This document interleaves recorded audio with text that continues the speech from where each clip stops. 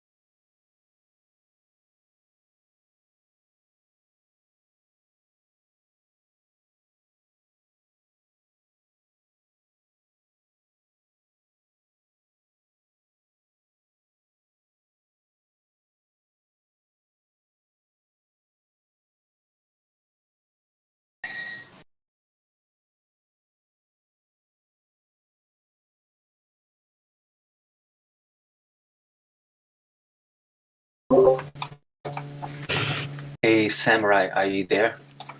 How's your mic right now?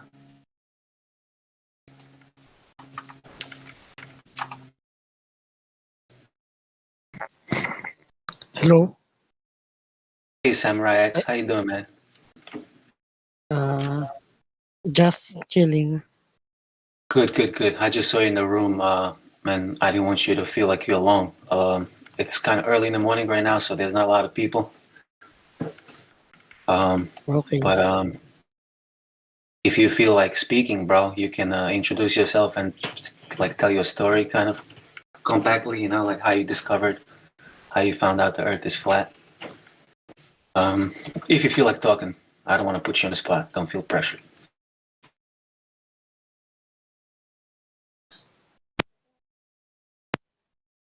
Do you live in Philippines right? Are you there right now, or do you live somewhere else? Uh, I live in the Philippines right now. Okay. Where are you from? I'm originally from Eastern Europe, but I live in Pennsylvania, United States. Oh, nice. Yeah, man. So, how's it? How's it in Philippines, bro? Do a lot of people do they know the Earth is flat, or is it a mainstream pseudoscience mostly? Uh, I think there are only few people who thinks the Earth is flat in the Philippines. Uh huh. Is it mostly on a computer that people are finding this out, or people are talking and stuff like that, or? Mostly on social media. Right. Is that how you found out? Yes, on YouTube. Yeah. Eric Dubay, Okay. the reality. Okay. Yeah. Gotcha. Before there is no Vsauce, no anti-flat earth stuff. Yep. It was easier. Yes, it was. That's for sure, man.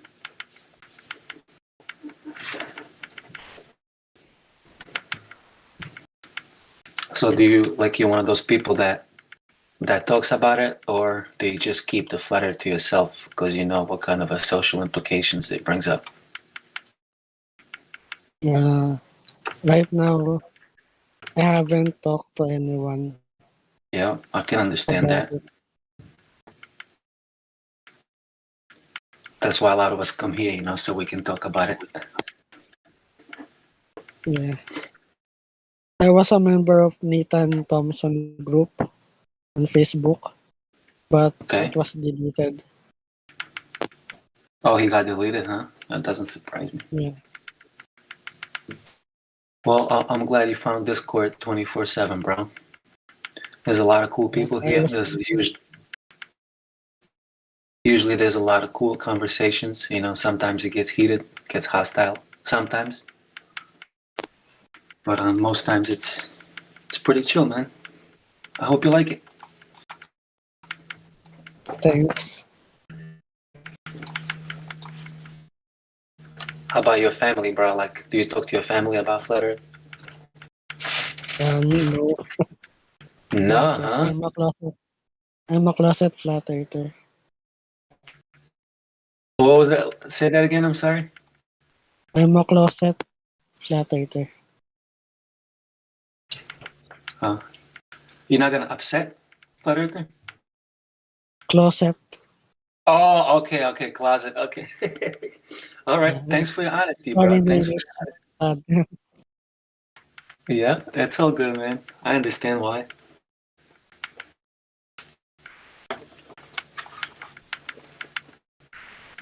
Do you like to debate with people who believe on the globe online, or do you just stay low Uh, key on Facebook with on my Facebook? alternate account, with my Okay. fake account, not with All right. my not with my personal account, I got you, bro. because I don't want people to troll my family. Yeah. There's a lot of troll in Facebook. Oh, believe me, I know all about it. I don't have Facebook, but I'm fully aware of it. Unfortunately.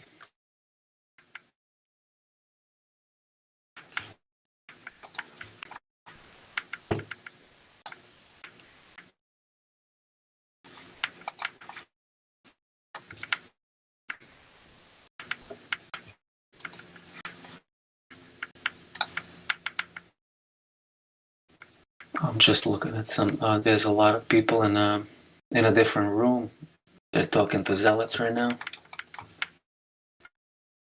Yeah, we also get a lot of trolls here, bro. A lot of spammers, a lot of people who are triggered and irritated with this simple, obvious Yeah, truth. You know, so they come here and waste their time and try to waste our time, try to provoke people. You know, try to trigger people. Yeah, yeah. man. I saw it This. in the lobby. Yep. Definitely, you can see it in the lobby. Yeah, man. Lobbies, we call it a troll containment. You know, that's why everybody who comes, they get there first, and then they go to through the VC check-in. What you did is where we make sure they're not trolls, and then you get the VC verified, so you're able to talk in a live stream. But we get hundreds of trolls here a day, and I'm not exaggerating, bro.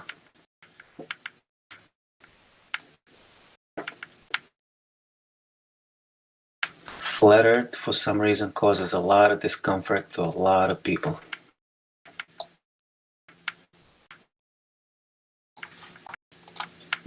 Most of the globe earthers I debated on Facebook, they are atheists.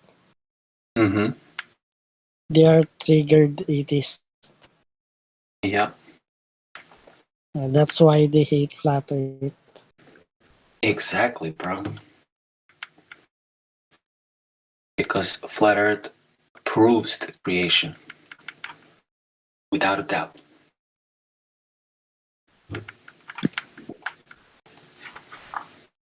You're on How point, long man. have you been? Keep talking, brother, man. Keep talking, like, you know, I'm just Okay. listening, drinking my coffee. Yeah, feel free, just keep talking, bro. You're on a live stream right now.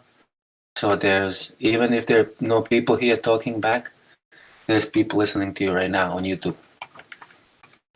So Oh, feel free if you want to tell your story, how you discovered Flat Earth. And yeah.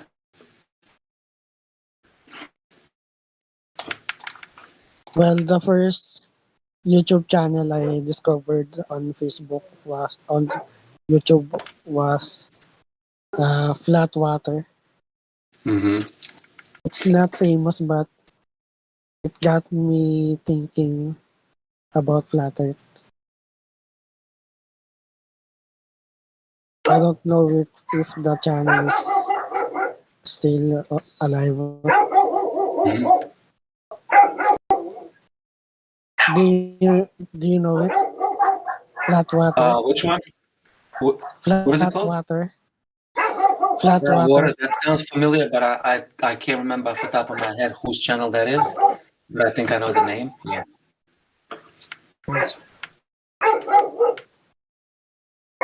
Now, like a lot of stuff has been deleted off of YouTube. So, I just remembered it was Buzz Aldrin who got me into flat Earth.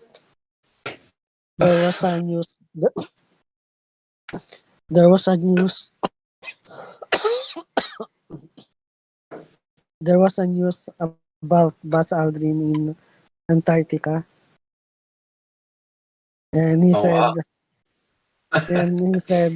the evil is in Antarctica, and I watched a video about it on YouTube, and and the YouTuber is a concave earther. He Uh-huh. believed the earth is concave. Then I saw in the comment section, people are saying the earth is flat. Okay, and that's what That led you. uh, that's that's what led me into searching flat earth. Good for you, man. Cause yeah, when you're intellectually honest like yourself, it doesn't. You don't need much to pull you in a certain direction for you to research on your own. So good for you, man.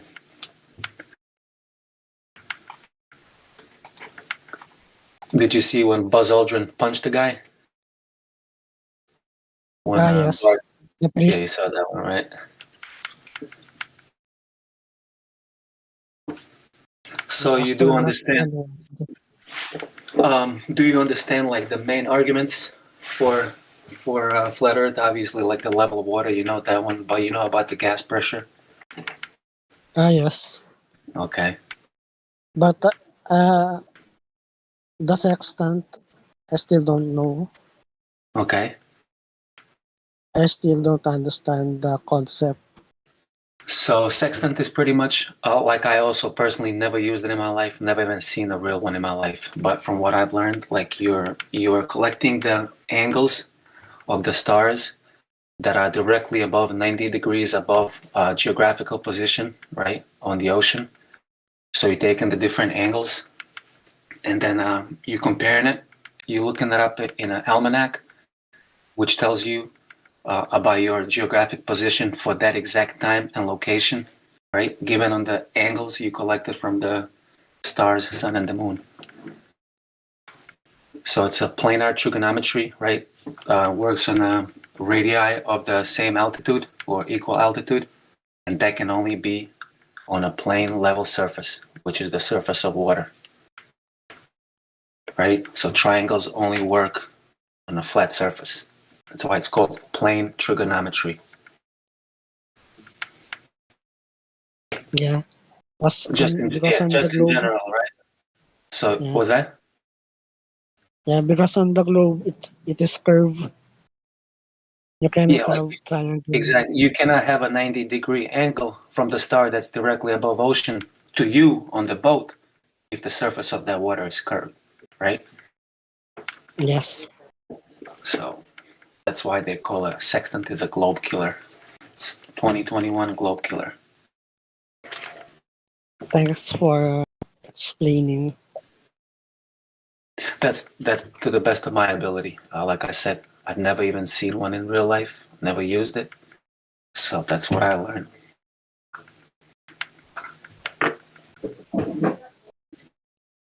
But it's all about the triangles and it's all about the horizon. Horizon is obviously flat, right? The word horizontal, horizon. So it's all about those angles, right? First you get the angle of your height on the boat, then you get the angle to the horizon, get the angles to the stars. And that's another thing when you think about it. How can these stars, night in and night out, be directly above the ocean that you can get the 90-degree angles, right? We're supposed to be on a globe that's shooting through space, and these stars are supposed to be millions of light years away, all on different angles. Meanwhile, we're using sextants, and these stars are directly above ocean every night. Yeah, You know? So you I get the have angles. read some. You look at the almanac and tells you exactly where you are. What tells you exactly where you are on Earth? This would not be possible if stars, if we didn't know the positions of these stars for thousands of years. We know exactly where they're going to Do be, you know? right above the ocean. Do you know how many stars in the universe or in the galaxy? How can anyone know that? There is no galaxy. That's another pseudoscience word. No such thing as Well, galaxy. I have read somewhere. I have read somewhere that if you can see if all the stars in the galaxy are actually because you can see some stars in the night. They are from if all the stars are shining in the sky, there will be no darkness. The only thing I know about the stars is that no one knows anything about the stars. The only thing that we know is how they move. And they move in circles, east to west, around Polaris, which is in the true north. We don't know anything else about the stars. Yeah, And we know that they're in the sky. We know there's no parallax.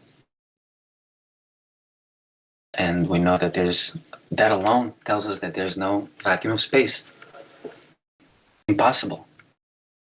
We know that because of pressure, and we know that because of stars' parallax. There is no parallax. Stars are fixed lights that turn in the sky.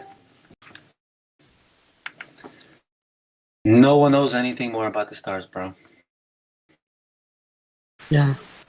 As much as people are looking into it day in and day out, no one knows anything. They just little twinkly lights in the sky. We can only speculate. Yeah, exactly. Exactly. Are you in the live stream voice text? Right above the. You see the voice text is where you follow our conversation with the text. Oh, I see. So if you see the live stream and then right above it's a live stream voice text. You see it? Yes. Okay. So you see what I posted right now? Stars, not balls. Do you see a little GIF? Yeah. It looks like sonoluminescence. Yeah. We can just guess and speculate. We don't know anything about this thing. It's a miraculous enigma. We can just say, wow. That's it. We don't know how far they are. We don't know what they are. Nothing. And same with the moon, bro. Like, as much as some people love to speculate, no one knows anything about the moon. We don't even know if it's a physical object. We don't know where it goes for 4 days when it's no moon. 3-4 days. No one knows anything about it. Nobody can locate it. Nothing. Doesn't exist. We don't know anything about the moon, bro, other than what we can observe. And we observe the phases and we observe how it moves from east to west. That's it. No one knows anything more. Yeah, Brie, it's speculated, but no one knows. A lot of speculations. Anybody can speculate. But nobody has the balls to say, I don't know.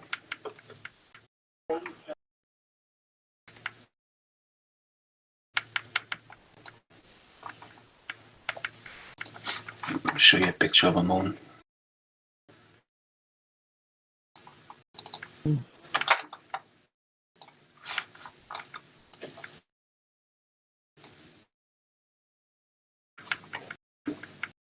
So where does the moon begin? Where is the sky, right?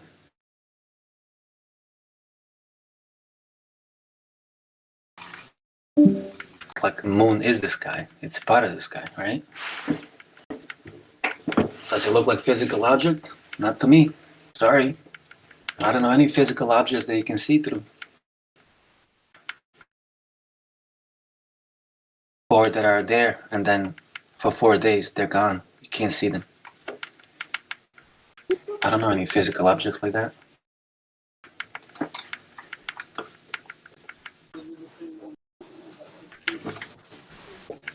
I don't know any dusty rock balls that can float around the earth forever and ever. It's impossible.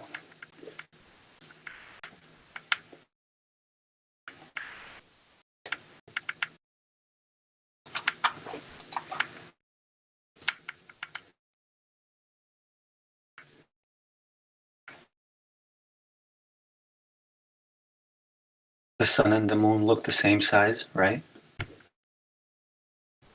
But heliocentric religion tells us that the sun is 400 times bigger than the moon. But at the same time, 400 times further than the moon. That's what makes it look the same, sun and the moon. What a story, huh? I mean, who can believe that shit? What are the chances? I tell people, man, tell me one thing in heliocentric cult that makes sense. Doesn't even have to be true. Just tell me something that makes sense. And every time people just like, oh, well, this, like most people go with the sun, like the sun, okay. Okay, so what about the sun? Is the sun a burning ball of hydrogen and helium in the vacuum? Is that what you believe? And you believe that you're spinning and tilting around the sun while you're watching it come across your head every single day of your life from east to west? So people watch things move and they say like, no, those things are not moving, we're moving. Every single person on earth forever experiences the sun coming from the east, go above their head and go west. But in the mind of a heliocentric cultist, you have to be like, no. That sun is not moving. The sun is a burning ball in the vacuum, and I'm on the ball, wobbling, spinning, and flying around it. Okay? That's the mental gymnastics these people have to pull off in their own minds. Total madness, bro.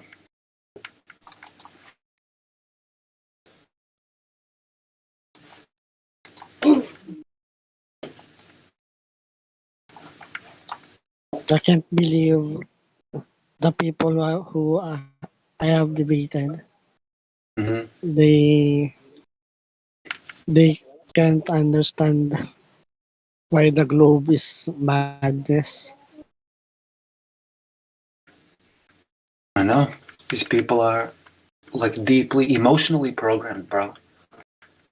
That's why globe gets shoved down our throats before, at a very young age, before you can think for yourself, before you can use logic and reason, before you can ask questions, right? So you accept it before all these things, before your reasoning develops.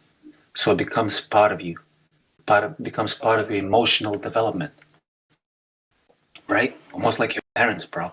You've known your parents your whole life.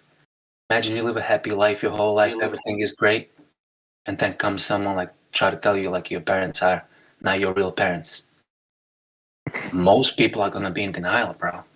They're gonna start fidgeting and like fighting you back and like, you know, it's just like that.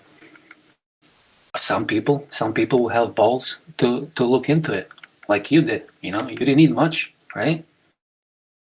You said, "Oh shit, well, let me see this. This doesn't make sense." And one thing, you follow that train of you searching for the truth. Very few people are like that, bro. Most people are gonna start fighting you. That's why, like, if you're gonna debate Globers, bro, like, try not to tell them a lot of things. Just try to ask them questions they can't answer, like simple questions, dude. Did you ever feel the earth move? Did you ever see the curve? Like stuff like that. Why do you believe in globe? Let them explain their own mind to you. Because you telling them information, they're just gonna ridicule you and brush you off. right? How are you supposed to know better than the scientists? You want to ask them questions, bro, that make them scratch their heads and be like, oh, fuck. Like, I don't know the answer to this. So whatever answer they give you, you can just tell them, how do you know that? That's just an either assumption or you're just parroting something somebody said. Can you prove that? Because they can't prove any of that shit, bro. Anything they say is going to be either assumption or logical fallacy or some kind of a cognitive bias. Because they're defending a lie. They're defending emotional programming, bro. They can't speak the truth. When you speak the truth, bro, you don't have to think too much. You just channel the information that's in you already, right? These people don't have that, bro.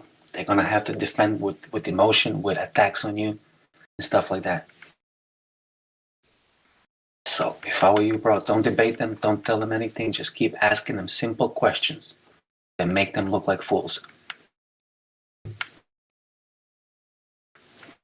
Yeah.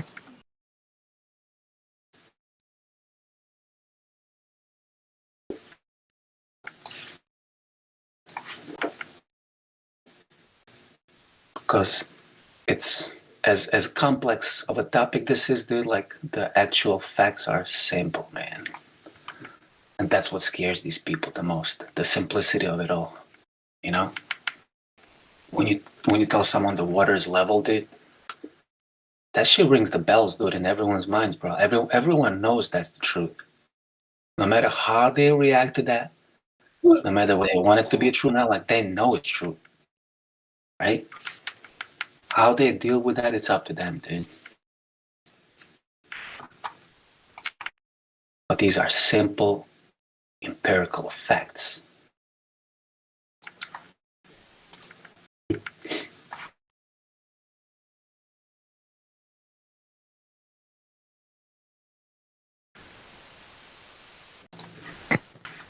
Yeah.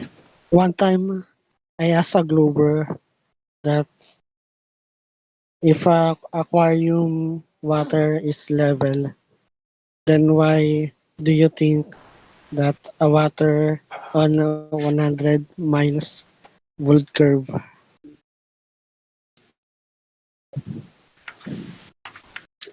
Like, it's ridiculous. That's exactly what it is, bro. It's beyond ridiculous. Yeah, how about this simple meme? Show me curved water anywhere in reality.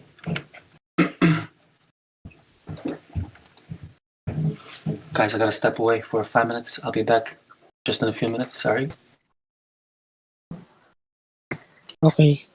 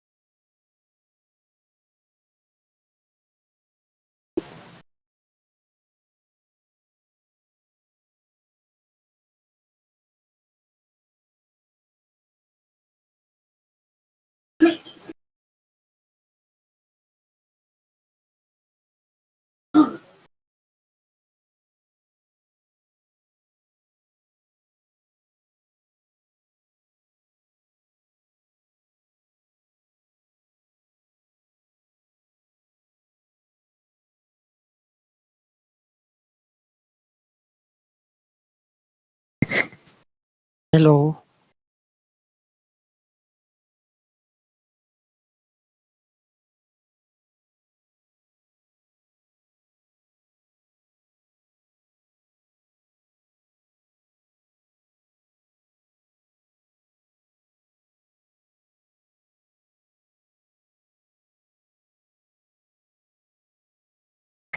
Oh, you are a moderator.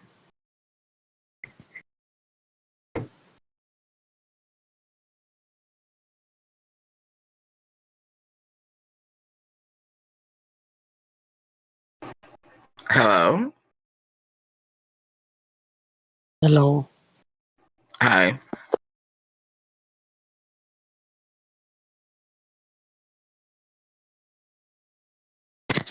How do I get Okay. image permission? How can I post pictures? What are you trying to? You're just gonna. Sorry, Madeline. Go ahead, buddy. Gotcha.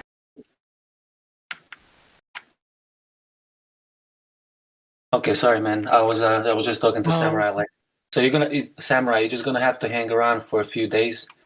I understand you're a flat earther, but you're gonna have to kind of gain trust a little bit for a few days. But then after that, you should be able to have a image embed roles. Okay.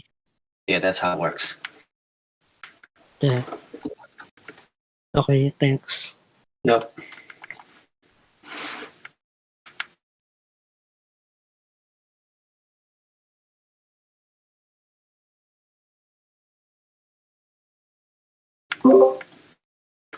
Bree, you would have to talk to Mod, one of the mods.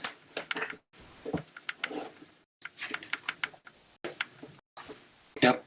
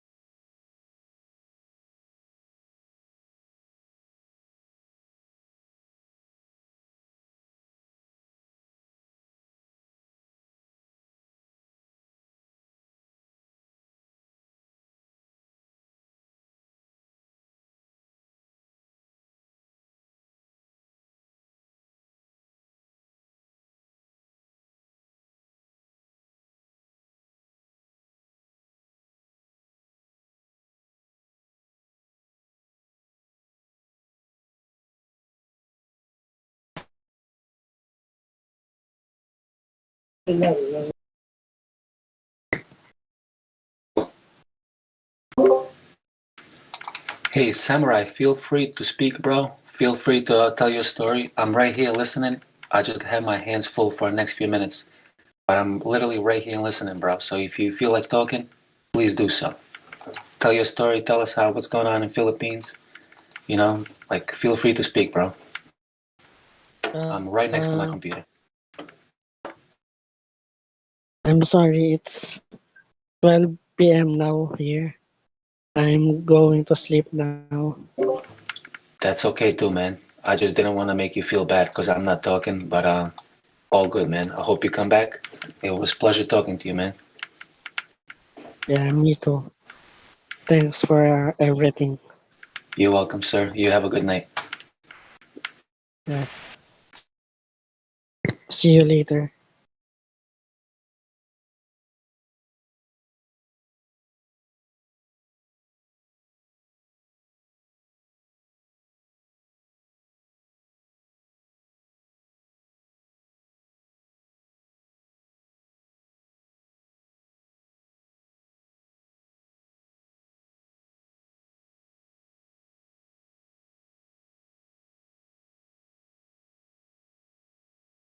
I don't know if this is a proper question to ask here, but Why do Globers use the excuse while you're moving whenever you try to explain to them how could the Earth be spinning so fast and you not have any sort of sensory information that tells you it is?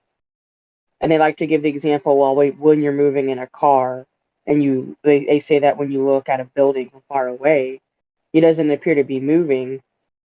But then I argue, well, it is because I can see it move as the car is as I'm driving in the car. I can see the building, go behind me. I just don't understand why they like to use that argument.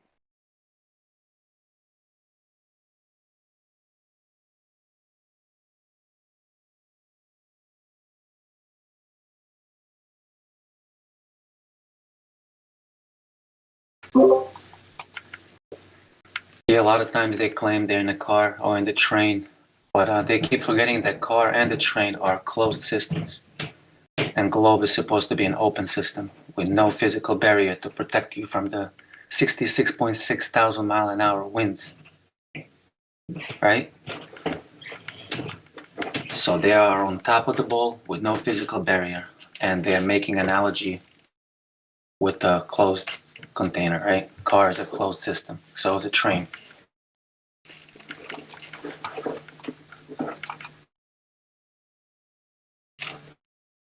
Oh yeah, that is a good point.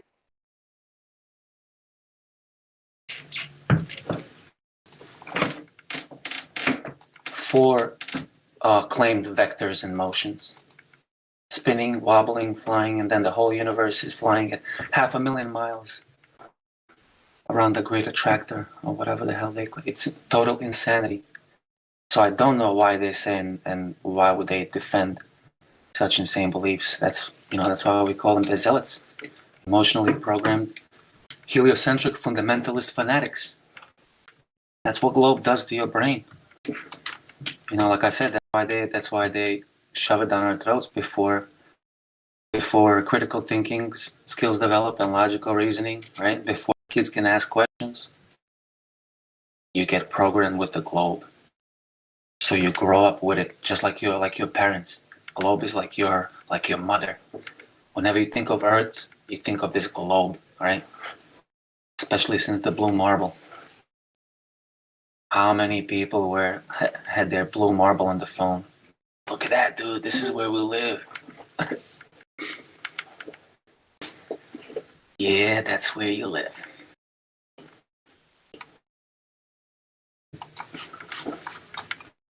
But Bree, did you see this little gift that I put down? Now let me look. Oh, believe you're on a globe, but you imagine you're on a train.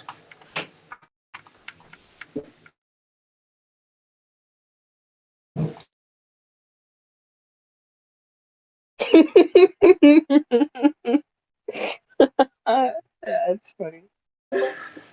That's from the Top Secret movie. It's like a slapstick comedy.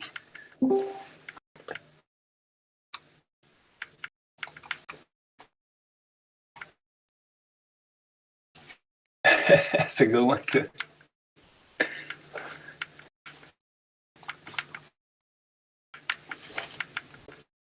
Yeah, I think Sasha can tell you why. Like, Sasha knows a lot about this. Good morning, bro. Good evening. Oh, good evening with you already? No, it can't be. No, Oh, it's all right. not Afternoon. good afternoon. So Bree wants to know, dude, like, why do Globers say that when we're spinning and flying around the sun, why do they say that we're all flying together and that's why we can't feel the motion? Can you explain that, bro? Because it's really hard for me to go into a heliocentric mind and think with their minds.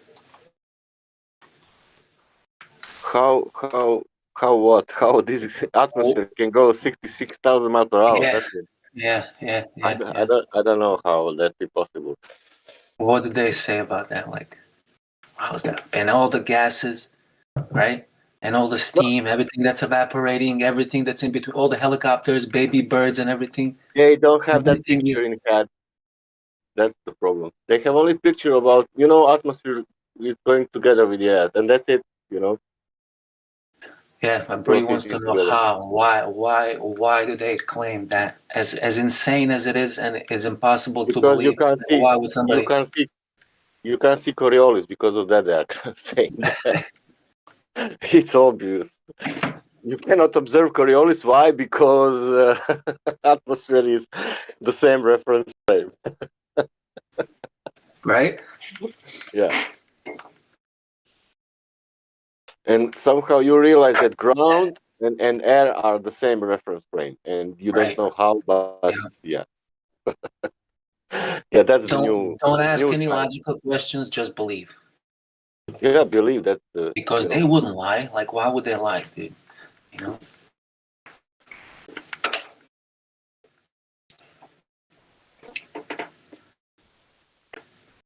Yeah. Because they are lying. Why do they You know say? why? Why do they say anything? I can't believe that they claim that optical effect is making the surface of water bend.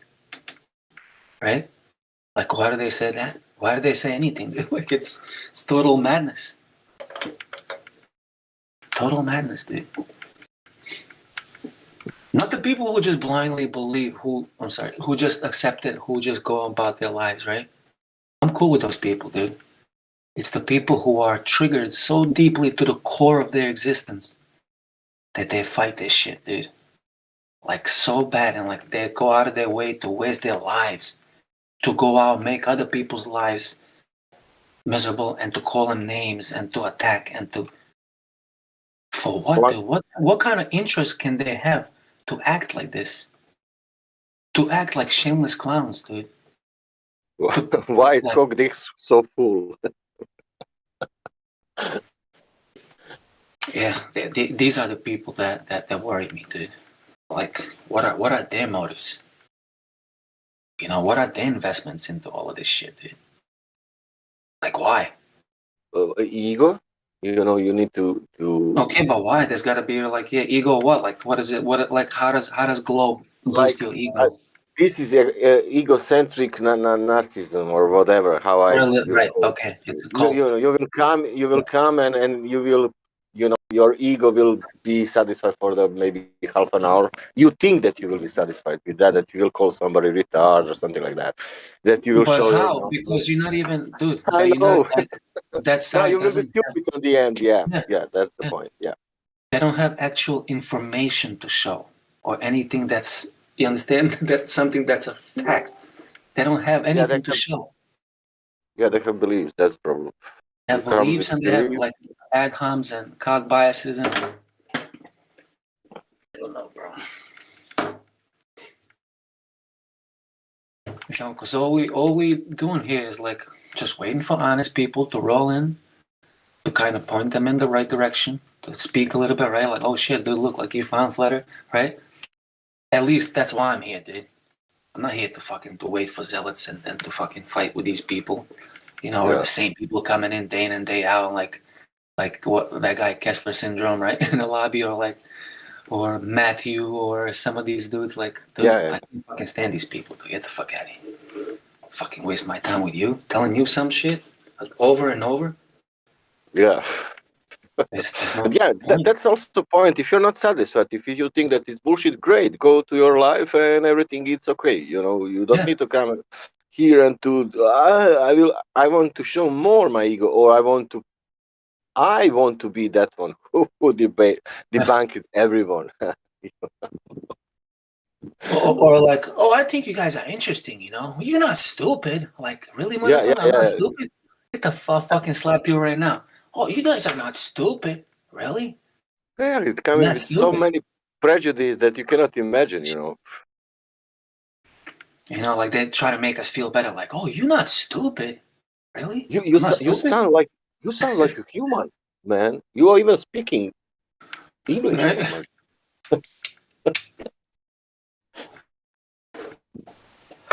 Yeah, those are the people that worry me, dude.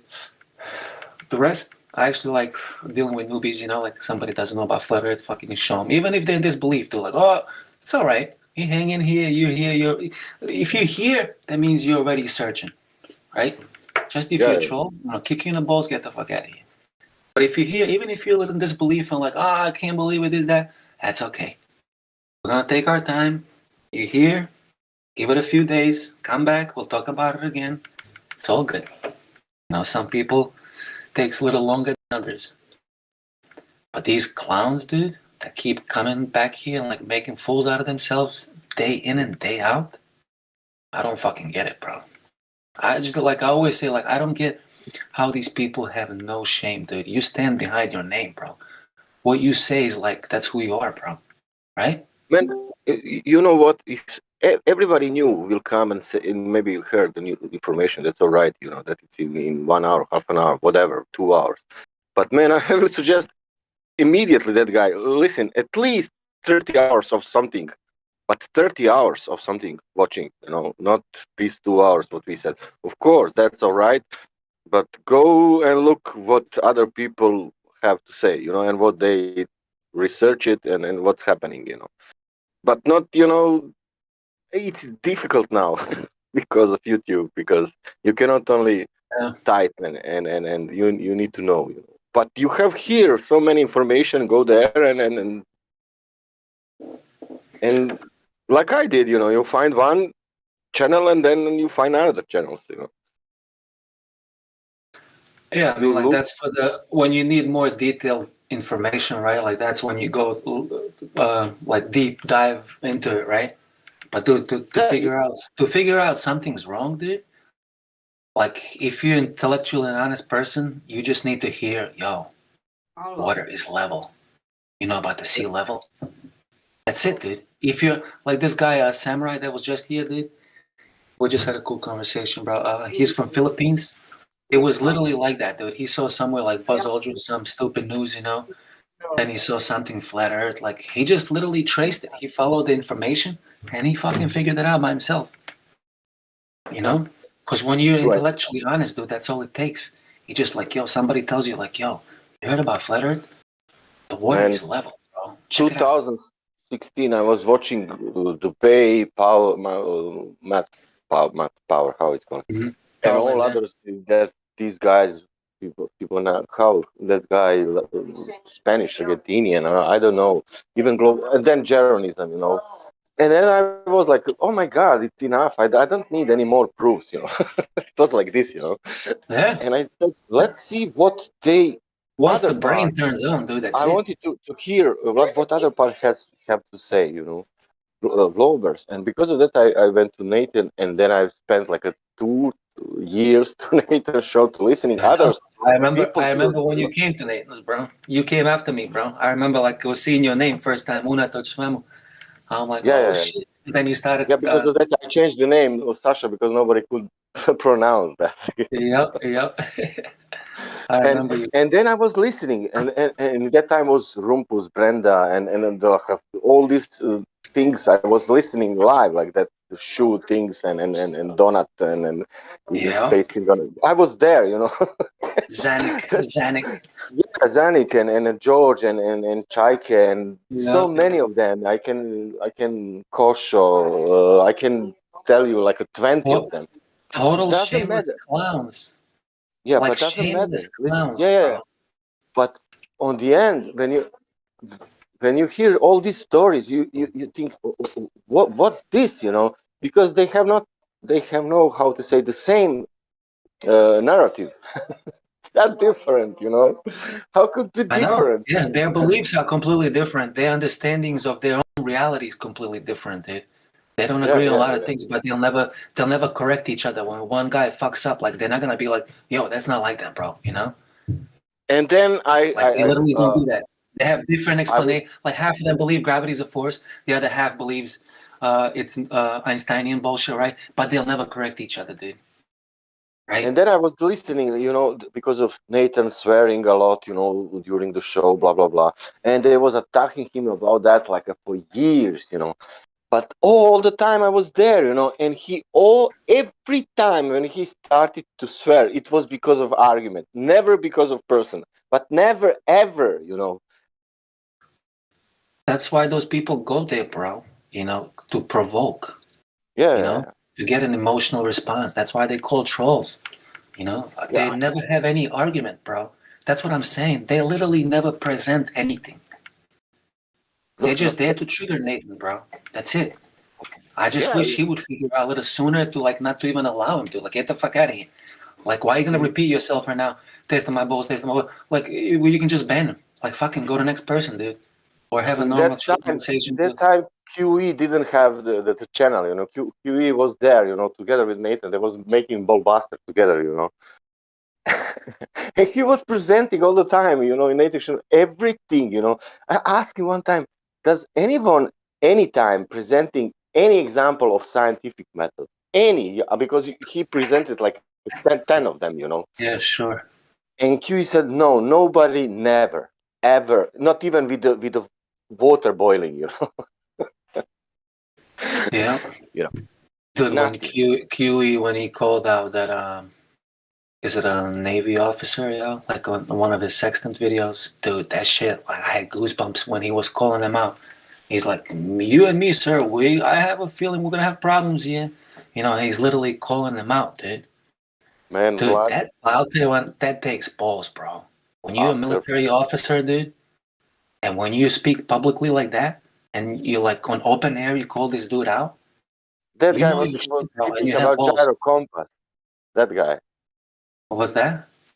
pilot, That's he was sextant, speaking. sextant. It was about the It was Navy another officer. guy, pilot. He was saying that the gyro compass it's counting itself on curvature. Oh, you mean the pilot guy that has to press the button to adjust for curvature every 15 minutes? Yeah, Yeah. yeah, or something like that, or Yeah. it just is inside. That gyro or Yeah. whatever, blah blah blah. His It's name was doing that Corey. automatically. That was a Corey, and his other account was Dart C. Then he came like a day later with a different account. He got busted again, yeah. And these other, that's what I mean, dude. Like, these other people, like, what the fuck, dude? Like, what is this person's interest in all of this? What does he get out of making a clown out of himself, losing a debate and doing all that and going through all that? What did he gain? Other than everybody getting like a little emotionally heated, right? But he lost the debate. He made himself look like a clown. And why would they keep doing this day in and day out, dude? That's Man, what do I you don't know get. how many times? I really don't How get it, many bro. times, and without any embarrassing, without any point, That's what I because mean. when I make mistake, I'm somehow embarrassed. You know, everyone is somehow Stand behind embarrassed. your words, bro. That's that's just a common shit, dude. Like, when you have morale standards, right? Like, you're a grown man, dude. You stand behind your words. Yeah, This is what I don't get, bro. They're making their side look horrible, dude. If onlookers just come one day, if I was an onlooker, dude, and if I just wanted to see what's going on, and I saw that, I'd be like, what the fuck, dude? Right? If I didn't know anything about flat or globe, and they just come to the arena one day and listen to the debates and listen to what goes on, dude, I'd be like, holy shit, man. Without even thinking, like, these globers are fucking nuts. They're insane they have people. they have problem. It's called cognitive dissonance, and that's like an illness, man. And it's really very psychological. You need fucking a lot of how to say psychiatrists to resolve this problem. But you will not. 100%, dude. This Yeah, but globe, this globe definitely caused a lot of psychological problems in society, dude. Like, with like more than we can even know. You know, people are confused. People, like, if you can't trust your senses, dude, about who you are and where you live, you know, it's scary shit, dude. What else are you gonna believe when they tell you? What else are you gonna fall for? You know, everything, man. I'm surprised these people don't put After their this, hand in the fire, dude. Like, you don't trust your senses? Go fucking put your hand in the fire, yeah. Go I jump off a mean, cliff. You don't trust your man, senses, yeah. everything. If you don't want to look in flat Earth, you will believe everything, man. Everything. Yeah, that's pretty much it, dude. Once they get you a globe, everything else after that, the authority says, in your own mind, because that's what it was with me, dude. Like it was like whenever I thought about this shit, like when enough time passes, like a few minutes of me thinking, and I can't figure it out, I had to tell myself like, yo, stop thinking about it. They know. Somebody You know, smarter than you fucking figured that out because you just don't get it. And at the yeah, same time of not believing it, telling myself this thing that they figured it out. To me, that's cognitive. I lived in cog this my whole life. Like yeah. But literally, dude. imagine, I didn't like fucking my believe the friend. globe, but I accepted what they told me. Yeah, okay, but to not look into that when you find out something is maybe suspicious, let's. And I'm telling you, look, I have something to. No, no, Right. no, no, no. I That's don't want when to see that. yeah, Why you don't that's want to see that? It's not. It will not kill you, man. It will not. yeah. It's no blood there. It's not. It's not really. It's not bad. Video. You're not showing him. I don't Yeah. know the scene from I know Vukovar what or you blah mean, blah bro. blah. I know exactly what you mean, bro. Like why? Why are you so deeply bothered? Like what is it like that triggers you so deeply, dude? Like yo, my bro's like you like he's kind of like a nervous person anyway. Like when he goes in an airplane, like he gets super afraid. But yo, flat Earth gets mentioned, dude. Like literally, dude. Like I can see the color of his face start changing. Like gets nervous. Yep. I don't know, bro. It is what it is. We keep talking about it, dude, and eventually, the fruit will come up. Or not. But it's so to I mean, think it that is what it is, dude. Like I'm not worried about nothing, dude. Like it's just, you know, no, for me it's tell I watched myself. one. I don't know if you watched the movie. It's called Cloud I Atlas. watch movies. I watch movies. Yeah. Cloud Atlas. Did you watch Cloud Atlas? I didn't, but I know the name. Is that like Tom Hanks? Yeah. But it's very Is strange. it worth watching, bro? It's a story in one movie. Happening, mixing all the time. A You need what? to that eight stories during 8 stories happening in Oh, okay. So you're from saying the it's from worth the watching? Is that what you're telling me? Yeah, it is science fiction, let's say, and you have Okay. also globe and planets, but it's very interesting because it's somehow it's a fight against evil and good, yeah.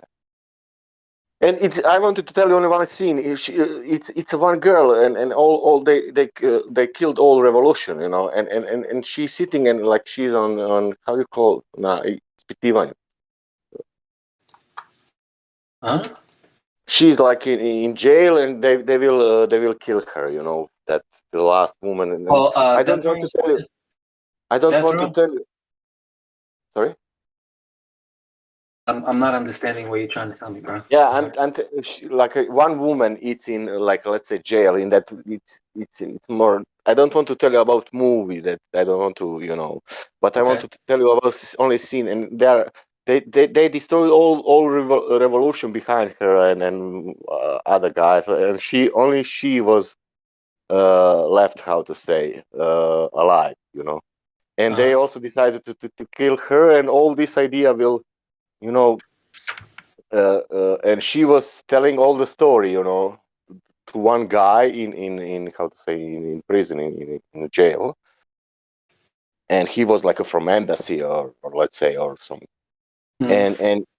and he said something, why something like why you're not crying, why you're not afraid, because and that was not like that, why but your this or ideology what will die now with you. And she said it will not die. Mm. It's enough only one person to know. And they will kill her after that, They will not show that. But that person who was investigate her, knows everything what she said, you know. He was that person who knows everything now what she said the truth. Okay. And but he said that nobody will now know the truth because she will die. And she said it's enough only one, because Gotcha. he was the guy who heard all the story, nobody else, in the end. Gotcha. But now Wait, now he just tell me the name of the movie again. I'll watch it. Atlas Cloud Atlas. something? Cloud Oh, Atlas. Cloud. But Wasn't it's there not some other only. Atlas? So like Atlas Shrugged or some shit? No, it's man. Or, It's very strange story. It's not only that. It's very really. But it's good movie, and you need to follow from the beginning to the end really carefully because it's so mixing. You will lose yourself if you so don't.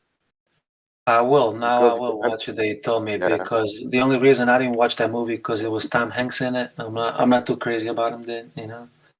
But even I if don't it's, know. I think two transvestite or two gays. I made that movie or something, but doesn't matter. Very they're yeah, famous. Yeah, I don't care about that shit. Bro. If it's a good yeah, movie, if you said it's a good movie, I'll watch it. But dude, check yeah, this. I said this like a couple of times in the live stream. Like, I hope you guys watched the Moonwalkers. Yeah. So yeah. I I'm gonna put copied the that. link. I want to watch that. Yeah, I copied that when you put it Oh last my time. Yeah. dude. Like for everybody watching and listening right now, dude, like Moonwalkers, it's a must-watch comedy with Ron Perlman. Yeah, I I saw can't that say enough, dude. so many actors is inside, all of them. Yeah, dude, I I saw love it. this movie like 3 times, dude. Anyway, Anyway, very yeah, question. yeah, Yeah. this movie, Why would they lie? That question, you know. dude. That to me, that literally means like, why would I think with my own mind, right? And that question nobody can answer, and everybody knows that. It's the same thing to ask. If I ask to you, like, what do you think if you don't know where you live?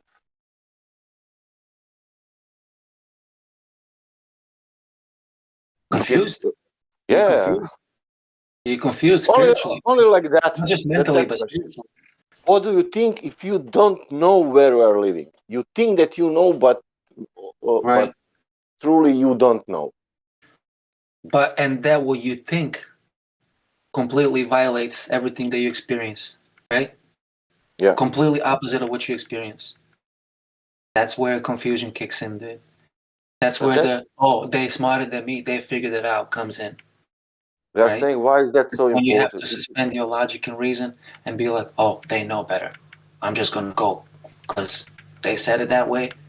But even though all my senses tell me opposite, they know better, and that's the I mentality that I everybody look walks into with. that like this also. If I don't know where I am living in global way, that means that maybe I could be controlled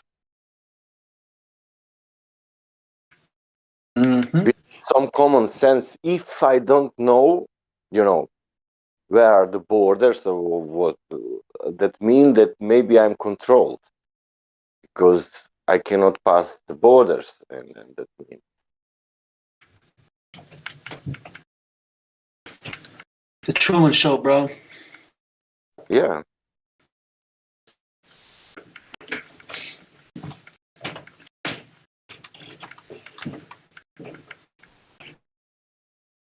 You don't need actors. You don't. You need only good educational program. Not even good, dude. Shitty one. What about that one? That one is good one. The shittier, the better. Yeah, What Globe does is teaches kids not to trust their senses and to give up their senses to authority, dude, and their common sense. That's what heliocentrism pretty much does. I want to go to research the documentaries about planets because I want to. I You will told me find them. that. No, no, You no, no. told me I that. want to find mistake because there must be mistake. You know why? Because they will say in three. I need to find 10 of them and then 10 compare to each other because you cannot speak. I don't know. In Mars is this and another documentary says Mars is that and then it's and I will see. But if you they are the same, they must be the same. That's it. Hmm. They cannot be different. Any of them. But I think they are mostly different. You know, how we are going with the years, we know more time and rains and shit like that. black holes. Nobody's speaking about white holes. I'm waiting for white hole, man. Because black hole you can see, white hole you cannot. Or I don't know. White one is, you know. Cartoon With, balls. with white one you can travel through the time.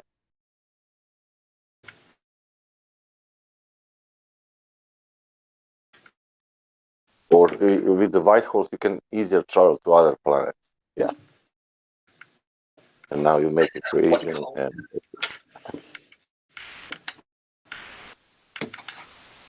Check this solar system, dude. See the solar system I posted now?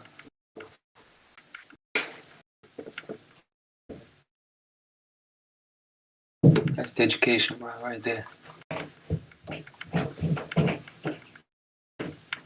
When your kid goes to school, teachers puts this up, and they'll be like, kid, that's nothing this is your now. son. It's a burning ball of hydrogen and helium that's burning in the vacuum. That's what you posted is from 80s, man. What do you mean? This is the science. We Can't you are, see the how to Earth? say, we are advanced now a little bit. I will show you now how advanced we are.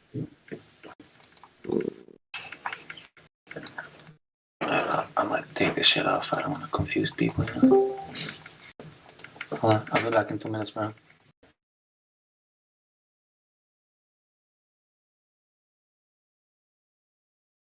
I find it. Look at this. You. All the planets from inside in 3D. Earth has some kind of triangle, molten something firing.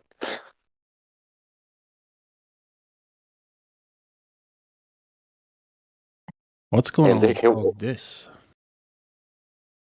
Why so many people up there? I think they have some hanging out.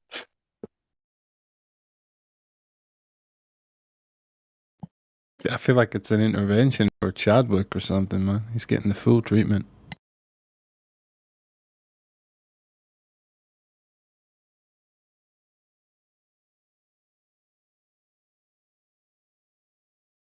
Man the bays.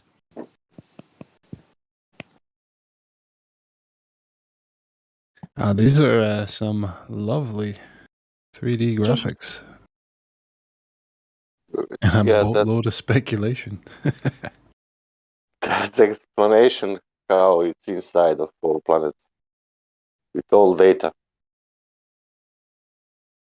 in 3D. Yep.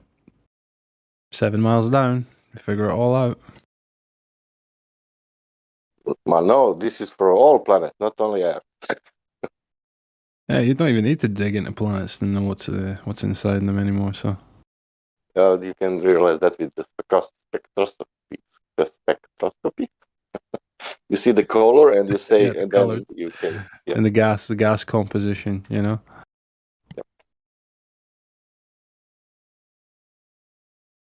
Because this is big scale, and we are humans. We cannot. We are thinking on small scale, and this is space. This is big scale, and it must work like that. And we cannot figure out. Only the intelligent people who are thinking on big scale, they can understand. Yeah, it's not for us small people. So Elon Musk says Earth is a giant ball of lava with a thin crust. How about that? Sure. The genius that he is. Why not? Incoherent bastard. Like a retarded teenage boy, huh? Not even a regular teenager, like a retarded teenager. Yeah, he's impressively bad at speaking. I mean, I'm blown away by the people who actually think he's smart. This is what puzzles my mind, dude. Like people who think that Elon Musk is smart. After listening to him speak, be like, oh, he's fucking Yeah, genius. That's why he's like that. He's a little off. You know how genius are? They're a little off. Really? Show me, tell me one thing. Just show me one smart sentence that he said. Just one sentence that he said that's fucking genius or something intelligent. The dude is a retard, you know? Just look at the things he talks about at Joe Rogan's show, dude. Do genius fucking talk like that, dude? I haven't really Ask listened to people, much tell of me anything one. he said, but I know he doesn't say anything smart. Nothing, dude. Like Is it nothing. because he recycles like old fucking theories of reality, like simulation, you know? Yeah. But just throwing obviously, shit out there, nobody like ever science thinks fiction. about this stuff. So he says this, and it's like, oh, this is so new and amazing. Oh, I've never heard this before. Right? You know, it's like I heard that shit fucking 20 years ago, and even then I was late to the party because it was written about like in the 60s, man. Simulation theory.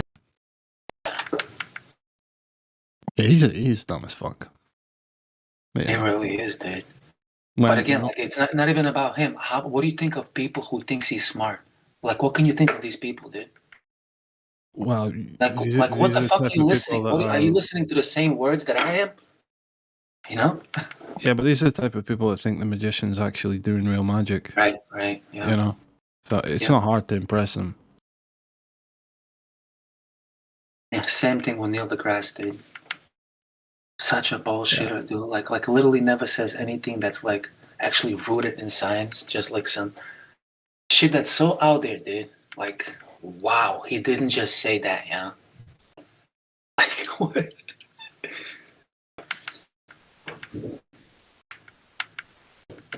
Like one day you'll be able to catch a comet and extract energy from it.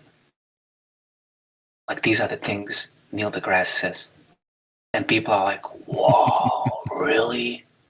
One day we're going to be able to catch a comet and extract all the energy from it. But until then, and then he goes on like, until then, like, wow, dude. And people are like, Until then, you wow, just keep that's going smart. to your job and paying your taxes and don't ask any You're questions. right. Right? Yeah, You'll one figure it out. day. Yeah. And make sure to tell your children that's going to happen one day too. Yeah. Make sure your children tune into my Star Talk so I can tell them everything about science. Yeah, Show that motherfucker in I schools, really- dude. He's considered a science communicator, dude. They I literally know. shown I videos know. of him in the schools to children. I know it's ridiculous. It's scary, bro. I need to go and watch an episode of his Star Talk, man. I've never watched a single one, but I I want don't to see think I ever watched how a he single can one. speak. How he can speak But- for an hour and say absolutely nothing. I Yeah. want to see how. Yeah. Let me send you one funny video if you like funny stuff. If it's with these plebs, yeah. Yeah, it definitely is, yeah. One second.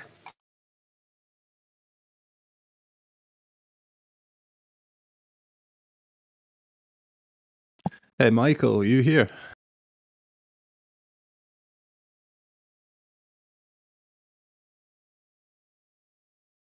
Yes, I'm here. Hey, how's it going, man? How was And how are you? Flatoberfest? I That was awesome. overheard a while back you saying you were going to go to it, and I've pretty much seen nothing about it or heard nothing how it went. So maybe you Oh, can it give went us a great. scoop. Was a turnout, I guess, about maybe 500 for 600 people. The presentations were awesome. They had some vendors set up.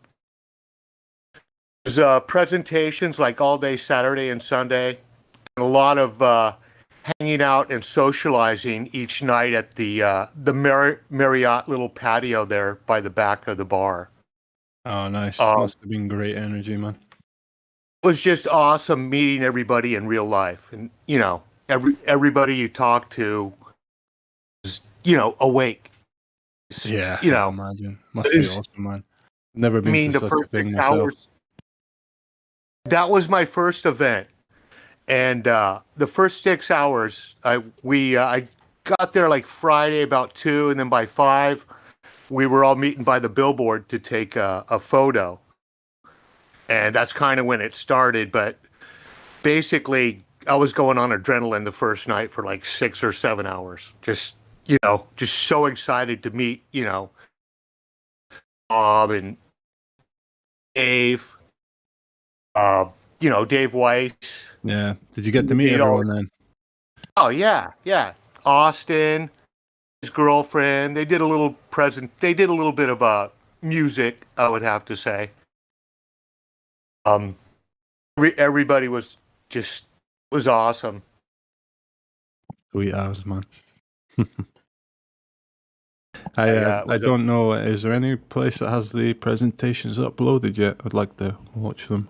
Seen a few. I think the guy's name is Michael Kelly, and I think it was Karen B that shared his presentation. He was the military expert, and Nice. basically Was he covering like Coriolis and all that nonsense? No, he was basically talking about how the military uses the angles to find out where they're at and for targeting, and how important that is. Like, kind of like going, we got to do it the right way. If not, people get killed. Kind of like, and basically, his large part of his presentation was the sun angle being at more than 45 degrees in the sky. At it basically throws the geometry of globe size out.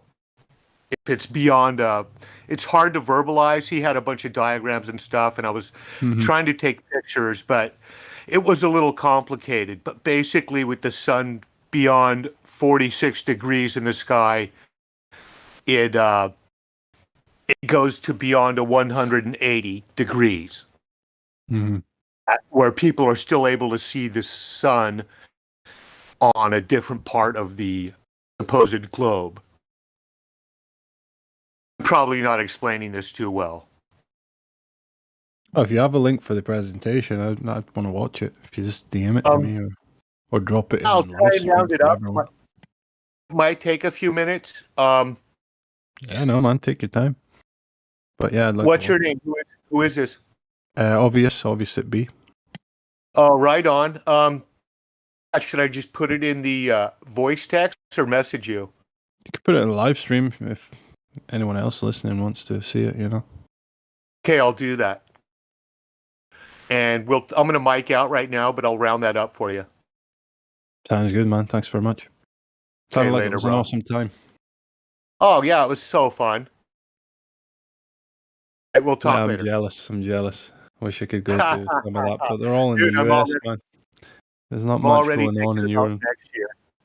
Yeah, I bet. I mean, and everybody's like, you should go to Solar Return. I'm like, oh, shit, where is it?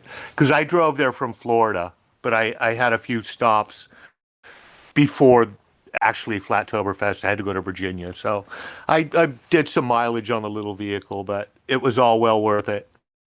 Yeah, exactly. Yeah. Yeah, it looks like Vlad wants to see the stuff too, yeah.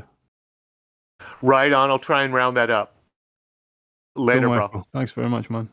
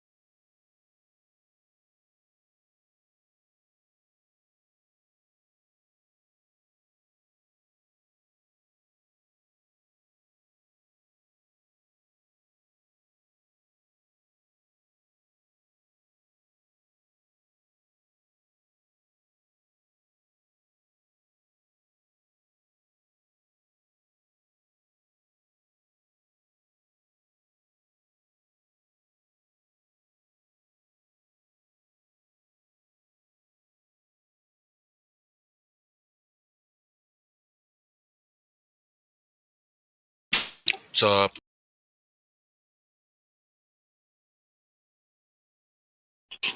What's up? Top of the morning. Hey, Hank. How y'all doing? Pretty good. What did I miss for the past couple days? I mean, the truth is always out there, man. Is God gonna give it to you, right? Maybe if I seek diligently, without ceasing, maybe he'll bestow it on me. I don't know. Serving God worked for me. What does that mean to you, if you don't mind me asking? I Serving know it's a God, bro. person. I mean, just Yeah, just real look at like quick. Matthew 6:24, for example. Matthew 6, that's the Sermon on the Mount. Okay, gotcha. Enough said. Moving on.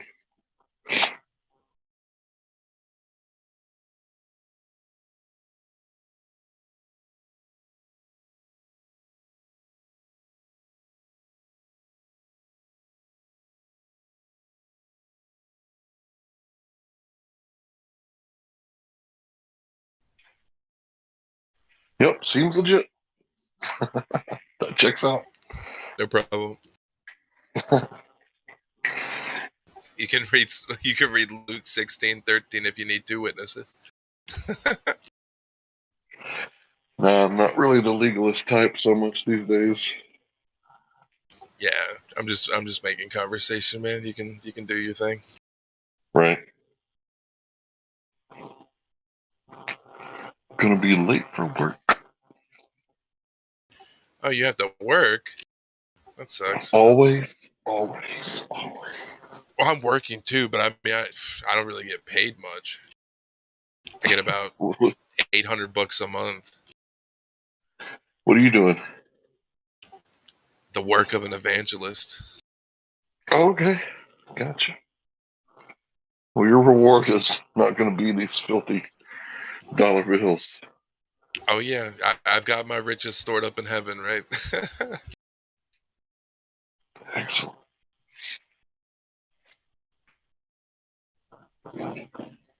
Yeah, I don't talk to you much just because usually you're in the heat of the spiritual battle. but yeah, I always listen to what you have to say every time I see you in the channel. So just keep that in mind. Appreciate that. I'll do better to stay on topic, and I do have that rabbit trail type of mind, though. Squirrel.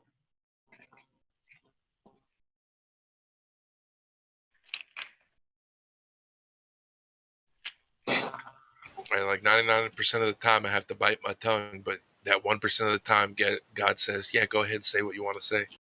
I'm like, "Thank you."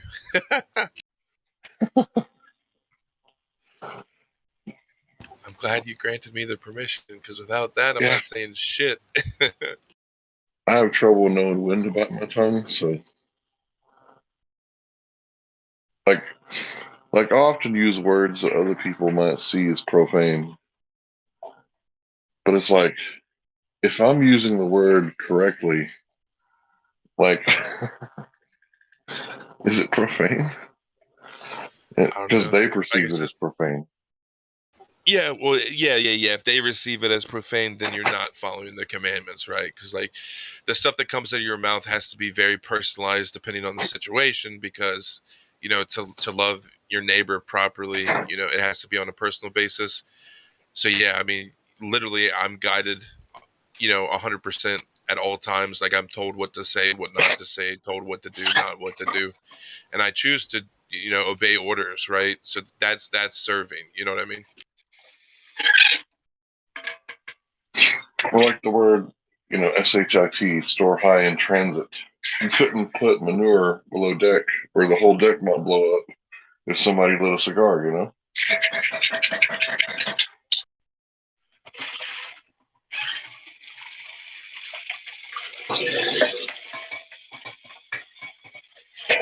So it's like the F word. Oh, not the F word. right? For unlawful carnal knowledge was a crime in the Puritan days, in the Puritan cities. If you got caught, right, and they would put you in the cascade in the middle of town, and then over your head they would write your crime for unlawful carnal knowledge. So it's like, what happened to Miss Mary? Oh, she got caught. Fucking. The mayor, you know, like you can't do that. Why is she in stockade for fucking? And then now it's like a word that you can put in the middle of cappuccino. Oh yeah. I know what you mean. Like I said, if everything's based out of love, dude, then everything's fulfilled. So that's all that matters. So simple. Love covers a multitude of sins.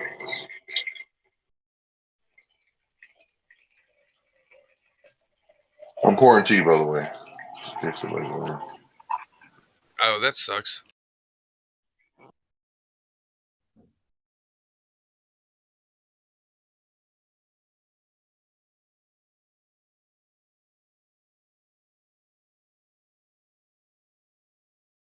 Yeah, what's the deal with the nanotechnology? I mean, is this stuff coming around? Like, what are they doing with that? Does anybody know?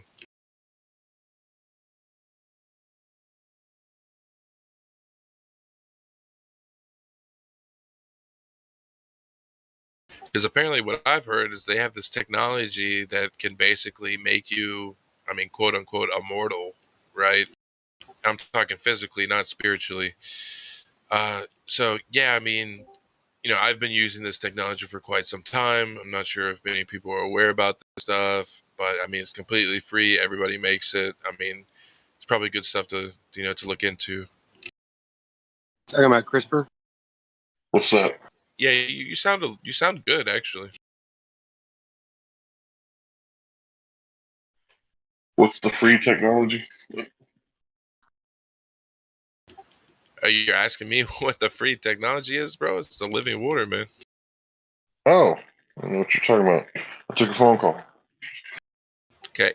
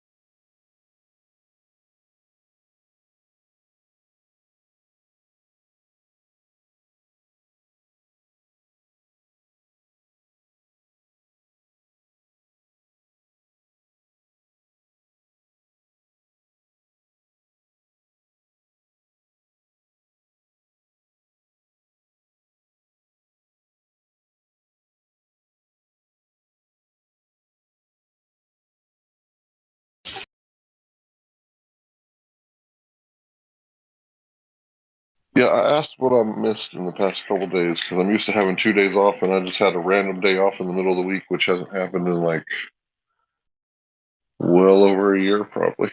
So, yeah, I only missed yesterday. Yeah, Was it a slow day I've been doing this for 8 years, man.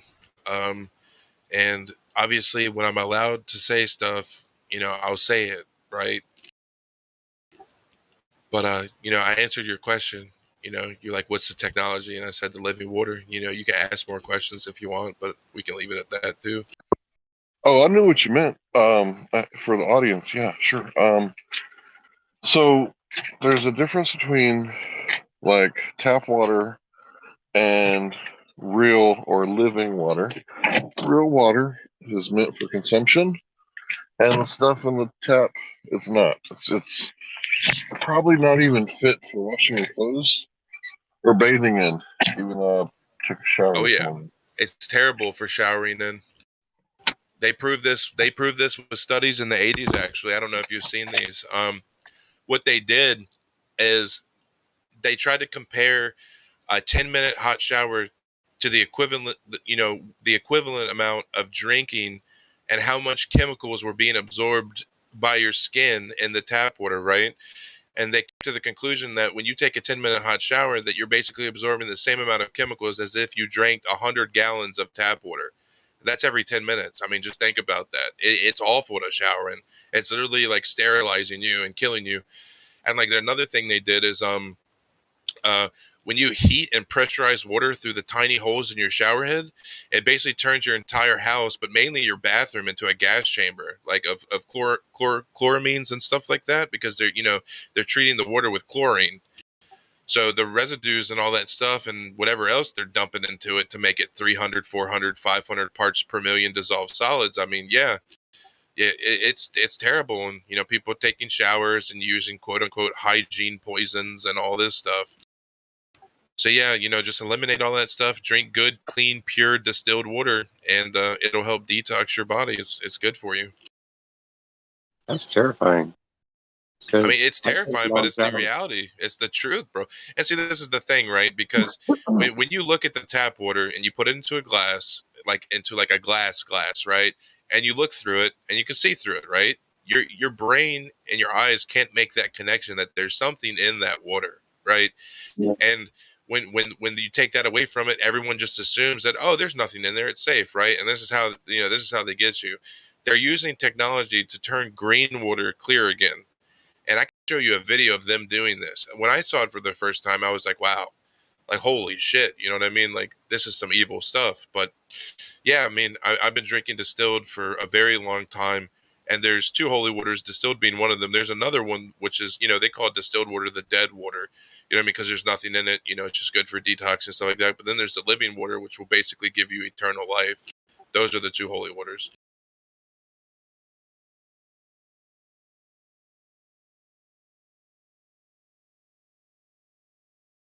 But yeah, I mean, like I come across these health nuts and vegans. Oh, I'm sorry. What'd you say? That's all right. Since I talked to you the last time, I've been taking a lot less showers and been using a lot less soap. But my hygiene hasn't changed. It's like I don't smell any worse, right? Just because I've been using wipes, right, and stuff like Oh yeah.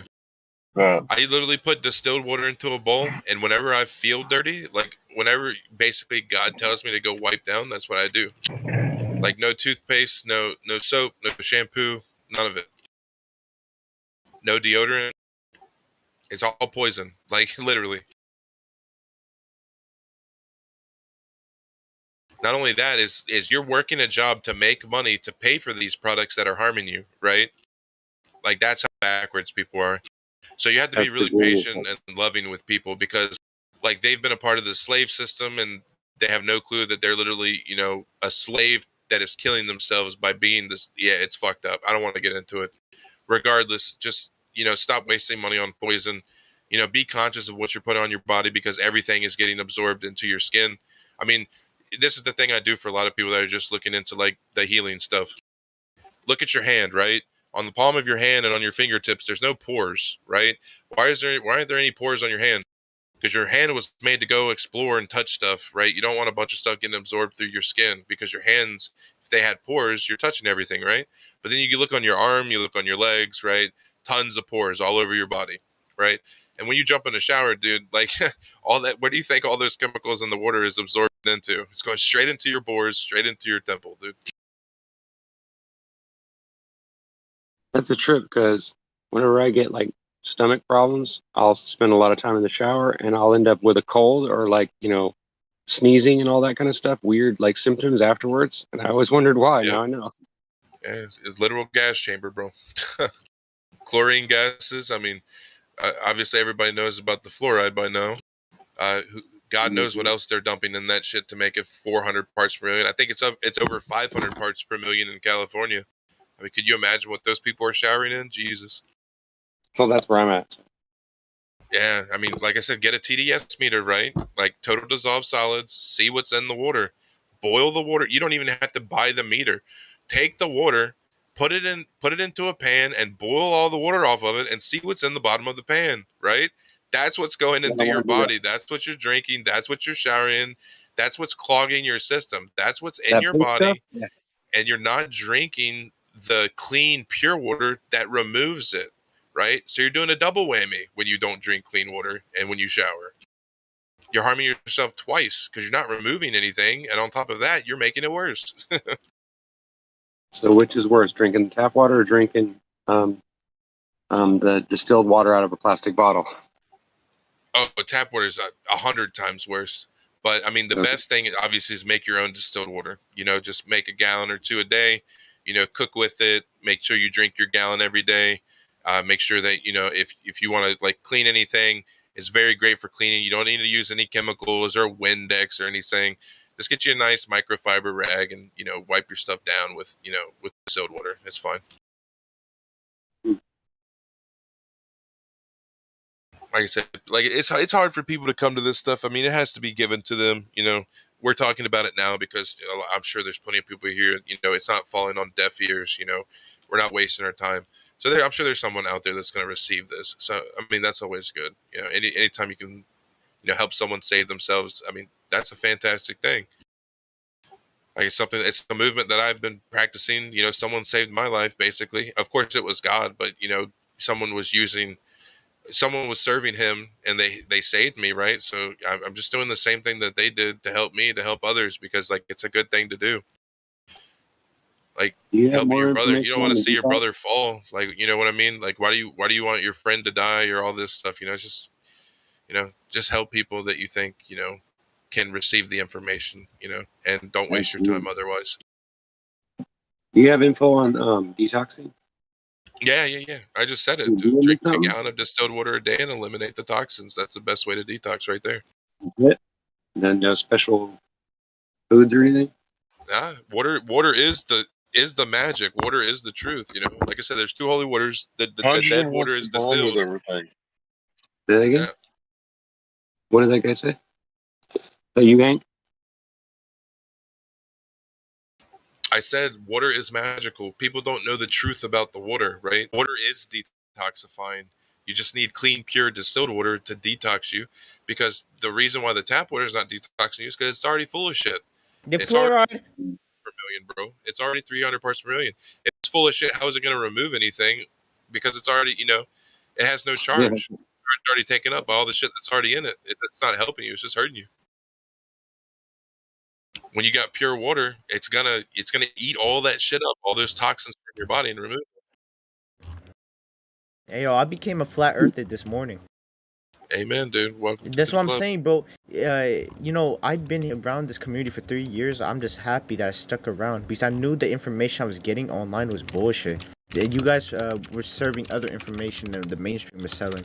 So that's what opened up that curiosity, man.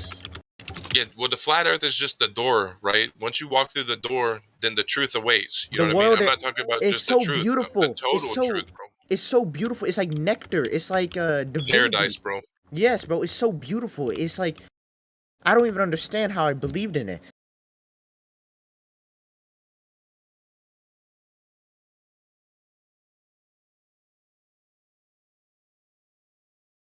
Bless your heart, brother. Yeah, bless you too, bro. My old buddy, he used to say at the end of his videos, he was like, "Boom, you just been loved."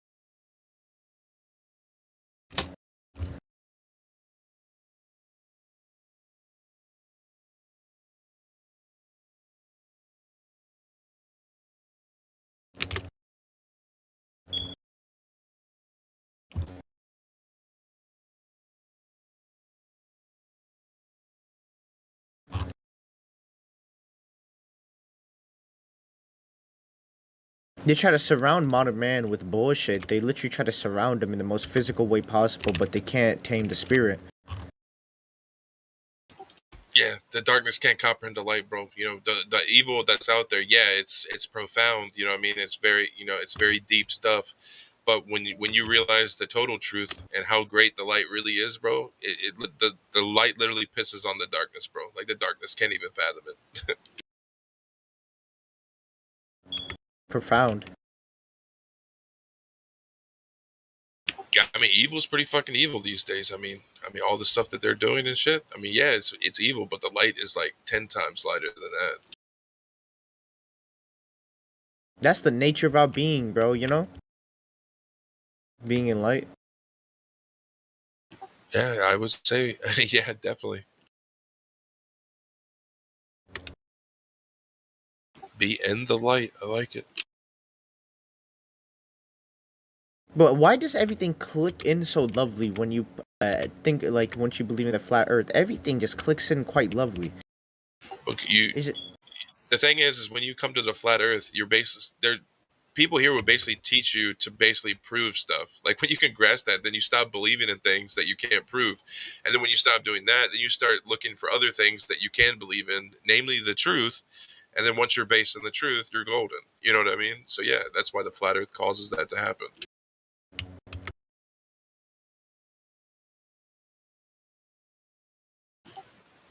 I mean, I came to the flat earth like about the same time I came across all the healing stuff, and it all made sense. It just seemed so obvious. You know what I mean? Yeah, you know, I'm Indian, so I had that background of spirituality, right? It was I kind of practice Ayurvedic medicine every day, bro. okay.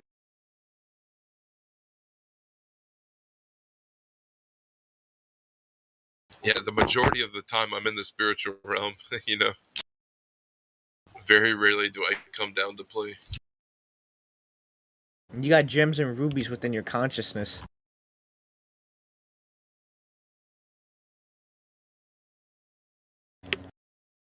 Let's just say greater than fine gold.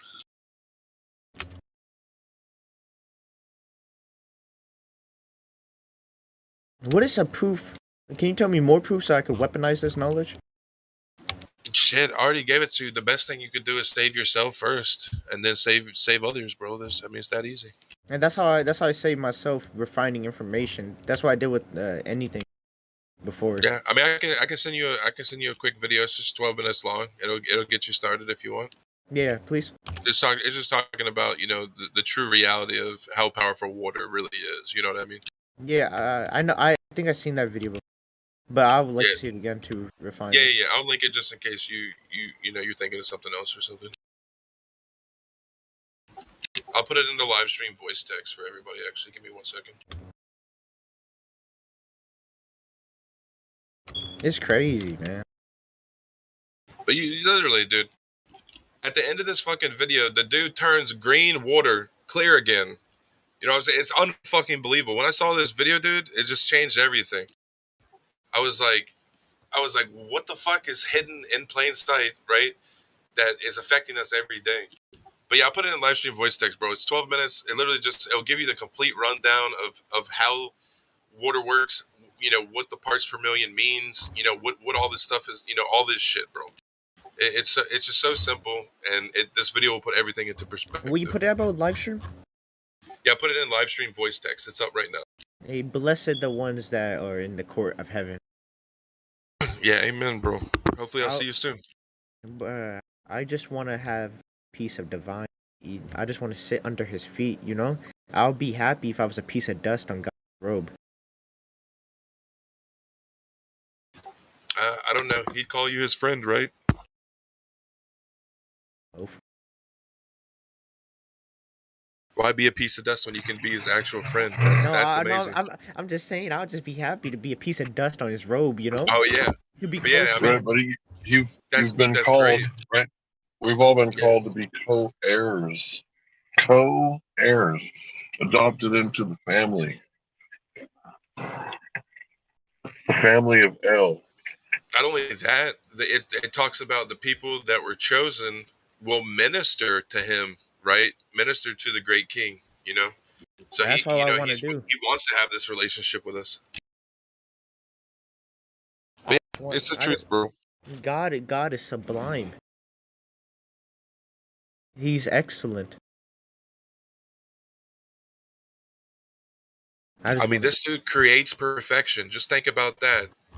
I just want to be Creating close. perfection. Like, holy shit. A man, I was talking to a man named Don yesterday. My father's liquor store. He said God is watching. He's coming. And he Oh, said he's in already my here. lifetime. Yeah, he's already here, bro. I told him I want to be in light. He said he looked me in my eyes and said I could already see my brother. You're in light. And I felt zoomed out. Little things like that been happening for a while now. I something stupid happened. Birthday. Two people pulled over and said I have to pray for you, and both of them were preachers, you know. And I just stood there listening. There's two preachers, you know, in the same Oh, that's span cool. of 20 minutes. That's dope stuff, dude.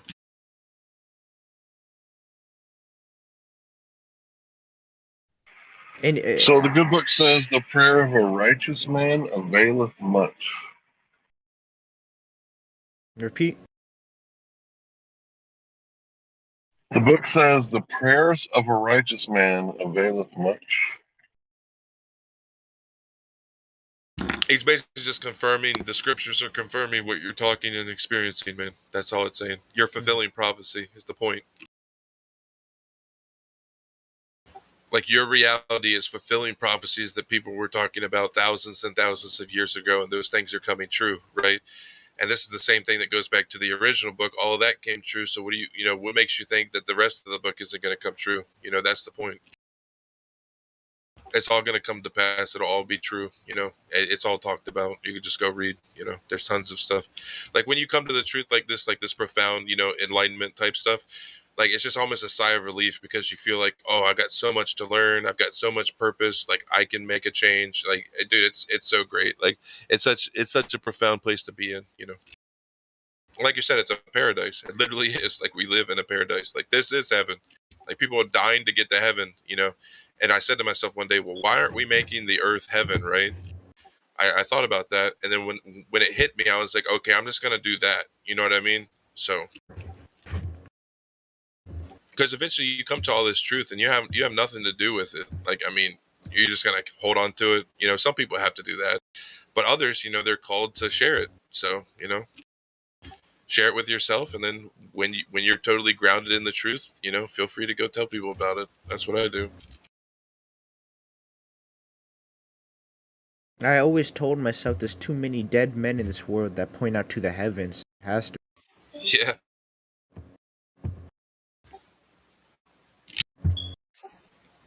Yeah, the ones that are living are pointing to earth. All the dead are pointing to heaven, right? Isn't that strange? That's one thing I kept realizing, even as like an atheist, bro, even as a tad bit spiritual, even as like I was a flat earther for a bit, even as a globe, I just kept I was able to see where my flaws were in every of those ideologies. And I'm so happy that I was able to even keep a focus like that I didn't get dropped out. I just wanted to know.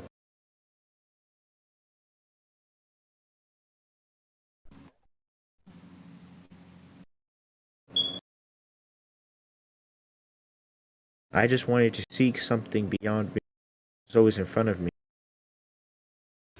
Yeah, man.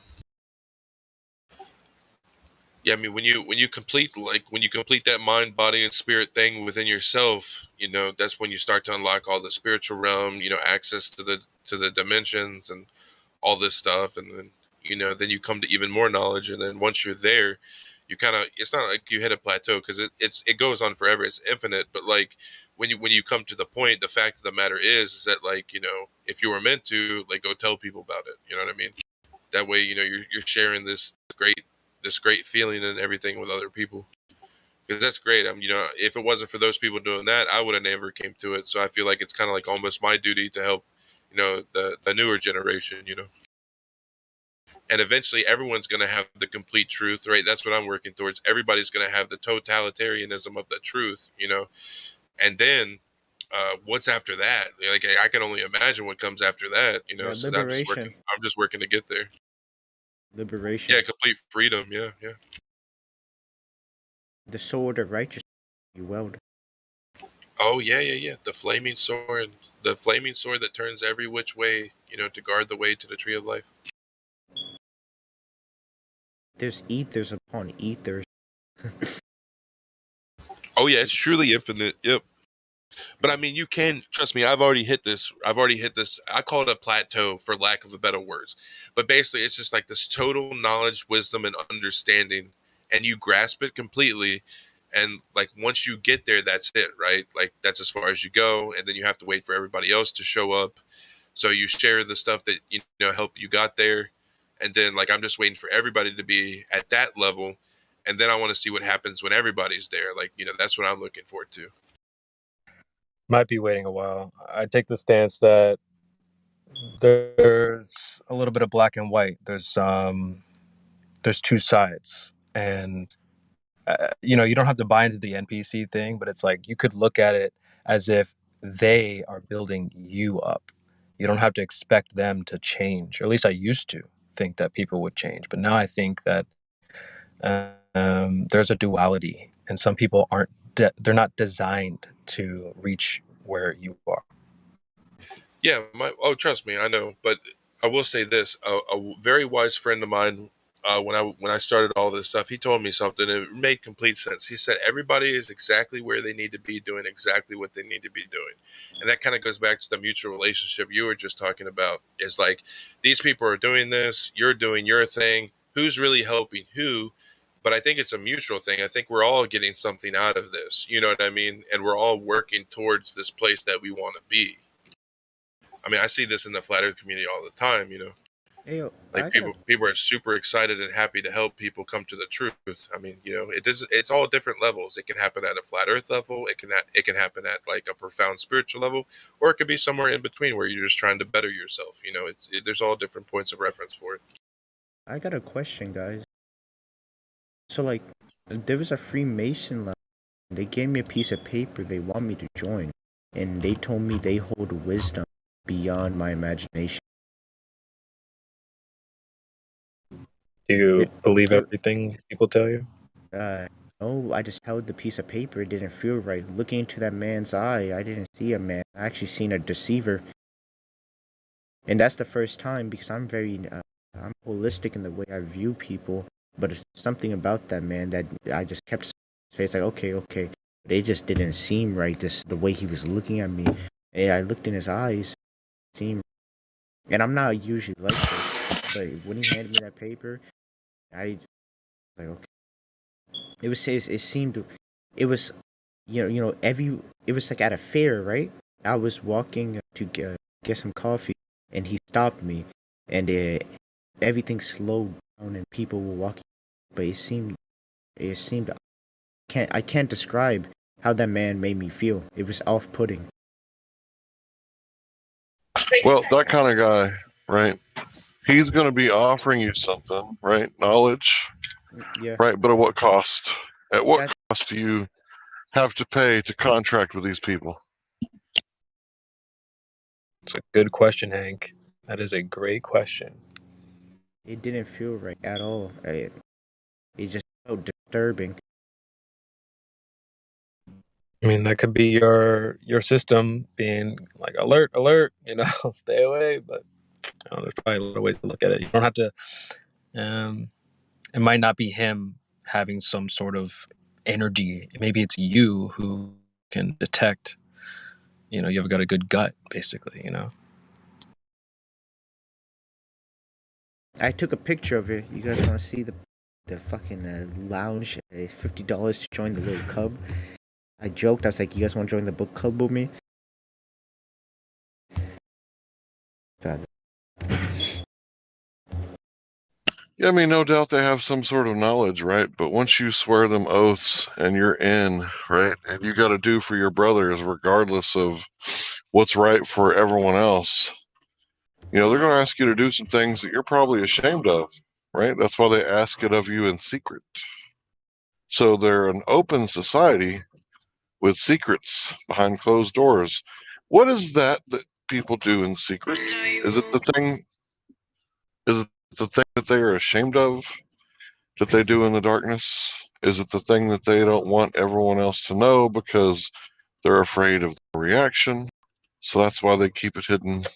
I don't know why you And have to be that's afraid of the truth. Why do you have to hide it if it's beautiful? right. So I don't know. Exactly. You got it.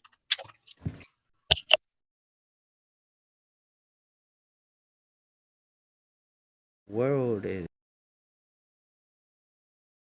I feel liberated.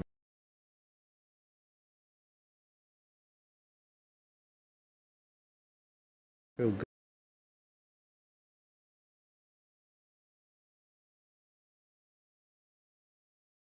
It hurts. Hurt. Walk this alive, but dead. You know. It hurts my heart that so empty.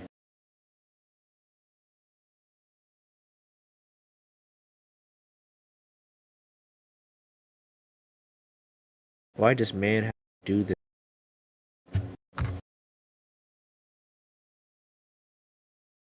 Why do we do the things that we know that we ought not do, but we do them anyway, even though we know we shouldn't?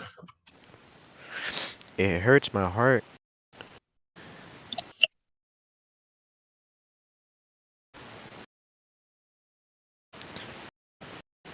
I was so angry yesterday at the car. I was just thinking and thinking. And I was like, I don't know why they do this.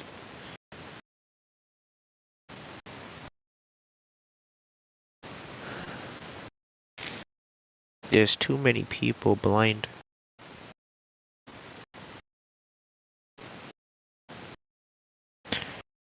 How good am I? I have eyes, I could see. I must help, right?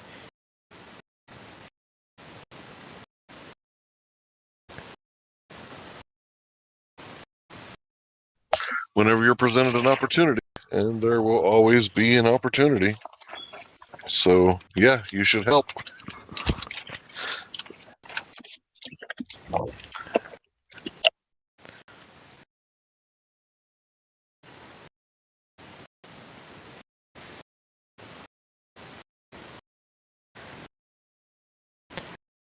I'm just at awe.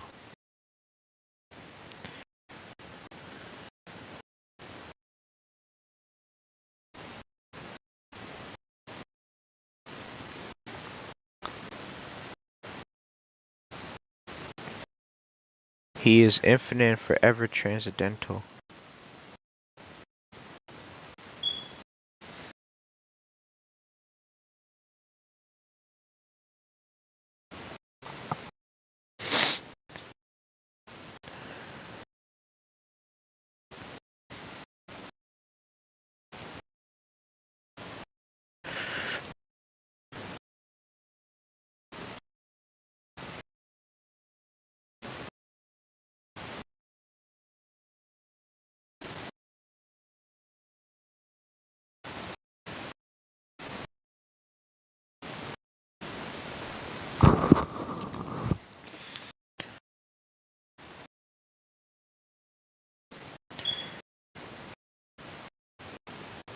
It's almost like both of my eyes could finally see.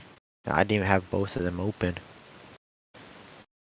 They were wide open, but they were not even seeing. If I do not see the unseen, none of it really matters.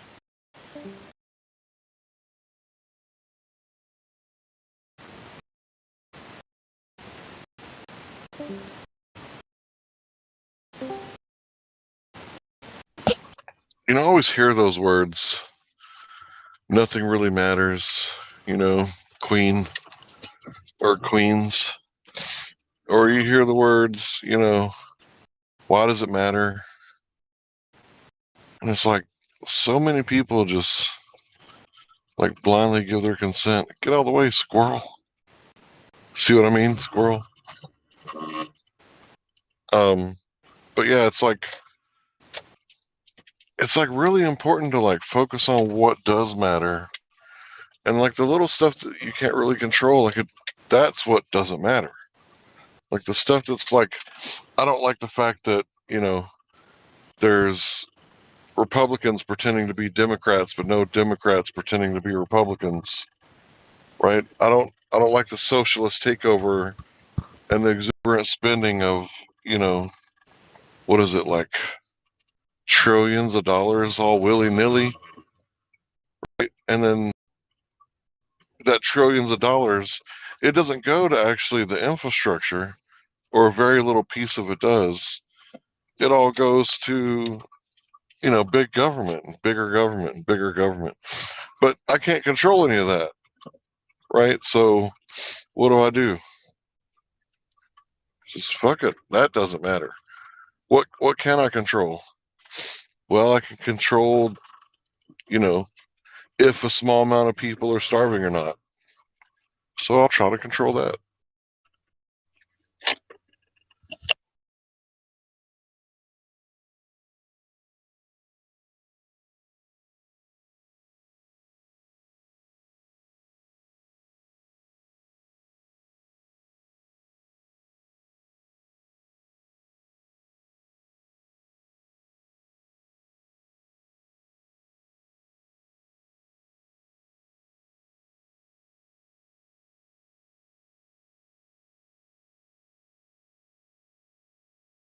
Hey, Mike, check.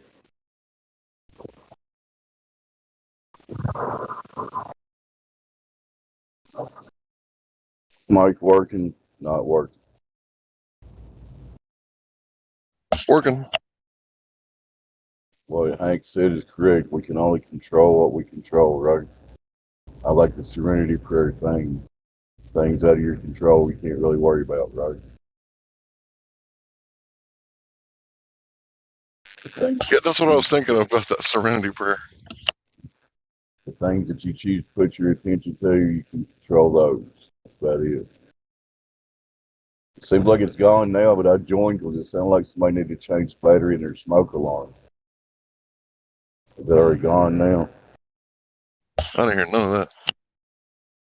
I was hearing it chirp every like 30 seconds, like a smoke alarm battery. But it seems like it's gone now. It could have been just me. Oh. Might have just been in my brain. I'm crazy. I don't know. Yeah, it might have been my car. When I get in, the alarm goes off until I put my seatbelt on. And I don't even hear it anymore. I don't know if it was that or not, but it's gone now. Anyway, we still got people that think they live on a spinning ball zipping around through nothing in several directions and vectors. You got a problem with that, Mr. Hank Hill? Not at all. Is there new people in here? I don't see anybody. There's like 50 people in CogDis VC for some reason.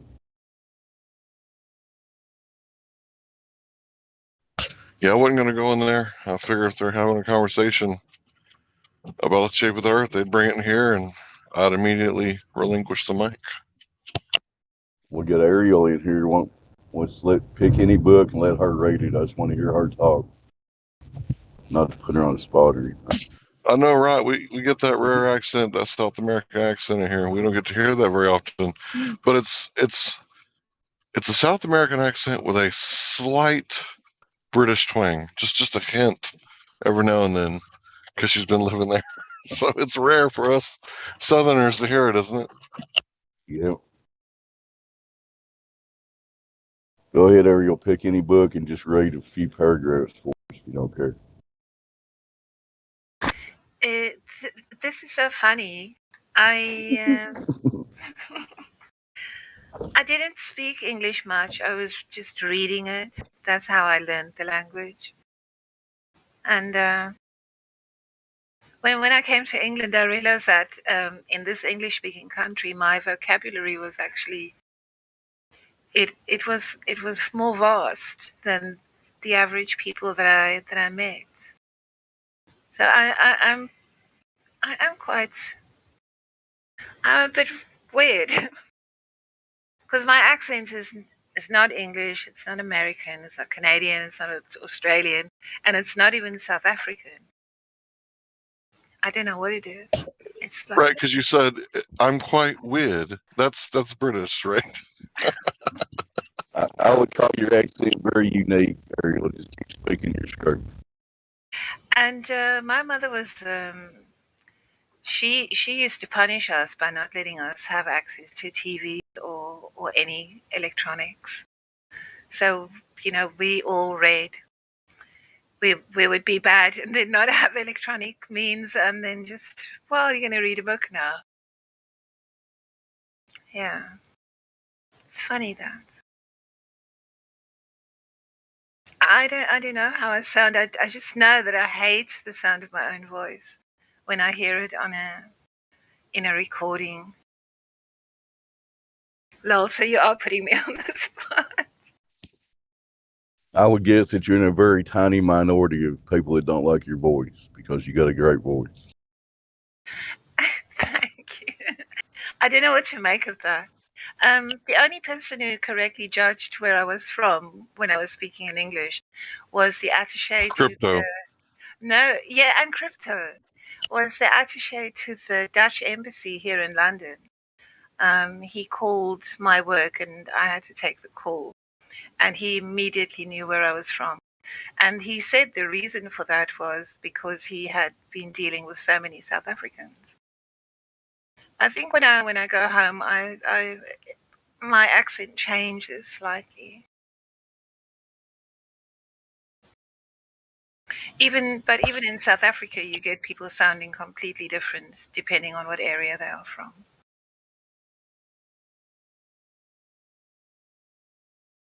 Well, for me, being a small town, right, I don't get to hear the accents of the world. Everybody speaks like me, except for the Mexicans.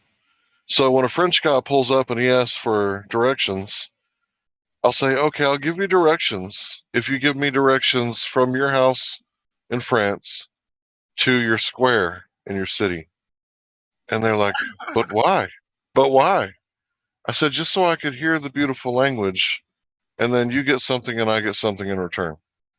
And then I'll give them directions and I'll be like, okay, my turn. And then I get to hear the language spoken in its rawest form. Even if he's like saying, you stupid idiot, why would I give you directions? Even if he's cussing me out, I still get to hear something in French. Yeah, it's been really interesting for me because, funny enough, here in Europe, you do not meet many Americans, and to hear a Canadian speak is even more rare. That's really rare. So coming onto this Discord and hearing everybody and getting to know where they're from, that's been a real education.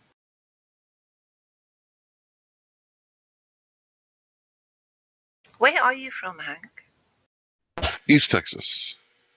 Oh, pretty. So somewhere between the Gulf and Oklahoma on the east side. That's the infamous Bonnie and Clyde area of Texas, isn't it, Hank? I don't know, is it? That's where I they didn't think did they were most of from their here. bank rob. Well, they were from Really? Louisiana, I think, but Oh, okay. they did a lot of bank jobs in East Texas, allegedly.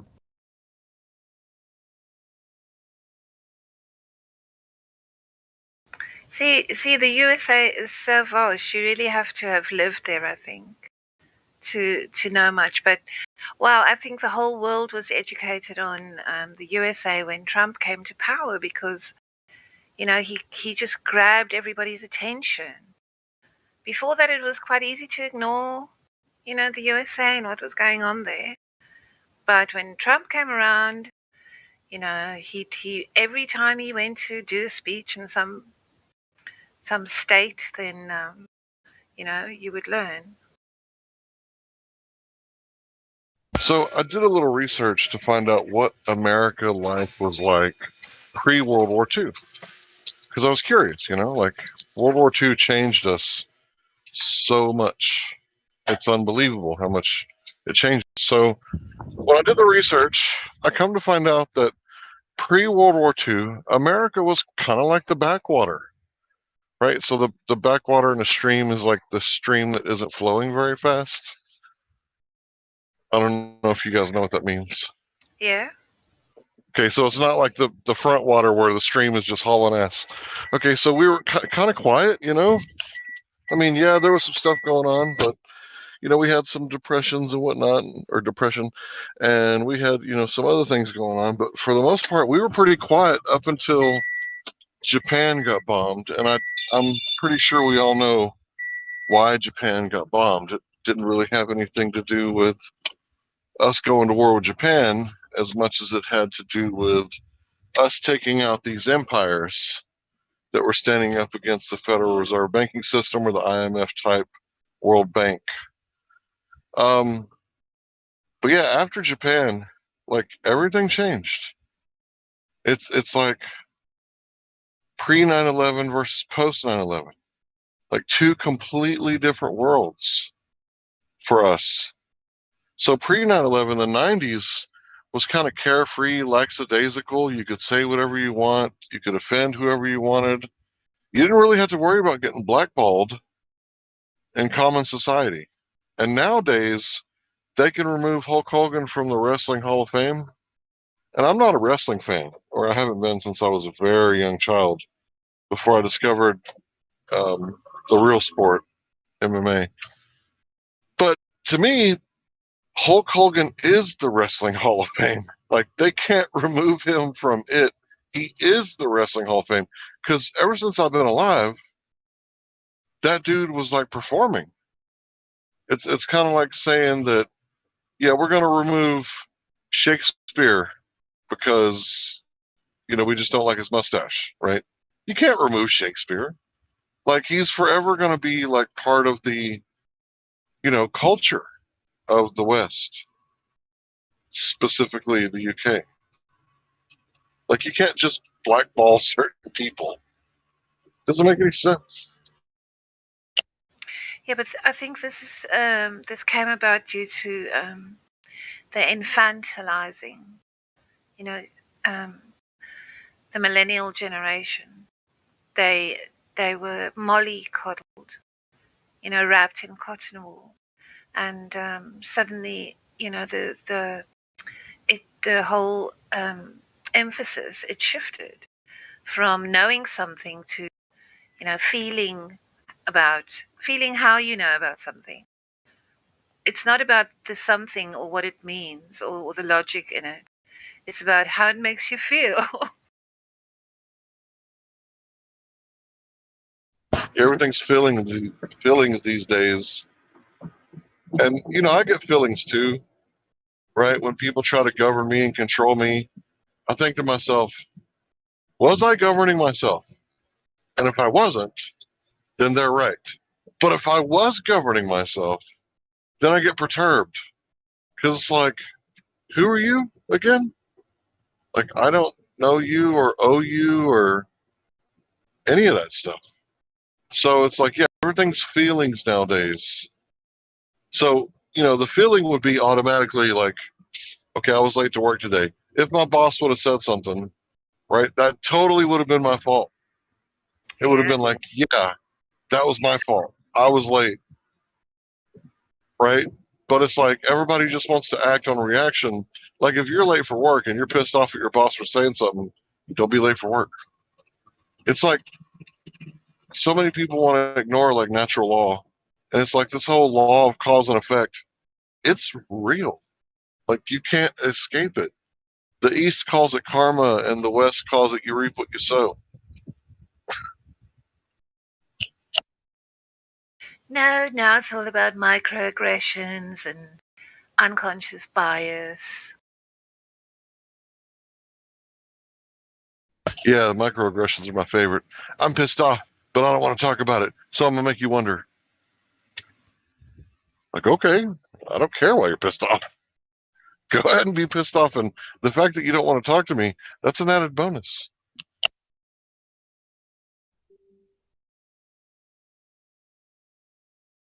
You're so funny, Hank. An added bonus.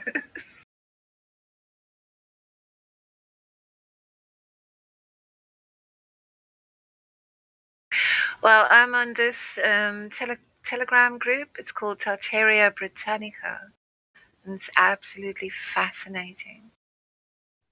Yeah, you're gonna need to share that with me because I've been wondering what happened to all those people. Do you use Telegram? No, not since the 1800s. Wow. there is a new iteration of Telegram. The desktop site, you can just download it, and I know there's a lot of Telegram groups where people are just talking, but there's a lot of Telegram. This is not really a group, or maybe there's a group, but this whole group here is just devoted to looking at relics from the past. It is really interesting. Like high end, like sculptures and I was just looking artifacts. at everything. I was just looking at shoes now. Yeah, I'm going to get back with you on that. I gotta make a phone call.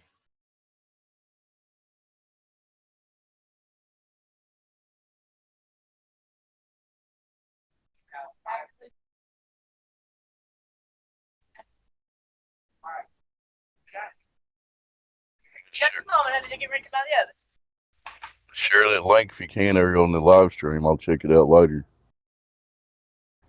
Tartaria Britannica sounds interesting. Yeah.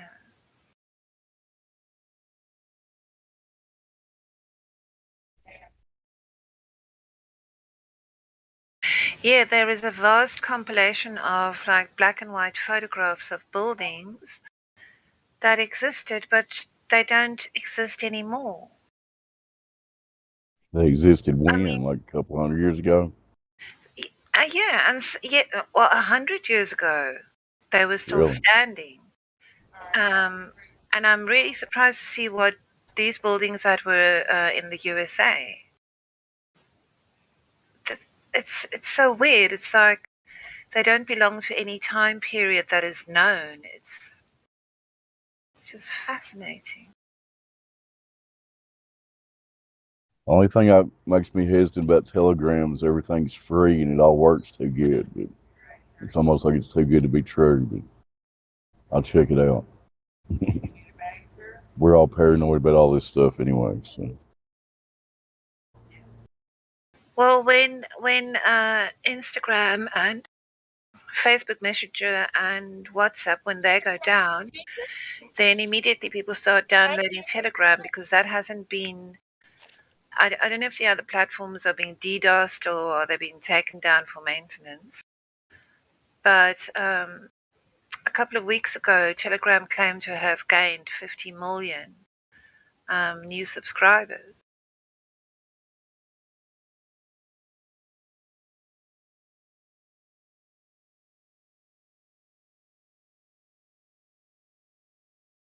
well, that's a lot. Like I say, I've checked it out a little bit. It just seems like everything's free. There's no ads, and it works too good.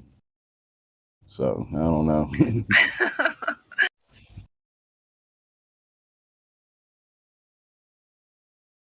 Yes. Now, well, I don't have a problem with ads on the internet because I've always had AdBlock Plus. And I just don't frequent sites that want to bombard me with commercial, offerings.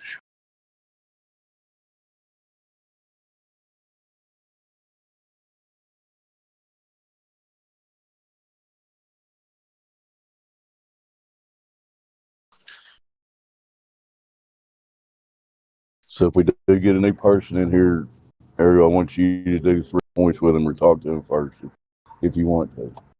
Who is the new person? Zan. Zan has got a lot of roles. He's a valued flat earther. He's one of them crazy globe deniers. Okay. There's a VC I'm sorry, did someone call my name? Ariel did. She wants to know why you think you live on a ball. I don't. Just kidding with you, man. I see your roles. Yeah, I didn't check. There's a VC verified in here, but they're on deafened. So what's up with that, Jason? Why be in here if you're not going to listen? Anyway.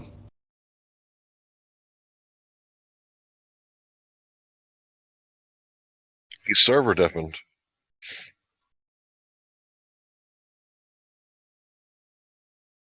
I better not mess with that. I bet a mod did that. Yeah, it could be a reason for that. So who knows? Oh wait, maybe he's not. Maybe I'm retarded. Let's see what happens when I press this button.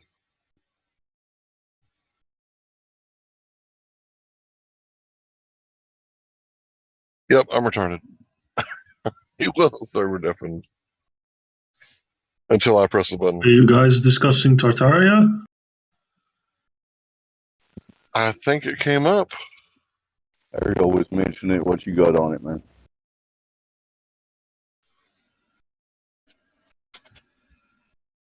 What you got to add to the conversation, bro? Not that much, I think. Yeah, I was just saying that I'm in a group on Telegram. It's called Tartaria hyphen Britannica, and when everything is like brought together in one place, it's astounding how much there is that. I just didn't realize all these amazing artifacts. They are all out there. And the people are not. I think there's been a lot of genocide going on for a long time. Yeah, man.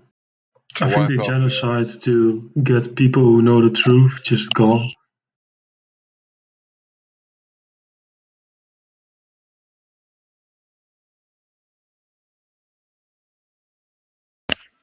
What I wonder better what way to reset everything than just getting rid of the people that know what happened? Yeah. Put it simply, right? Mm-hmm.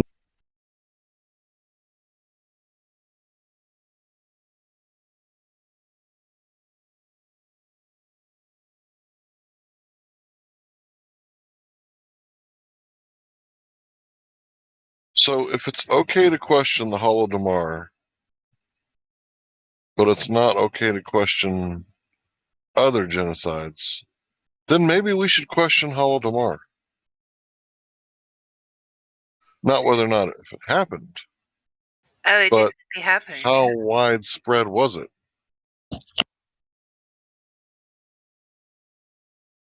Why don't they teach it in schools? It's blackballed information. I mean, isn't the whole objective of teaching history is to learn? So nothing should be off limits. And anytime someone criticizes a Ukrainian, shouldn't they be called an anti-Jephthite? Whatever that means.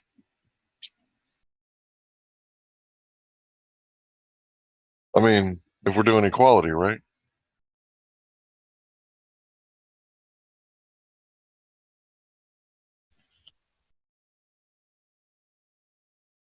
Exactly.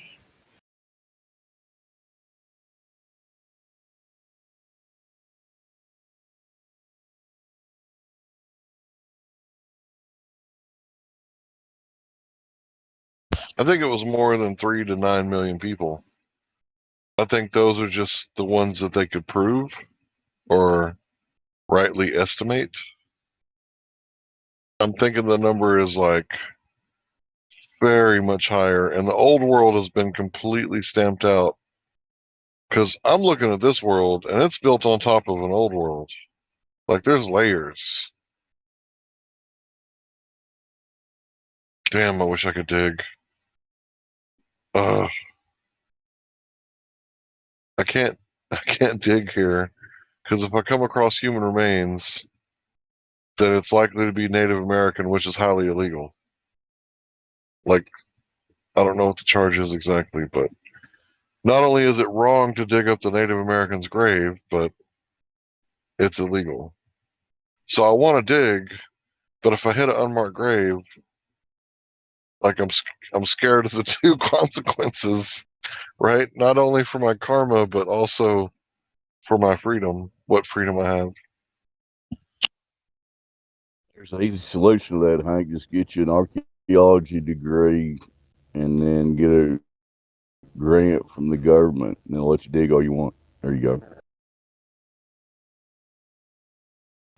Well, I was listening to a talk today, and the guy was saying, and this quite a interesting, intelligent man who was talking. But then at one point he said, "Why did the Egyptians build the pyramids? But we know that everybody must have been building pyramids because those things are absolutely everywhere." I mean, it wasn't the Egyptians that were building pyramids; it was everyone.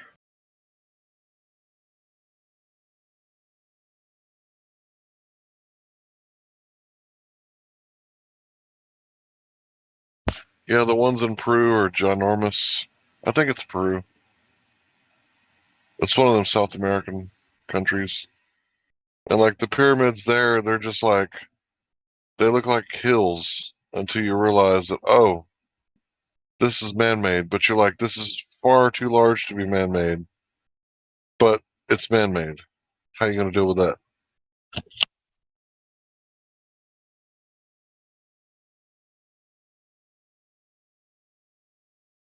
And then in some places, you got like, you could see it on Ancient Aliens, like these rocks that are on top of these mountains, but they're not from these mountains. So what was the point of moving these big ass rocks from somewhere else over the river, like up the mountain, just to put some stones here? Like, you're already on a mountain, you couldn't find any stones laying around?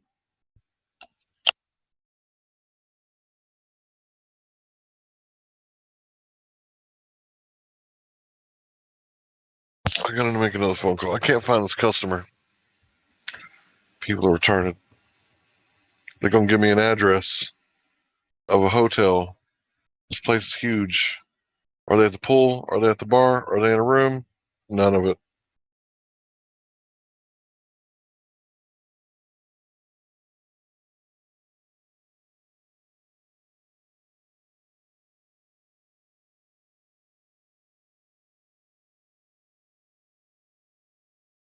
The world on this Sunday afternoon, at least in my time zone, on the Flat Earth Discord. Currently, we have nobody that's not a crazy globe denier. We just had Indio 007. Maybe he's got something to say. Hello, Indio. What's up? What's going on, man?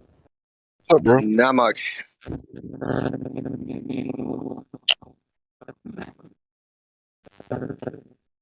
Waiting for new people to show up here. Bunch of people talking, switch the words. Switch the phrase. Thank you. Coming in a little low there, Dave. All right, I'll show you. Oh, Yeah, your climb a sound's hill, scratchy. Dave. Yeah, climb a hill so you can get that satellite.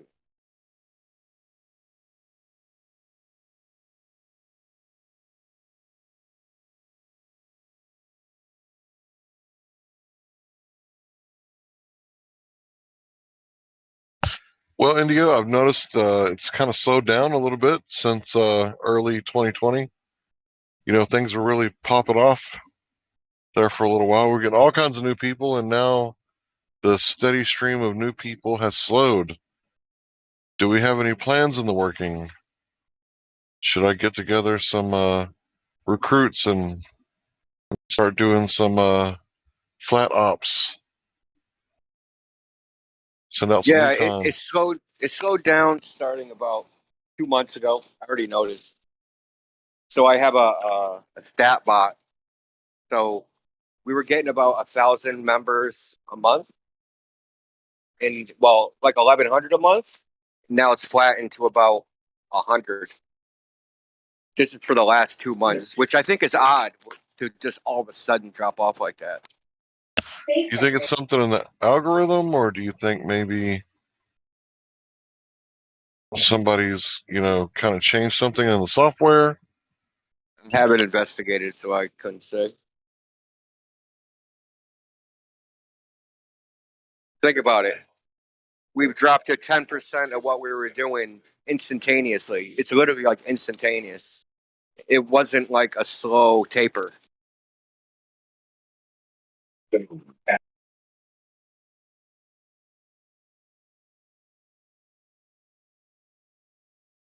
We've been getting 1,000 per month for 4 years, pretty much 3 years at least. You talk about membership in the server, Indio. Yeah, new members. Yeah. Do you think it could have something to do with Google taking over Discord? That's what I mean. I don't know. I haven't investigated, but you would think to organically fall off would be a slower, like just a taper, right? You go Right. from 1,000 to 900 to 800 to 700. Yeah, but didn't Google buy Discord a few months ago? Microsoft bought them. Oh, it's Microsoft. Well, Yeah. pretty much the same thing. Did that deal go through? Yeah. As far as I know. As far as I know, yeah, it did go through. Oh, last time I checked, there was an offer, but the deal wasn't actually struck. Let me check. So the live stream numbers, have they fallen off at all? Because like the podcast numbers just go up and up and up. So that's what's odd. You know what I mean? If it's going up on other platforms, why would it just go down here? Yeah, the YouTube live stream, it's stayed pretty steady. We have between 25 to 40 viewers, at all times. I'm talking about the month-to-month type deal. Yeah, let me check the stats on that. I'll give you an update.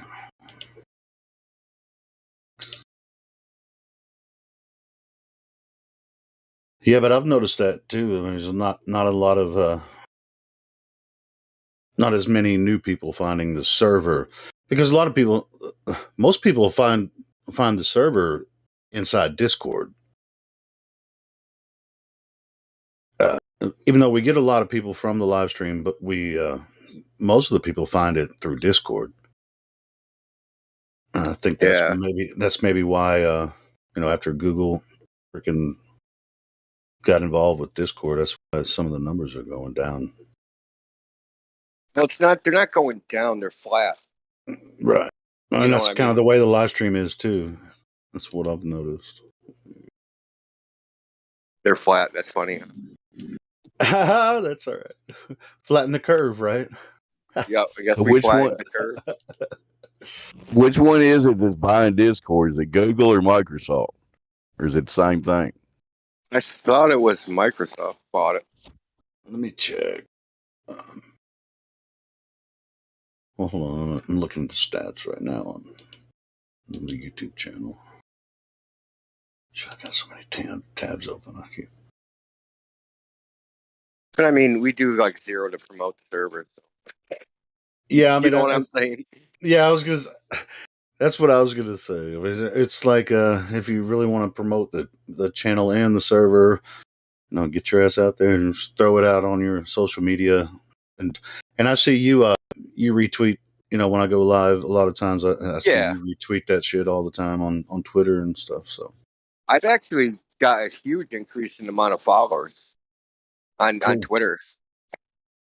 Cool. And now I'm started that Facebook thing. I just I didn't want to. It's free to stream it on my own personal channel on Facebook, my profile page.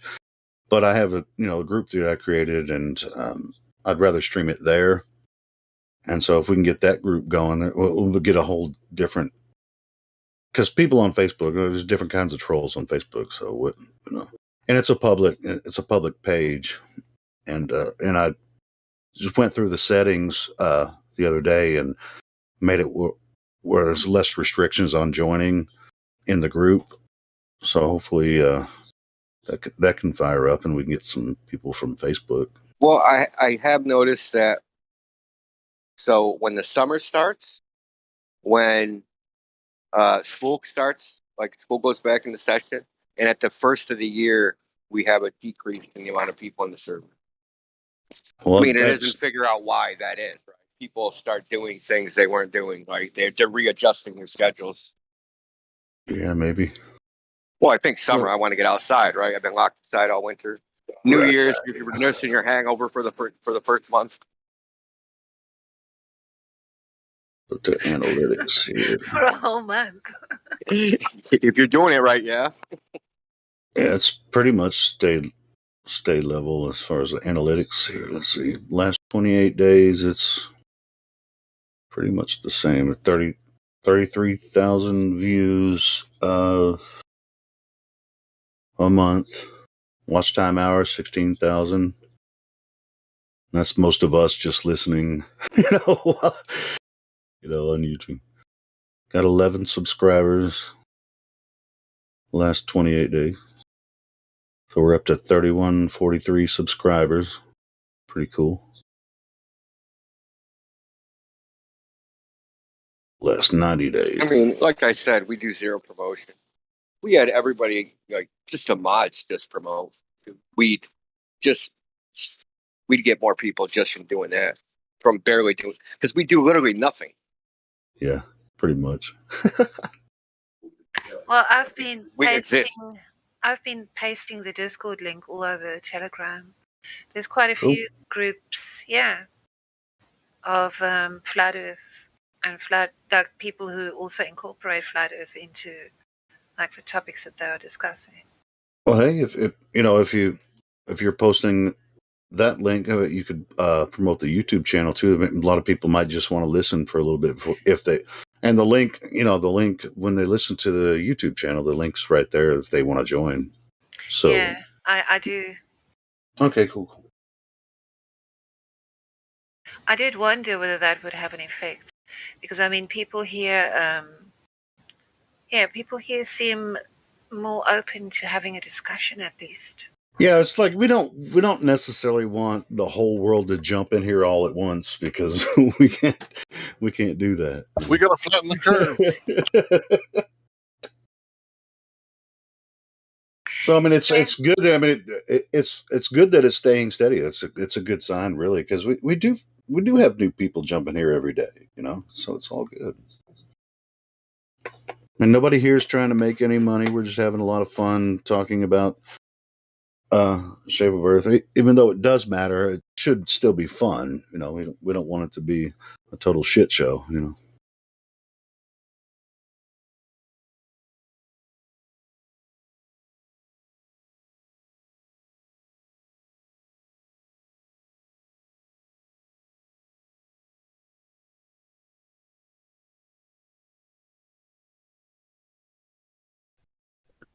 Always wanted to ask you, Helio, do you remember the day you picked your name and what made you pick Helio Skeptic?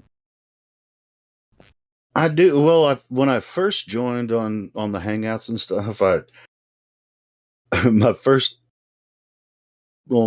name was my real name. It was my original YouTube channel, Dennis Cash. And I was like, all right, everybody else has some name, that's not their name. And so my first one was As the World Doesn't Turn. I'm like, that's just Dude, hard. I remember that. Yeah, it's just like nobody can. As the world doesn't turn, and it was just like, if I'm going to talk to people, are they going to call me? How can you say as the world doesn't turn? What do you think about? Anyway, that's still my that's still my main email account for Helio Skeptic is as the world doesn't turn at gmail.com. But then, I remember just listening to people talking on Hangouts, and it just came. I remember where I was when that came to me. It was on my brother's back porch. I think I was house sitting for my brother while he was on a trip with his family, and it was like Helio Skeptic. I was like, oh, that's it. So then I used the same email account, but just changed the profile to Helio Skeptic. Yeah. It was, I don't know. You probably remember more than I do, Dave. Exactly the time. It was sometime in 2016, I think. Well, that's cool. It just kind of popped in your brain around that time, Mm-hmm. 2015, 2016. Yeah. Because it's about Well, the late. same time I came up with my icon, and I was kind of thinking helioskeptic when I chose my icon, right? So I've had the same one for all these years. So no globe. So I'm not claiming what it is. I just know it's not a globe, basically, you know. Yeah, sure. Well, in late 2015 is when I really started looking into it a lot, and I didn't even get involved with the Hangouts until I think early 2016. I was just like, all right. That's when Free Chan was just like, all right, I'm going to click the link. Actually, the first time I Yeah, you talked, showed up a little late, but you were there. yeah, the first time I talked on Hangouts was on Red's Rhetoric. Red's Rhetoric was doing a live show one night. He had all his freaking buddies in there, and I was just sitting there listening to their nonsense, and I was like, all right, I'm going to jump in. And it was the first time I used Hangouts, so like I couldn't figure it out at first, and so I'm listening to them live, and it was like, oh, see, this dumbass flat earther can't even figure out how to get it. It's like, this is my first time using Hangouts, man. Why are you gonna give me shit? And anyway, so I went in there, and then I did a few days later did a one-on-one with Red. But did you get muted on that first one? No. Once I Yeah, finally no. got in there, they all freaking bombarded me, and it was like a screaming match and shit. And Red's deleted that video because I was trying to find it afterwards. And so anyway, he said, "Hey, why don't we do a one-on-one talk?" And we scheduled that. And then I got home from work, freaking talked to him for about an hour and a half, I think. And he still has that one on his channel. And that's my virgin voyage, into getting on Hangouts and talking. And that's when I still had my main account, my Dennis Cash account. Do you realize how many videos that we've done were deleted? Right? Like all of the flat earth debates are gone. Well, Free Chan's still up there, isn't it? They trimmed it. It's got Yeah, a few it's here trimmed. and there, the Yeah, good yeah. ones. Yep. Yeah, there's a lot of stuff missing off Free Chan. I looked at it. I noticed that too. Yeah, it was 8-hour stints. It was, and that's when what's her name? Yvette. Yvette, yeah, she was running it, and every 8 hours she'd restart it. Yvette, Snack, and Healthy Skeptic. Yep. Dude, And Healthy. Rob was doing it. A British guy named Rob was doing it in early 2015, I remember Rob. but he dropped out. Vinny, Rob was a Vinny funny did guy, it- man. Did a lot of stuff too. Remember Vinny, right? Oh yeah, Vinny. Yeah, he's a Dutch dude. You know how much flat earth stuff's been deleted? Shadow Conspiracy lost what, 3 or 4 channels? Antonio Subrat's lost 3 channels. Red Pill Philosophy lost a channel. I mean, they've deleted so much stuff, it's unbelievable. I'm But wait a minute, I gotta be fair. I gotta say this. Sorry for saying it, but Antonio Subrats took out a lot of flat earth channels himself because he did this video, some music video about sexy daytime, nighttime. And when everybody mirrored it, they all got copyright strikes. So if they had 2 at the time, it took them out. That shit was so funny.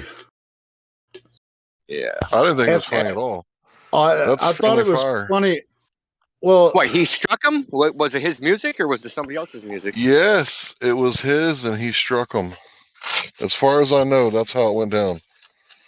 Because I remember that when it happened, and when it happened, all these flat earthers were getting copyright strikes for mirroring the Tony Subrat sexy daytime nighttime video. Well, I didn't mirror it. I thought it was ridiculous, but it was funny. I thought they mirrored it to try and humiliate him. I thought. Well, he every time he opens his mouth, he humiliates himself. To be honest, I mean, Look, he's a conspiratard and narcissist, but he does some of the. Listen, some of his information is good. You can't. Yeah. Can't really dispute that. Some of the stuff he's done on maps and traveling and shit is way better than anybody else. Sure, but It's he's accurate. a narcissist and he's just a Yeah. prick. I mean, so is Matt Powerland, but so what? Right. And then you got fucking like Mark Sargent. I mean, who's I don't even know what you call him, just oblivious. Well, does he play it? Does he play that role? I don't know. Yeah. Yeah, but you got to take the good with the bad, right? So Mark Sargent, he's been like on radio stations here where I live, right? He's been on the radio station, so he's exposed all these guys have exposed a lot of people to it. One of the first videos I saw was Matt Powerland, his stand-up routine. That was awesome. But any normal person go, yes, this information's good, but this guy's crazy. You know what I mean? Because his mental state, it doesn't matter, because really that's just an ad hom anyway, right? The information that they're giving stands on itself. It doesn't matter who says it. Yeah, I've seen some other people try to do like stand-up routines about flat Earth, and none of them were as good as Matt Powerland's one. And I think the worst stand-up comic is Jake the Asshole.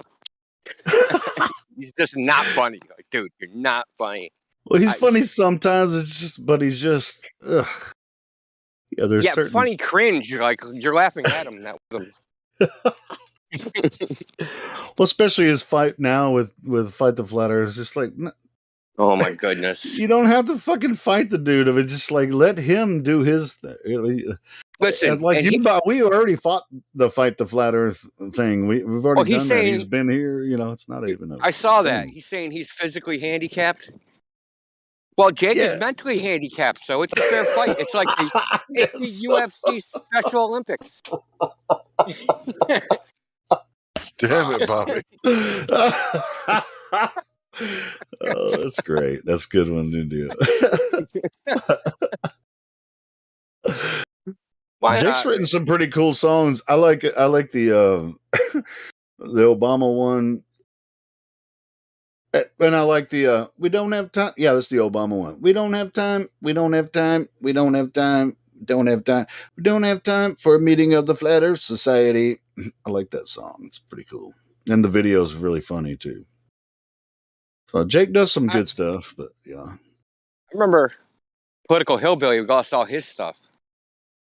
He had some good stuff too, man. He had some good stuff, but he was a fucking asshole. Oh yeah. Like I said, man, we can't make it really about personalities. If getting a channel deleted was based upon being an asshole, I mean, Professor Dave, his shit would be gone a long time ago. So would Skyman Dan and Fight the Flat Earth and Red's Rhetoric. Got to be the pinnacle of dickweeds. I can't believe my channel's still up, or our channel. I consider it our channel, but I'm just hosting it, but I can't believe it's still up, man. As much as shit we talk all day long. I know. There isn't one thing in there that's Is there another 24? There's not a 24-hour Globe channel. I know, freaking Jim tries to do his thing or what, but it's something different than what we've got on here, man. It's really strange. I can't believe they haven't. They've tried a couple times to shut us down. We've been shut down with copyright strikes like 2 times. Both times I appealed it or whatever, and they took it off. So we're clean. You get 3 strikes, you're out. You get 3 strikes, they delete your channel. And both of the strikes that we've had, I've appealed them, and they took them off. So, who remembers Learn of the Jesuit Order channel? No, I don't think I've ever heard of that one. I remember Hank. He did a lot of NASA. He did a lot of NASA stuff, right? Yeah, he did. He sure did. He also was talking all kinds of smack about the Jesuits, and his ass disappeared quick. What happened to Friend of Yahweh? He was doing some good stuff for a while, man. I thought his stuff was pretty funny. Yeah, I remember that dude. I don't know. Yeah, he's the only guy that actually debated an astronaut. If y'all remember that on the radio show. That astronaut did horrible. Like, dude, I don't know what to say. Like, it's like he didn't know. It's like, dude, you claimed you went to space, man. You shouldn't have. These answers should be just popping off like immediately. And you have you to know like what? think about everything. In that interview, do you remember the video? Like the astronaut was sitting right next to him, and he's like, you could see that the astronaut wouldn't look at him when he's trying to ask him these questions. He's staring at him with. You could tell the look on He his had face. to Like, think about you the answer. freaking bonk ass liar. Well, He won't even look at me. You know, that took some balls to sit there right next to an astronaut and him just lie to your face. Hilly, if I asked you, like, what you did last weekend, you wouldn't have to sit there and think about it. Like, what did I do? Let's see if I can find that video, because that video came out on the radio station's channel. Yeah, let's see if I can find it. I can't remember. It's in Austin, because that dude's from Austin. Friend of Yahweh's in Austin. I love that interview, man. It was so cool because it's on video and you can see, he's seething, this fucking liar astronaut sitting next to him. But the astronaut won't look at him. He's just spouting crazy nonsense. Who remembers Tiger Dan's rap video? He was the first one to do it, the Flat Earth rap. Or what about Mr. Moot?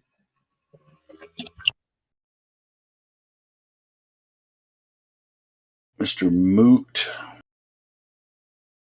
Because I am Mr. Moot, and I must tell you that the Earth is not a globe, and Jesus Christ is my Lord and Savior. You don't remember that guy? No. Well, I remember the character, but I don't remember much about the content. That pretty much summed it up. What I said. And I found Friend of Yahweh's channel. I wonder if he has that. I don't know if he was allowed to mirror it on his channel, or maybe he let me find that video where he was in the studio with an astronaut. Doesn't have a lot of videos on his channel. So oh, yeah, I think I found it. You listen to the show.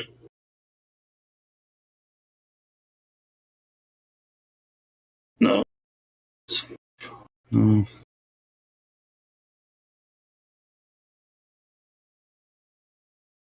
I'll find it. This isn't the original. The original one is on the radio station's channel, but I'm not sure if this is the same one. So who was the astronaut he was debating? Was it Scott Kelly? I'm trying to remember. It was what was his name? It was the guy that did the freaking card trick or whatever, like The pocket of gravity. Yeah, pocket of gravity guy, whatever. I can't remember his name. He was a civilian. He was supposed to be a civilian billionaire that flew to space. But everybody's forgot about the guy for some reason. Now, like every other person who goes to space is the first civilian.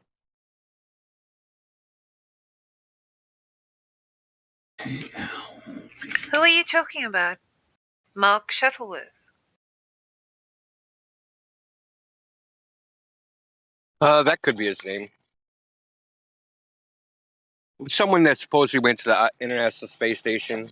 He was on the ISS, and he was like, "Look, we're hitting gravity pocket." And on that debate, he was like, "Oh, that was a trick. We were just making a joke." And so.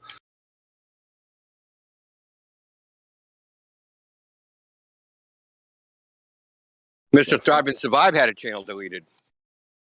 If I remember right. A lot of people have had channels deleted. We're talking thousands of hours of video. Over what? I've only got one left, one copyright strike left, and then I'm done. What are you doing over there, Hank? Man, one time I got pee-bombed. Not pee, but porn bombed. And then one time, I think I did it to myself on accident because I was playing video games and watching documentaries and live streaming at the same time, and the audio went through. So I did it to myself. Yeah, it's Richard Garriott. That's his name. Richard Garriott. I found a portion of the video. This is part 3, but I'm still looking. Yeah, Richard Garriott is the guy that Flat Earth Andrew is his name, but that's the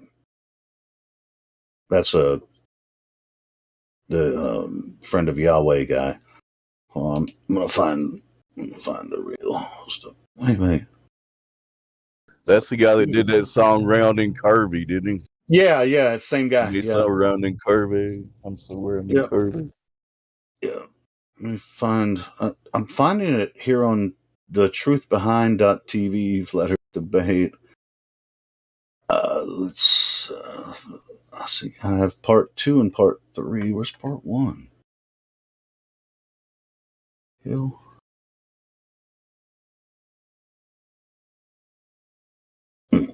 Either way.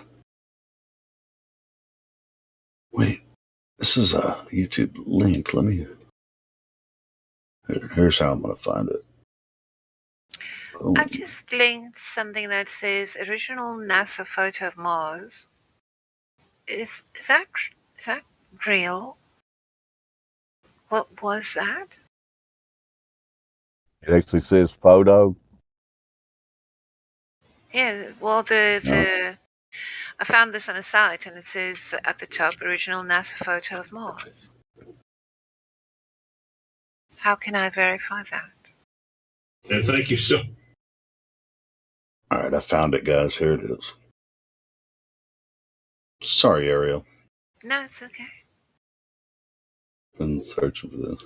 Yeah, that's the guy that he's talking to, Miguel. Well, here it is. That's part 1. I think there's 3 parts to it, and that's the guy with the card and the hammer, the guy that Andrew was talking to in the studio. You know who I learned most of my flat earth stuff from? The Morgile. That guy could talk and talk and talk and talk. I learned most of it from him, to be honest. Especially when he was having car trouble, he could really talk. Shout out to the more guy. You got some good info. I don't know where I'm just gonna take the piss out of him right now. Yeah, remember when he put out, he went live and his he's locked himself in the car and his wife screaming and banging on the window. Oh, that shit was funny. Yeah, I don't know anything about that.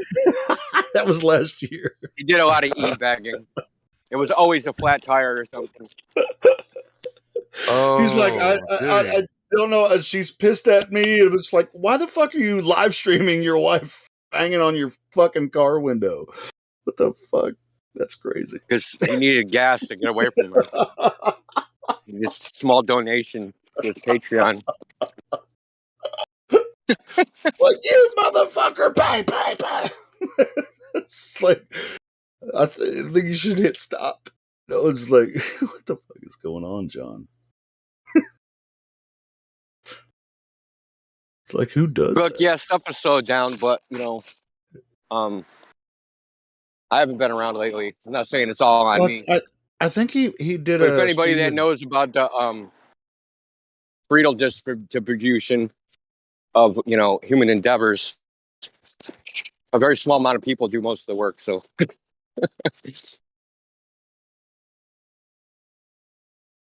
In an organization of 1,000 people, 30% of the people do 80% of the work. Price is law. Yeah, it's just, it's nothing wrong with it. It's just the law of nature. It happens.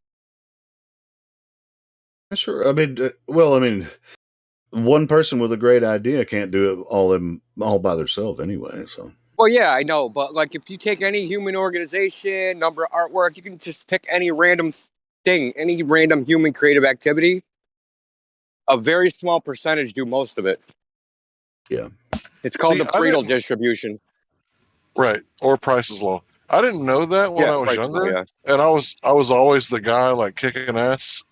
And now that I'm older and I know it, I can use it to get a raise because I don't make what those other drivers make. There's a reason why Daddy makes the big bucks. Yeah. Yeah. So I only found out about it like 3 years ago from Jordan Peterson. I was like, Yeah, me man, that too. explains everything. Yep, exactly. So instead of getting mad about it, just, work with it. It's like getting mad at the rain or something. So the flip side of that is 70% of the people just do as little as they can to get by, right? Exactly, bro. Especially if you're unionized. Oh yeah. Like those No. teachers, like today, you guys are gonna like teach the lesson and grade it yourself, and I'm just gonna sit here. Here's the paper, fill it out, grade it yourself.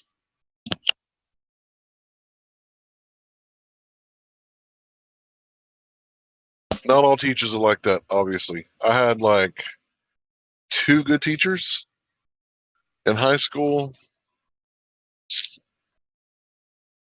Can't really remember any good ones in middle school. And maybe, let's see, 2 good teachers in grade school. So I had like 4 good teachers.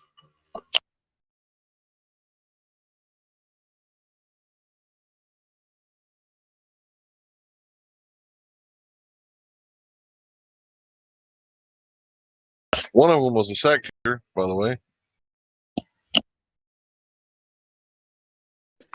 My best teachers told me I sucked. Because that's what motivates me. Telling me I can't do it. My favorite teacher is also the same thing. They said you got so much potential, but you won't tap into it, and that's basically telling me that I sucked. Pretty much. You got all the tools, you just don't know how to use them.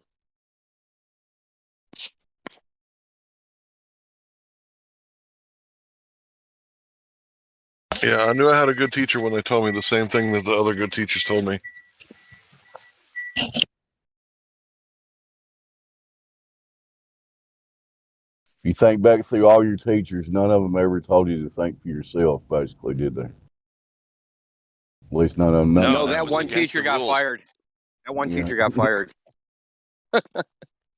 That's serious. We had one teacher that just said what he wanted to say, and he didn't last long. Well, actually, it was, like some sort of Luciferian Satanist rock singer who told me to think for myself and question authority. Shout out to Maynard.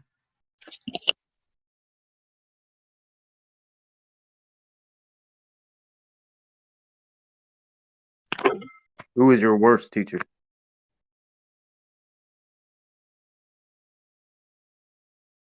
That's a good question. Oh, yeah, the shop teacher, for sure. Yeah, it was the shop teacher. We had a French teacher that used to give you a grade based upon how well you were dressed. It's not a joke. I had a third And he grade was the teacher. girls' tennis coach, and he ended up getting fired for, inappropriate behavior. Let's put it that way. Yep, we had one of those too, gym teacher.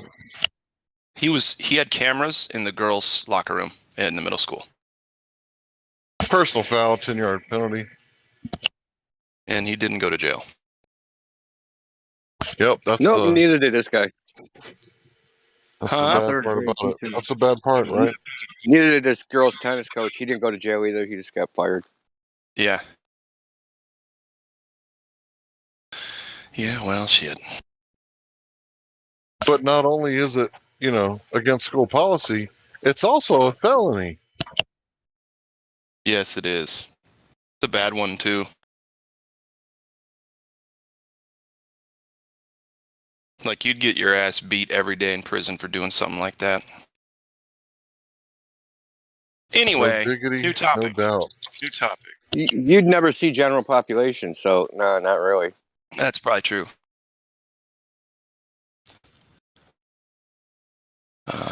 Yeah. Yeah. How is it we can't find curvature? How is it we can't find it? You know what I mean? Because you need to put your cameras in a little bit further than middle school. Speaking of curvature, Maybe sophomore college, you'll start seeing curvature. Speaking of curvature, my favorite teacher was a 6th grade teacher. Had lots of curvature. She did not like to wear bras under blouse. When I was in high school, I had the same teacher that my mom had. And he was a little short dude. He was old by then. You know, he would get so frustrated with everyone. What he would do, he had his whole curriculum, his whole workbook, everything, every made up. He'd pass out the pages. This is what you learn. I'm not saying he was a bad teacher. It's just his attitude was wrong. Sometimes he'd get mad and like kick the desk and yell at everybody. So, I guess he was I don't know.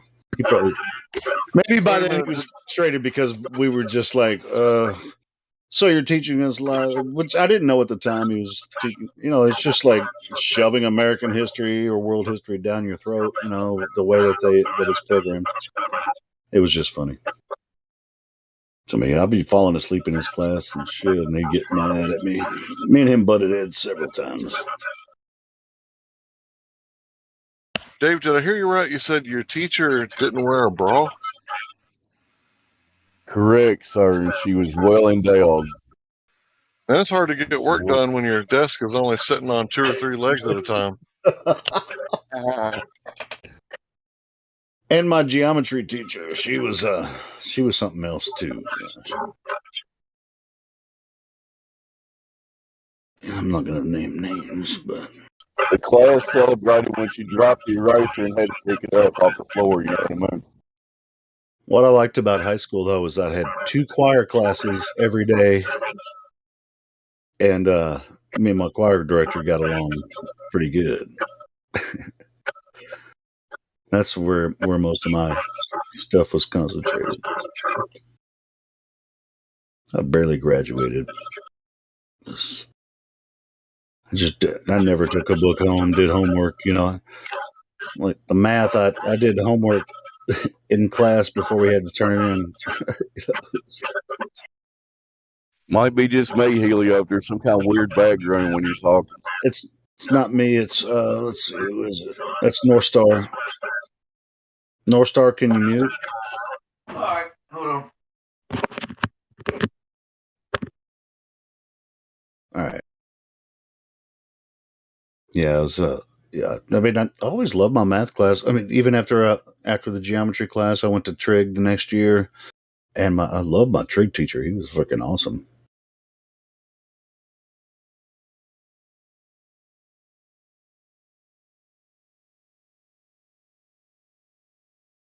But yeah, history. I didn't really get history until I realized that they were lying. I was like, what's this matter?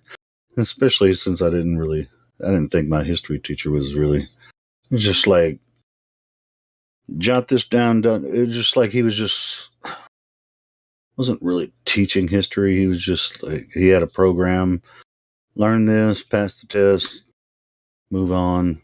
I ain't got time for this. He just wasn't interesting. Speaking of history, we're still going to do that off-topic night. We're supposed to talk to you, Helio. Yeah, I've heard some talk about that. I mean, I think that's a great idea. It's off-topic, but not like it's indirectly related to flat Earth. So there's a lot of topics that are like, indirectly related. Yeah, sure. Yeah, like the guy who died in the mental hospital because he said wash your hands, stuff like that. Yeah, exactly, things like that. Related, but I mean, related in spirit, I guess you'd say. Yeah, I'm down. All the other doctors, they were like saying that he's crazy, and what do you mean, wash your hands? And the midwives, we don't care about your evidence.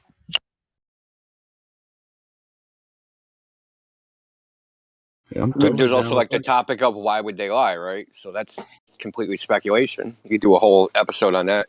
We're just open speculation. Sure, and that'd be like a 2-hour talk about that, and that'd be good for your podcast thing too. So It's like short bursts, little thing. Well, part of the problem is we're too good at this. I mean, like we've heard it all before, like 50,000 I know, times. but I know, and sometimes it get it seems redundant. But if we make a short presentation of it, it could be good for the podcast, or just like a YouTube video or something we can share it around everywhere. Where people aren't watching our 12-hour videos that we do on YouTube. They might watch a portion of it, but if we make shorter clips, then we'll You have, still I like think 500 views on some of these videos, Yo-Yo. dude, we get up to 1,000 on the 12-hour videos. Yeah, but that's how many people are watching throughout. That includes the live. Well, people are watching live, and most of them aren't afterwards. So if somebody like sees our video, they're not going to click on the 12-hour video. So still to have 1,000 unique viewers I think is still pretty good. Oh yeah, well yeah, we get anywhere from 1,500 to 2,000 viewers a day. So that's cool. I think Indio made a good point there. At this point, they're never going to bring us any original globe evidence that we haven't heard 100 times, 1,000 times before. Sure. Yeah. There's nothing out there. It's just not going to happen. I literally don't even have to think. As soon as I hear their statement, it's like I have an automatic response because it's just been said so many times. Like I don't even have to think about it. Second nature. Yeah, I could debate like 17 of them at the same time. They're all going to say the same stuff. Exactly. Yeah, we're never going to get challenged ever again, I don't think. Not until they come up with some actual measurements or something. They haven't even measured it. Like, what the I don't know, man. They won't measure it. That's the last thing they would ever do. Yeah, I think they have, dude. So. Yeah, I think they have. They a haven't lot of them publicized. haven't. I don't hear from them anymore, you know what I mean? They don't publicize their measurements, put it that way. How about that? Like Tim Osmond, he says, I've heard that he said, I don't know if it's not a direct quote, that, when you get down to like the 1 foot level, that's where the funky stuff happens. Right? So what does that mean? That means that he's measured it, and at 1 foot, he saw too far and, said that's funky. Like his worldview, that's funkiness, right? Because the earth has to be. Yep. And their favorite thing to do is to switch the burden of proof. Oh, of course, yeah. No evidence? Oh, just say, I'm the one who needs to provide evidence. Yeah. That, whatever. Sure you want to go with that? Dude, I love how QE the other night boxed that guy in to what he wanted to talk about just by asking him questions and making him make claims. And then when he makes claims and asks the guy to define it, he didn't define it, so QE defined it. And then it was so beautifully, it was like a dance. Right? It's just like mixed martial arts. It's art, man. It's an art. But the brilliant thing about it is we already know what they're going to say before they say it. So it's not really hard to to counter it.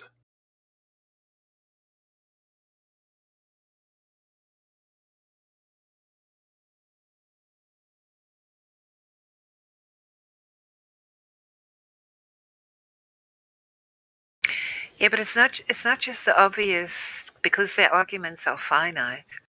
But it's not just that, it's the logical fallacies that they use when they try to, Well, sure. That's why there was a pause there for me. I'm trying to think. It's just like, if you believe the whole NASA outer space thing, the majority is on their side, but they don't understand, or they don't accept. I don't know why people say that. There's no majority anymore, I don't think. We don't know what the numbers are. Sorry, Helio. Please continue. No, you're right. It's like most people aren't paying attention to this argument anyway. So they'll watch something on the news, they'll accept it, boom, move on. You know, they're doing their own thing. They got other shit to worry about. But people in the argument are paying attention, and this is where people come in and say, "Well, I have evidence of, you know, we." Here's what they all the Globers say. Well, we have proof that the Earth is a globe because we've been to space and we have pictures from space and all that kind of shit, you know. So it's just like, The body of well, science, like have Arthur you says, been to the body space? of I'm science. talking about you. Yeah. Have you been to space and seen Earth from space as a globe? And the answer is always no. All right, so from your personal experience, what you experienced on Earth, have you ever seen the curvature of the Earth? And their answer is going to have to be no, because nobody has. And so, where do you go yesterday, right? We had one guy. The one guy, you could tell, like, he just sat here and listened, and it was kind of blowing his mind. And I know, like, a lot of people have woken up because of this Mexican beard germ nonsense. Call it that, right? It's another questioning a lot of things. And I think he ended up here because of that. He kind of alluded to that. But then you have that other kid who came in here, the Twitch streamer from yesterday. Were you on here, Helio?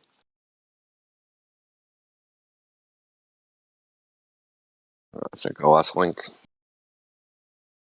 There was a Twitch streamer on. I know who you're talking about. Yeah. And he could I know who not you're talking admit about. that he never experienced Earth as a globe. He just couldn't do it. Well, I saw it on TV. As if that was good enough. I don't think I heard that part yesterday, but yeah. So, yeah, like, you have these two people that can't admit it. You got, on one hand, somebody that's like, yeah, this is kind of fishy. Then the other hand is like, so delusional that he can't admit that he's never experienced the Earth as a globe. Like, Okay, but apart from here, where in the world do you ever get told that the second law of thermodynamics just tells you that our atmosphere is not adjacent to the vacuum of space? well, even I'm sorry, Ariel. Go ahead. Sorry. Because you know what? Last year I was totally minding my own business. I got booted off YouTube. I quite a nice channel there that I was, I was uploading the odd thing, gaming related. And just because somebody said, satellites, I don't think you know what they really are. I wasn't looking for flat Earth. It was the last thing I would have looked at. And it just happened to present itself. So you don't even have to think to yourself, hang on, there's a group of people called flat earthers, and by the way, I've never seen the curve. I think I need to go and speak to these people. This flat earth never occurred to me. Never. I was accused of being a flat earther. And I thought, what a quaint and stupid way of insulting somebody, because that's just ridiculous. I didn't know what to make of people who called other people flat earthers. I thought, that is so lame. Please, I can insult you like 100 times without calling you a flat earther. And it just, so I found out that there are no satellites. They're just like washing machines with like solar panels that get lifted up in helium balloons. So once I thought about that, then I thought, because that just led me on to NASA. And then when I looked at them, I just thought, this is also dodgy. And I didn't have like arguments. I just looked at stuff and then things presented them to me. Like one of the very first things was the camera that they say they took to the moon. And I was just having like random discussions about these topics. And then suddenly I'd never had a strike on YouTube. And then I got banned. And I got this message. And when I got this message, I'd already been looking at this thing that we can't talk about. the Spanish beer, and then I was looking at satellites, and then I was looking at NASA. And when I got that message to say you can't comment on YouTube anymore, you know, my first reaction was to just write to YouTube and say, stick this channel so far up your backside, you know, that you will never retrieve it again. I was just like, right there and then, I was like finished with everything. I just thought that I had been sold so many lies. I was just done with it. I just didn't even think about it for a second. I had no regrets. And then I realized that the sun was a lot closer than what I never considered where the sun was. I didn't. And then I just got into this weird some guy's page on the internet where him and another person, they had some science acumen, were discussing that how can the sun be that far? So I came to the conclusion that I was siding with the guy who said the sun is far, far closer. And then the next thing, one night, I found this Discord. So I didn't even know about the horizon is not physical, it's not there. And if you're at a 1 foot observer height, then, 8 inches per mile squared. I didn't know any of that. So when I came here, and after quite a few days of listening to the kinds of discussions that take place here, I thought, you guys are freaking genius. I mean, I was then already in such a state of disbelief. And just to hear how flat earthers just, had puzzled it all out. And the way that it was presented, I was just in awe.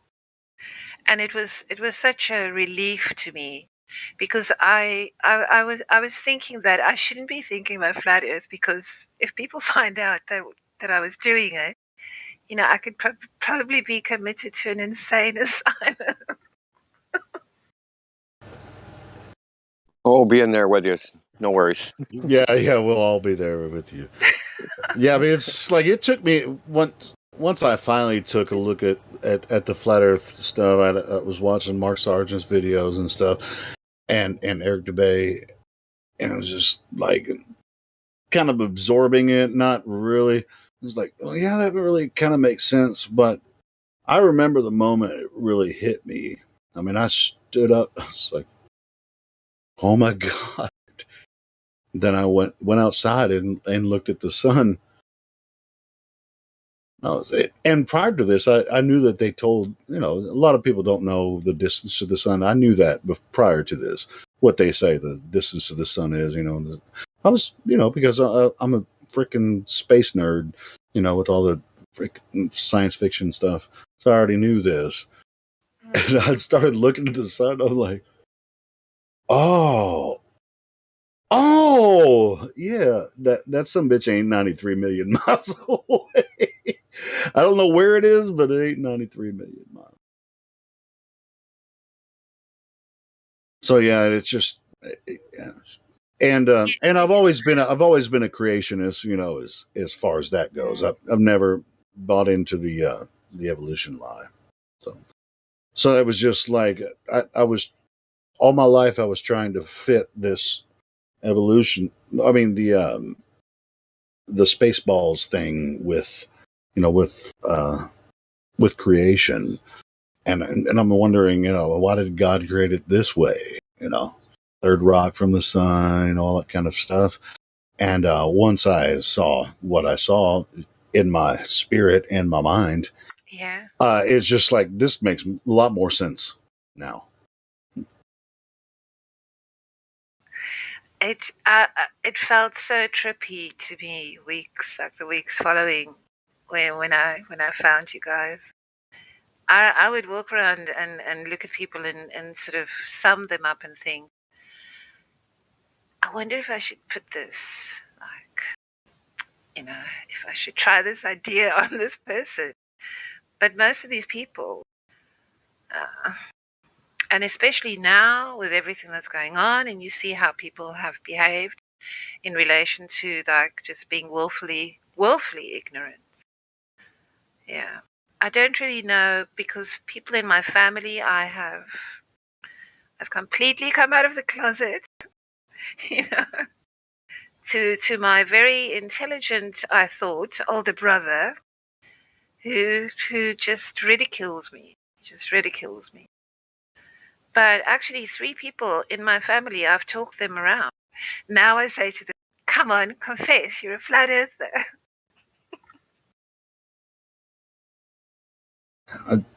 Like I was saying earlier, or in India was bringing up, that most people aren't really going to pay attention to it. It's like I don't think most people pay attention to politics. Even if they vote, they're not really paying attention. So it's not even like it matters to them. They don't realize. I don't think how much this should matter. In the overall picture at the end of the day, when it comes to creation versus spontaneity of 14.5 billion years of this freaking Big Bang ideology and all the atheists and everything, and what's happening in our culture, they don't realize they're being manipulated this way. And flat earth really can shut all that shit down, because there's no such thing as the Big Bang Theory. Evolution is complete nonsense. They don't necessarily realize how important understanding where you live, what you're living on. You don't even have to believe in the Christian God or whatever. This is Earth. We live here. This is the only place that exists, as far as we know. They give us these ideas of outer space planets, where evolution happened on other planets faster than it happened over here, and that's why we're looking for aliens in outer space and all that kind of stuff. So yeah, this is what's planted in everyone's mind, and so that's where they live. But they don't really concentrate on the science and minutia of how what they actually experience here on Earth, physically and spiritually. That's my opinion. Throwing it out there. But that's the thing, is that people experience most things just in passing. It's like, the whole heliocentric narrative. It's so bleak. It makes everything seem a little bit meaningless. Well, I think people have like I won't say they're short-sighted, because people do things for a reason. If you care about your family, you want them to be successful in the future, you want to build a legacy for whatever, or you don't, whatever. I don't. People are different, right? Yeah, but look, since last year, we've all been presented with a completely different scenario, where we are being challenged to examine things and to ask questions. Who else? Who was that? Who's going to speak? Someone else was going to try to say something. Is that Indio or somebody else? I was going to talk about some of the people I worked with in between like 2012 and 2015. There were a bunch of either college students or dropped out of college, and they would always mess with me, right? And ask me like really hard questions, like about certain things in the Bible. And, I had to go do the homework, right? Because I was kind of a cultural Christian at the time. And I wasn't really like digging into my beliefs, and they poked and prodded at me. And they did it so much that I started like looking into evolution and poking and prodding them. And then, like, I started talking about the flat earth, and bless their hearts, they handled it really well. They didn't fire me or try to kick my ass or nothing after work. Although we did wrestle in the parking lot a few times. But it wasn't about well, when someone challenges you, they think they could take you down. Anyway, so the point was, that I really like pushed them on their beliefs too. And they were some of them were intelligent enough to, have the arguments and not get pissed off, and we're not like we don't hate each other, but it's like because they poked me so hard that I started, really looking, and then started looking into like Rob Skiba stuff and ended up poking them back with the shape of the earth thing. And I bet it still eats them up today because they were all watching like 10th Planet Jiu-Jitsu and Joe Rogan podcast, and the My Flat Earth shit just invaded all their fucking shit. All their sports stars, they all talk about it. Because I don't know if you guys realize how much the MMA community is inundated with the flat earth topic.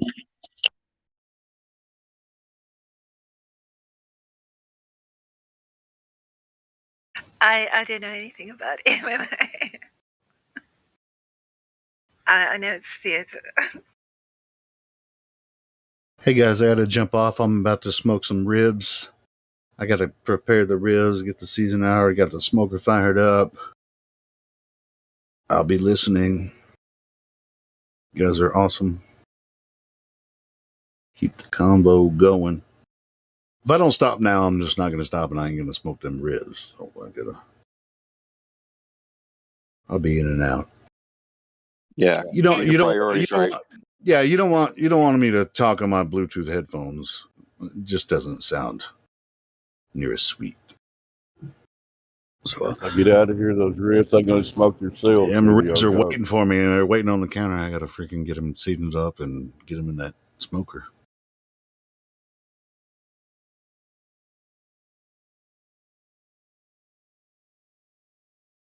Good talk, guys. You guys are awesome. Yeah, be easy, bro. Safe. So are you, Helio?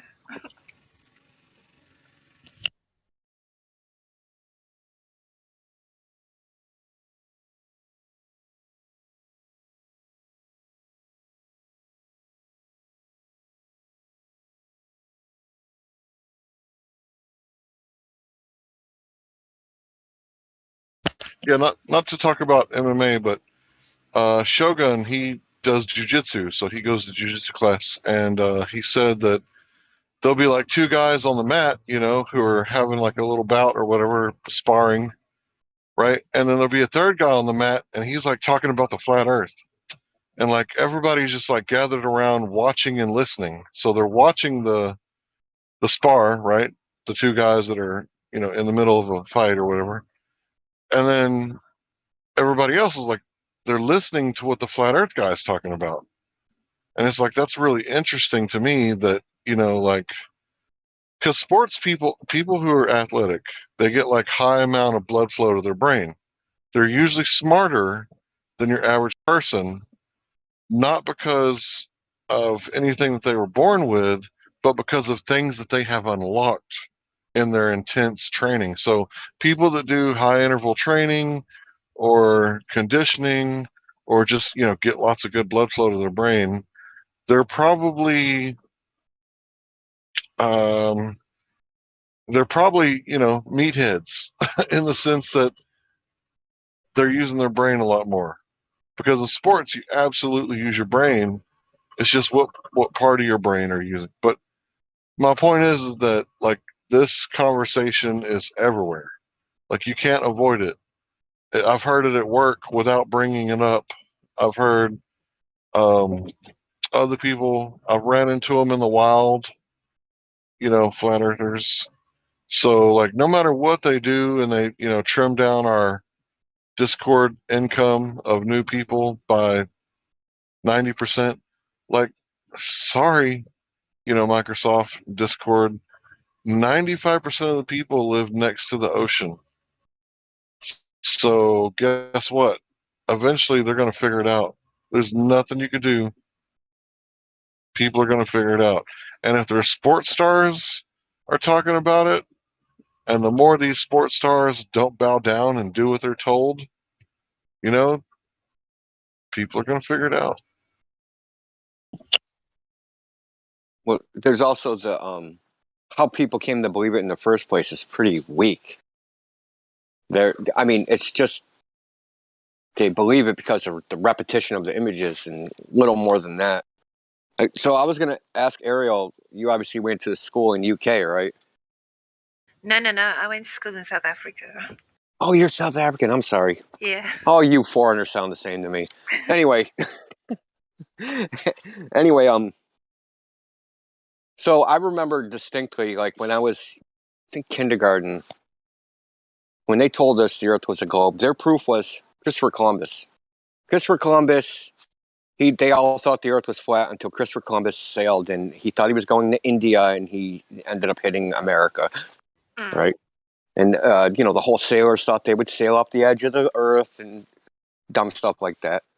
So this, I'd say, for the first, I don't think they ever told us anything else. I think that was it. Like, that was their proof. Like, that. Christopher Columbus was the proof the Earth was a globe. He sailed somewhere, and because he sailed where he thought he couldn't sail, that was the proof. So that proof is so weak. Think about it, how weak that proof is, that evidence. I don't think it's very hard to change people's minds other than the two things which are holding people to the globe is the emotional investment, the inability to change your worldview, and the implications of changing your worldview to a flat Earth.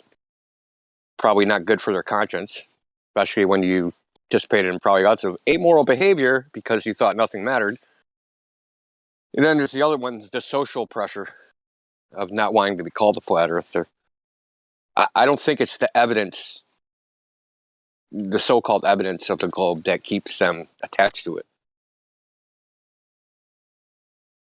But my curiosity was, like, what did they teach you in South Africa? Like, when they said it was a globe, like, what was their so-called proof?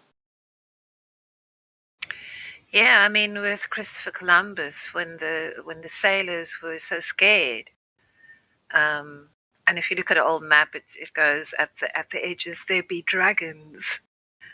Yeah, there be dragons. and their religious superstitions, and they wanted to mutiny. So I've looked now at Christopher Columbus's journey. Oh, So he was a horrible person. Yeah. He like bragged about skinning people alive.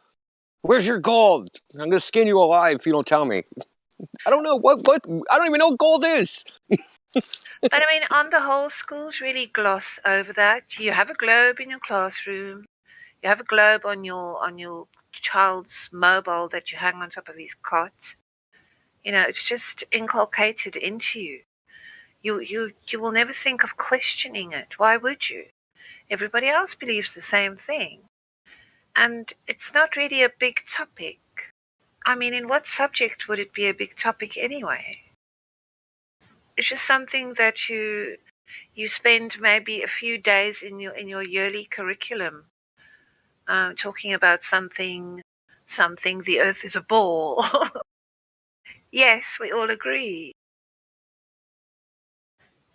And by the time you've reached adulthood, I mean, why would you question it? Until somebody tells you that satellites are not what you think they are. It's so weird.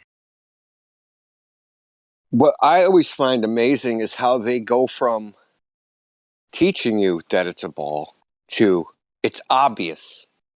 That leap, right? Now it's somehow, because they told you it was a ball. Now it's obvious it's a ball. Now it's just like, when it's not obvious, obviously. You know what I mean? If you go outside, it's not obvious. No one ever went outside and said, I live on a big damn ball. I can't believe this. Like, no one ever did that. You know what a friend said to me? He said, you spoiled all these movies for me. All the science fiction. With galactic space travel. I know. I was going to ask that kid yesterday, like the space picture kid. I was going to ask him this. Now, if I showed you Star Wars, the opening, like the opening of every Star Wars, they pan to a planet. I think the last couple they don't, but in all the other ones, the very first scene would be like a ship, and then they they'd pan to a planet. So in the first Star Wars, they pan to Tatooine, right? The desert planet with 3 suns or something. So I was going to ask him, now if I showed you that, and I showed you something that NASA showed you, would you be able to tell from looking at it which one is the fiction and which one is the nonfiction? And obviously no one could tell, right? There's no reference. And I've pointed this out to Globers, like, they go, well, it looks, those pictures, they look so real. Real compared to what? You have no reference that you know is real from which to compare it against. Right? Because it sure as hell doesn't look like what you experienced where you are. Right? So it doesn't look real in that sense. They're not similar. So when you say it's real, it looks real. Real compared to what exactly? What in your mind is the real? What's your base? Like, you think, okay, now I know this is a real image, and then I see the NASA image, and I go, yeah, that looks real. It looks just like that one.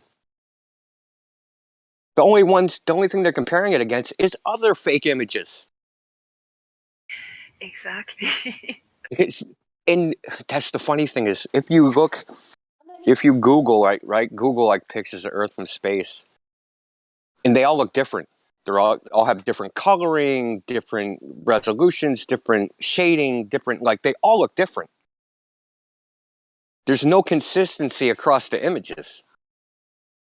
Like the Russians ones don't look like the Chinese ones, and the NASA ones don't even look like other NASA ones. Like if you look at the Gemini versus Mercury versus Apollo versus Voyager versus like Ghost satellites versus Himawari versus, all these, satellite images they claim they have. If you compare them against each other, none of them look the same across the plethora of images they have.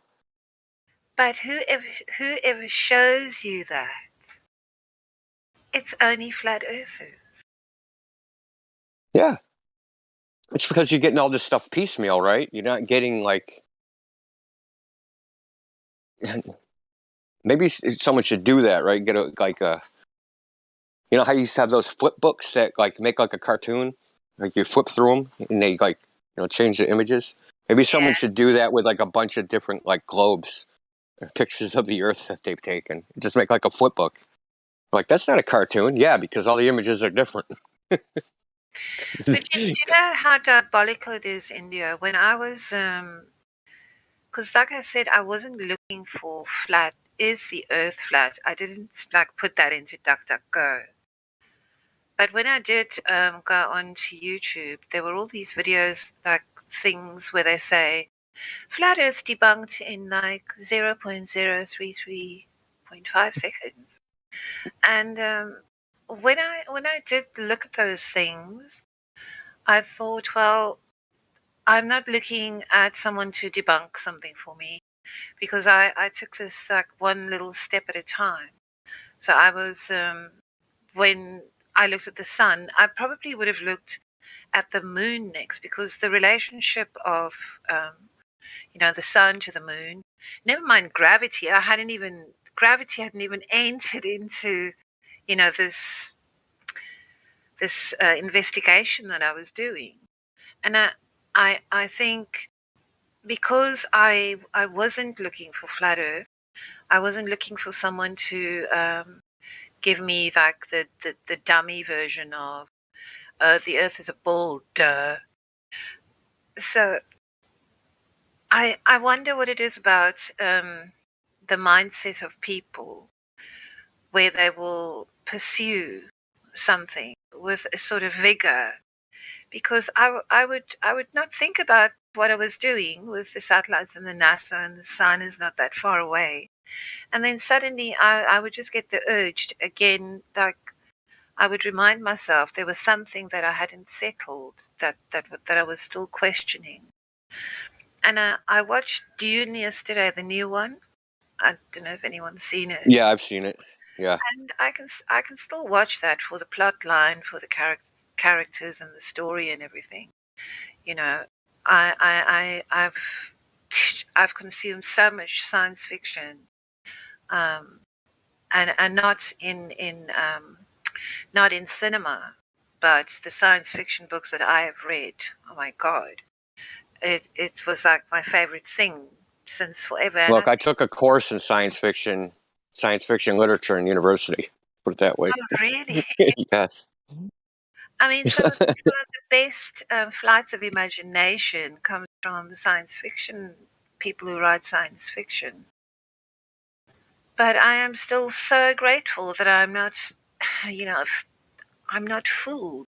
And I've found out since last year on how many things I have just blindly accepted without question.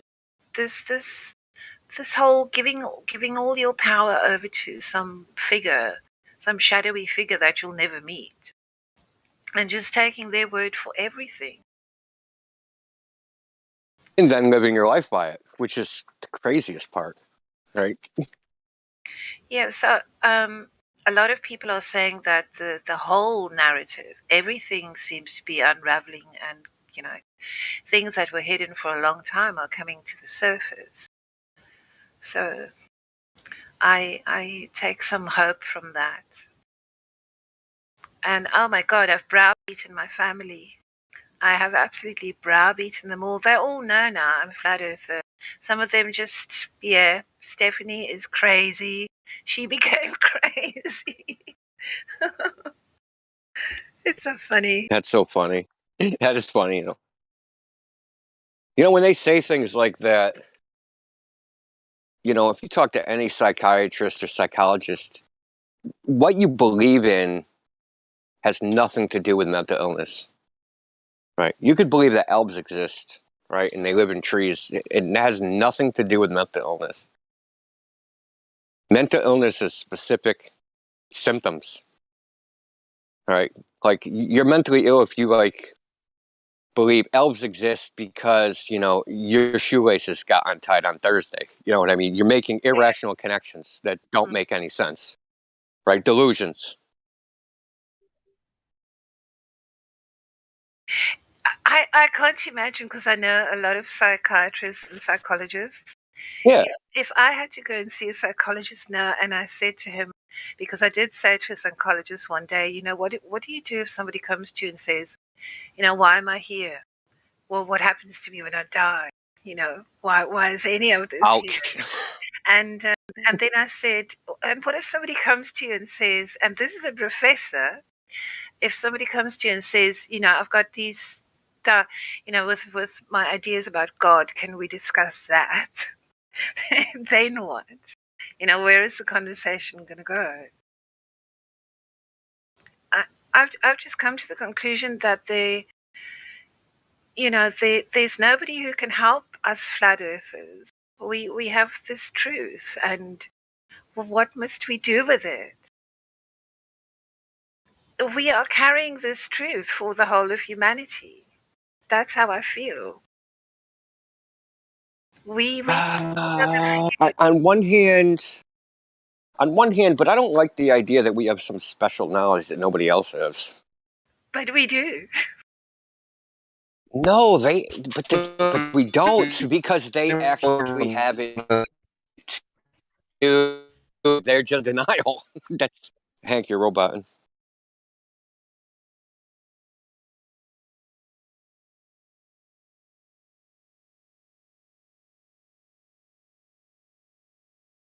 Maybe it was me that was roboting. I don't know about you, but sometimes I think, because of the people that have ridiculed me, I think there's going to be I daydream, and I think, there's going to be this huge, massive reveal, and it's all going to be apparent to everyone.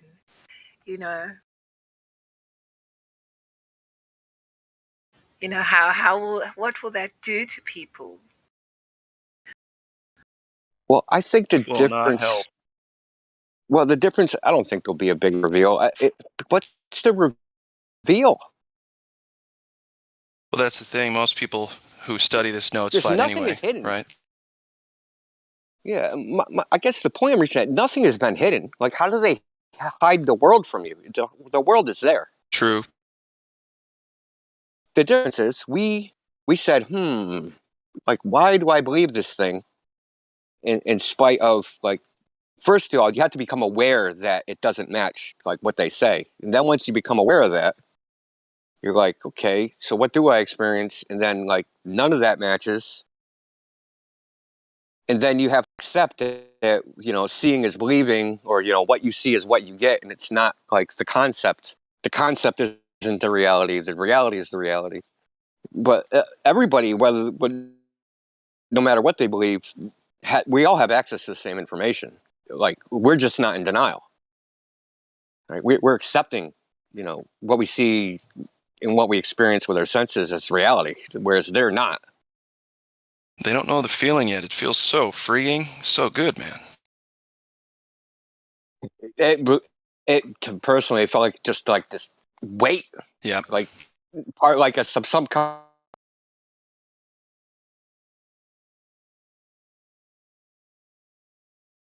like that. Oh, sorry, you cut out. That type of feeling. I never experienced really anything like that. That feeling, the realization, was like you said, like a weight being lifted.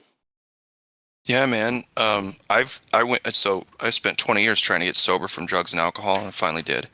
And then, well, actually, before that, I had stumbled across the Flat Earth Truth before I got sober, and the same feeling of getting sober. You know what I mean? A weight was lifted. I was freed of tons of questions and appeals, you know, and I just found out the truth, and it's so much more simple than all the other stuff that they want you to believe. Yeah, your existential crisis was over. Yeah. There was no more question.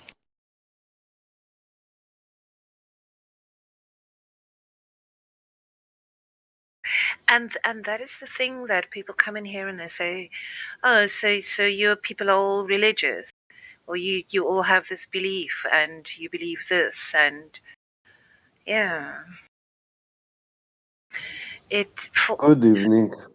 Hello, Get Bigger. Hello. Hi, Ariel. Hello, India. How are you? Oh, good. I was listening, you guys, and I was thinking, I'm quite.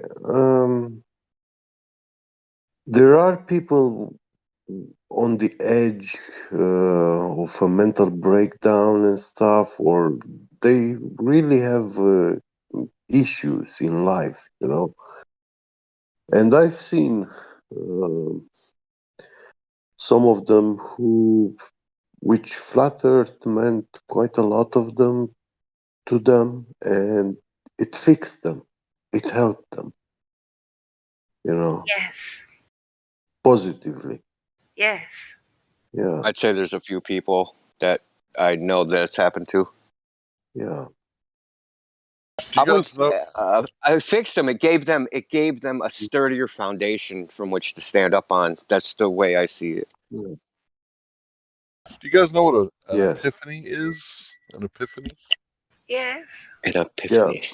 Yeah, it's like the sudden realization of a sudden truth, or the sudden realization of a creator or a god, right? And that's what this flat earth thing does, right? It gets everybody in this like awe-struck moment to where, oh my god, it's real. Like, it's created. Like, this isn't a hologram, right? This is all like reality. It's not meaningless. Right. So yeah, that's what the flat earth does. And I think that's why they say the term flat smacking, right? Because you're smacking people back to reality in a way. Quite literally. It's quite literally back to reality. It's like they're in a dream. This Platonist, I'm lost in my own mind of concepts and spinning baseballs.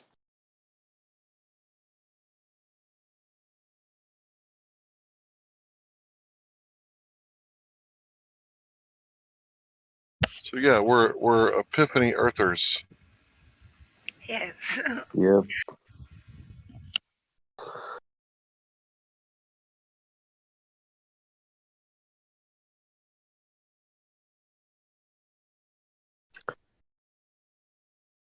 We're And here I would now. say, Go ahead.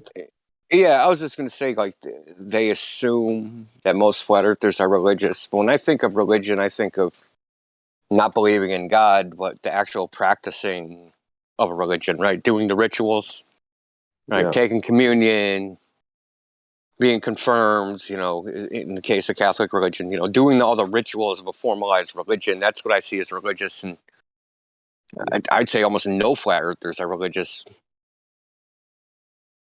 Yeah, I'm not at all. You ain't gonna catch me I haven't dressing up willingly in a stepped suit. foot in a church. Right. I haven't willingly stepped foot in a church sermon since I was like 13, 14 years old.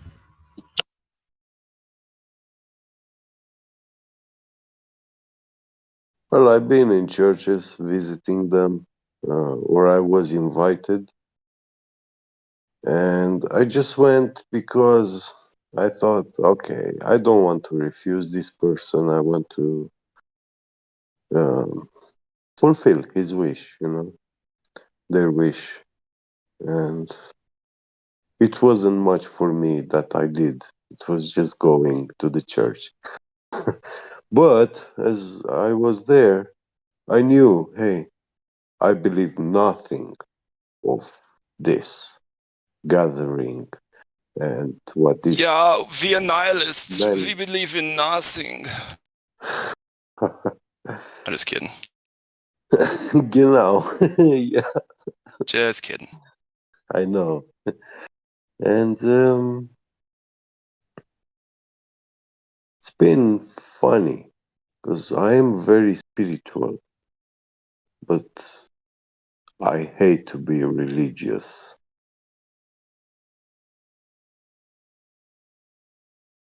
Right there with you. Knowing what these world churches truly are, I hate them. They lie. They lie to their people. Scum. Pure Yeah. scum. Filth. Yeah. It's horrible. So, Well, I don't know if anyone here has ever been in a cult, but I was definitely in a cult. All the yeah, I know. I mean, I've been in a bunch of bands. Does that count? I'm just kidding. I was a Jehovah's I believed in the globe once. Does that count? Oh yeah. It's the rigors of the cult sets the parameters, and you find yourself. This is what I do. I had to discipline my mind. I could only think within these parameters. I didn't want to be a heretic. I didn't want to doubt, because that doubt would infest me and it would lead me astray.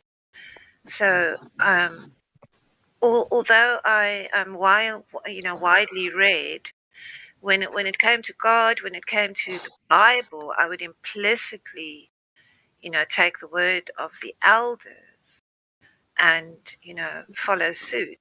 And I found that I was so busy with trying to convert other people, because I knocked on so many people's doors you would not believe. And I was consumed by this thing, and I found a refuge in it. I felt, warm and fuzzy feelings, because I told myself that I was doing the right thing and I was trying to be, a good person.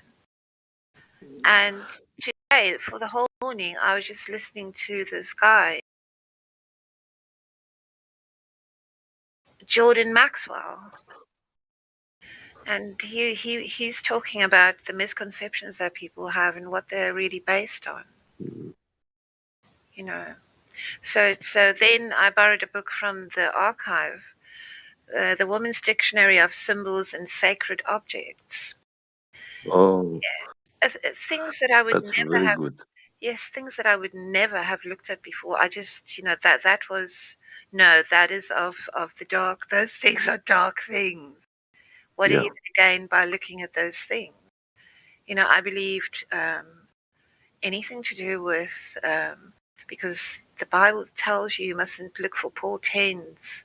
You mustn't look for people who will divine like the future. All these things were completely off limits to me.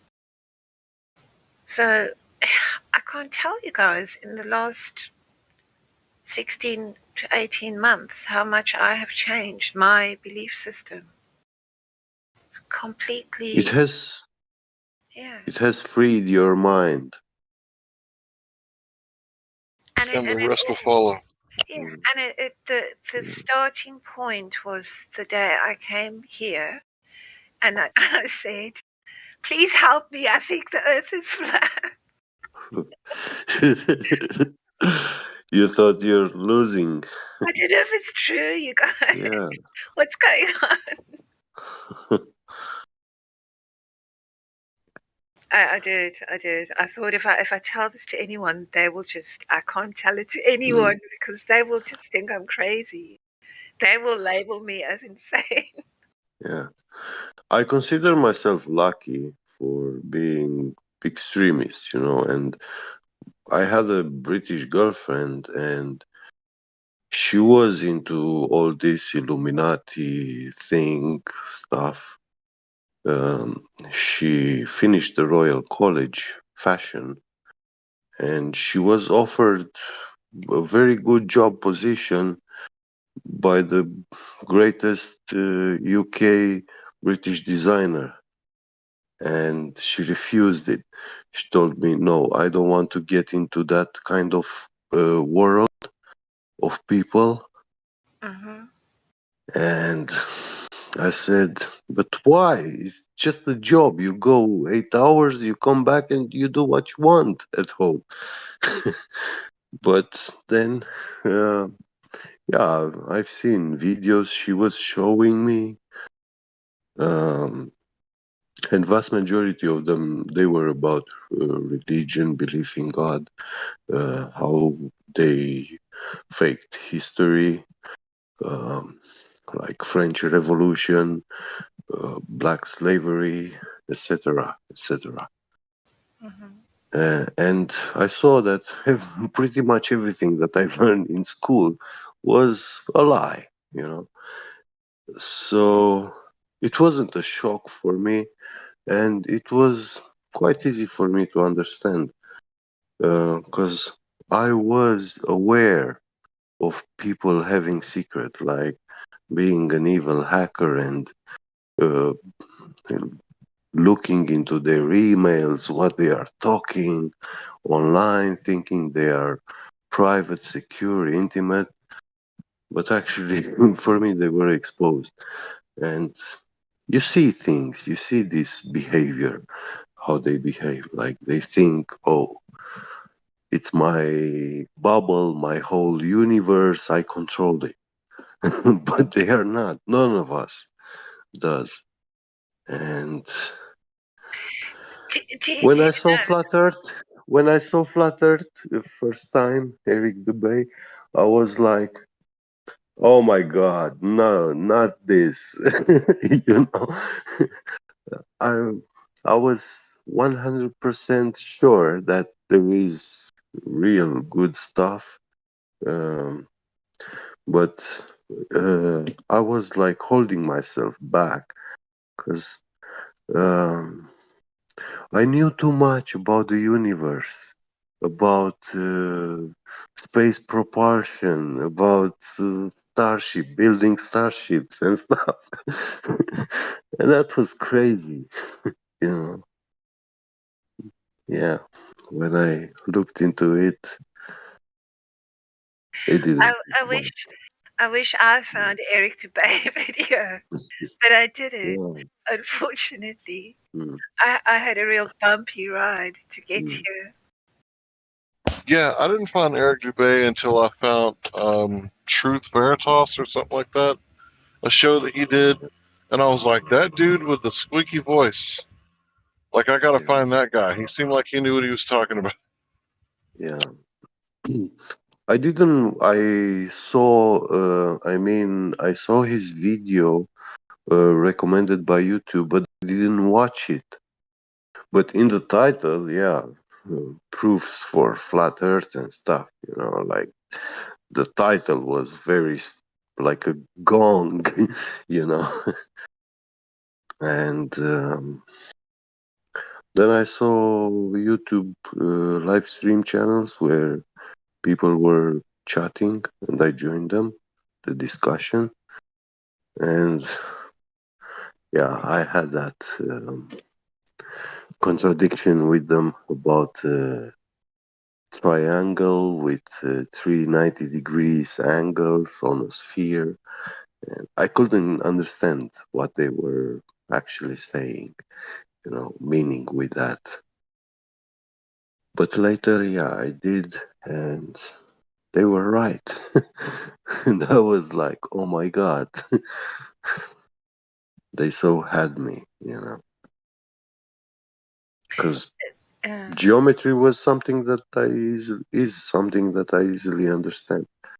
So Well, the use of the sextant and the fact that you can't get a 90-degree angle when your surface is yeah, curved. yeah, I mean, even I yeah, can grasp that. But I think yes, if I had encountered that argument and I didn't know that I was looking at flat Earth, that would have just gone completely over my head, and I would have just found something else.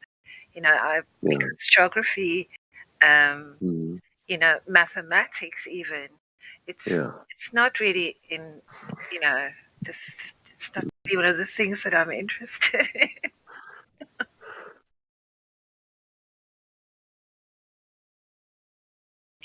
So yeah, I feel as if I'm going to use this word, reborn. Yes, that's a very good word. Yeah, reborn free. Yeah. This Poor is Nicodemus. How could you be born again? Are you going to enter back into your mother and come back out? Nah, bro, we ain't doing that. No, the mind. No, I'm talking about like a metamorphosis. Oh, I know what you're talking about. I was just thinking about poor Nicodemus. Mhm. Yes, and now it's like all topics. My field of interest has become so broad. I feel like, oh my God, am I going to have enough time to like get into all and everything that I suddenly find extremely interesting? Yeah. Just got to put it in your file, put it in your folder, and keep up with everything. Yeah. I've got a huge library. The internet can crash and go away. I'll be occupied for many years.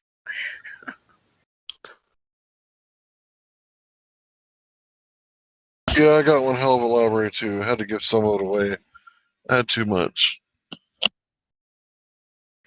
Yeah, so I can say that for many years of entertaining myself and distracting myself and wasting my time on the internet, it finally paid off because I got too inquisitive, asked too many questions, was told that I should wear a tinfoil hat, that I'm a flat earther, and that everything I think about is a conspiracy theory. Yeah. Yeah, I'm a flat earther now. I take it as a compliment when someone calls me an extremist. Yes, definitely. So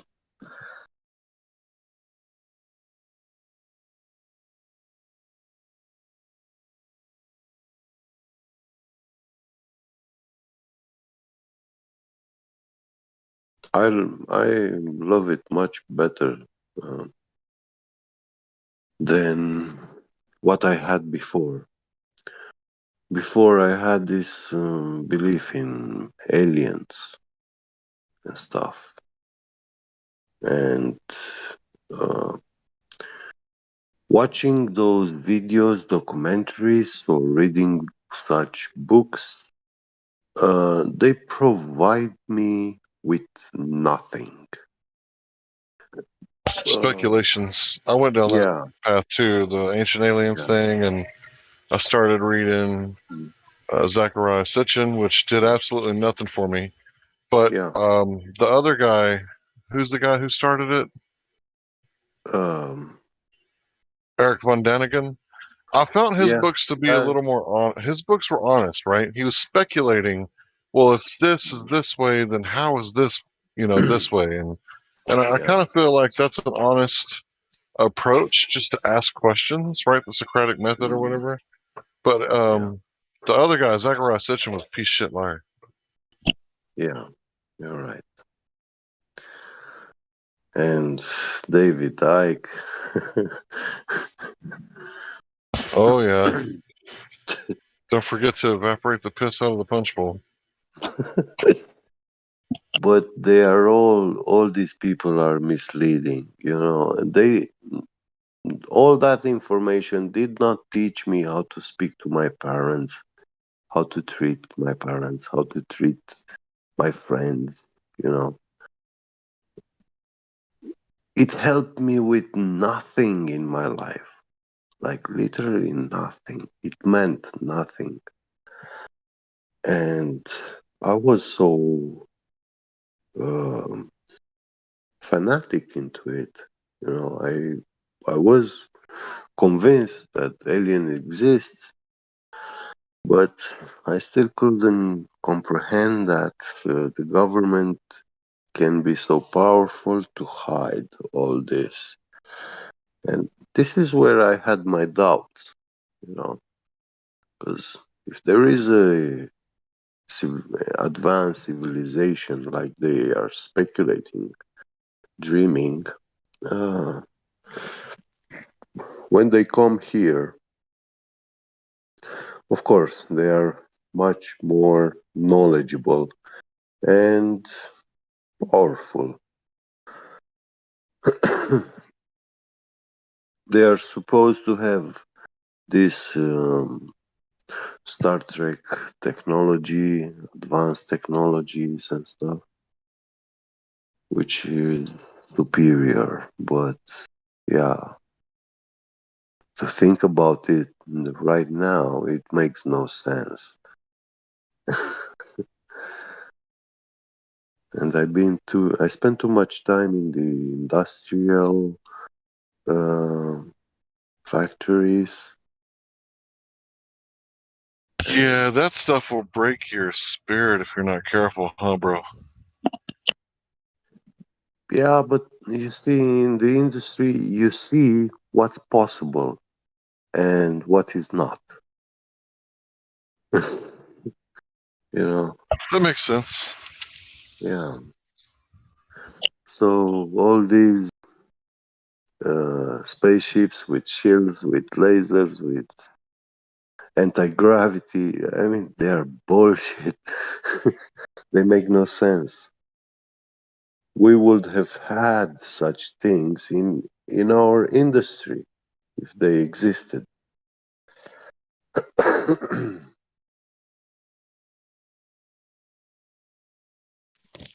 All right, sorry to interrupt, but there's a new person here with no roles.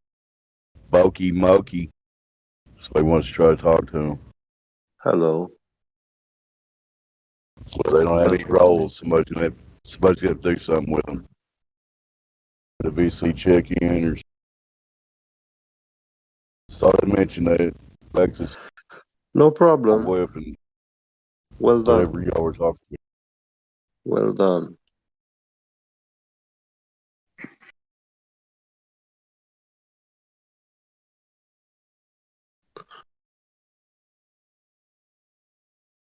I feel so helpless. I'm just driving. I probably couldn't check them in if I wasn't driving. Yeah, drive safe. It's okay. I guess there's not another mod around right now. Is he Mokey muted Mokey or? They got no roles. No rules. He can't talk. They have the. Just hang in there, Bokey Mookie. They're going to remain silent, but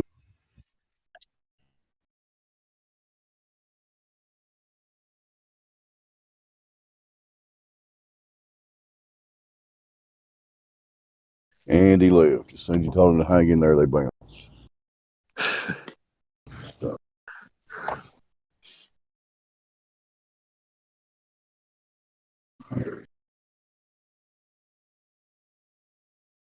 Everybody else on the list is crazy globe deniers. Go back to what about leader up.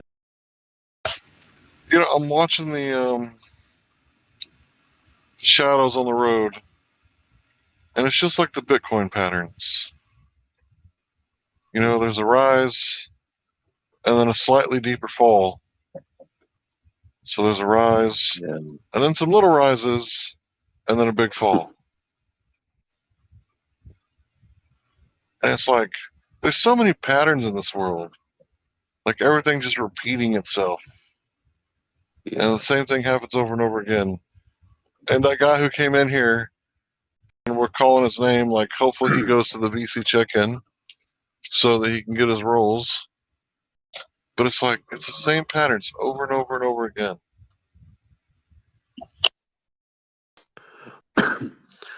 I just saw a video with Adam Savage, that guy from Mythbusters.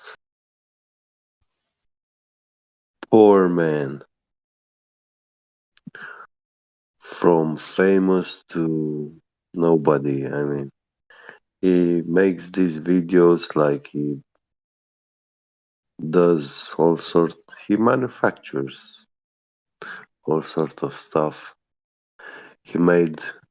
He recreated Hellboy's gun, and he made the box.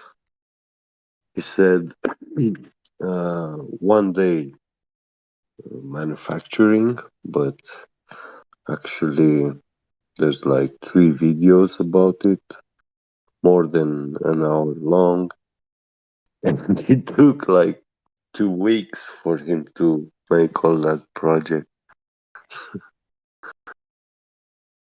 Oh, but it's such a waste. I mean, in engineering is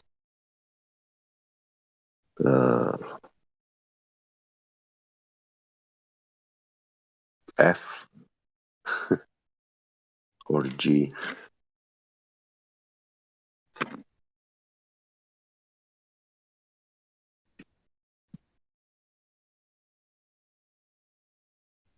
I don't know how they gave that man an engineering degree.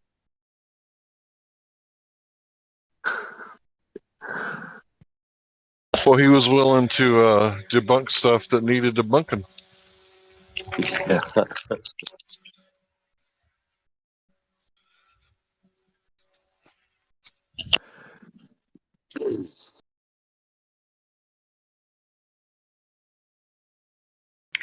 Well, with all this fluctuation in energy prices and the crisis in the gas market and all this stuff going on, I've been looking at a lot of videos to do with, how to generate energy. I've got hold of an old video where somebody is driving a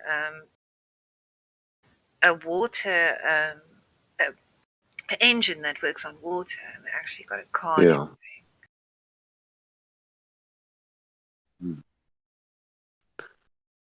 So I did quite a bit of research,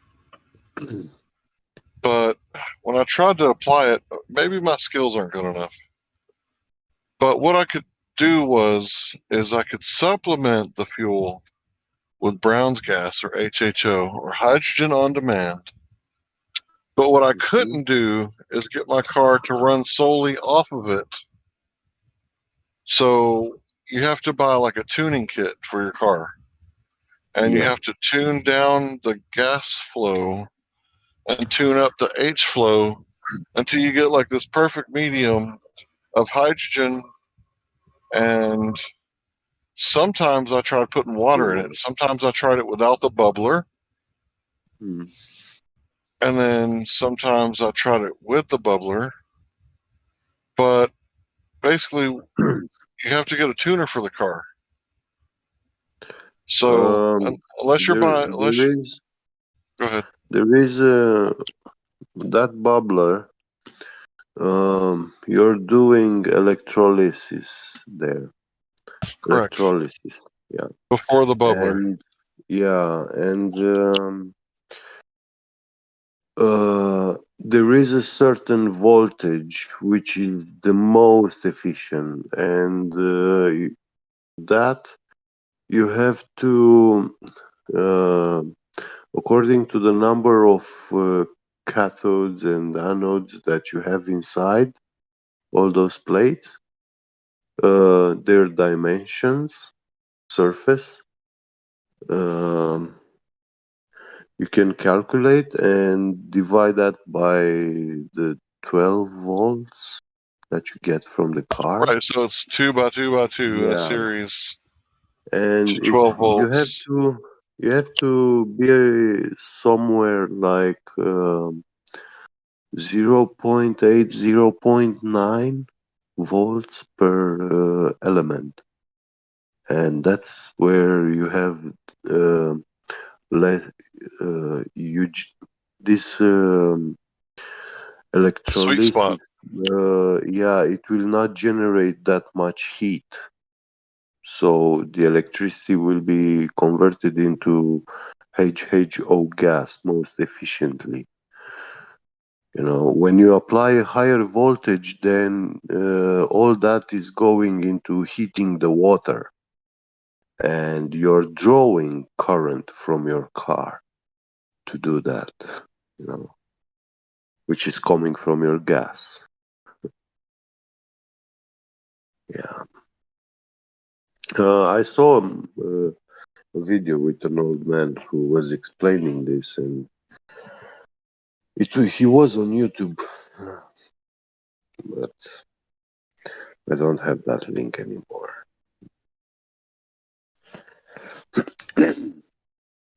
I was, Yeah, when yeah, I was looking at a guy who sells that bubbler to make the Browns gas.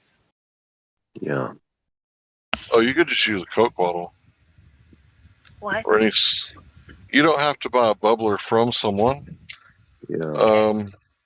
It's very easy to make. Yeah, out of scratch. Like you could basically practice this with SOS pads made of stainless steel and glass containers or even plastic containers for the bubbler. And you just want to make sure what are the one-way valves where it can't blow back? The anti-blowback valves. What are those called? Yeah. Yeah, Or no. whatever those are. Those are important. You don't want to blow your shit up. Yeah, I did watch a guy who actually made one, and then he blew like soap bubbles with hydrogen in it, and showed how highly explosive it was. It's Yeah, you very definitely loud. want those. Oh yeah, but it burns the fuel completely. So like you know how you get all that exhaust out of your tailpipe, and that's supposed to be bad for the environment. When you're running Brown's gas in your fuel, it burns it up completely. All of it burns up, which makes it more efficient.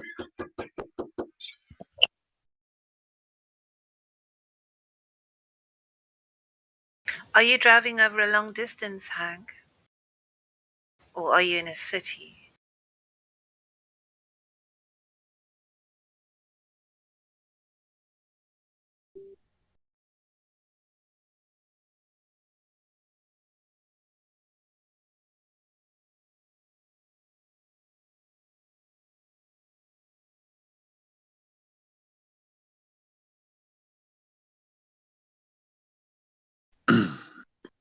Yeah, so real quick, guys, we just had a nice check-in, Baki. If you want to let us know how to say your name, whatever, just let us know. But floor is yours. If you have any questions, man, welcome to the server. Glad to have you.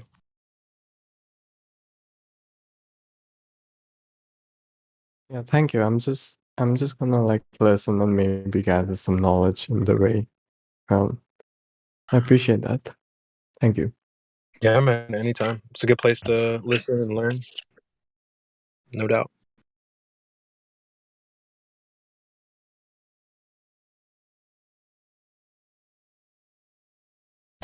So, do you like science?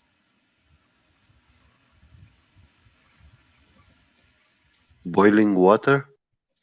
Or what? Making tea? That's what I'm going to go and do now. I'm going to do some science.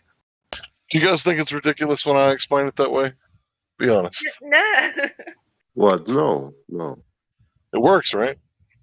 I'm just amazed that you are driving and you can still take part in this conversation. Oh, the driving part is no brain activity whatsoever.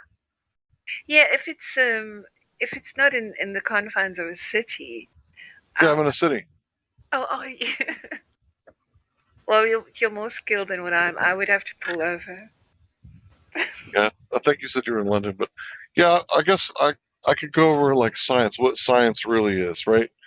So when we're talking about natural science, right, we're talking about a cause and effect relationship. So an easy way to understand it is you observe a natural phenomenon. So let's say a caveman sees water boiling, and he's like, what causes this, right? Because he's a caveman, you don't know. So he sees that the water's hot, so he thinks, okay, maybe it's the heat that's causing it to boil, right? So he takes some water out of the ocean, and he adds heat to it, and it boils. And he takes the heat away, and it stops boiling. And he puts heat back to it, and it boils. So what he did there is he formed a hypothesis. I think the reason that this water was boiling is because it was so hot.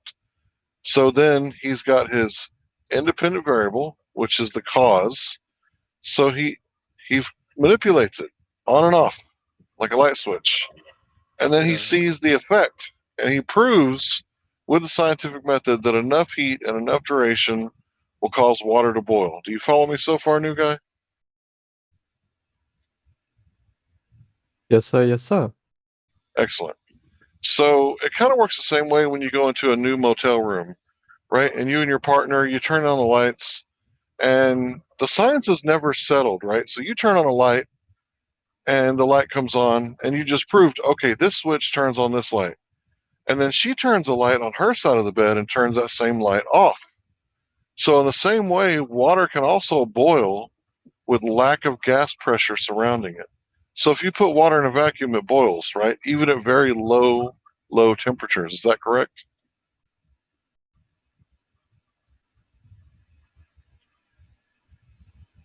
Water boils in a vacuum at low temperature. Right.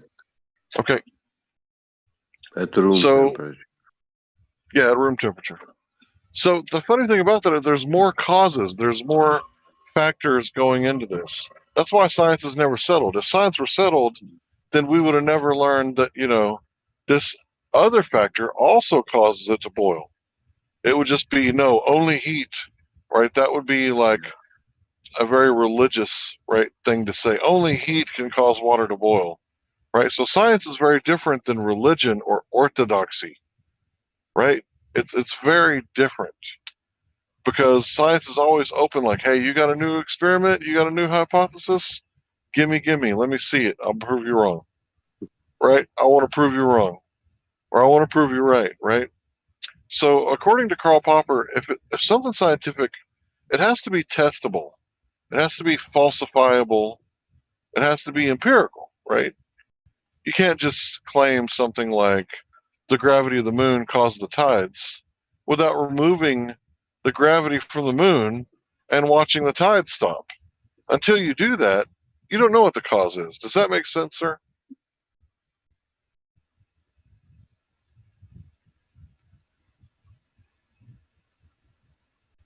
I don't know if Makes sense to me, Hank. I don't know if he's paying attention or not. Yeah, we were in the check-in together.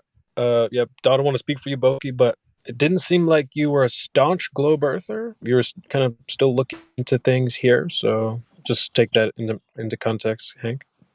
I'm just listening. I'm just like trying to make sense. Okay. So when people make claims about things, you kind of have to be the female at the mechanic shop and you have to say, show me. Show me how you know this. So if I make a claim that, well, maybe there's green grass on the dark side of the moon and that's what's causing the tides, right? So you would automatically be like, I've never heard that before. Come on, bro. This sounds ridiculous, right? So you would say, show me. And if I say, well, I can't, then you would just dismiss it, right? Well, we should do the same thing with, the alleged gravity from the moon, right? We can't do that. But what we can verify, absolutely 100%, is the shape of the Earth. Now, this isn't science, right? We're measuring something. Over a large body of water at rest, you can measure the Earth's curve because at 10 miles, there's 66 feet of curvature, right? If your eye is on the ground. So at 10 miles, 66 feet, you would measure over a large lake, like Lake Michigan. And we've done it. It was actually not a flat earther who took a picture of Chicago from Michigan, but he inadvertently, or serendipitously, proved that the Earth was flat, because that's an impossible shot. There's way too much curvature. We shouldn't see any of the buildings at that altitude.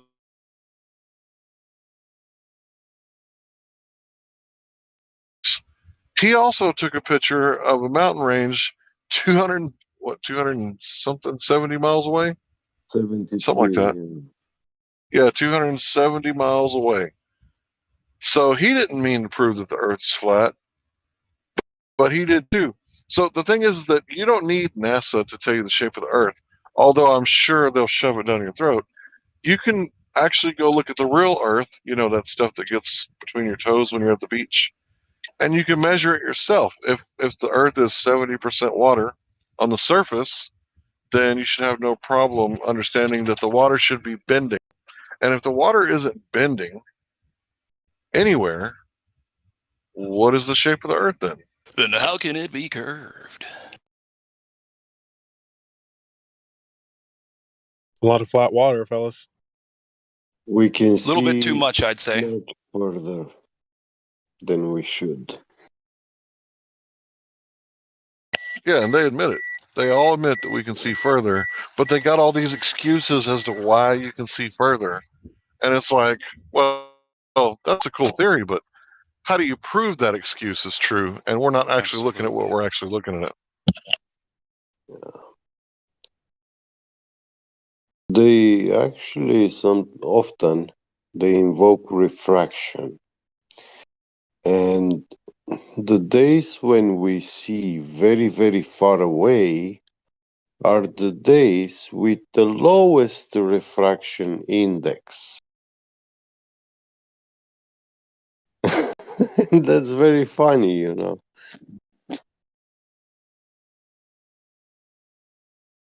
So the thing is, you can get an Earth curve calculator, a mirror, or some sort of telescopic lens device, high zoom camera, binoculars, and you can go test this out for yourself. It is indeed falsifiable or verifiable. I'll be back. Okay, bye. What was that? He left. Oh. Your turn. I gotta take a phone call. I don't know what to say. I'm here to listen and learn. Yeah. Okay, well, I keep going then. If you want to, I'll Hank, be back. shit, whatever. I can say shit. I can talk about stuff if you like. Okay, you got to do something. Yeah. So tangible globe evidence, ladies and gentlemen, is direct physical Earth curve measurement, or direct physical detection of Earth's rotation on its axis, or a demonstration of gas pressure without containment here on Earth. And you get three options at least. You can bring more evidence, different kinds of evidence if you'd like. There's plenty of options, but you should need, get this, you should need only one. Right? That's the kicker. So, all right, as you were. You're asking for too much there, Glad. I'm sorry, man. Hey man, I gave him three options. Three options. Okay, I got can shit give for you, you, man. I can You got give you shit. gas pressure without a container. You better not. I'm a flat earther, but I Go for do it. have I it. want to hear this. Yeah. It's the acoustic levitation, but the world was created by God with the spoken word. So he can speak gas pressure without a container, and we will have it. Oh, I see. Okay. Well, yeah. not exactly what I was looking for, but did your best. Yeah. He Someone the hasn't other day said a spoken it candle. yet. They said Candle. someone one day said a candle is gas pressure Candle? without a Oh my container. God. Yep. Mm-hmm. What? I liked that one. Or a fan. Ooh, that's a good one too. A fan. Oh. That's a really just. How could you think that that's gas pressure contained? Oh wait, because it is. And the only reason you have pressure at all, the wind coming from the fan, is because it's already in a container with gas pressure. Correct. Gotta have that necessary antecedent, yeah. And guess what? When you have gas pressure, you have also the antecedent, the container, but also the gradient. They don't come separate. Correct. Can't have a steak without a cow. Yeah, correct. It seems difficult for people to understand, though. They can't even repeat it back to you right after you tell them. It's something else.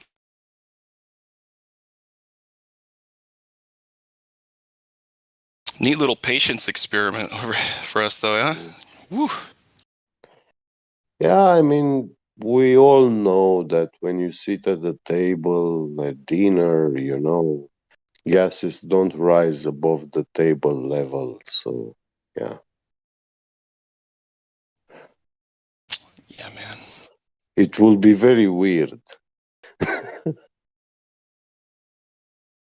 Awkward. It would make dinner very difficult, sure. Yeah.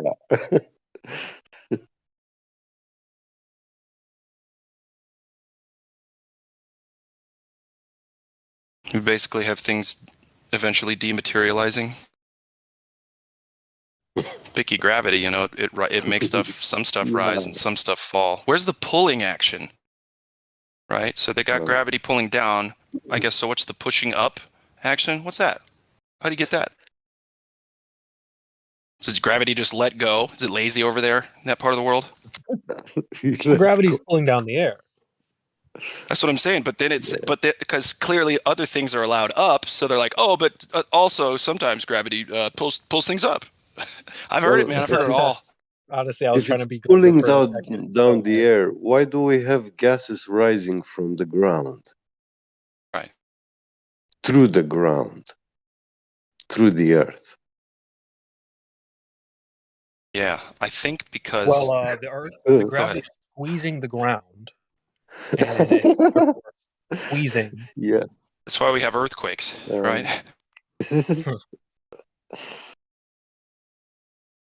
The globe is just squirming and writhing underneath the power of gravity.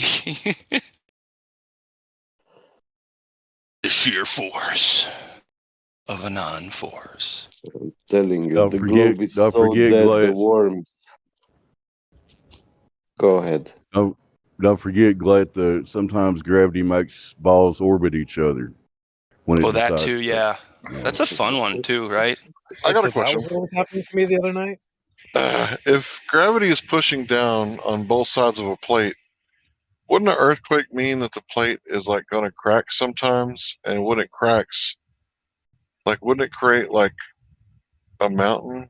And wouldn't that make more sense than plates running into each other and creating mountains? None of it makes any Sorry, sort of I'm sense to me. speculating. I'm Hank. sorry.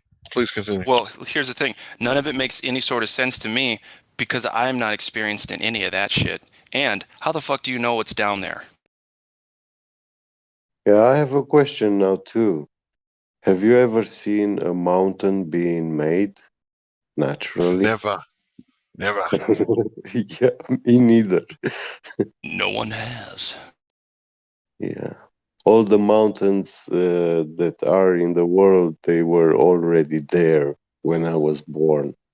Ooh, and here's a smart one. Something smart to think about that it just popped in my head the other day. And it's not because of me. Someone reminded me of this. Do we have direct physical evidence of human beings making Mount Rushmore? Oh. Think about it. Also, look at the architecture. It's flawless, smooth and flawless. You think hammer and chisel's doing that? You're crazy. No way. Just saying. Yeah. Rushmore's gorgeous, right? It's beautiful. It's like, wow, I hope those guys looked like that or whatever. Yeah, all you But got is who like did that? fucking pictures I of don't guys know. hanging off ropes with hammers Exactly. and There's guys chisels. cleaning it up. That's just guys cleaning Yeah. it up, guys. But I mean, like, what would pass as direct physical evidence? Well, when did they say it was constructed? Do you know? No idea. It's Huh. loaded the rock. Fuck. Wasn't it a What's mini?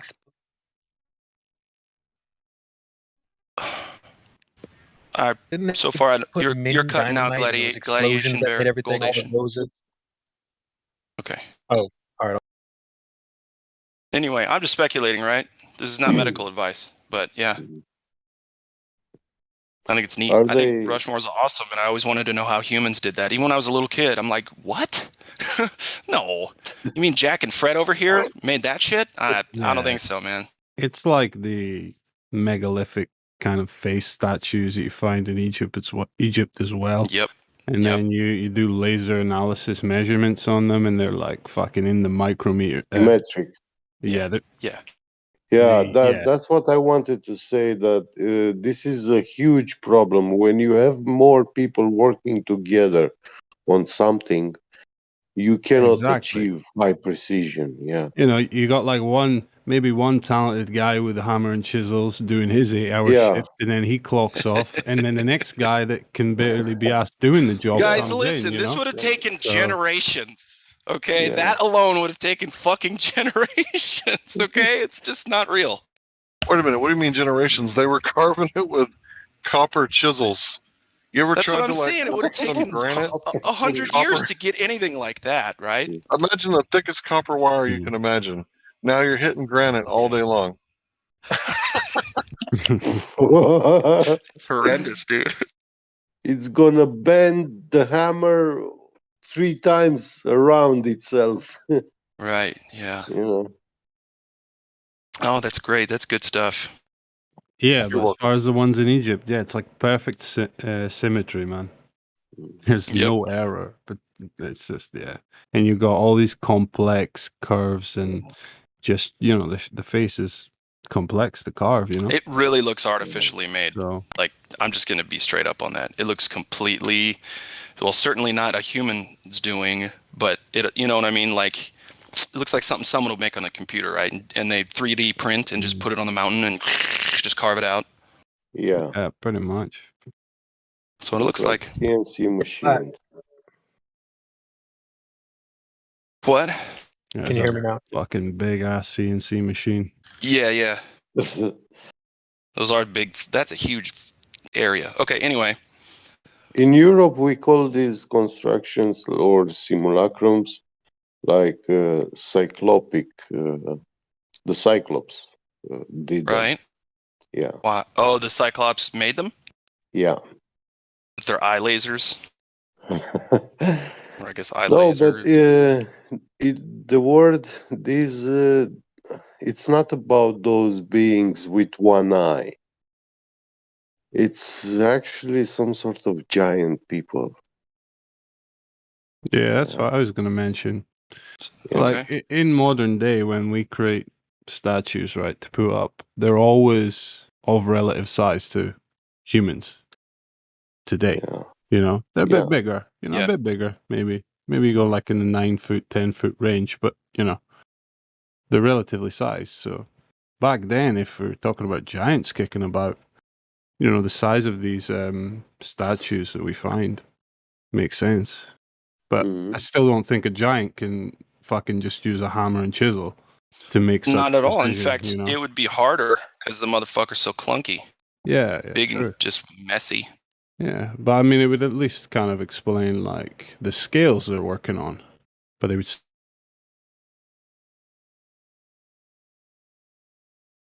Chisel with or something. chisel and hammer, but yeah, they can use files too, also, and Files grinding. work, but imagine how long that would take. Like I said, Yeah, that's a swath, a huge few hundred foot swath of gargantuan, perfectly made heads. imagine your electric drill, yeah, the screwdriver. But imagine 1,000 times bigger one. Right. So, and it's being handled by a giant. Yeah. I mean, I mean, clearly there were some big things. As your Go ahead. strength increases, the malleability of any material becomes like, well, more malleable. No, is that not right? I don't know. Like granite, yeah, it's fucking hard for us to chisel anything out of at our Yeah. size, but what You you know, need how difficult steel. is granite to work with if you're like 20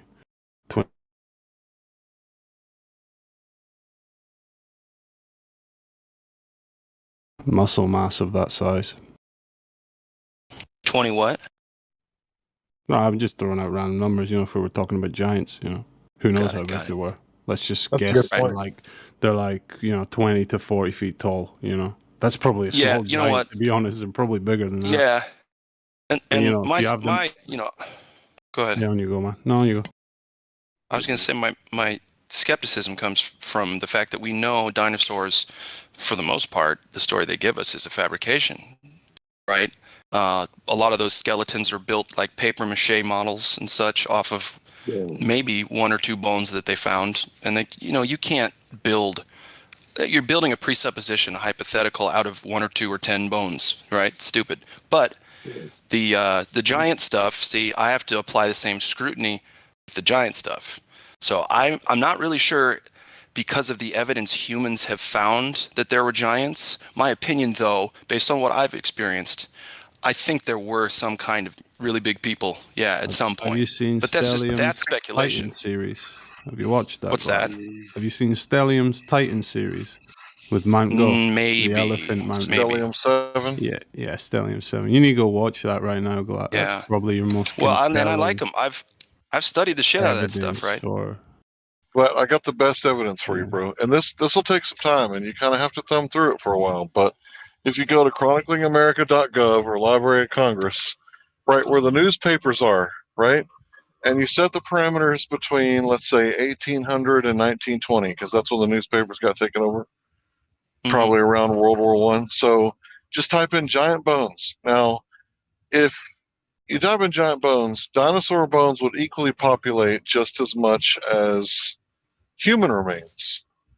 So if you narrow your search for giant bones, not 1800 to 1920, you're going to see all these local newspapers tell the same story about how they found these giant human bones. The Smithsonian came and swooped it up, and it's lost forever.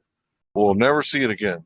But what does the Smithsonian put up in their, they put dinosaurs up. They put dinosaur bones up. So they confiscate the human remains. We never see that shit again.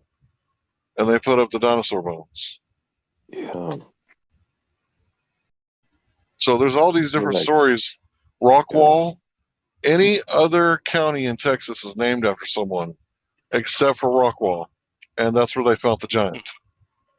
And the giant and Rockwall has the highest cost real estate in any other county in Texas. And it's right there. Well, it's in a good spot. I was going to tell you, it's right there east of Dallas on the other side of the lake. So you kind of get country living, but with city pay. That's one reason why it's so high. But I think it's really important because the wall is still sticking out of the ground to this day. And Smithsonian came and they dug right in the middle of it.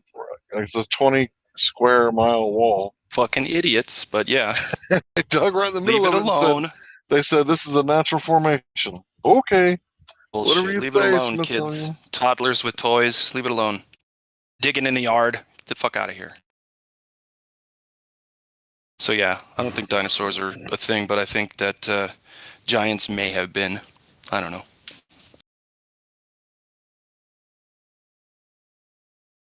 I don't want to be confirming a bias on that. So again, speculation. It is fun though. No, I've seen too many world simulacrums, which,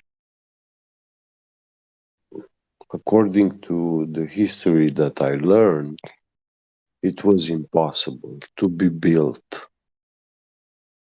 For example, in Pumapunk, they have cyclopic stones, which they are very precisely machined. Those shapes cannot be Welcome, achieved Stellium. You're not only by summoned. You're not machining. associating me with Beetlejuice, I hope. Helio was right. Somebody tag me. Oh, hey Stellium, I just went to your channel to pick up some dope views, homie. Hello, welcome. How's everybody? We're all good, yeah. Oh, doing okay. The topic is giants, so Mm-hmm. you're the expert here, as far as I know. Giants or Titans? Wow, Titans, yeah. Why don't you take us to task on both? Oh, Cyclops. I'd Yeah, it rather. was Cyclops. You know anything about a Cyclops? Not really, no. I mean, Oh, come on. I know the mythical character, and No, Are you this a is how Cyclops gatekeeper? I knew it. this is how the giants were called, and their constructions also they are called cyclopic buildings or ruins. I didn't know that. Yeah. Is it The like Yeah, these stones stories are all over the world. Pumapunku are actually described as cyclopic stones.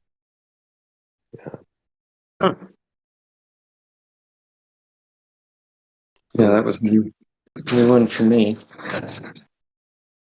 Does You probably Cyclops? hate hearing this, Stellium, but what's your best video?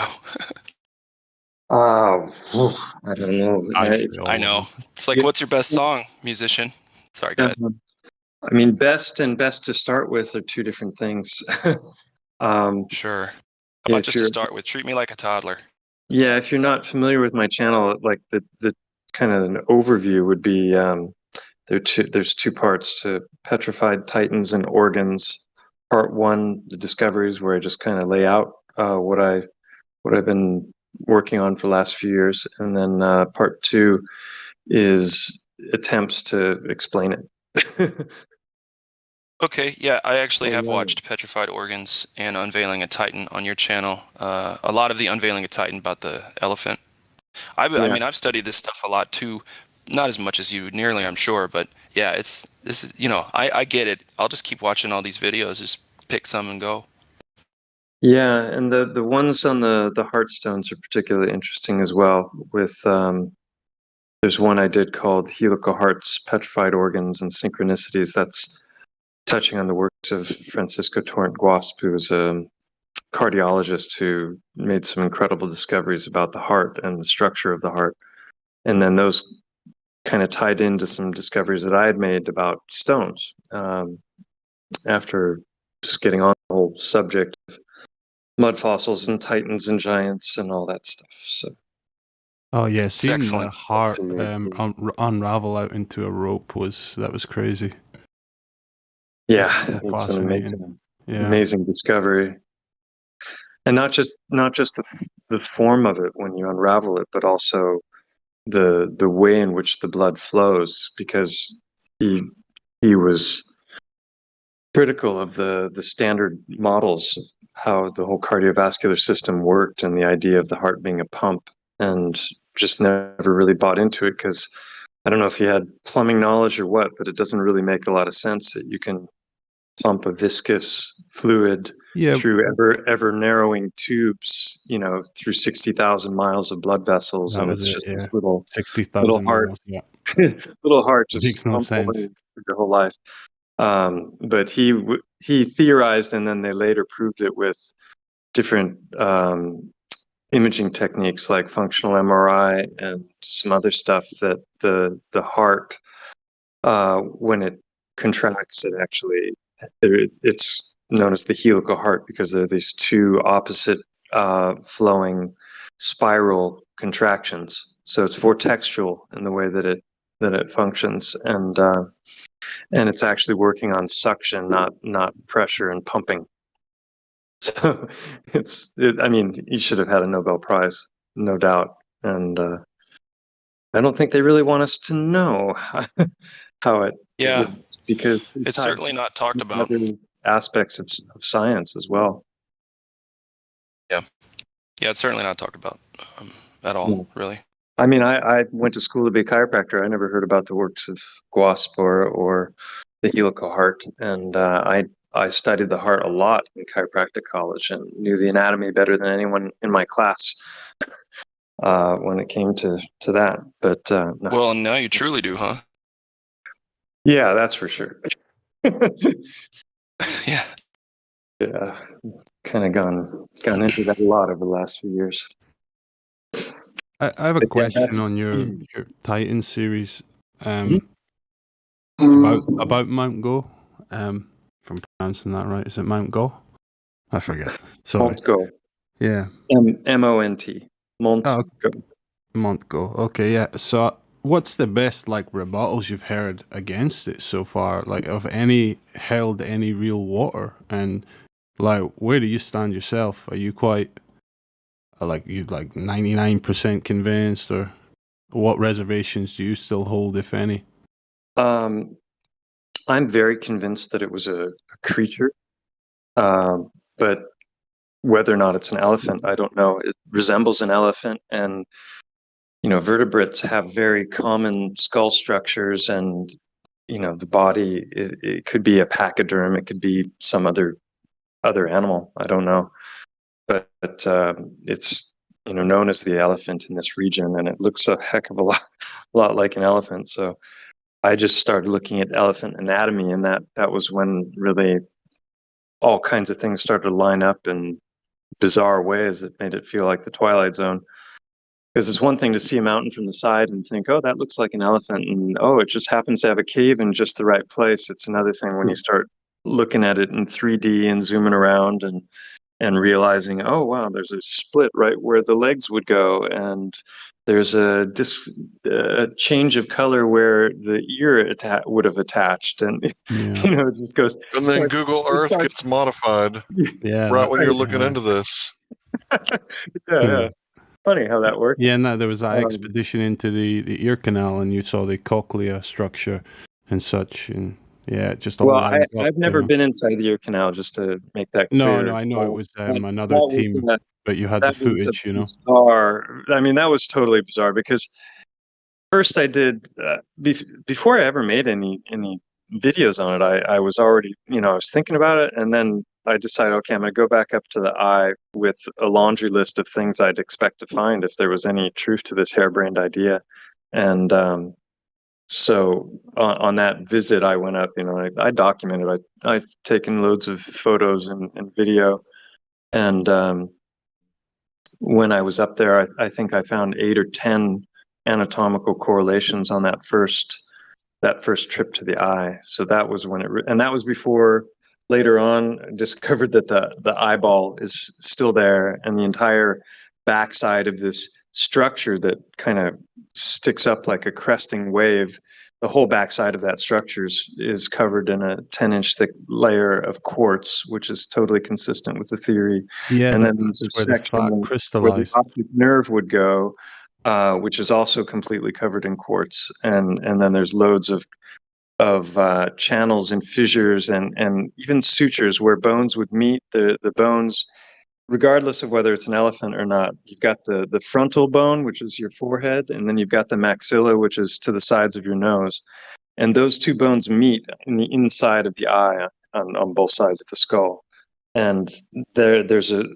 basically a horizontal line there between those two bones, and that line is there, and it looks like two different bits of rock that kind of grew together. It doesn't look like anything that would have formed just by happen chance. And yeah, so the more I looked into it, the crazier it got. And then I was like, well, what if there's an ear? You know, because if you look at the mountain on Google Earth, and even with the naked eye when you're here, there's this quarter moon cutout in the back side of the skull behind the cave where the eye is, in exactly the right place for an ear attachment. And I was just like, that's just crazy. I've got to go up there and see if I can spot anything.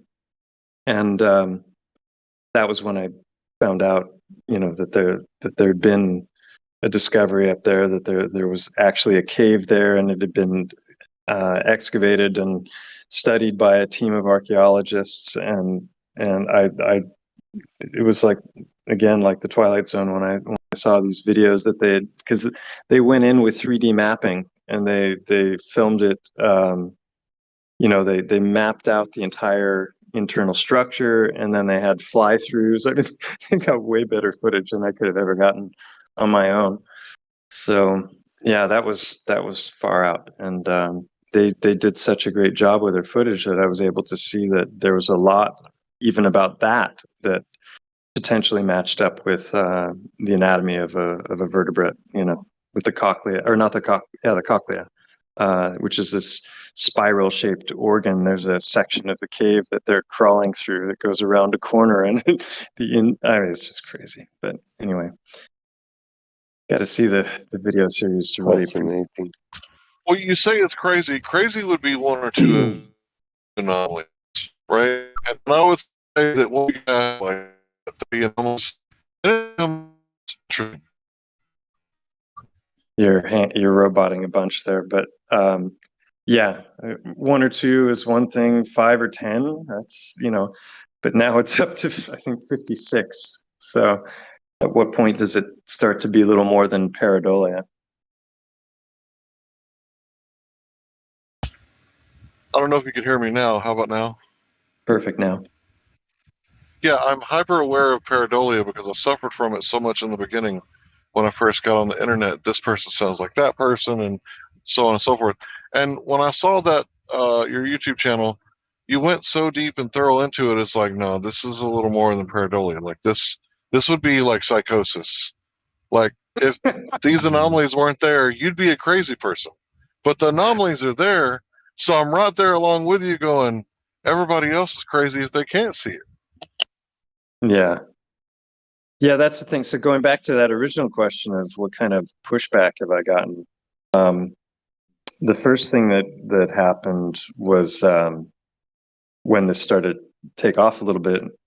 Simon Dan did a expose, did a 12-minute piece just basically mocking the whole thing, and didn't address any of the findings, just laughed about them. And then at one point he puts up, at the time it was 40 coincidences, and he puts up that list. I couldn't believe he put it up. I was like, wow, maybe somebody will read that goes, wait a minute, there's more to this than what Simon Dan is trying to suggest. But he took one of the items on the list, misrepresented it, and then said, well, and that's so stupid, I'm just not even going to bother with the rest. And he tossed them out. And that's kind of what's happened. The only real more challenging criticisms that I've had along the way, one had to do with sedimentary layering in the mountain, which makes absolutely no sense. If it were a creature, that it would be layered out. Why would it petrify in layers?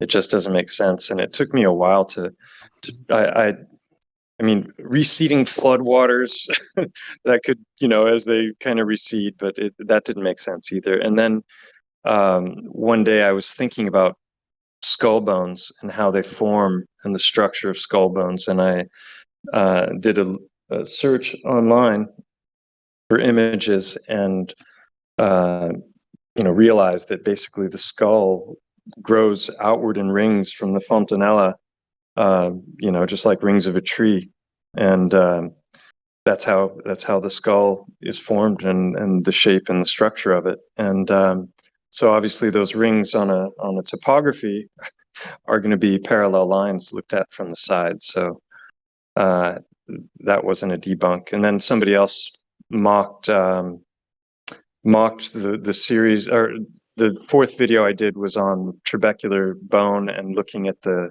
histology of the mountain, the different kinds of rock that are found around the mountain, and how those would or wouldn't correlate to the tissues of a vertebrate, and it matched up perfectly in a wide variety of ways. So that one video has at least 10 coincidences in it as well.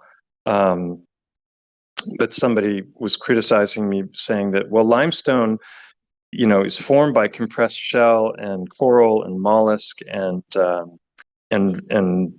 spine, or skeleton, and that's how that stone is formed. And I've worked on, I don't know what they call them, digs or excavations or whatever, geology digs in Spain, and I'm well familiar with those mountains, and I've seen these things with my own eyes. And if you had just looked at things with a microscope, you would have known that these ideas of yours are absolutely ridiculous. So I was like, well, that's odd, because I've been out many times and I've looked at these rocks for years and years, and I've never once seen even a little tiny bit of a shell or coral or anything embedded in any of these rocks. But I went out and got a couple of different microscopes, a 60x, and then found a Wi-Fi microscope. It was 1000x, and I went back out and took a whole lot of photos with that microscope and just completely debunked that. So yeah, that's it so far. Except for these I guys. really just ask you because personally, I'm fully convinced in what you're concluding, and I'm just wondering, am I wrong to be? Because I can't really come up with an alternative. I just don't see. I mean, at what point do we just accept that it is exactly as it presents itself? As you've presented it. Yeah, it's it's a tough one to know how I've far watched it has to go. your whole series, twice over, and you've done your due diligence, and you've covered, all the aspects you could think of. I'm sure there's some other things, but besides like actually digging into the mountain and exploring more and seeing if the anatomy lines up in other areas of the body, there's not really much else you can do at this point. So, when is enough is enough is I'm all I'm asking, all the time. But my eyes are always open for spotting new things. But so far, I've shared pretty much. I mean, I've got some live footage that I can put into videos. But as far as discoveries on the mountain, I haven't made any new major ones waiting in the wings. The next would be to involve, people with some kind of looking for blood analysis, or apparently there are tests where you can determine not to find DNA, but you can determine if something is blood. And I didn't know there were such tests. I just found out about that in the comment section of one of my videos. So I need to look into those, find out what they would cost, because I'd like to use those on the heartstones as well and see what that yields. Yeah, it's a fascinating thing. The sixth Titan video, that was where I go through the whole thing with the microscopy and the limestone, the trabecular bone that I'm calling trabecular and cortical bone. But I also found this massive channel going through the mountain that's like two caves conjoined with a tunnel, basically, and that tunnel is lined with about a 10-inch thick layer of quartz crystal. Again, so if you have a channel through bone and then you've got a blood vessel, that blood vessel, in my theory, is going to petrify to quartz. And it's like, here it is, lined with quartz. Like, how many things, it'd be one thing if I was trying to do, back bends to make the things that I was finding fit into the theory, but Instead, it's just one thing after another that lines up perfectly. So that's why I've documented it all with photos and video and put it into videos. What was the chamber that you had to crawl through on your belly to get to? It was a very narrow entrance. Was that the optical nerve hole, basically? No, the optical nerve is just a big structure. It's not a hole.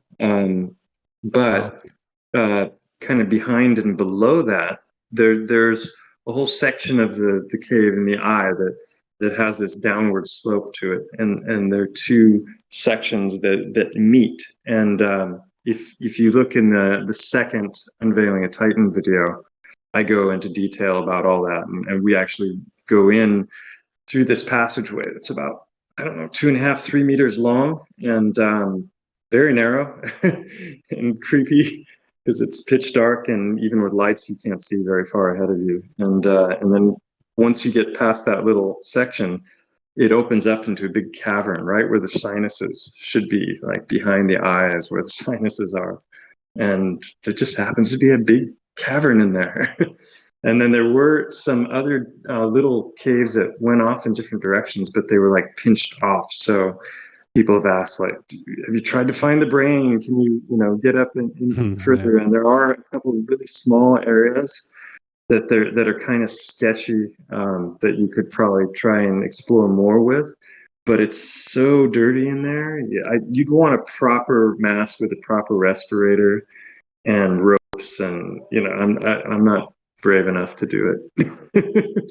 Somebody else will have to pick up where I left off. But just getting back into that section of the cave takes a degree of courage that well, in the second video, it's in the fifth video, I went in there with a friend, Andreas, and he was just like totally freaked out at one point. It went fine.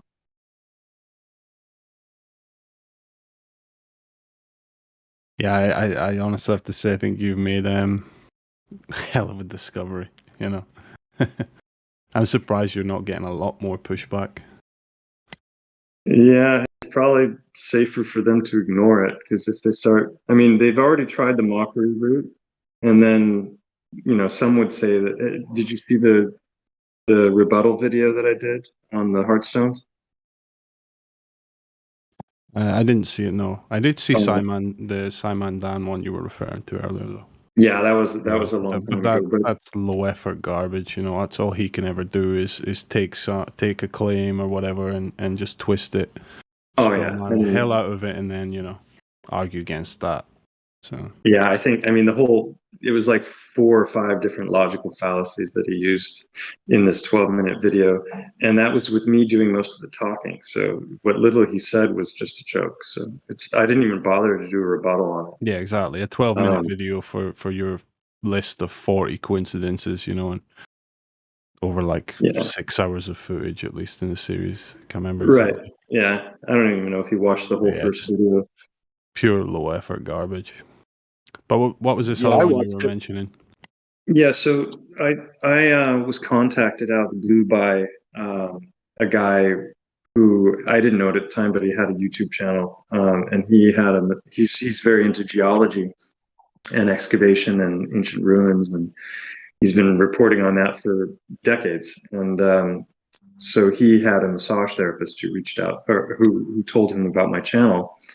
And he took an interest, saw a couple of videos, and was very curious because he hadn't seen stones like what I was representing, and he had never heard this idea that I was sharing. And so he contacted me out of the blue and told me that a friend of his owned a laboratory in New Mexico, and that they were both interested in my finds and were curious about doing a forensic analysis on them, and wondered if I would be willing to send them some specimens, or if they could purchase them, or if I would just be willing to send them, and in exchange for a bound laboratory report.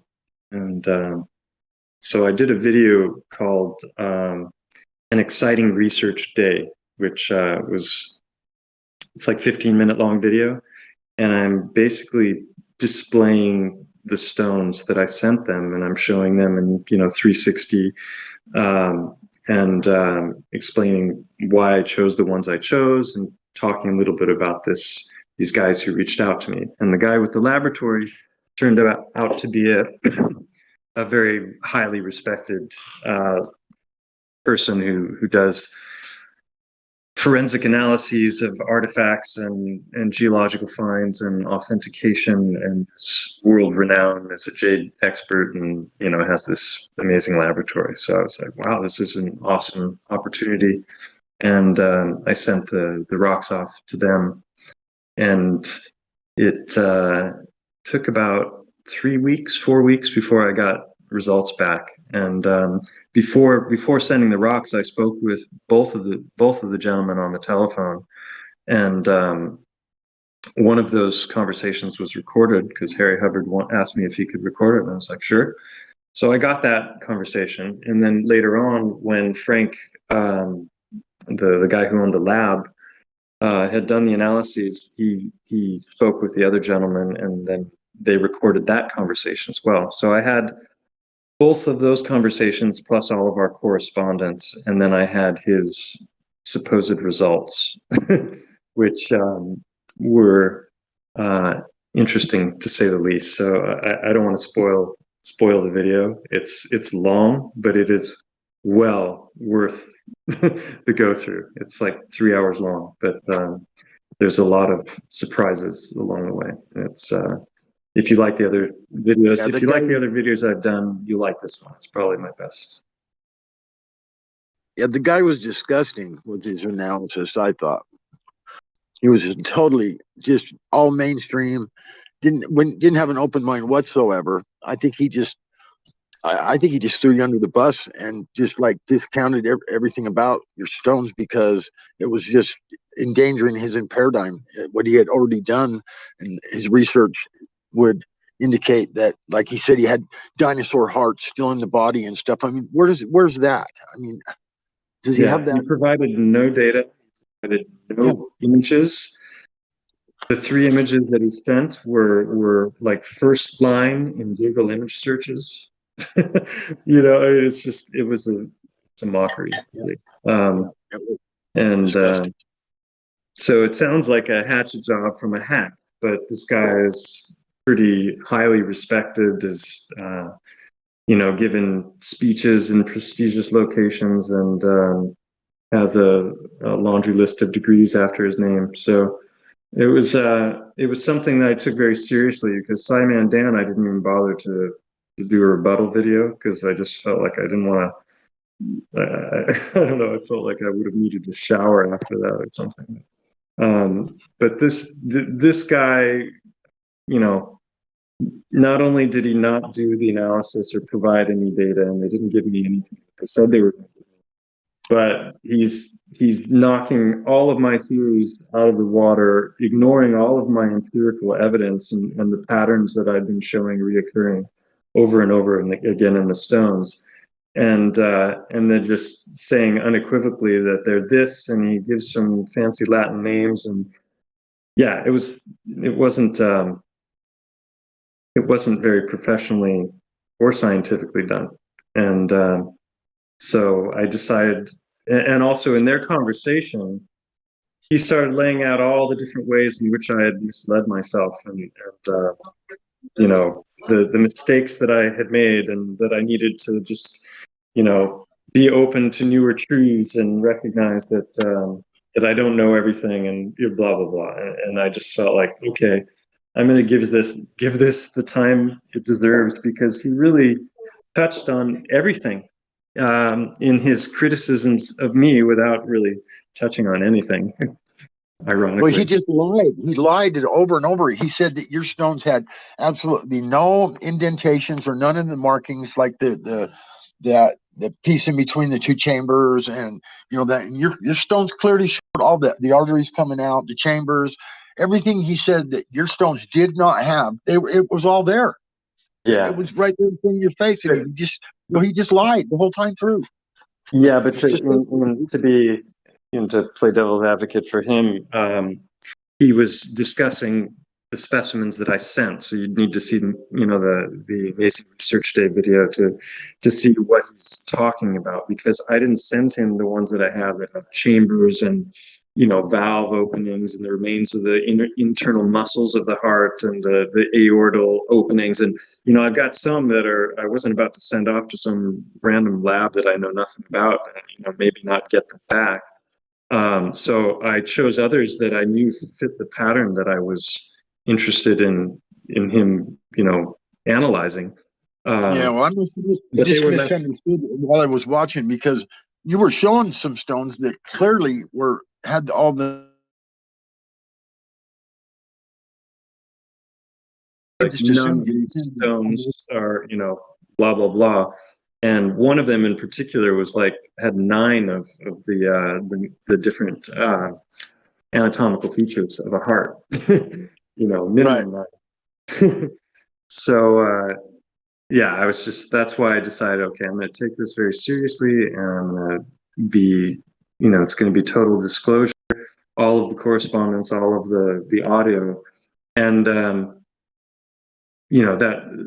that was why it ended up being 3 hours long. But most of the people who've actually watched the whole thing are like, it was well worth the watch, and it didn't feel that long. Even my friend Alex said it didn't feel like 3 hours, and he thinks I talk too much. As do probably a lot of people on Discord right now. Sorry, I'll be quiet now. If you split the heart stones, do they have distinct chambers inside? Have you done this with multiple stones? Yeah, I've got several that have chambers, and I've gone into them with endoscopic cameras and showed that even inside the chambers, they're exhibiting another 3 features that match up with anatomy. For example, when we think about the insides of the heart chambers, you kind of maybe think of it as being smooth, but it's anything but smooth. It's got what's known as the first word slipped my mind. Carne, which means flesh. It's trabecular carne. So instead of trabecular bone, which I'm always talking about in my other videos, this is trabecula. And trabecula basically means, think Swiss cheese, right? It's the sides, the walls of the heart are these bumpy Swiss cheese-like trabecular carne fibers, and that's clearly seen. And then in between the different chambers, there are little pockets and little openings where the blood can flow between the chambers in a particular way, and those are known as sinuses. Those are there as well as the papillary. There are little bumps right in the central portion of the openings where the papillary muscles, which open the valves, are sitting there. So I've done that with the endoscopic camera. I did another video where I went out into the river bottom. I found several of these stones that matched the same pattern, and I broke them open live on camera. And a number of them had chambers, and a couple of them were showing. I mean, they were white on the outside and bloody on the inside. And one of them in particular, I'm kicking myself that I didn't take it back, because it was the first time I'd ever done that, and I found several rocks right off the bat, and I thought, I don't need this, I can just go out and find others. But that one in particular, which is in the video towards the end, is amazing, and you probably could have just scraped some of that rock off and done at least a blood test on it to determine whether or not it was blood. So I've broken them open, most recently sliced them open, and found amazing things. There's 10 or 12 rocks that we sliced in half, and I'd say half of them are showing the fine lines of blood vessels, and one in particular is showing like a quartz chamber right where the blade went through. So I'll be showing that in my next video. I've had CAT scans done on them as well, which is a 3D X-ray basically, where the camera is doing an arc and it takes like 30 pictures, and then the computer binds them together in one single 3D manipulable image, and that shows chambers as well. So what's the name of your channel? Is it what I can? I'm one guy. So. Is it Selenium 7? Stellium. Selenium? Not stellenium. Yeah. So some of the I videos are linked posted a in video at Livestream, Joshua. 58. I posted a video at 58 past the hour. This just popped up when I went to YouTube on my short videos, coincidentally. Yeah, that's I don't the know if channel. that's your channel. Yeah, that's crazy. Something that you posted or what? Yeah, at 53 minutes past the hour, or 58 minutes past the hour. Oh yeah, It's that. Fragments of Titans. Are you Joshua? I can't. Is Yeah. that okay? Yeah, yeah. That was actually a little 5-minute video made by a friend of mine. He's also kind of gone nuts with this. He's got a huge collection of heartstones. Yeah, I can't remember if that was on shorts or stories, but it was on one of those little mini videos that YouTube features sometimes. Right. So the Yeah. algorithm's working for you, man. 4-part series, and I just premiered about an hour ago. I premiered the part 4, which was great because there's some footage in that video that I never showed in my videos of the inside of the cave. So if you haven't seen that one, watch that one. It's only 20 minutes long. And then, yeah, that video that you just posted there, that one video has had more views than my entire channel. Well, yeah, Do you mind because if I ask YouTube's you a pushing question? it out to people, so it's working for you, man. Yeah. Can I ask you a question? If I went out here in the area where I live in northern Utah. Do you think that I would be able to find some stones like that? And if so, where would I look? Would riverbeds be a dry riverbed? Can I jump in? I found some in Colorado when I went to Denver in a hotel parking lot where they put the rocks down instead of having to mow the grass. And I'm not joking, bro. Me and my wife watched his videos on our honeymoon and then went outside smoking Willie's Reserve. I'm telling you, bro. I found the rocks with the little heart ventricles and everything, bro. Yeah, So so basically when you're looking at stones in general, you're either looking at broken fragments of larger structures or you're looking at stones that are complete in and of themselves. Of the ones that are complete in and of themselves, some of those are still, and I'm talking about smooth, like what they would call river rock or cobblestones. Right. Some of those stones are going to have lines in them that are parallel that show you that they were actually pieces of bigger structures, and that's usually a softer material also.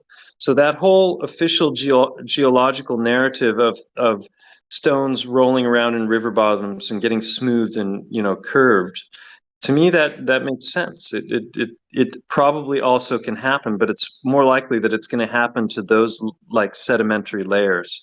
The reason I asked about riverbeds specifically is because there's always a whole lot more rocks exposed. I wasn't necessarily trying to find them rounded off or whatever. I was just maybe using those for an area where you could actually find a whole bunch of stones that are washed off clean, where you could actually, look at literally thousands and thousands of rocks very easily. Absolutely. Yeah. So and mainstream geology will tell you that they are that way because they were in the river bottom, and that it's the action of the river and the water and the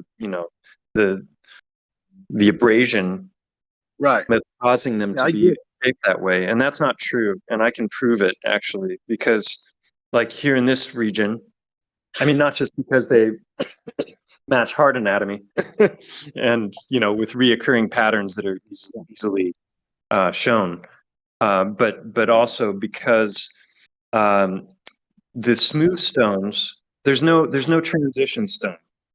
There's nothing. If you go up on the mountains into the foothills, you're going to find all of the stone that the mountain is comprised of, and then you're going to find broken pieces of all of that stone in varying sizes, and there's no uniformity whatsoever. There's no discernible pattern. It's just a bunch of jagged pieces of rock that are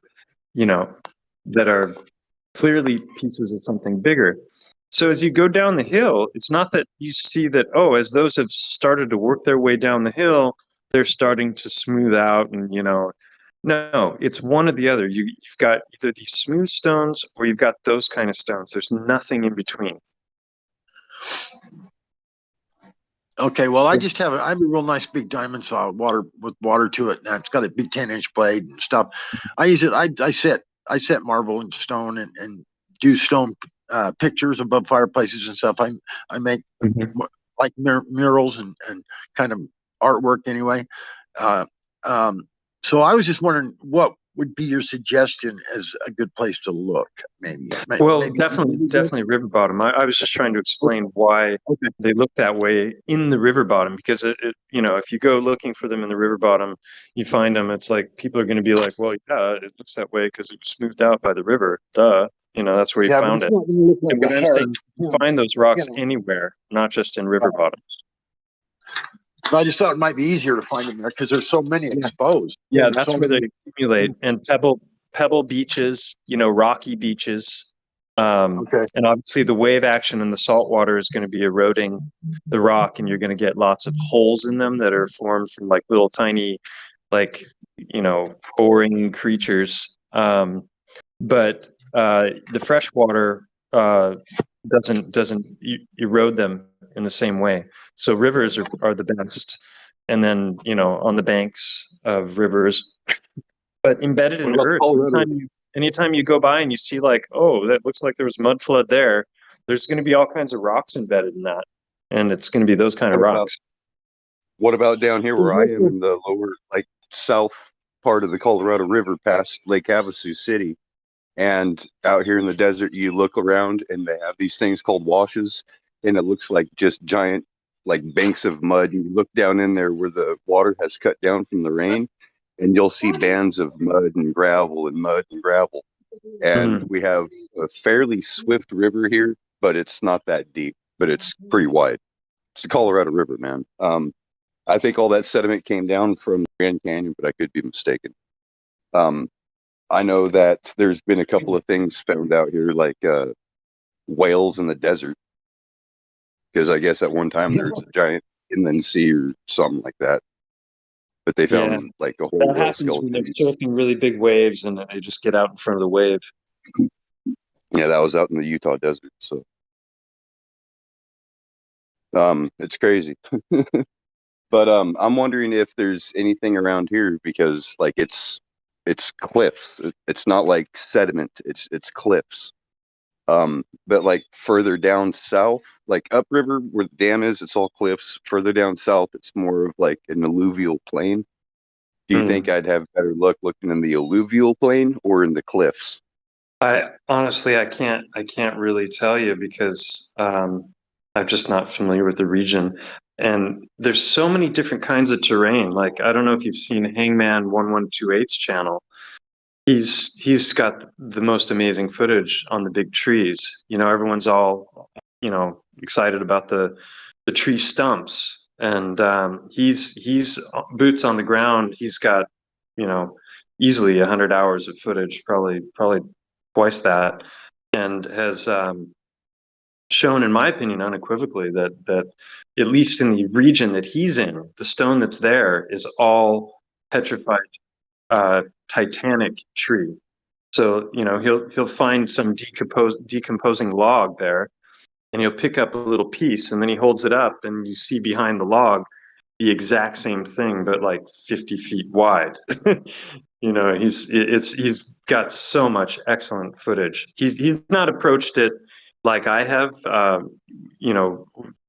from a more scientific angle. He's a Christian, and he's very much a believer in the Bible, and so he just thinks that these things are self-explanatory.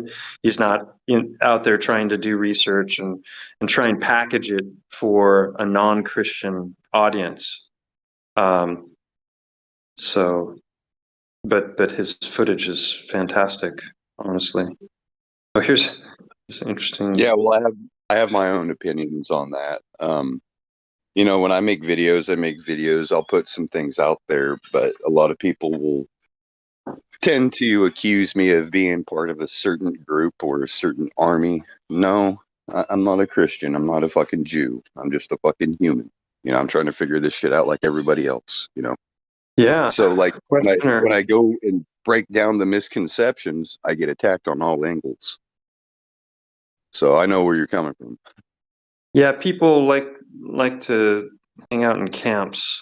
You know, a lot that happens a lot with, like right now there are all these, you know, some are saying, oh, it's melted buildings, and others are saying it's gigantic trees, and Mike Ferrer is saying it's all ancient mining, and I'm saying it's Titans, and everyone wants to pick one, and I'm like, why pick one? It's probably all four, realistically. Have you heard the story of these hills that you see, like not Midwest, it would be like all around Arizona. It's like hills, just hills, and it looks like it's a long hill that's going out, then it ends, and it looks like it was put out there, like looks like it was made out of like even mine tailings, like a tailing dump. There's also evidence of like copper mining over here before like Columbus was even over here, like old mines where it wasn't like, you know how we would cut something like maybe 6 foot at the most.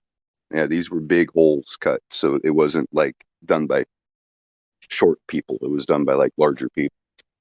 So yeah, you know, that whole thing where, you know, people say it could have been mining, it could have been this, it could have been that. Well, the thing is you have to look back, try to access that Akashic if you can. But more than likely, you're going to figure out that truth is stranger than fiction, especially when you get to the bottom of things, right? Like the some people call them giants, some people call them titans, some people would call them what is it? Silicon-based life forms, right? I'm not sure about the silicon-based life forms because I know silica is one of these things that's transmuted with water. Like it can be carried off and deposited by water. So, yeah, that might go. Yeah. I just posted 2 pictures. One is the bottom one. That's what I was talking about. Like that's a conglomerate cobble. It's basically clay that's hardened, and it's got those lines in it. But then you can see the white rocks to the left. Those are one of them looks like a heartstone upside down. Oh no, it's part of it's covered.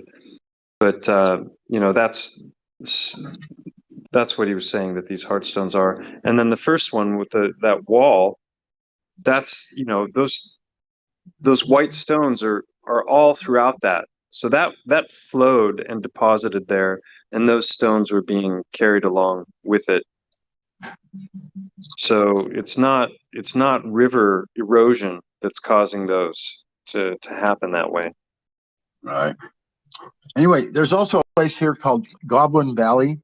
And if you've ever been there, they've got these rock formations. This is a big floodplain, and all the silt has rinsed off, and there's these things sticking up out of the ground everywhere. And they literally look like goblins, weird creatures and stuff like that. And so maybe with antediluvian period where they defiled all these, and they had all these abominations and weird creatures, maybe I'm thinking maybe that might be why it's actually named that, because maybe some of those things are like weird creatures and weird abominations down there. I mean, they're really cool looking. I was going to maybe go down there and chum around, looking around on the ground around those big formations that look like weird creatures, and see if there was some of them stones laying around down there. Anyway, just an idea, because it's a really cool place to go anyway. I mean, if you've seen, you know, a couple of my videos on the heartstones, you'll be able to spot these very easily when you do come across them. Yeah, I've watched all your stuff. This is Godrock, and I had that good conversation with you kind of a couple weeks ago, back and forth. I watched your new video on that, remember? Oh yeah, sorry, I didn't recognize the voice. Yeah, that's fine. No biggie. I just I just wanted to go find some of these, a few on my own, you know, and get a couple tips on where to look. Because, like I said, I've got a diamond saw blade. I was going to cut them open and look inside of them, see if I can find something, you know, like chambers or whatever. Yeah. In the next video, I'll show the ones that we cut open. What I'm trying to find right now, I went to a place that cuts marble to see if they could use their tools to polish the faces of about 10 of these, and they just kind of laughed at me. They're like, "Yeah, come back in 6 months. They got way more work than they want right now." So I need to find a way to polish them up, because I'm gonna leave one side unpolished and one side polished, so people can see what it looks like, just with the saw blades, wet, and the other side to, hopefully with the polish you'll be able to see even more of the anatomical detail. Well, I So you used to have a have rock saw, right? But the Yeah, blood I used to vessels. have good rock polish. Go ahead, sorry. A rock polisher? No, Yeah, a yeah. rock saw, like a tile saw. Oh, So you yeah. can Well, get a straight line, try to get it as parallel as you can, and then get different grits of sandpaper. Get like an old turntable. Try to get it like all weatherproof. You just need a table that spins. Put the sandpaper on there, the different grits, and then get a bunch of your stones together that you want. Put them down on like the bottom side of a bucket, and put the flat spots facing down on the bucket, and then pour in a bunch of plaster of Paris. That'll help keep everything weighted down, and then get some apparatus up there that will hold it and allow it to rotate while the thing spins. And it's just a matter of time, and that's how they polish stones. So well, it's like one of those things. they make these rock polishers. They cost about, for a really good one, they're like $5,000, but you can get them for a lot cheaper. And it's on a stand. And they've got stones on them, like grinding stones, different grits, different sizes. Yeah, they Then they've rub got a wheel. bolt sander on them, and then they've got a way to cut them, and you can cut them and then polish them and shape them and all that crazy stuff. I used to own one. I got one for really cheap. It was kind of beat up, so I had to kind of rebuild parts of it and this and that. When I was in the hospital, my wife sold it. But anyway, they're really cool. Problem is I live in an apartment, and we don't really have anywhere to do that. No, I'm not going to do it in my office. It would make. It makes a mess, for sure.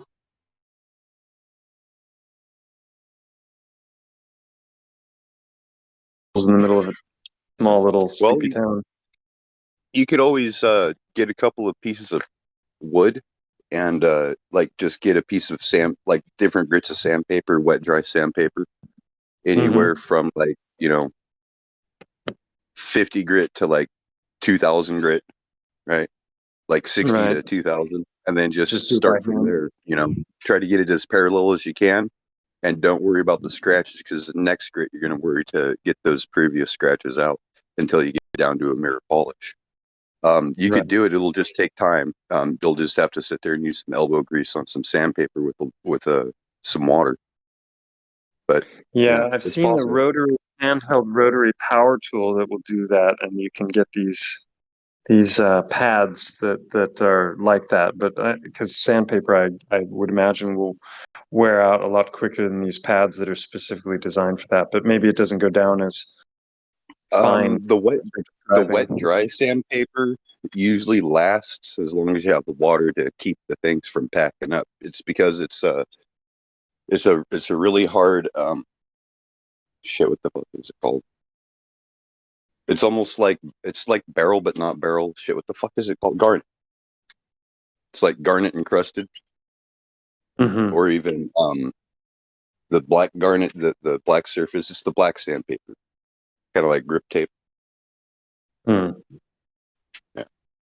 But as long as you have water on it, it'll keep the pores from getting clogged and keep the paper from scratching off. If you press hard, yeah, it'll damage the paper. But if you just barely use the weight of the rock itself, it'll do it. I've done it with a couple of fucking agates that I found out here, but I never finished it because it's too much work. Yeah. I mean, even with the power tools, apparently it takes a good half an hour, and you've got to change the pads multiple times. So ideally, you'd want to do them all in one fell swoop just to get it over with. So that's why I was hoping these guys with their massive machines would help me, but I think they'd rather replace kitchen counters than polish my little stones. Well, you're probably in an area where there's not a large amount of mineral collectors. Like where I'm at, I'm not that far from a place called Quartzsite, Arizona, and they have like a huge gem, rock, and mineral show every year. So you can like go down there. They have lots of swap meets, and you can find those equipments for pretty cheap. But if you don't have any land, it's kind of hard to put that somewhere, you know. But they do have like different products. Like Godwin was talking, they have this grinder that's set up with like 6 different stones. It's called rubbing stone. It's mainly for making cabochons. But the thing is you can still use it to make a window. It just won't be flat because it goes progressively. It's a diamond wheel, so it goes progressively from coarse to polish. And those things, they cost a little bit of money, but they're worth it, especially if you have like opal or something like that you want to rub out. Yeah, there's a lot of things we can do. It's just finding the time. Yeah. Fortunately, a lot of this stuff doesn't cost a lot of money. You know, the CAT scans that I did cost 400 euros. That was an interesting thing too, because there were these guys that did the hatchet job on the laboratory analysis were insinuating in different ways that I was in it for the money, and I was trying to, you know, be a snake oil salesman. It's like, actually, I've spent more than I've made.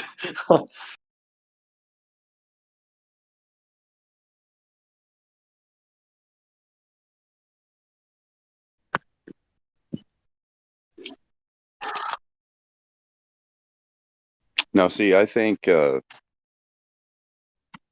don't know if you've ever been gold mining, but I've been gold mining out here in Arizona, and there's always stories of wire gold being found, right?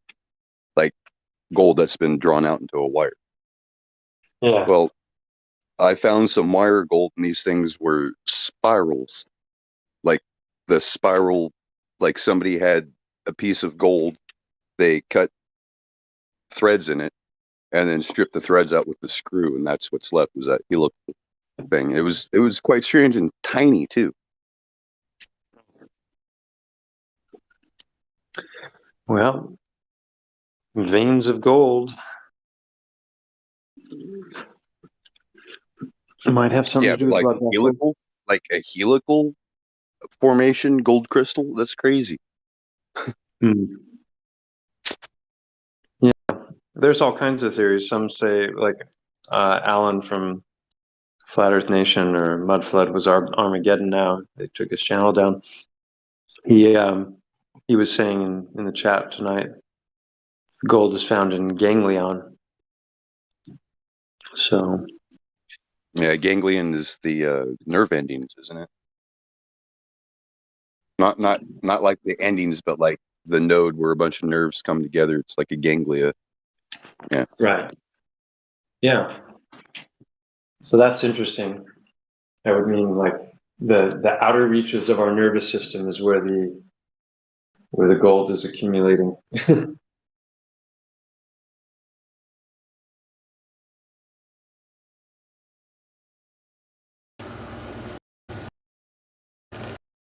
Hello again, ladies and gentlemen. Why, hello, sir. I want to ask Stellium something. You know, since I'm listening to you guys. It's good stuff. Really good stuff. Have you heard of the Institute for Creation Research, ICR? Nope. Well, they did. I mean, this was back in the 90s, I think, when they did this. I was hoping you had heard of it. Whatever, they did this study. It's called RATE, which is radioisotopes in the age of the Earth. I wanted to get your opinion on it. If you haven't heard of it yet, read through that article. I haven't gone into all the dating techniques and everything because it's so far from my area of expertise that Right, it can be redundant because it can be redundant because it's not really scientific. It's just really I get that. But well, it's just more that I don't know the terminology, the the physics of it. It's not something that I, when they're talking about carbon dating and radioactive isotopes and all these different things, it's stuff I know so little about. Obviously, I could read up on it to try and know more, but Yeah, I'm going to leave it to somebody else to go after. I mean, there's already loads of, like, if you go to, I think it's creation.com, or they're books that have been written where they're just picking apart each one of these different Well, sure, data yeah, and talking there about are a all the lot of different sites that talk about this, but this particular study, what reminded me of it is you were talking about taking samples and sending it to an independent laboratory and getting the results.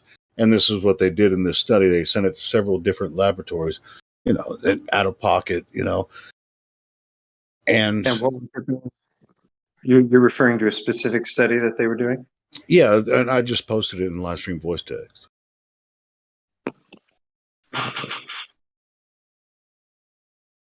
And so, trying to determine, the age of Earth with the globe idea, it's like they're trying to determine the age of Earth by looking in the sky, right?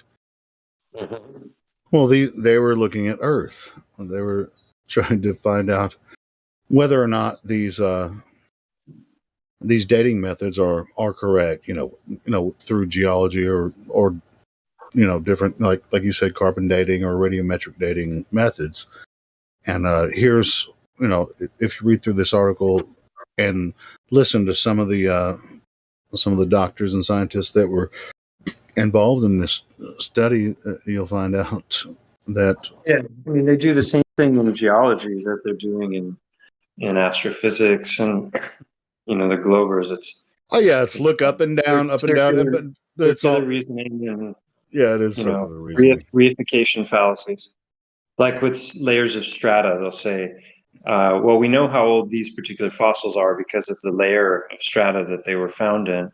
But then they'll do it the other way as well, and they'll say, oh, we know how old this layer of strata is because of the fossils that are found in the layer. Sure, yeah. But the most interesting thing about this particular study was that they found polonium halos in granite, which polonium has a very short half-life. Right. So it's I remember it means hearing that about the granite was pretty much instantly created to capture the halo of the polonium. Anyway, this was done a long time ago, wasn't it? This yeah, study? I said it was like in the 90s. That's what I said. Right. Okay. Because in one of my videos, it was either Petrified Titans and Organs 1 or 2. I can't remember which one.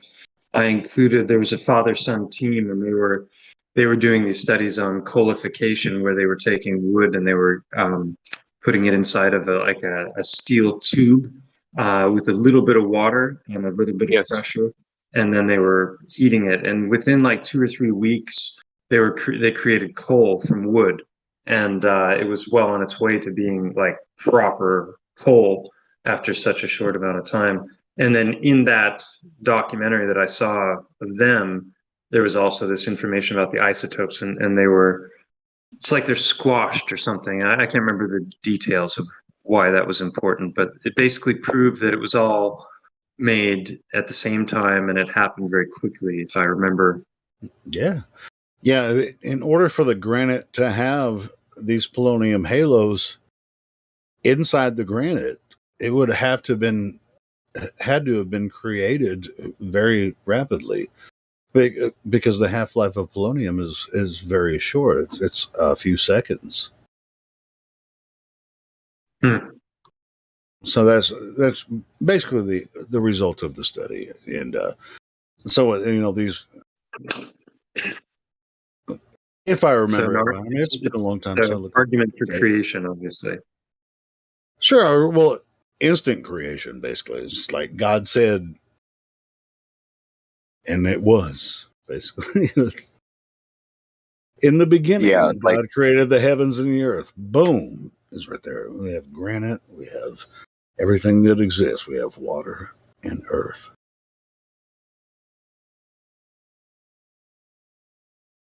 I wonder how long it would take for that polonium to completely half-life and react away to daughter elements. If the half-life is like 9 seconds or something like that.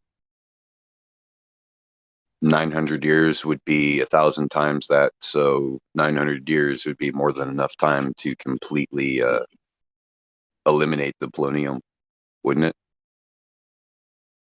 Oh, and yeah, there's much more with radioactivity, radioactive isotopes. There's a lot of them would have dissipated.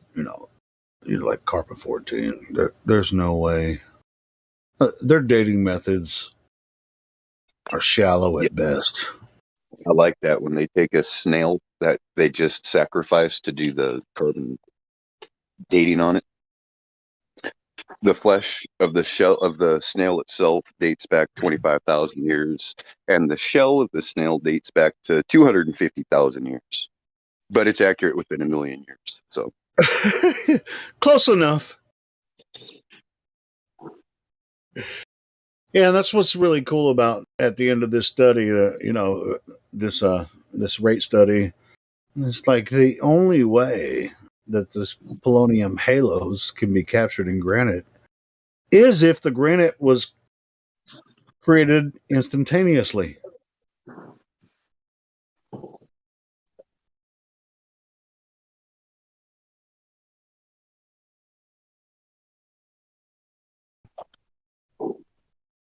So yeah, Stellium, take a look at that article that I posted. you know how most people will say gold is a rare element? That's not true. Gold is in every single rock. It's just locked up in what's called not free mill. It's locked up in a chemical matrix called tellurides. And the amount that's in, like, say, a river stone would be not economical to extract it. So there is gold in everything, but it's minute quantities. It's not rare. It's rare when it's like concentrated, but it's not rare. Like diamonds are not rare. It's the industry that makes them rare.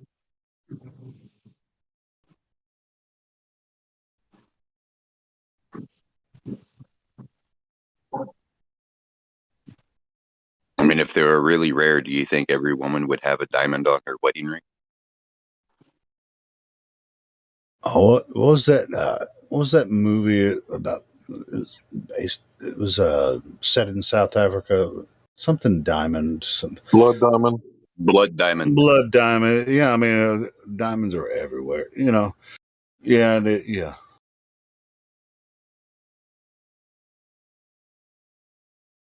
I mean, it's not the movie that proves anything. I mean, Hollywood puts out shit all the time, but the idea, it really is. It really gives you pause for thought at the end of the day, because these. I mean, what is a diamond anyway? What if they're everywhere? I'm going to spend. They're carbon, like, man. I know they're carbon, and people. All right.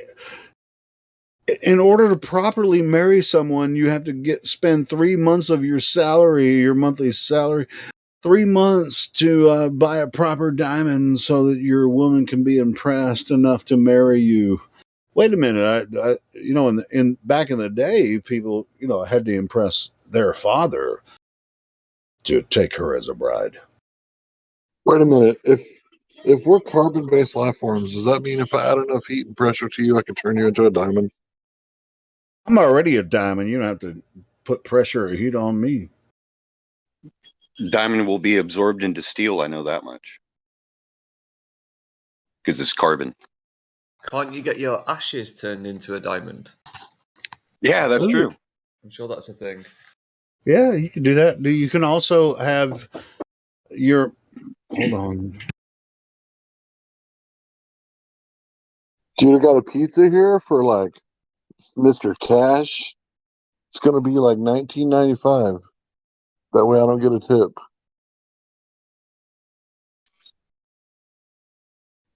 If they would have priced the pizza at $20.05, you'd probably get a $5 tip. But no. Oh, Hank, you'd hate delivering to my house. Because I'd talk your ear off for about 15 minutes and hand you a half-burned joint as a tip. Yeah, I'll just tell them I got to keep going, man. I got another delivery in the car, even if I don't. It's like, all that, and they didn't even give me gas money? Shit. I've never tipped a pizza delivery person in my life. Sorry to say this. It's just not done in the UK. No one does it.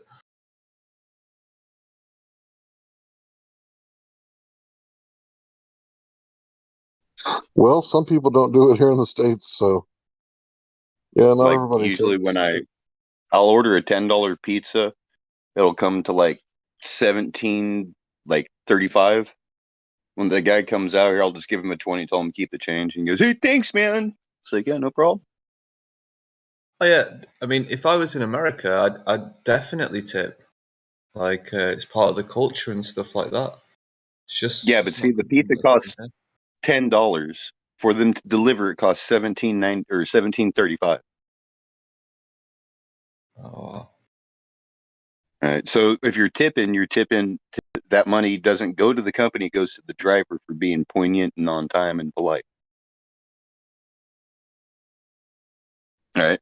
So it's one of these things. It's like, hey, I appreciate the job you're doing. I know you get paid like shit, and I know you got to repair your own vehicle, and the company that you work for don't do it for you, and they don't provide you with the vehicle. So here's something for your tires. You know, it's just a way to help them out.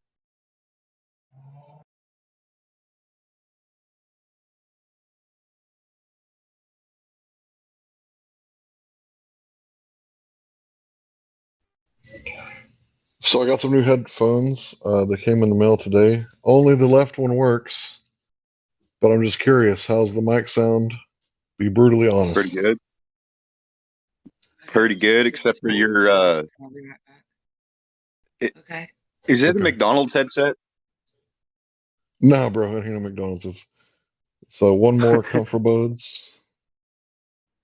Like, did you just try them out, or were you using them a little earlier? Yeah, I mic'd up once with it on when Dennis said hello. Oh. But yeah, it's really quiet in the room. I'm curious. Could you guys make some background noise? Hey, there you go. Yeah, we can hear that shit. You can hear all the background noise too? Yeah. Okay.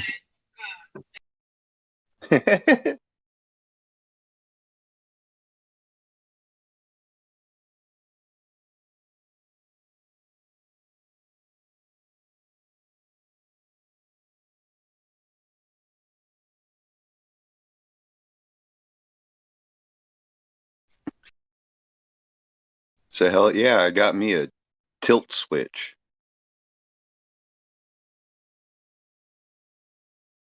Love playing with Mercury.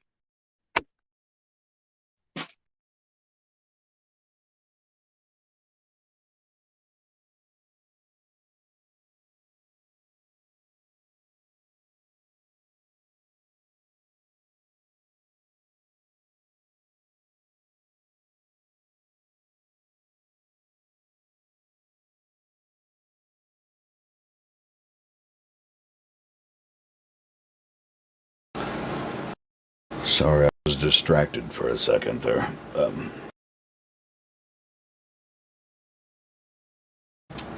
What did I miss? My headphones test. How do I sound?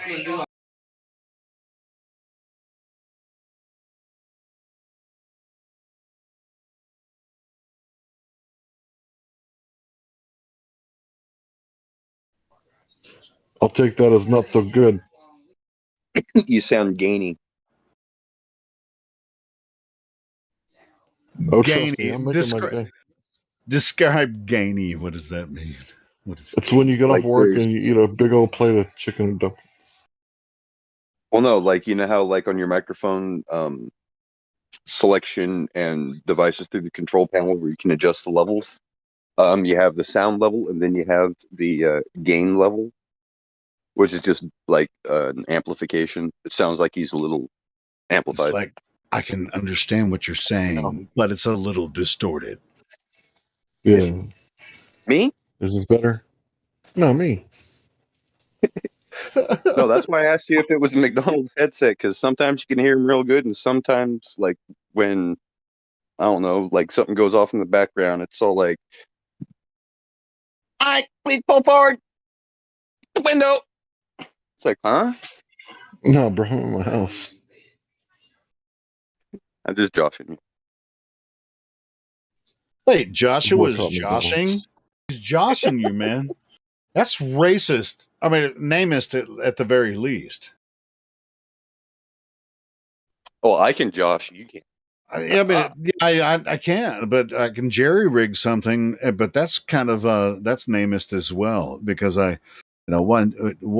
was Jerry really bad at something? You can jerry rig something. Poor Jerry. Well, see, I think Jerry was a derogatory term for German. Well, you can think that, but I don't know where it came from. Tell us about this history of jerry rigging. I don't know. I don't know But either. I was thinking You just maybe made it up off the one of top of these your head, things then. where they would the Germans during World War I would leave like field artillery. They'd either blow it up or sabotage it or trap it to where if anybody messed around, it would be booby trapped. So it's jerry rigged.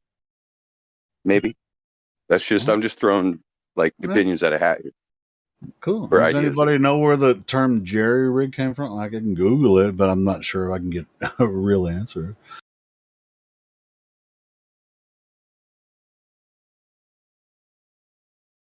No, I will check it out. Yeah. I'm just messing with you, bro. Well, it's just like people say, I'm just joshing with you. Wait, what the fuck? Is Josh just a fucking clown, and he's just joshing around all the time? Well, I It's think should I anyone think take it's, Josh seriously? when you get 6 strikes in a row, I think they call that a Joker Josh. Bowling. Really? It's either 6 or 5.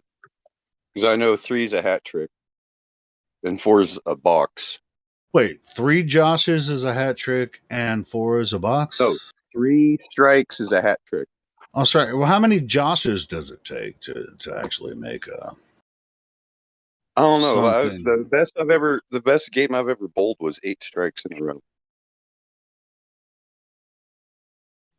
8 strikes, dude. Yeah, that that's pretty fucking. That's pretty the freaking best badass. I've ever done. In a row? Like every Holy other time, shit, that's pretty badass. I can only get like 3 or 5. Like that day, I was just on for some reason. Nice.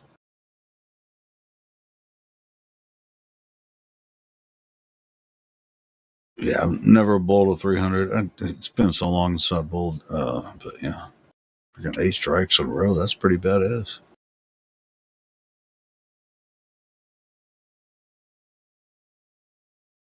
No, not jury rigging. Jerry Hey, rigging. Wait, are you joshing me about the 8 strikes? No.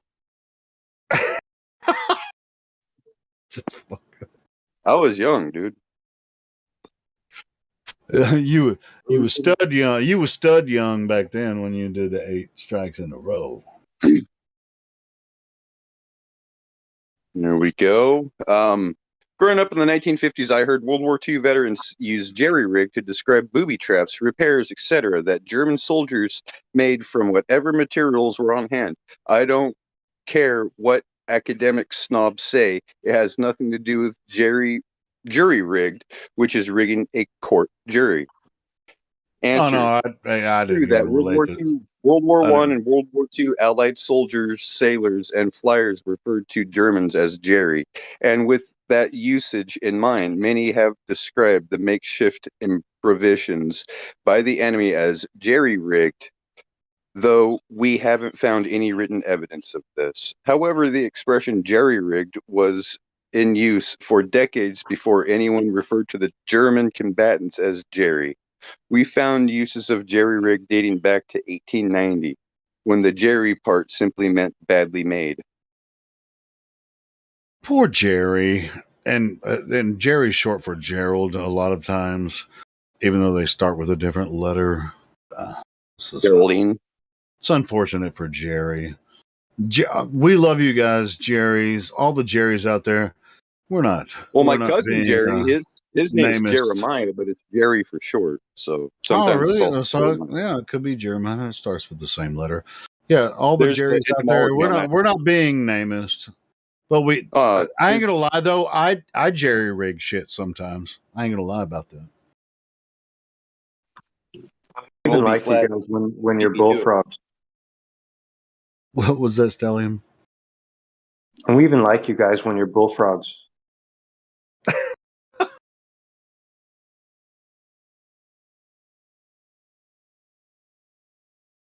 Say when we're bullfrogs? Was a good friend of mine. Yes. Glad somebody got it. Oh my goodness. Showing my age.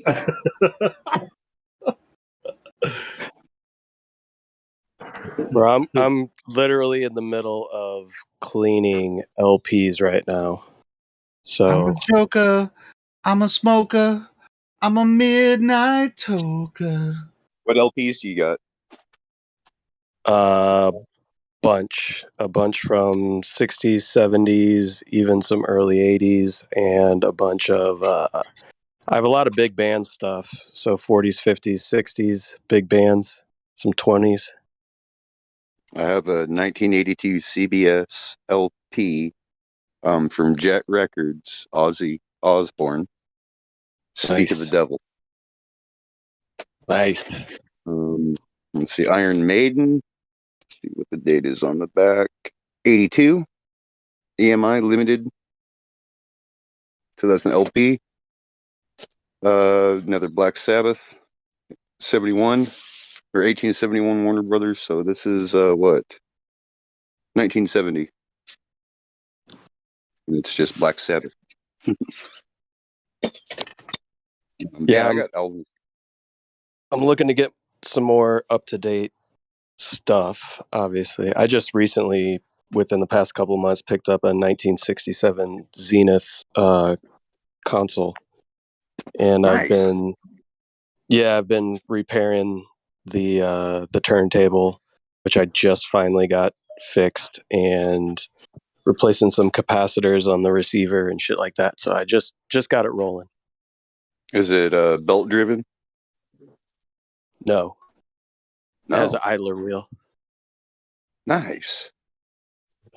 Yeah, that's the piece I was waiting on, because the idler wheel that I had was like rock solid. It should be kind of like rubberized, and it had been rock solid, so it was like slipping. Yeah. So yeah, I've got a bunch of old records. Just been collecting at flea markets and stuff like that. My mother-in-law just got in town. She brought some albums with her, and she dropped off a bunch to my parents to drive down in a couple weeks.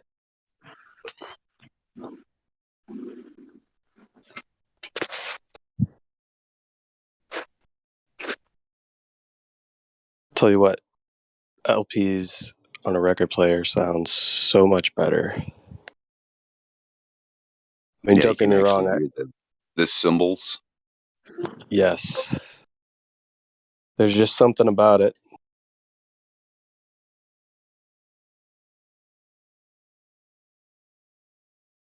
Analog is always better. For sure. Yeah, Much analog easier has to more fix, fidelity. too. More fidelity in analog than there is in digital.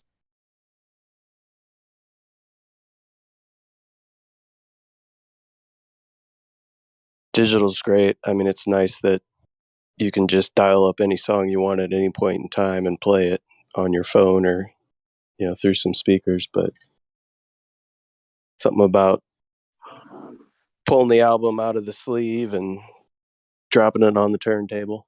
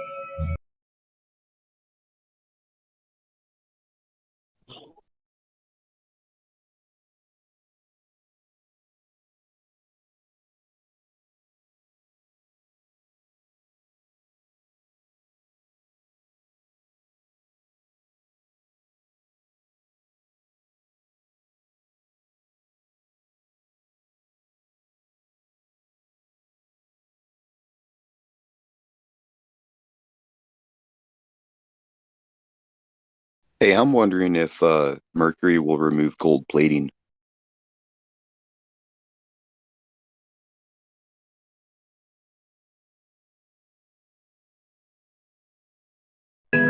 Probably. Doesn't mercury basically swallow up gold?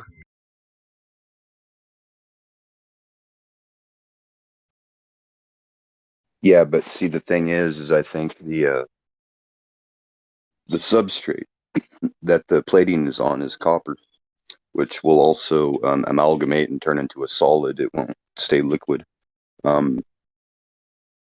Same thing with if it's brass, it'll just poison the mercury. So I don't know. I could always test it. Huh?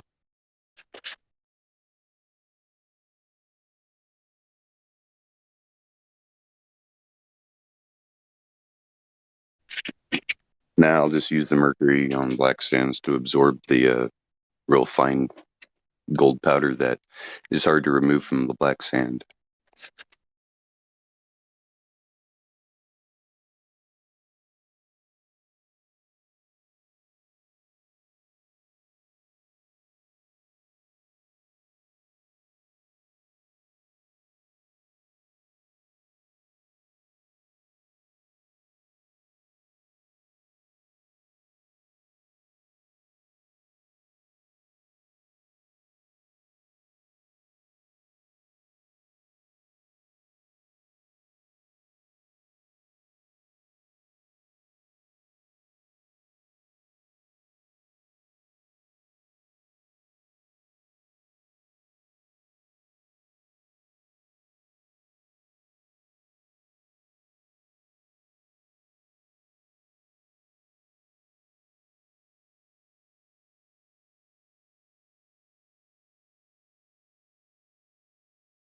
Mic test. Can you guys hear me?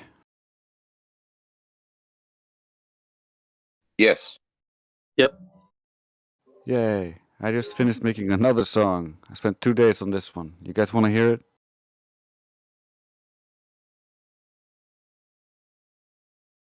Yes. Definitely. All right. Enjoy. Like John C. Maxwell said, we tend to think of great thinkers and innovators as soloists, but the truth is that the greatest innovative thinking didn't occur in a vacuum. Innovation results from collaboration. So thank you, Battle Mod. My pyroclastic flow seems to glow and grow when the bars flow like a nectar volcano. This is not a show, just take it slow and listen like a pro. Learn the lost word, no.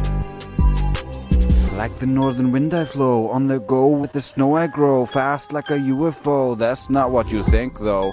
Eclipse, not a shadow. On Mars there's a rainbow. Wait, that's a rodent though. Oops, the globe got a death blow. Hey Brandon, let's go. Open your eyes tomorrow, too late, you're on death row. If you don't care about the deficit, it is enthrallment indefinite. If you don't wanna mess with it, you become an evil resident. Prejudice, you're stopping it. You fight against development, that's not intelligent. Following a malevolent perfectionist that pretends to be affectionate. At best that's man being negligent. Many hearts I break, I don't wanna take. Sorry but the globe is fake. Come on, let's go test this lake. I make the ground shake like an earthquake. With the arguments I make, weak men break. At this rate, it's far too late, you open the gate. Can you still procreate or even debate? But here's the clue, just for you. Learn something new, through and through, and you can discern what is true. To the average Joe and the line that you toe, lined up row after row, it's a new low, a sad show. It's clear you don't know. A quid pro quo, puppet potato, the macro and micro. If you knew, you'd say whoa. If you don't care about the deficit, it is enthrallment indefinite. If you don't wanna mess with it, you become an evil resident. Prejudice, you're stopping it. You fight against development, that's not intelligent. Following a malevolent perfectionist that pretends to be affectionate. At best that's man being negligent. If you wanna battle, start your preparation before you turn to cattle. Find a firm foundation, stop the pointless battle. Here you need citation, no time for tittle tattle. That's against regulation. I know it can rattle the science reformation, a front line of battle, the global decimation. It's all across your nation. You should be on every station. Instead, you get subjugation. Aren't you tired of this tribulation? We the people have the power, but only if we use it. Stand up for what is right. Be examples to follow, not cautionary tales. So join us for the Science Reformation 24/7 Flat Earth Discord. Trace out. Peace.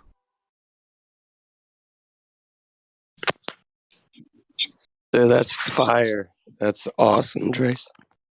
I love that, brother. Very good job.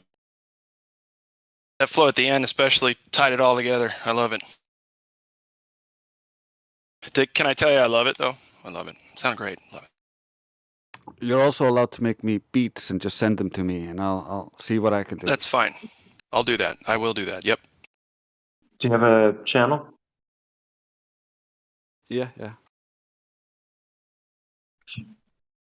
Post a Well, link. promote the channel, bro. What's the channel? Put in the voice text. There it is. There you go. His sister's awesome, too, and she rhymes and sings with him a lot.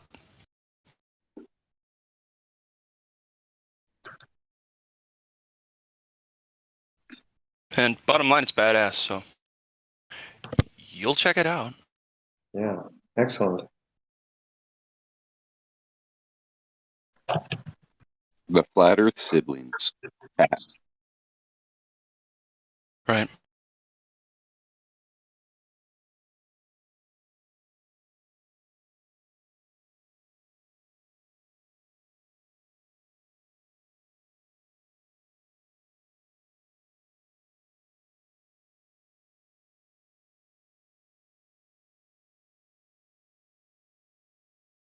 Some of those lyrics belong to Battle Mod, and I got permission to use them and change them. So He's the ghostwriter, bro.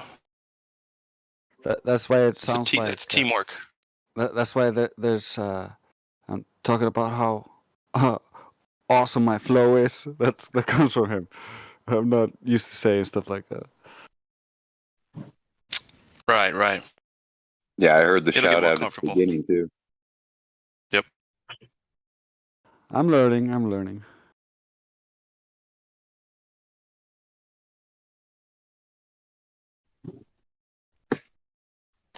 Well, let's just put it this way. I can't do any of that shit, so. And you're doing There it you in go. a language that's not your native language. Kudos. Yeah. It's ace, bro.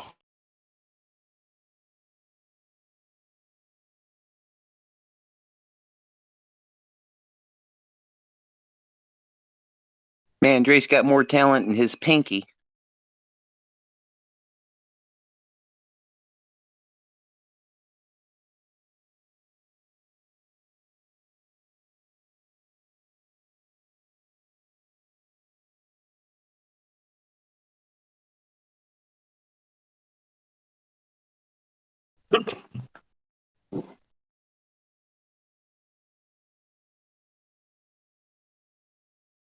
But anyway, has there been any Globers today? Not sure. Since I've been here. I haven't been listening in all day because I was working on the song. I don't need to hear your life story, pal. Too bad. Copy that.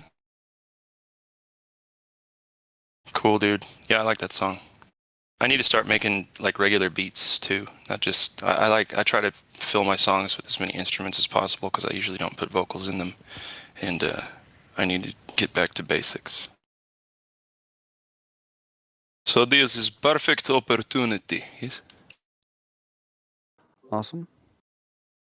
I mean, even the songs with some melodies in them, like the melodies oftentimes can inspire a bunch of singing and vice versa. So it's totally. Good.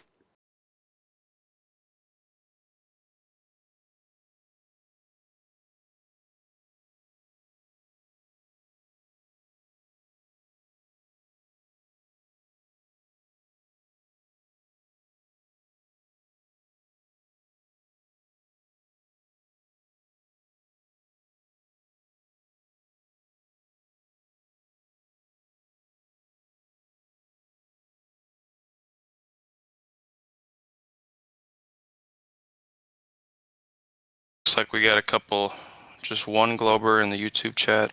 Well, two technically. Good old Ace Trades in there, holding it down. He's still trolling the chat. Oh yeah, it's consistent money, I imagine. Yeah, he was trolling the chat before I joined the server. Like I watched on YouTube and took part in that chat for like 6 months or more, and he was there the entire time.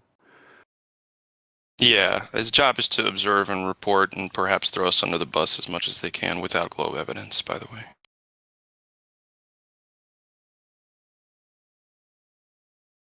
They hate being called out too, man. Ooh, don't you do it. You see one in the live stream or the YouTube chat, they hate talking about that, and the best they got is, oh yeah, it's such a big paycheck. I'm getting paid so much to do this. No, brother, we know why you do it. You think you're part of a cool kids club, and it's unfortunate. Yeah, they oftentimes use seed lining, or a type of trolling where they consistently pursue people with persistent requests for evidence or repeated questions, and then when you supply it, they just ignore it and just continue asking questions, trying to pretend to be civil. Exactly. As long as they don't raise their voice or call names, they're being civil, right? But if they're not answering questions and bulldozing through questions, it's as if they're cursing or calling names. Well, they call that being civil, but I don't. I can't see how that's civil. Because you're It's here to called, talk to people back and forth. You're supposed to. Yeah, it's just ignoring the issue and ignoring the question and just putting out their propaganda. That's it. That's all it really is.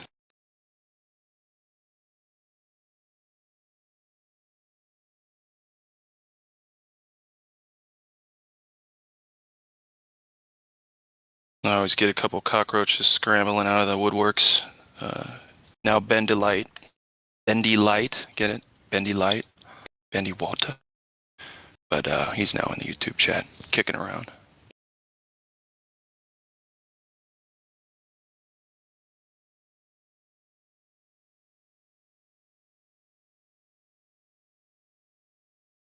Well, whether or not we're cool, Bendy Light, it's not a cool kids club. It's empiricism. It's a little different, a little more serious. Yeah. When it comes to bendy light causes the horizon to appear further than it should be. Is that? Of course. Of course it does. And why not? Uniformly, all over the entire Earth, to make it flat, to make it measure flat, right? I love it. Looks flat, measures flat, but it's not flat. Correct. It's what they want us to believe.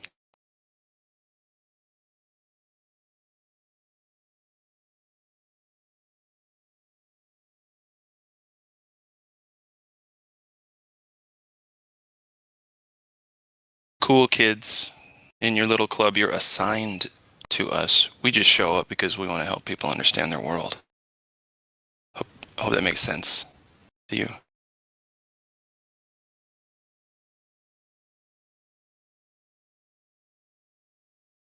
Hey, does anyone that uses the music bot, do you know how to seek to a certain part of the video instead of like playing it from the beginning? Like use a command to start at a timestamp, basically. No, I'm not that savvy with the bot. I can't help you. Yeah, I'm trying to figure that out because there's a song I want to play, but I don't want to play the whole video. It's most likely possible, but I don't know. But Indio does, but he's not here right now, so.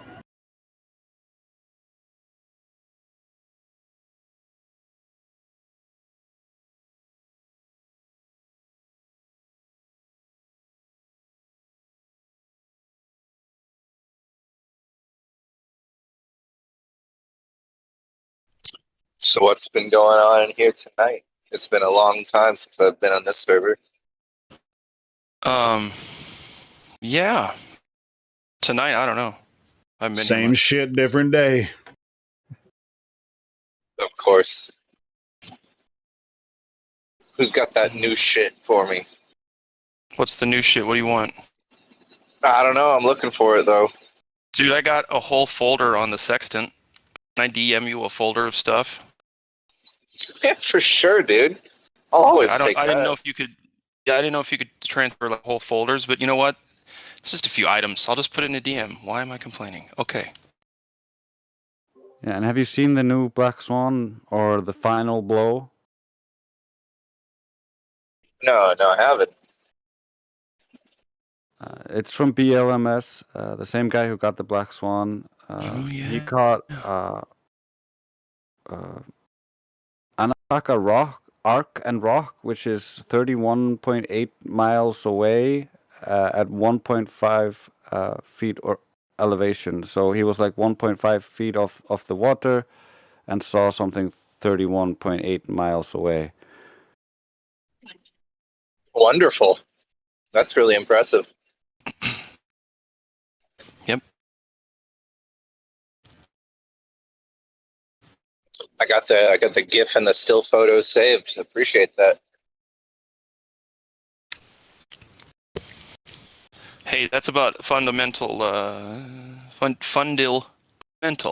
I sent you 6 or 7 items. It's about a third of what I've got. I'm gonna send some more. But these are the Sextant arguments. Thanks, man. I appreciate that. You betcha. I'm really surprised I haven't heard of this this observation yet, but I'm glad you brought it up, man. That's a really impressive 38 miles. That's no joke. So low. 31.8 miles. Right. From such a low height. That's crazy. Who'd have thunk it, right? That's beautiful refraction, making every curved line straight.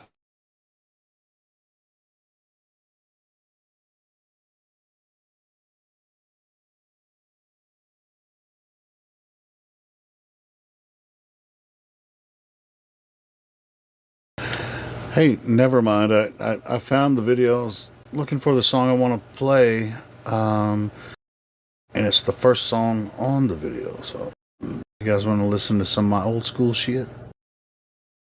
Sure, man. All right, let's bring it on.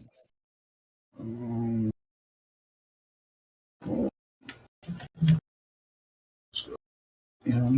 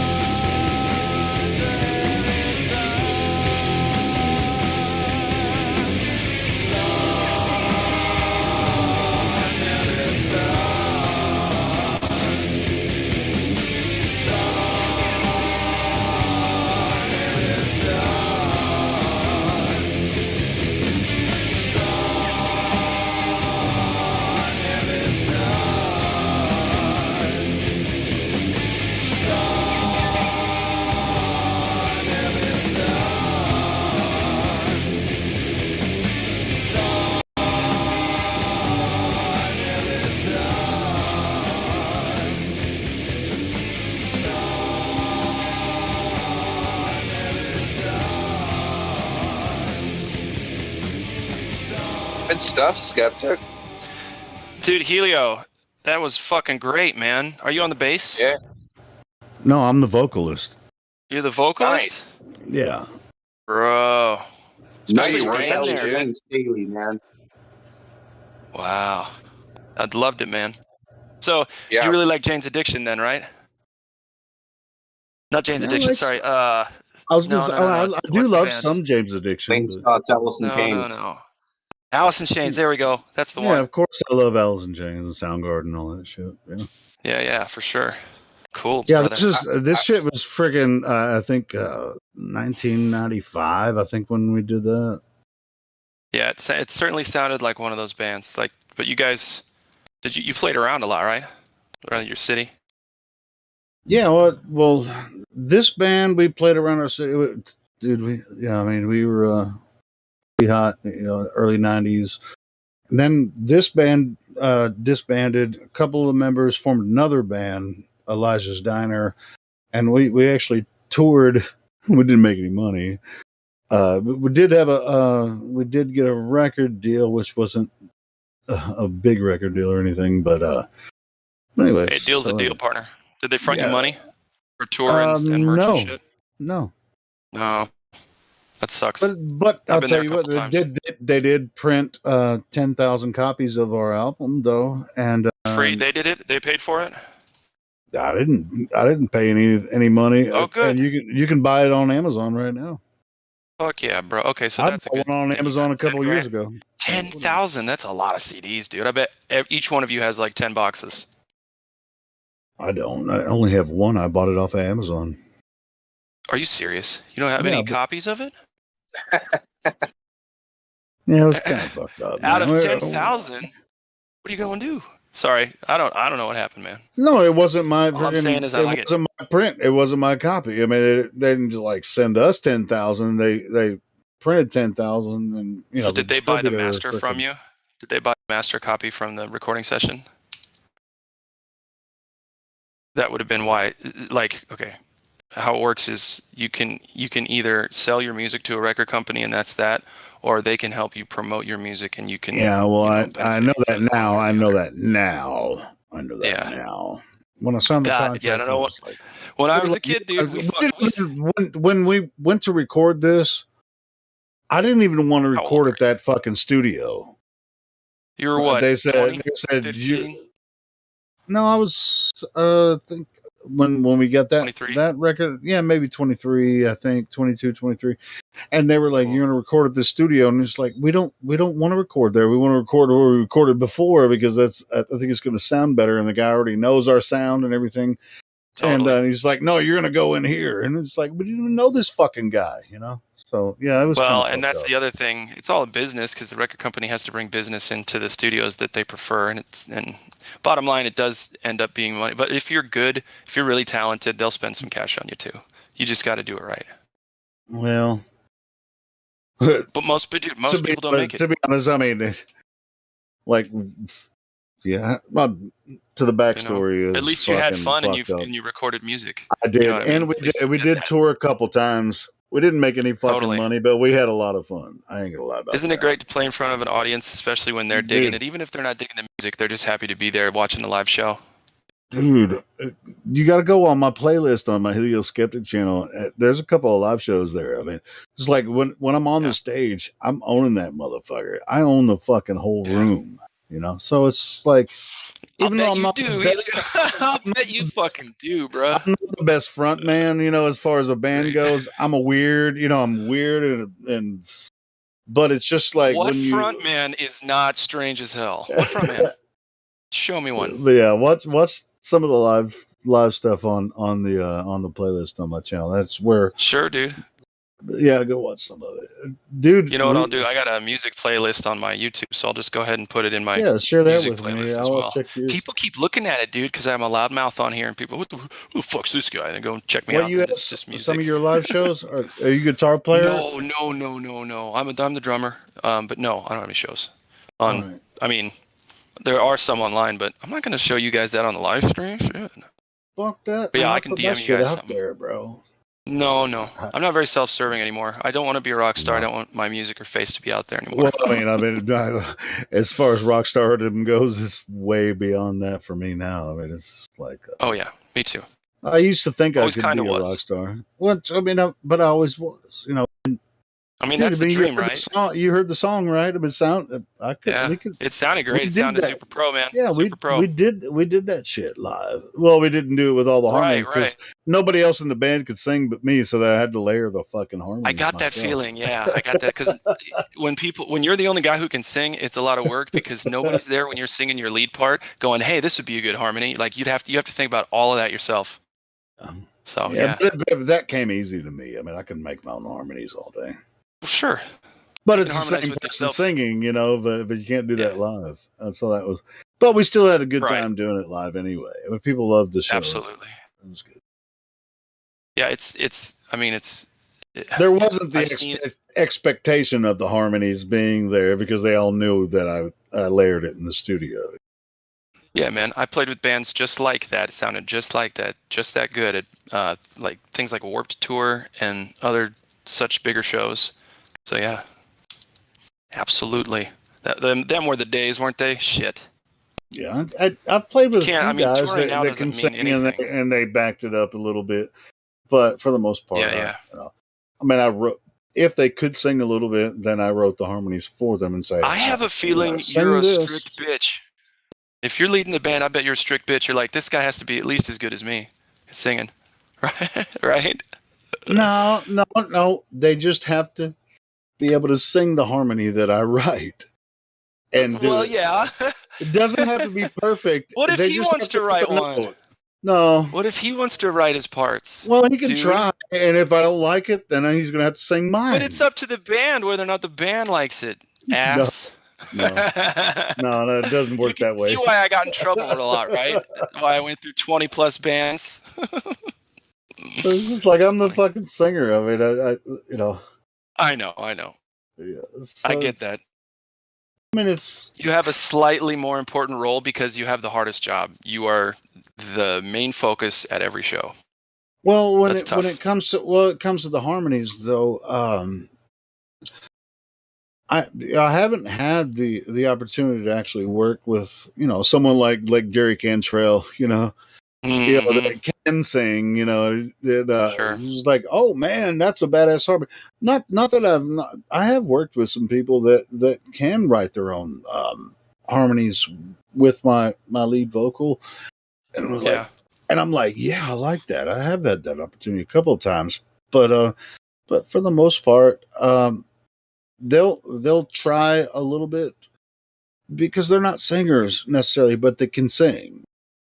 Mm-hmm. Right. And so they're trying to write the harmony, and so I just just make adjustments. It's like, yeah, I like what you're doing, but do this instead, and let's make this. Yeah, I mean, I've always been a vocalist. I mean, for as long as I can remember, I can sing. I didn't know that I couldn't sing. When I was a little kid, freaking 7-8 years old, I knew I could sing. So, well, excuse me, you got that voice, man. God bless you. You're born with them pipes, and I'll tell you. I mean, I don't know how to not do it. You know what I mean? Yeah, then the alcohol and the cigarettes are actually helping the sultry, velvety voice that we all love. Maybe I'll end up being fucking what the fuck is that guy's name? I don't know. No, I do this on purpose. Like when I talk, I do this on purpose to fuck with everybody, right? But a lot of people when they hear me talk, I'm a tenor. I'm a tenor. You talking about Alex Jones? No, sure. No, we're not. No, I mean Alex Jones can't sing, so fuck him. I think Bill Hicks could sing though. Bill Hicks can sing though. I know what you're saying there. Yeah, red pill, baby. I'm just kidding. I mean, go ahead. I was going to say I can still sing. I was thinking of another parody I want to do tonight. was thinking of what I thought I talked to Jenny about before. I thought she was going to send me some lyrics, and I went back through her. I thought she already sent me some lyrics, but it's a Nirvana song. Shit! Now I can't even. Now I'm put on the spot. Now I can't think of it. You sure you played live? I'm just kidding. No, I'm just trying to remember the Just song kidding. that I was thinking of. It was like 10 minutes ago. I was about to sit down and like listen to the song so I could write some parody lyrics to it. I'll bet if you stop talking to us, it'll come back to you. Just look out the window. Look out the window. Do nothing. Yeah, do nothing for a minute and just see if it comes back. It's coming back around again. The people of the sun. With the sure shot. Sure to make your body drop. Dropping the copper, yo. The Connors of Cobop. But didn't they sell out? Didn't Rage sell out? I heard. I don't know. I haven't even been paying attention. They're back. Now it's Rage So what Against now? the System. Rage Against the System now. They changed their name? Yep. And then what's that other band that got back together? System of a Down. Now it's Children of Rage or something like that. That's a bad name. It's a horrible fucking band name right there. That's a try-hard band name. Try hard. You know what I mean? Like, hey, we can make a really out there band name. Here's the band name type of band name. We're edgy, bro. Cannibal Corpse is one of my favorite, though. It's so nasty. It's so fucking nasty. Ugh. Yeah, it's like how they come up with the name Imagine Dragons. Dude's just like, man, we got to come up with something like spectacular that makes you imagine stuff like dragons, man. Hey, that's it, man. That's what we'll name it. Fucking And then they do biscuit. They do the thing with their hand where they're like spreading out an advertisement in front of them as like a rainbow.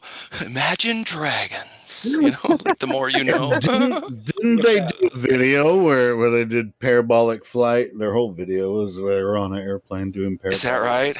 maneuvers. That's great. Doesn't even cost that much. Like $4,000 to go do that with a bunch of people. Imagine Dragons. They had a whole freaking music video. That's great. That probably costs a little more than $4,000. Yeah, I mean, yeah, I'm sure it did. But they can afford it, dude. They were one of the biggest bands. The itself is, but the music video sure cost more. But you haven't seen that video? No. Oh, sure haven't. You got to watch it, bro. Freaking cool. You got to send it to me, bro. I'm about to, bro. All right, cool. Cool, bud. Cool friend. Chief. Slugger. Champ. I love all those names. It's the best. Pal. Sport. What was it? Sport. Sport. Ooh, God, that's a bad one. I hate that one. Someone calls me that. It's like, you did. You asked for a punch in the cheekbone. So, go ahead. I'd be thinking of a different band, but I think that was it. Imagine Dragons. They had like a video where they're like floating through an airplane and then just like, oh, couldn't find it. Well, that's not it. You better find it. Right I will find it. You know, somebody knows what I'm talking about. Maybe I'm thinking about something else. I don't pay I don't pay much attention to pop music anymore, but you know, this video came out about like 4 or 5 years ago. Search rock band parabolic flight video. Try that. Tickle the fancy on that one. See if Google likes it, or DuckDuckGo. You do use the double D's. DuckDuckGo. Oy vey. Oy vey. I can't remember the name came of the out song. Of nowhere. I'm pretty sure it was Imagine Dragons, but I know they were on a fucking airplane. Oh, God. I'm gonna go to their fucking channel and I'll find it.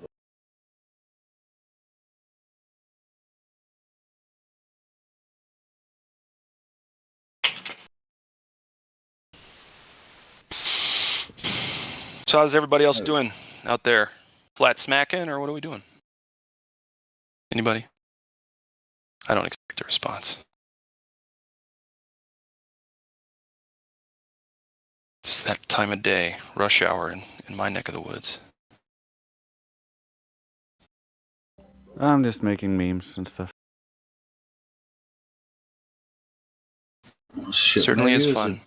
Might have been a different band. Maybe Filter, Learning to one Fly. Of those, must have been one of those other fag bands. I don't know. Filter's not necessarily a fag band. Dude, I saw Filter. I'll tell you why Filter's a fag band, because I saw them live a few years ago. I almost don't want to hear this. The whole friggin' I love a couple of Filter songs, but dude, great band. Maybe back in the day, but I saw them back in the not now. Fucking 60-year-olds. Anyway. No, but sure, but there's a lot of people that can perform well. Filter didn't when I saw it. Oh right, yeah. I know they weren't known for their shows. I think the singer was. He died of drug overdose. He's not dead. Well, I'm not sure if he's dead now, but when I saw him, he wasn't dead. He was almost dead because he sucked. When I saw him, he wasn't dead. Okay, drunk. Really? Yeah, he must have been drunk or something because he totally fucked the whole show up. Could have been Halloween. Dude, their whole set was total shit, man. I was just like, oh, okay. I want to see Filter, and I'll go see Filter. And I was just like, dude.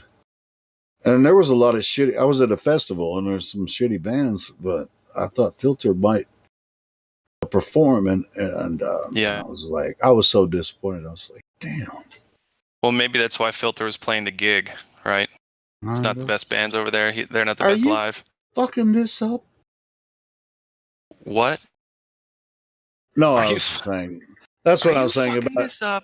Yeah, you fucking this up. You know, I'm thinking the bandmates were like, the singer was fucking it up. I was just like, man, I felt bad for the rest of the band because the fucking vocalist was he was not well. That's too bad. I don't know if he was sick or drunk or whatever the fuck. He just totally trashed the whole fucking. Nobody freaking. I mean, they had like 10,000 people, 15,000 people watching him, and he was just, and nobody was screaming or clapping for. They were just watching the fucking train wreck. Watching the train wreck. Yeah, like, oh, this is embarrassing. Yeah. I felt. Well, when you get to be a big band superstar, like. You can get all the drugs you want. Filter, they were big band superstars, 15 years ago. Now you get your opportunity to get on stage in front of 15,000 people, and they're all going, what? What the fuck is this? Dude, when you lose the passion for what you're doing, you need to stop. That's all I'm saying. Yeah, you need to stop. Wasting everybody's time. Still can't find this video. I thought it was Imagine Dragons. Maybe it's so different. They had this this video that they made on a airplane parabolic flight where they're like rolling around. I mean, it's synchronized, and they sit down in the seats, and they're using what they call zero G, which there's no such thing. But you're just falling inside of a tunnel. Mm. But I can't remember. Well, technically there is such thing as zero gravity. Really? You hear me? There's no such thing as zero gravity. I mean, there is such thing. Yeah, exactly. So there is zero gravity. I mean, I think that's kind of how it works. There you go. Right? There you go. Yeah, there is zero gravity. Eat that shit up. Show us gravity, and then when you say zero G, we agree with you because there is no such thing as gravity. It's zero. That's awesome. God, doesn't that's a exist. Good one, huh? Someone write that down. Yeah, write it down. That's going to go into my lyrics. That's good. That is a good one. Don't wear it out now. I know what. I remember the Nirvana song. I want to. Nothing's in the way. Ooh. Oh yeah. Nothing in the way. Yeah. Ooh. Right. There's no curve in the way, bro. Groaning song. There's no fucking curve in the way. There you go. Nothing in the way. So you gonna do that? Yeah. Well, I have to go through the verses and write the lyrics, but yeah. Nothing in the way. So we'll hear back from you in about a month then. Maybe, yeah. I mean, but all I have to do is pull up a parody track and freaking once I write the lyrics. But it's not hard to sing his lyrics. I just gotta write. Grab a case of your favorite brewski, get a notepad out, and just get to work. Nothing in the way. It sounds like a Radiohead song. Nothing in the way. Yeah. Ooh. Neato. You already hear it, don't you? I expect a full report on my desk by Monday. So, see, the original, in case anyone doesn't know, that's not a Nirvana fan. Something in the way. But this is the antithesis to that. Nothing's in the way. Yeah, exactly. I'm being sarcastic on purpose, and the fact that Welcome to the Black in the way. sarcastic. Oh my goodness, this is so funny. No curve in the way. What do you think?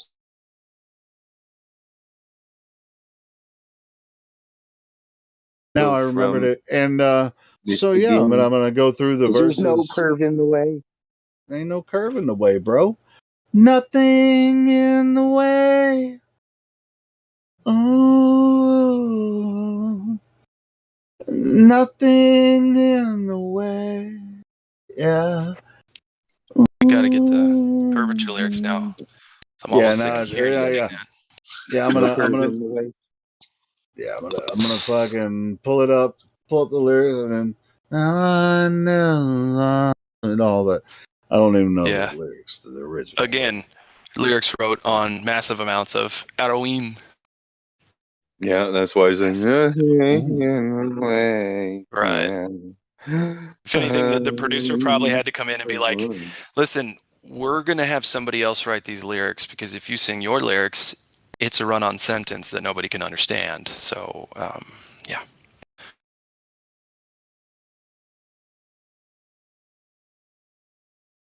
What are you busting on Kurt? I am.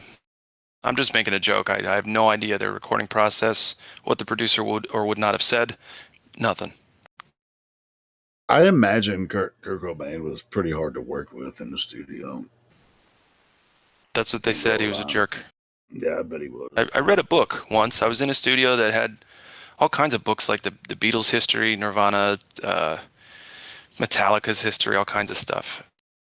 I read that one about them. Shit too. Yeah. Kurt and fucking, freaking Axl Rose. I mean, imagine working with that. Yeah.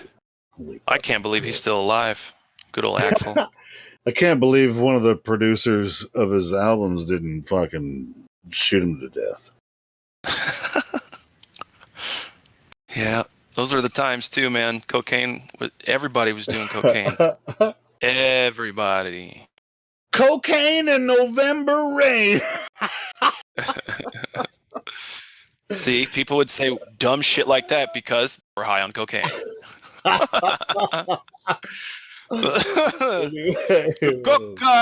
huh? No, that's not funny. That's not even a dad joke. Quit it. I know you're high. Enjoy that.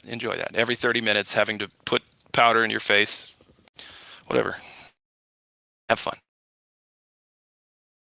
Coco Loco. Anyways, let me pull up original lyric track to Something's in the Way or Something in the Way, and I'm gonna transform it to Nothing's in the Way, and then I'm gonna write the verses. Nothing. You better. For Better do all it the today. globies out there, nothing's in the way. Okay, now that you've like raised a bunch of stink about it, you better do it. Yeah, right, like right now. Well, Get out of here, damn kid. right. I mean, it's a really short song, so it shouldn't be really hard. So anyway, Okay. I'll do it. Okay. I'll do it. I'll get back with you guys with probably by next weekend. I'll have it ready. Okay. It's way later than is acceptable. Okay. I need you to work a little harder. There's shit going on, bro. What the hell are you talking about? Oh, not You right make now. cabinets in your sleep. I'm not talking about that. So good at cabinets. I'm very good at cabinets. You don't need energy for work. You can spend it writing music. Why not? Well, I just don't remember like the verses. I remember something in the way. Really? Are you sure you got that part down? Yeah, I got that part. That's the chorus, right? That's the chorus. Yes. I don't know. I don't remember the verses, like the lyrics for the verses, but I know You got it them goes though, right? like, Didn't you just it look them up? goes something like, Yeah. It's like 2 notes. Yeah. Yep. It can be played with an acoustic and a vocalist, and that's it. Don't need anything else. I could actually probably get it done tonight if you got I was saying, man, didn't you hear me be a dickhead I'm to you just smoking now? ribs right now. Didn't I just tell you guys I'm freaking working on shit? I gotta cook dinner, man. I'm smoking ribs. I started the ribs. They're looking coming really over? good, by the way. Who are Nobody. going to be your visitors for supper this evening? Nope. What? Nobody. It's just you. You and yourself. Well, that's cool. That's cool, dude. Get some of that alone time, some ribs. Because see, then you're not distracted by other people that you have to act like you care about. I mean, visitors in the house. So how many verses are on that song? 2 verses. Probably 4.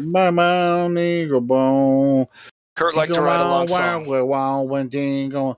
Nothing's in the way. Ooh. Yeah. All right.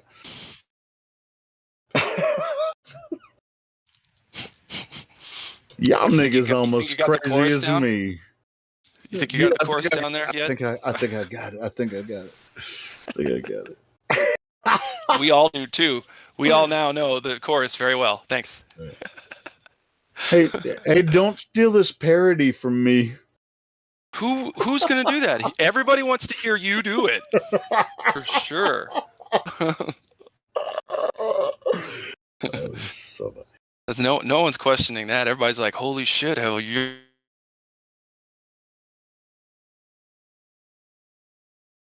I wasn't taught manners and patience as a child.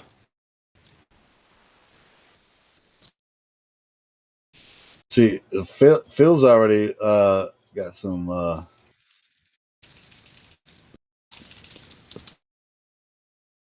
Phil? Professor Philemic. No, Philemic in the live stream voice days. He's got some. He's got some lyrics. Yeah, now everybody's now you're gonna have to pick the best lyrics out of the bunch. Or you don't let people write your parts, huh? Shit. I wonder, is that the? I don't even know the lyrics of the song, but I wonder, like, Philemic has like wrote some weird shit on it. It's underneath the bridge, tarp has sprung a leak, and the animals I've trapped have all become my pets. I'm living off of grass. He's talking about living under a bridge doing heroin. Man, Red Hot Chili Peppers cashed in on that too. What an unoriginal bitch. Sorry. Well, I'm just is this? I don't know the lyrics to the song. I'm just saying. You've said that now. Why don't you look them up? Crazy idea. But I'm going to. But is this? I don't know where Phil's coming up with this. Is that?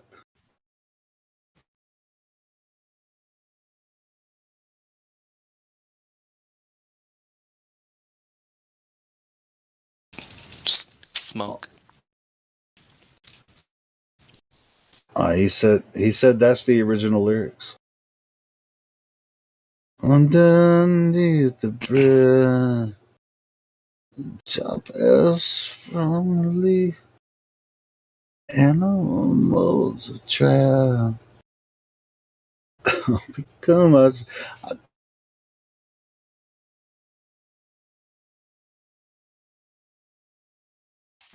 So there's only a lot, and one. that's kind of lazy. There's only really one verse. Is that the way it goes, Phil? I don't know. There's only Maybe. one verse. I'm asking Phil. He said that's the original lyric. Great, super. Sorry.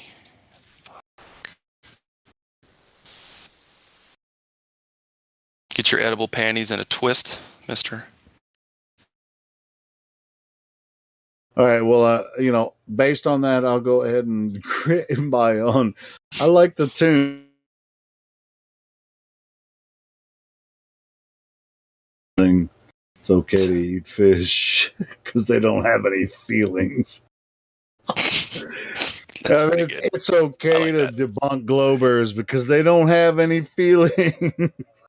On the contrary, they have way too many feelings. Yeah, they are overflowing with the feels. I'll think they are overflowing with the feels. In fact, it's the only thing getting in the way of them learning anything anymore. That's horrible. Yeah, that's true. Can you imagine? Anyway. Hey, thanks, Phil, for that. I'll definitely check that out, and I'll work on doing a parody of that. Now you have no excuse. Oh God, you got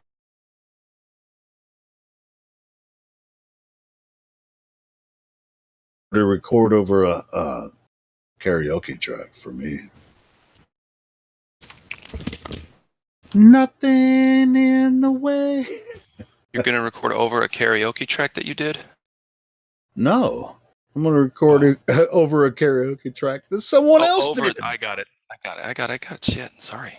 I just download the track and put it into a into the Dude, you got to stop blowing software. up on people every time that we say something or that I say something. Fuck up then.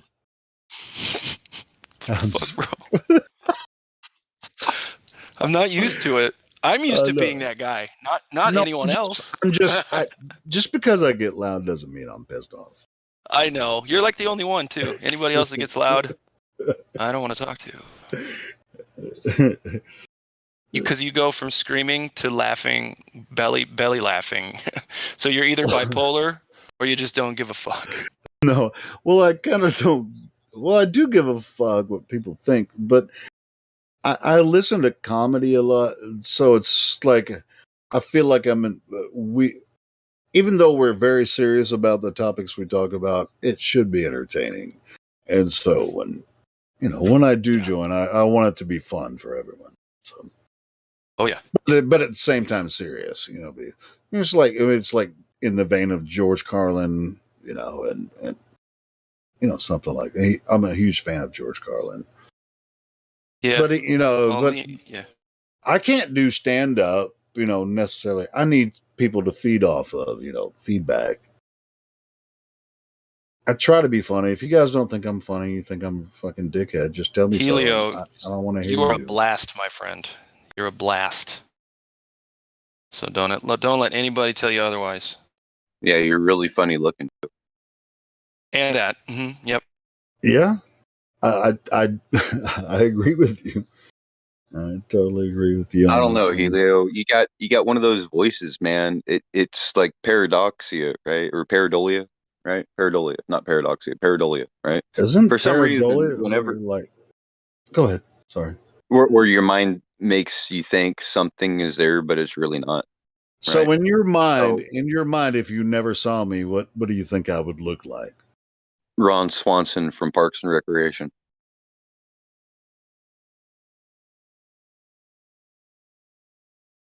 Which character is that? I haven't watched that show a lot. Here, I'll post it. Sam, shut up.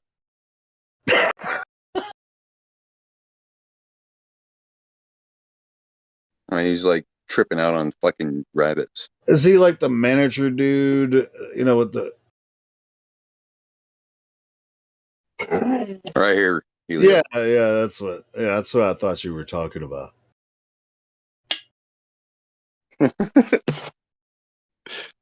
Yeah, so it's like whenever I hear you, I think that. Then I know now what you look like, and I'm just like, wait a minute, that's like no. It's funnier if I think it's you're Ron Swanson. Yeah. Okay.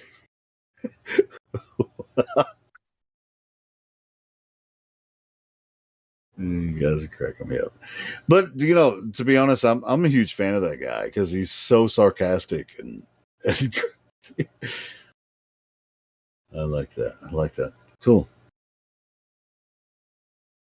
Yeah, it's not meant to be an insult. It's just like one of these No, things. no, I'm I like, know that. I is know it that. just me, or is whenever Helio talks to you, I picture Ron Swanson. It's like Hank Hill. He's got that voice of Hank Hill, you know.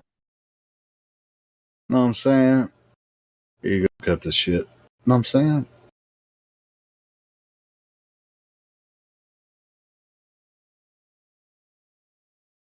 There you go. That's what's up, Phil. It just says I can do what I want. I was like, nigga, that's my permit.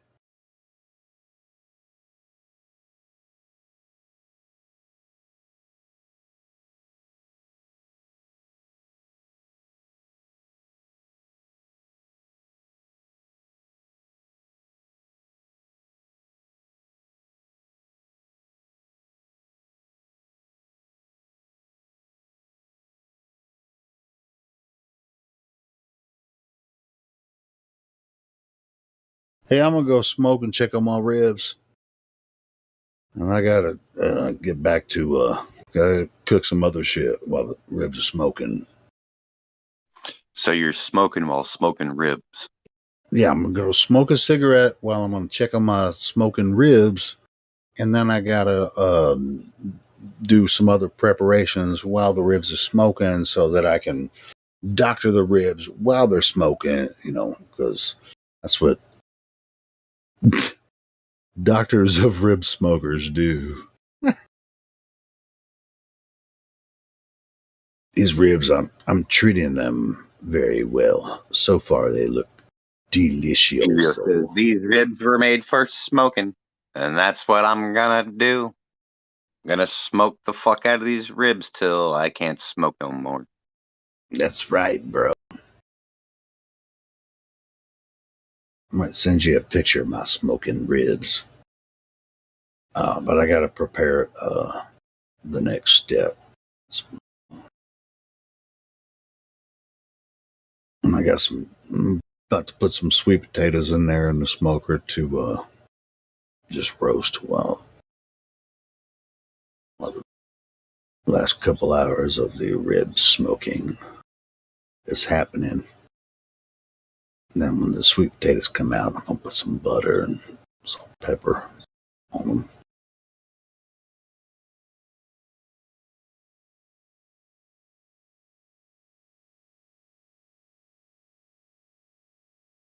Hey Phil, I got a lot of DMs. I'll check back and see. I'll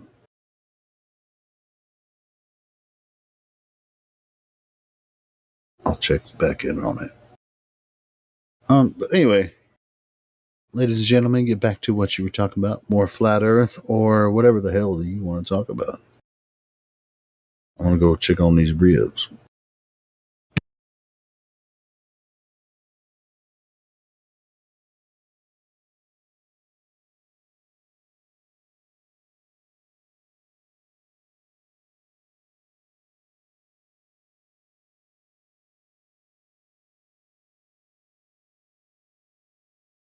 For those of you just tuning in, welcome to the Clown World Circus Sideshow. I'm your host, Glatflobe, and the Earth is not a globe.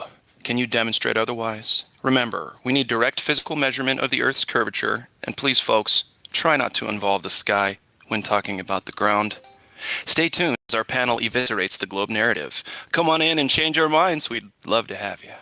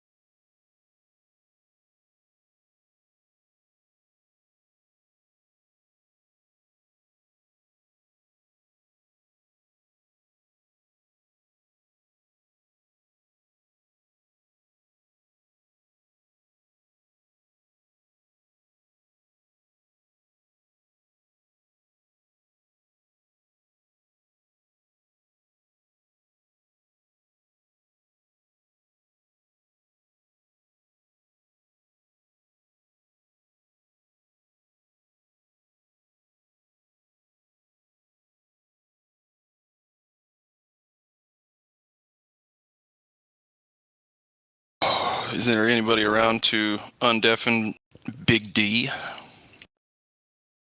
VC verified. NASA lover. Yeah, we'll see about that, Big D. So we'll see if you're a very good boy. You're competing with everybody's dog, by the way, so not sure that's within your pay grade.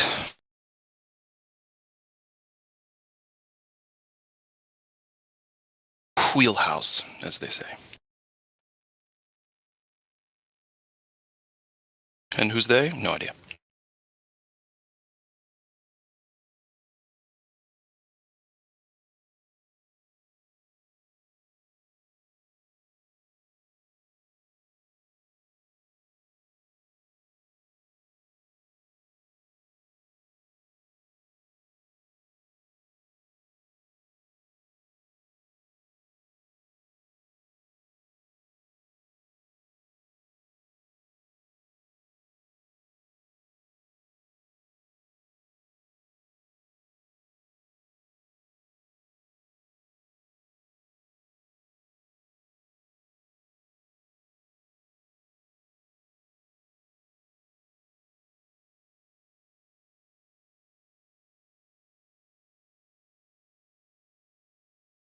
Big D is server muted and deafened.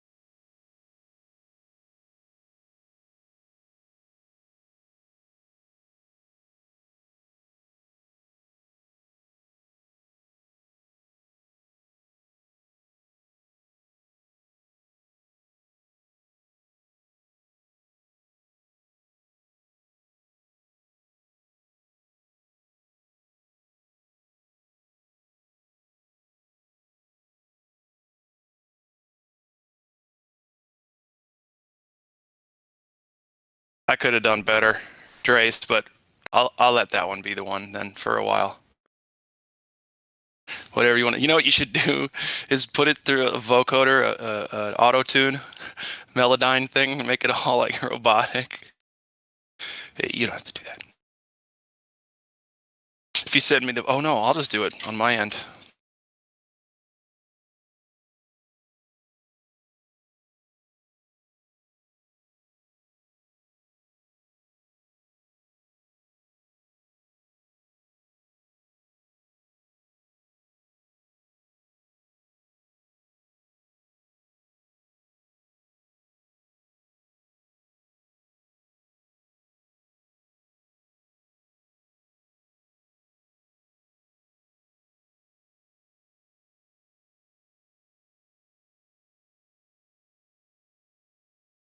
Now all someone needs to do, like Creation Bear, get some of that like advertisement music, put like really exciting, like, you know, something's on sale and you know what I mean? I don't know.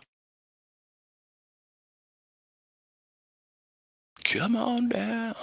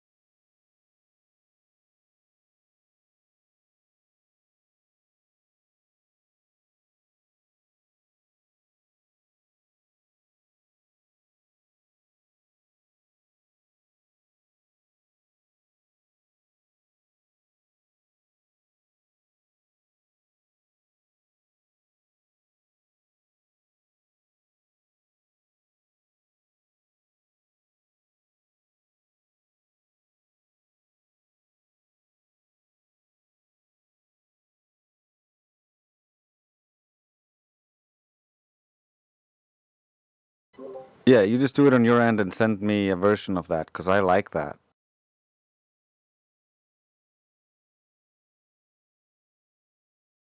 You like what? I like that recording, the way you did that, so I might put that into a song at some point. That's just fine with me, dude. Do whatever you want. Chop it up, make it sound weird. You got it. Yeah, if you want to do some weirdness to it, Yeah, I'll see what I can do. I'll just have fun with it. But honestly, yeah, do what you want to do with it. I'd rather collaborate than just be like, look what I can do, you know? yeah.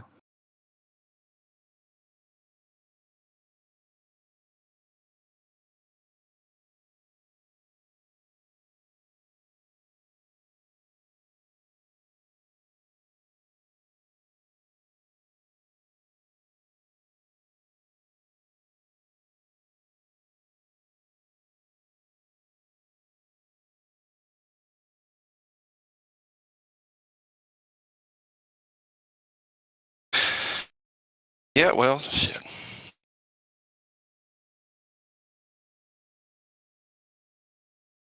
Anybody been to any other servers talking flat smacking to people? I don't go to any other servers, man. I stay busy here.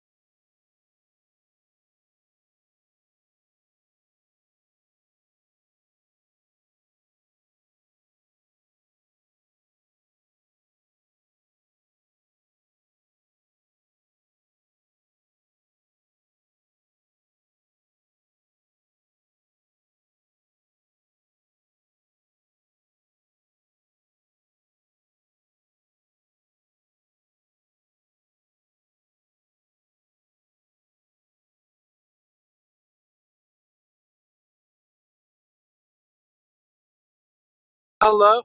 I just wanted to let you know that if there's anybody living on a ball, they're indoctrinated.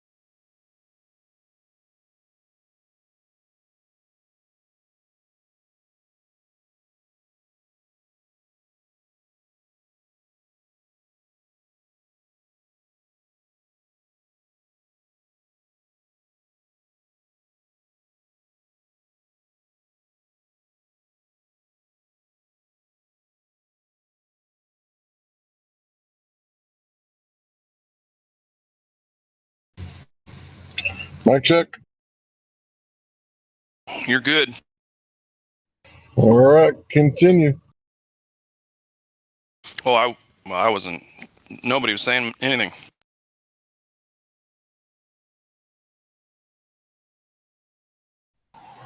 I know us old school flat earthers, we like to say continue. Oh, hello, Hank. How are you doing?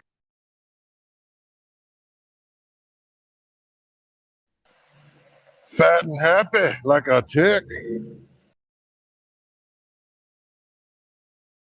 Nice. There you go. So is it cooling off over there yet? Yeah, I can't feel the old injuries, but yeah, it's cool enough.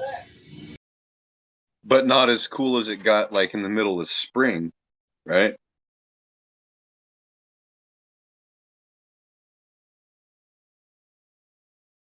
That cold snap that rolled through Texas in spring last year or this year.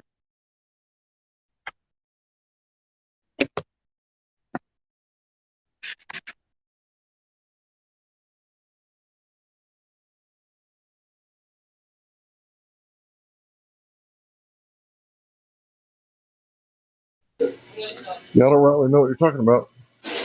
Maybe it did or maybe it didn't. How's that background noise, by the way?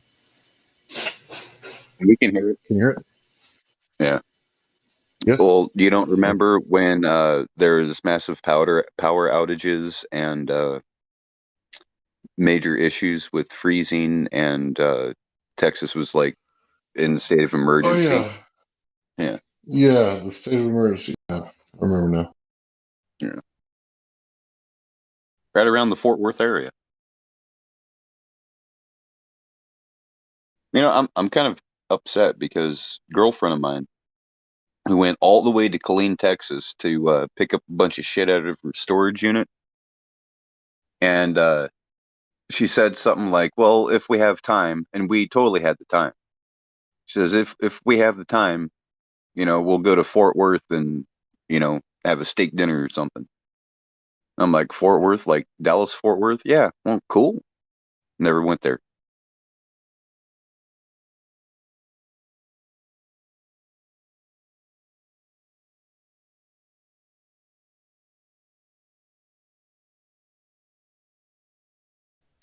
Yeah, that's a shame. Really, Fort Worth is a beautiful city. I like it so much more than Dallas.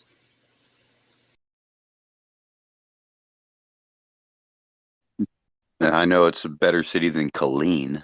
Jeez. Cathedral City? What the hell? Colleen's weird.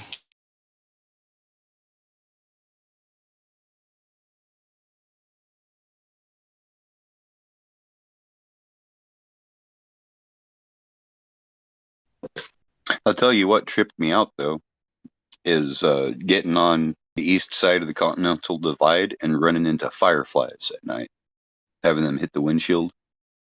I thought I was having a mushroom flashback or something.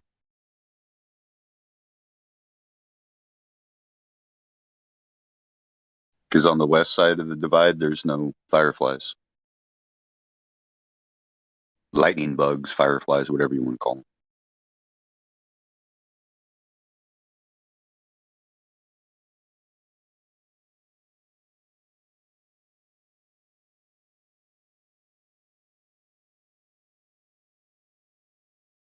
Like we have insects that are like them, but they don't glow. Their butt don't glow.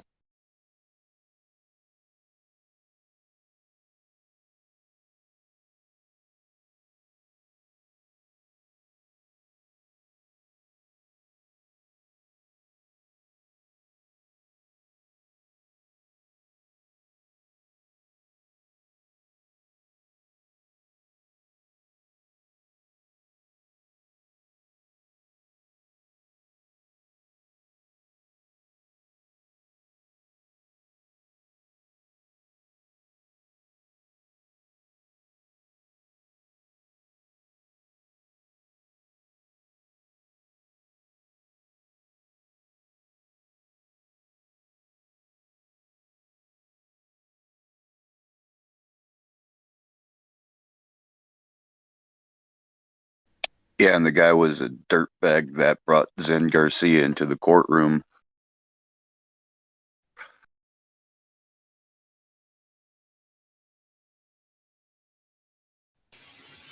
He lost, so it's all good then, right? Because Eratosthenes is not supported in a court of law. precedents. So, Globies, you really need to stop using that Eratosthenes fucking Hollywood mumbo jumbo bullshit and come up with a real fucking measurement. Otherwise, Well, we don't have It's all they got. It's all they got. Let them have it. Nope, they don't get an inch. They get nothing. it's not even it's not even defendable in a court of law. Well, that's when they say, well, the courts are corrupt anyway, but any other time they'd be like, oh, no, the court would never lie. No, see, that's the funny thing with courts is the courts are non-biased and they look at evidence, right? If you want to say it's corrupt because there's evidence that, is damning for you, then that's not corruption. That's just you being a dumbass leaving evidence behind. These people that say, oh, the court is corrupt, the court is corrupt. Yeah, it's kind of corrupt, but the thing is they coerce you. It's up to you to know, your rights and the law, right? For a situation like that. Like, say, my situation, I said, yeah, I did it. If I wouldn't have said I did it, and if I would have fought it, I would have won my case in court because there was no evidence of me actually making the wax. Just my testimony, my confession is what fucked me, right? So it's not a court's corruption. Never talk to the police. It's the stupidity of the defendant. Yes.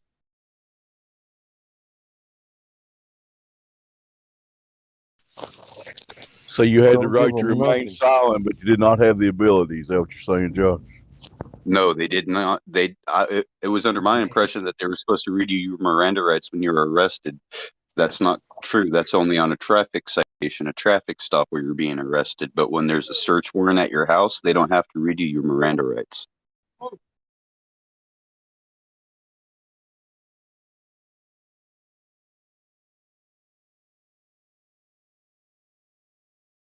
Because at that point, there's already enough evidence to arrest you, to perpetrate a deeper look.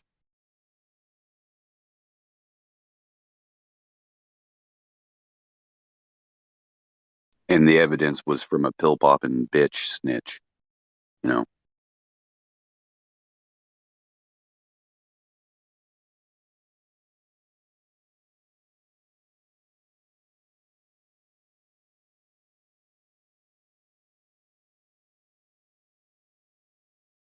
we trying to talk to Lil D, or are we just gonna leave him, leave him be for a bit?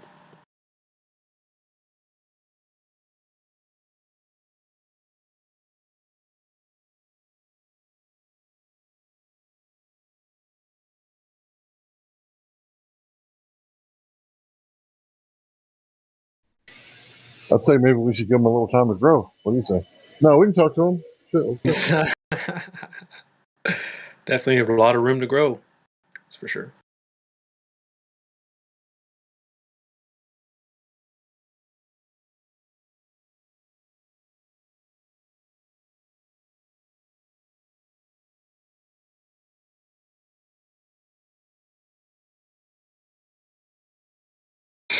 Well, Helio or somebody will have to take him off deafen and all that stuff if we want to give him another chance. But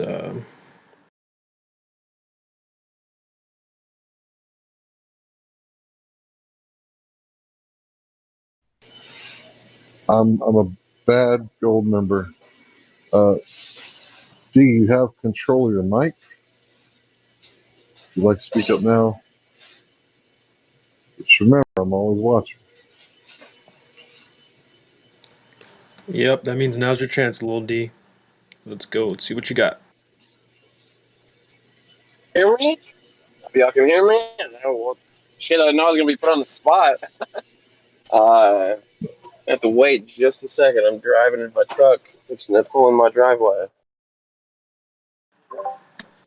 No problem. No problem. Take your time, brother.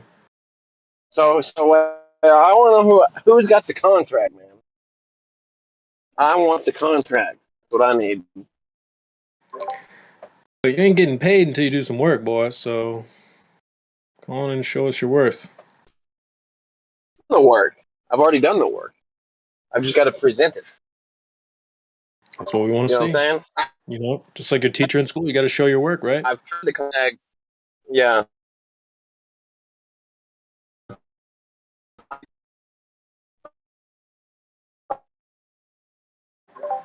Just like the teacher, we know the answers Finish. too. Hopefully, We just Joe want to know has. how you got that. Okay. What answer specifically?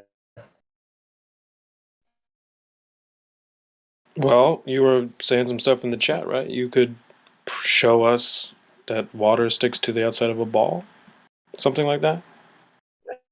I can. Pretty good video. It's a large sphere, and it's covered with water. It's outside of some museum. You can go visit it. You're It's kind roboting of a pretty bad, buddy. common. Is it on my end or is he roboting? He's roboting. Yeah, Try I'm fixing. reconnecting. Try reconnecting real quick, bud.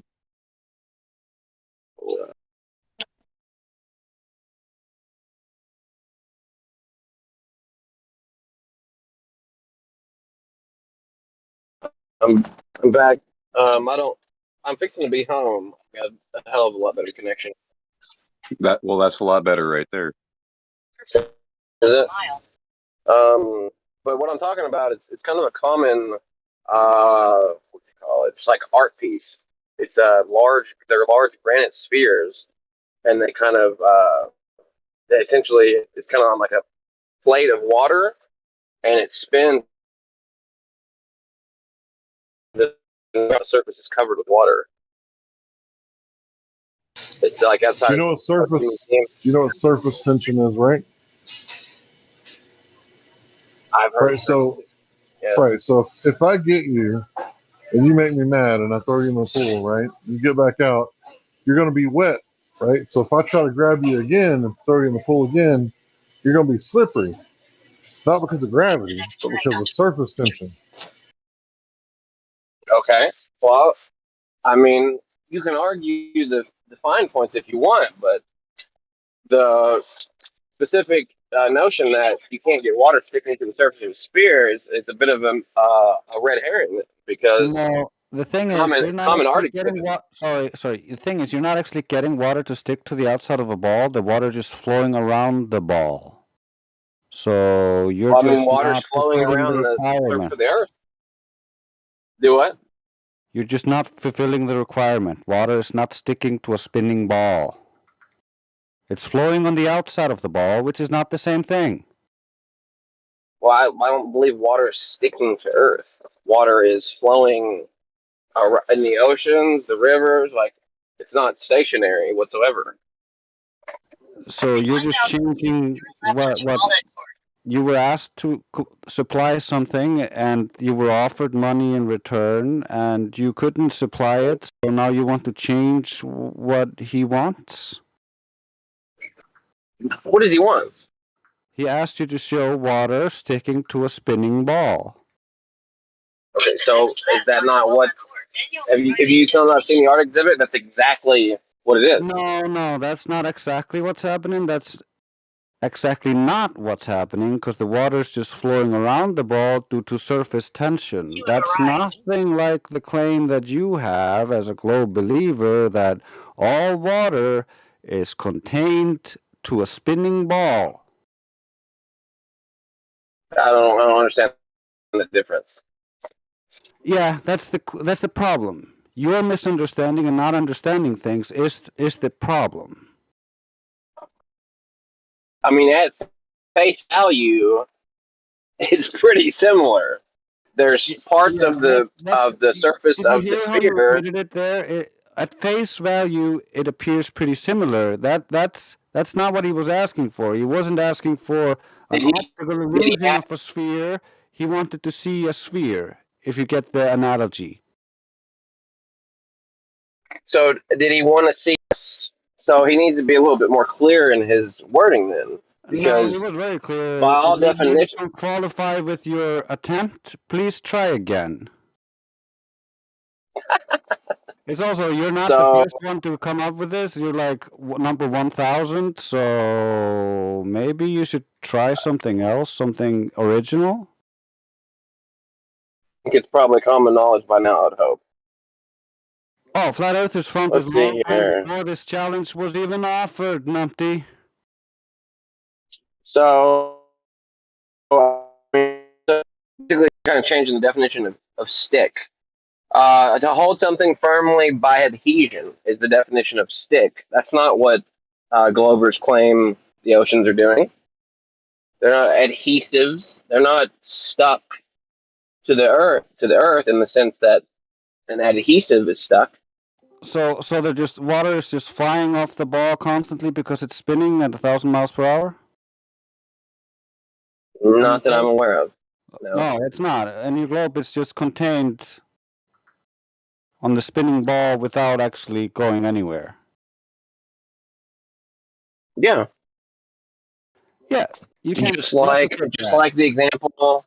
I mean, it's very similar to the museum pieces where No, it's in the stuck to the museum outside. It's pieces, the flowing. water all flows off of the globe and into the pool below it. No, it's stuck to it. It's spinning constantly.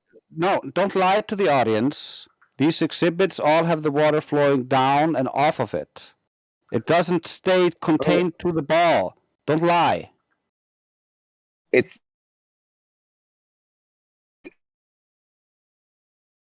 Wait, a medicine ball. are you I could show really you saying the water is what, not like, flowing on the ball? no, it is flowing, but it's Okay. it's still But how can it be flowing and present. stuck in the Just like same it flows spot? on Earth. Well, as the large mass, it's covering it, but it's flowing from place to place, like a river or an ocean. So the aggregate body is present on the surface, but pieces within that body are moving. Does that make sense? Just like if I got in a car and I went down the road, all the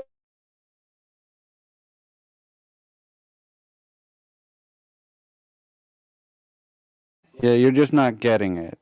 What we need is proof that your fantasy idea can work, not proof of surface tension, numpty.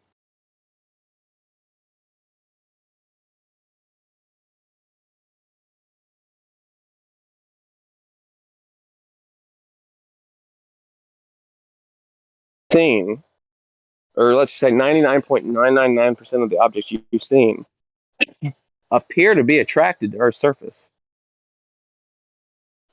Is that a false statement? Everything you've seen your entire No, life. they appear to be attracted to Earth's surface, but they're not actually attracted to the surface. They're attracted to the equilibrium state, right? So think about this: if you drop a helium balloon, what happens? It goes up until it pops. Let's say you had an indestructible balloon. It would go up until it reaches equilibrium, right? Okay, well, that's a man-made engineered device. Helium? It's engineered to do a specific thing. Helium is Helium? man-made and engineered. That's not present in nature, right? It's a man-made device. Helium is not present in nature. Balloons? No, we're talking about Gas pressure? gas inside the balloons. No, balloons. A helium balloon is a man-made. Okay, we'll scratch creation. that. How about gas pressure without a container? Can you demonstrate gas pressure without a container without equalization happening? Also, by the way, Big D, it doesn't matter that the balloon is man-made. We are not retarded globers who are claiming that the balloon is a natural phenomenon. Okay. Well, I would say it matters, right? We're kind of talking about the natural world. It doesn't the matter state because in it's which things not the exist. natural phenomenon that we're trying to look for, okay? It is just the container for the gas. cannot have gas pressure without a container. Air is not a container for air.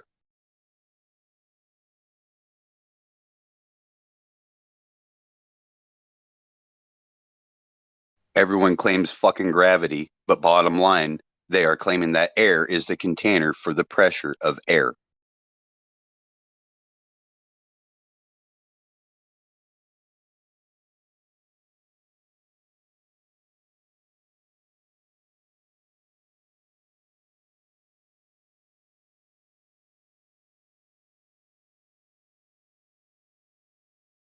Uh-oh, that's a violation of the law of thermodynamics.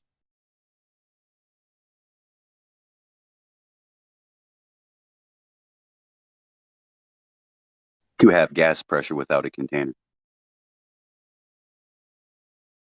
And I'm not saying temperature has anything to do with it. I'm saying demonstrate gas pressure without a containment vessel.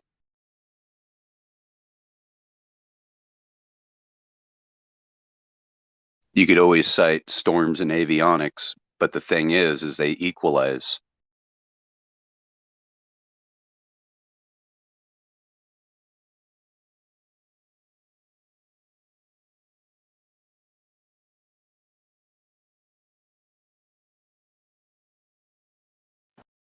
So that's 2 claims so far. I'm not sure if you're home yet, Lil D. But we got water sticks to the ball, and what was your other claim? 99% of things are attracted to the Earth. So what are we 0 for 2?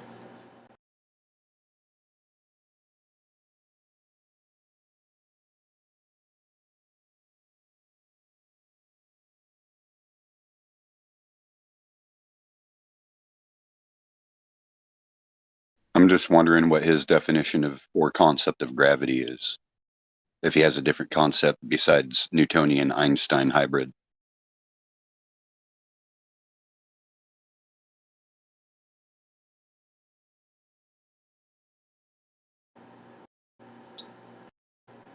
We're also joined by Burning Man. Welcome, Burning Man. Hey, Gold. Appreciate you having me. Oh, we're glad to have you, buddy. I saw you were in the VC check-in with Wolfgang. How did that go? I think it went pretty swell. I mean, he's a very polite person, and I'd recommend him to anybody. Best VC Yeah, checker welcome there back. is. Welcome back, Burning Man.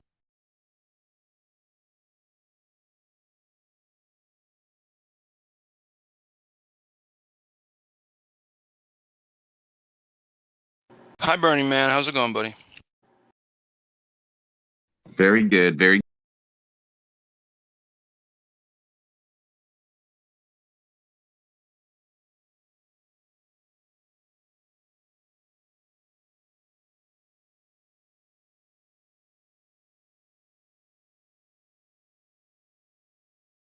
Yeah, in fact, it was Wolfgang and Hank that checked me in. Yeah, Wolfgang did my interview as well. Shout out, Wolfgang.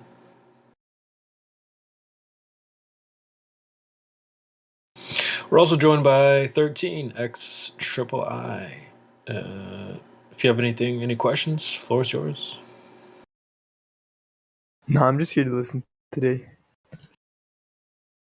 Yeah, copy that. No problem. Yeah, we're just having a brief intermission. I think Lil D is just getting settled on his way home, so we'll be right back.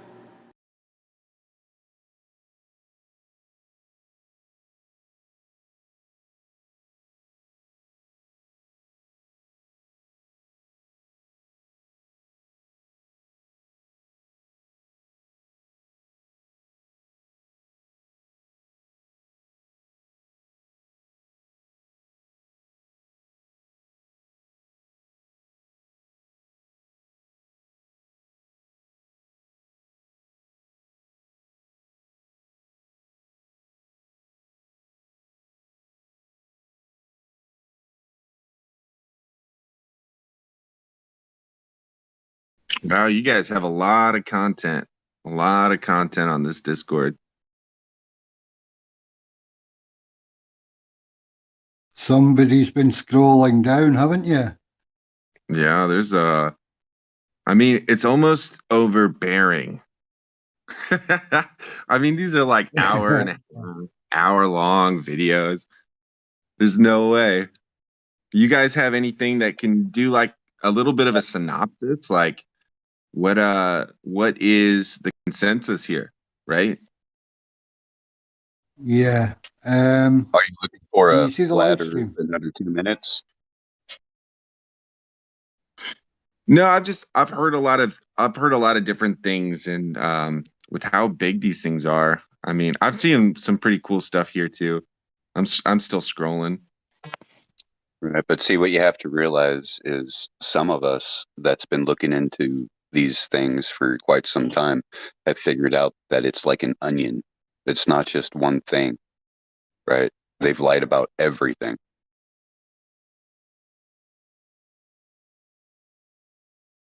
I That's mean, why do you think we have Yeah, why do you think we have leap year, right? They say there's 365 days a year. That's incorrect. It's 365 and a quarter. Because each 4 years we have to add a day, right? Well, yeah, it's imperfect. They like the days to be days. Well, they like round numbers. They don't like, exact hyper specificity. Because once they get into hyper specificity, then they get involved with probability automatically for some reason. That's a can of worms, isn't it? Yeah, it's like statistics, just to prove that it's true, and then the statistic probability is not always exact. So I think statistics is never exact. It's just kind of like a grouping of numbers, and that's all it is a number. yeah, it changes with each sample.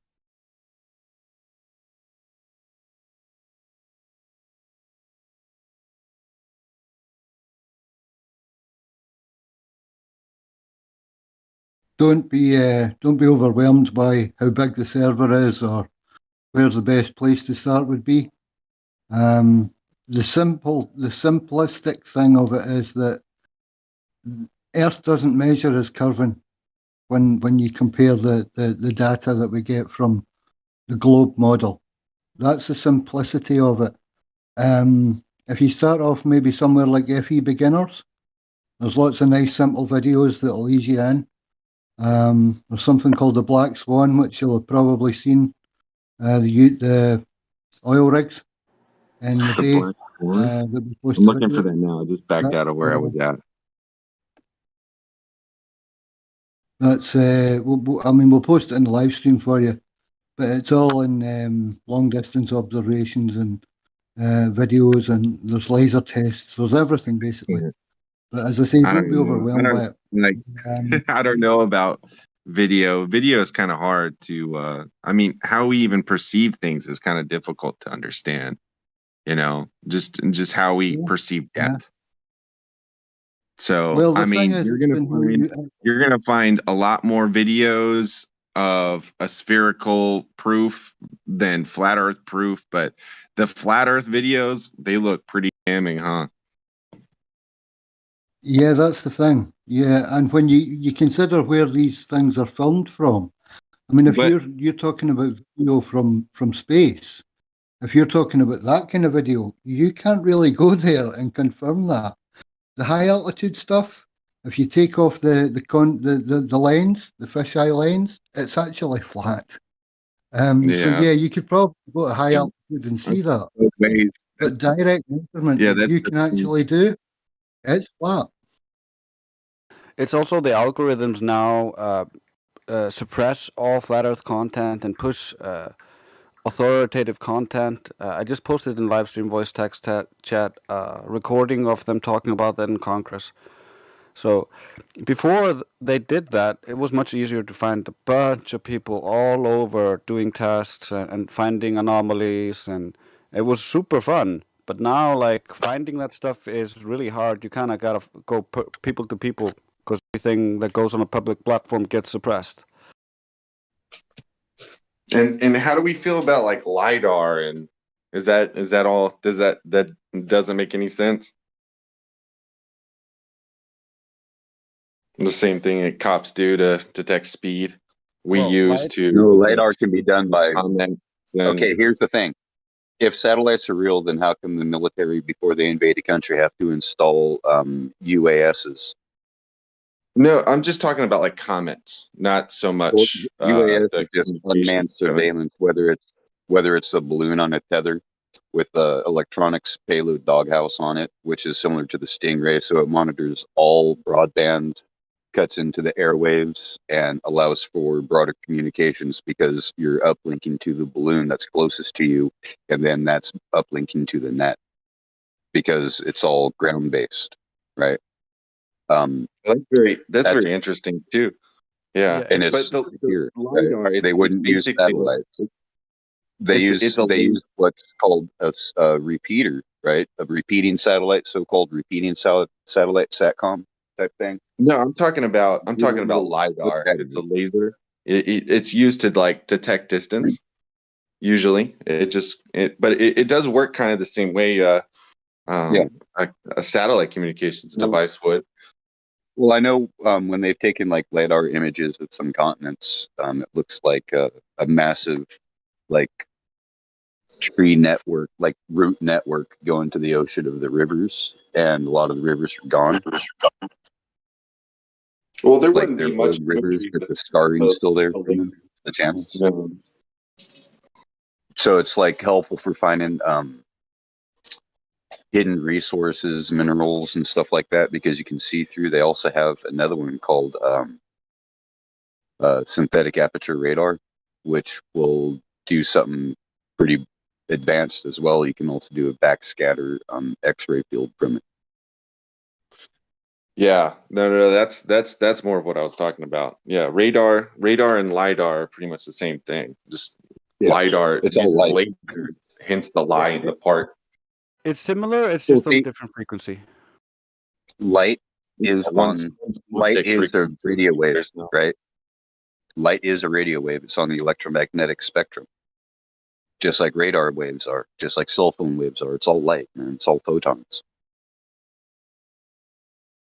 Crazy, huh? Yeah. So we know electromagnetism is one of the only true forces in nature.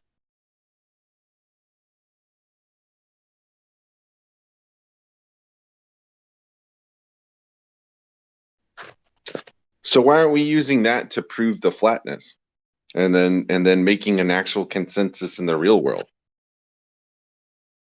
Well, because that doesn't prove the nature of where we live. That just shows the nature of how we perceive things through radio waves. The eye is a specific antenna for picking up a certain narrow band of this electromagnetic field so we can see what we perceive as light and color. Like it's crazy, man. Like, for instance, they did a geographical study of the U.S. and found out that the whole of U.S. is flatter than a pancake. So, U.S. is flat. So, well, the U.S. also isn't a It's not very big, right? Or I mean, I don't know. What did you see? Because I don't know. Like, where's this information? I just posted the link to the study itself and a little picture from it, basically, in Livestream voice text. Okay. Well, I guess I'll check that out and be right back. And what that means is if you were to take a pancake to scale of North America, the pancake would have more topographical features than the United States or North America as a whole. Yeah, the scale of U.S. is so big compared to the pancake that the U.S. would need a mountain that's taller than the tallest mountain in the world to not be flatter than a pancake.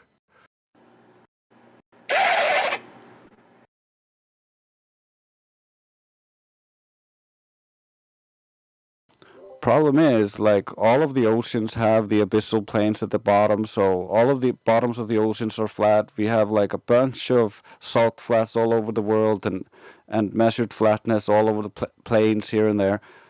So when you add up all these flat bits, you end up having to curve the ball more and more at the corners. So where are these edges we're supposed to be falling over on the ball?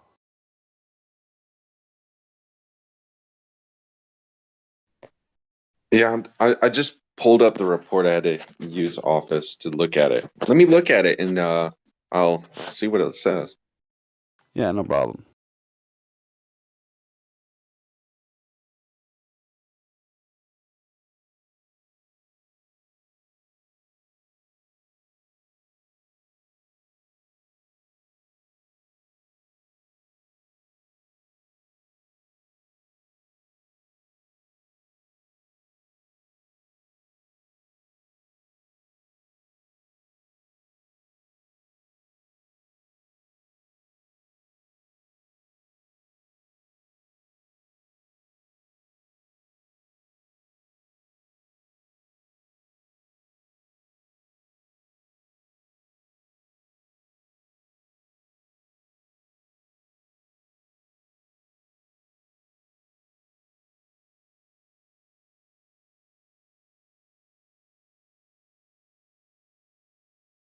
Yeah, this is a pretty detailed report. Would you like to give a summary? It looks like what it's saying is I mean it says the flatness of the United States, perception met reality when people judge the flatness of large areas, such as the United States. The authors conducted a geometrophometric, that's a fun word, geomorph, I can't even say it again. That's a hard word.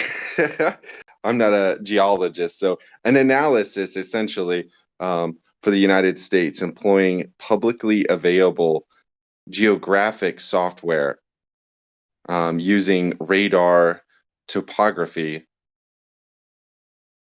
And they absorbed elevation data, the new algorithm for measuring flatness.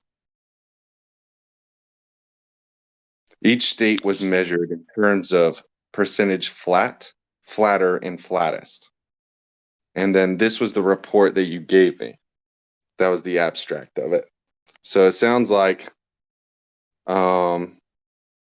this is kind of like a topography map of the United States. And when I scroll down a little bit, the one thing that I did notice that was weird was that Florida looked like it was not very flat, like it was bumping up, which is kind of weird because I don't know if any of you guys are from Florida, but that is a flat that is a flat plain.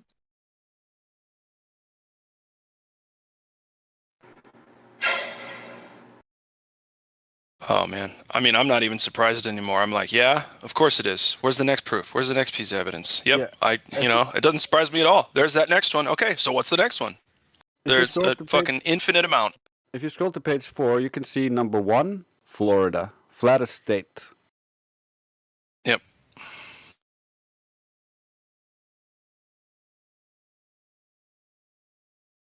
How do you have hundreds of miles of flat and no curvature on a ball with a circumference of 25,000 miles?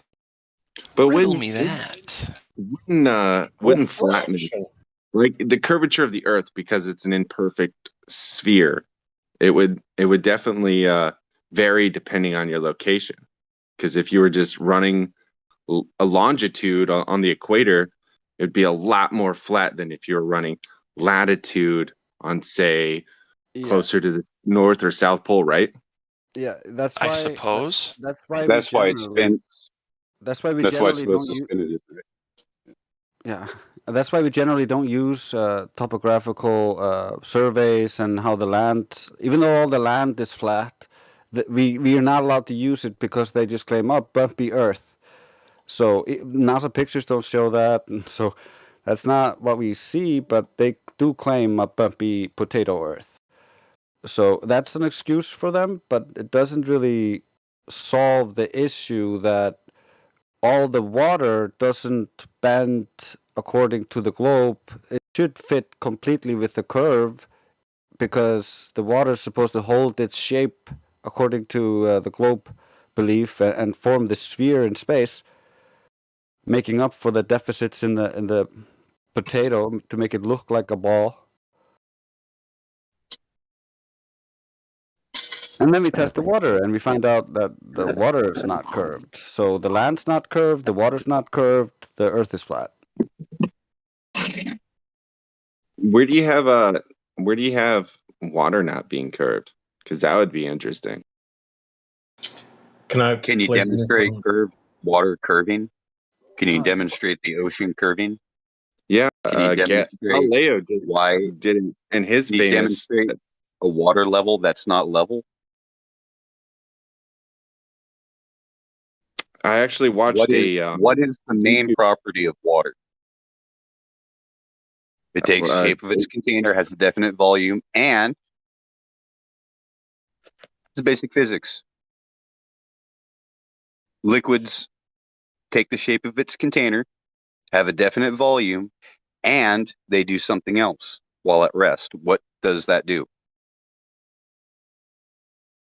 Finds its level.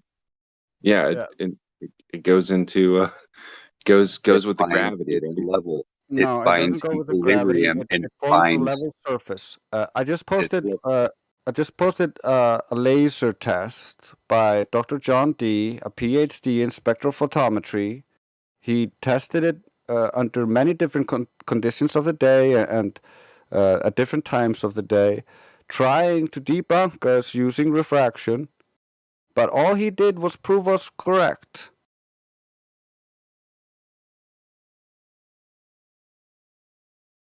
But lasers, they're susceptible to everything that light is.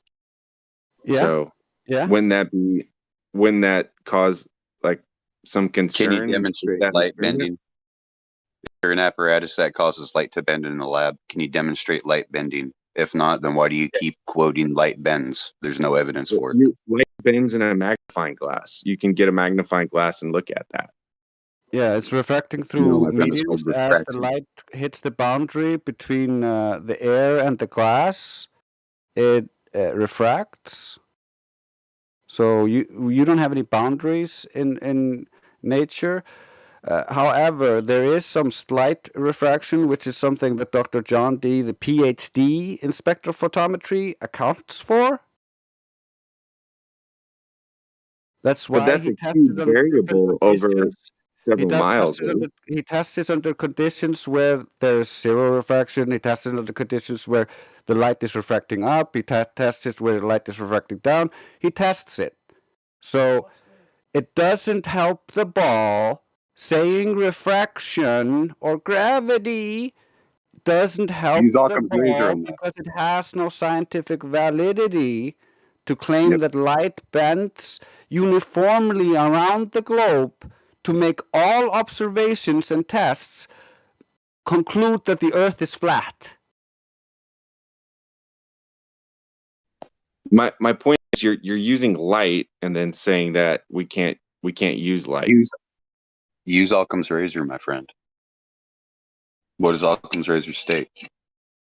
The least amount of assumptions taken to come up with the conclusion is usually the right answer, right?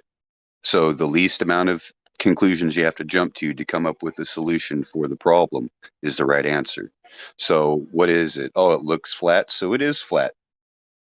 Or it looks flat because atmospheric refraction and light bends and gravity, and that's a lot of conclusions you have to jump to. So what does Occam's razor state? Which one is correct? See, this is logical thinking. That's why I'm here. So Occam's razor would state that it's flat because water finds its level. You see a flat horizon. In fact, horizon means horizontal plane. That's you not really an think assumption, that though. it's physical? Do you think the horizon is something physical?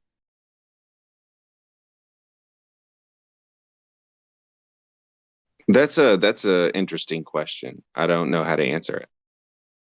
Well, do you think there's actually a place where the sky meets the ground? And the distance?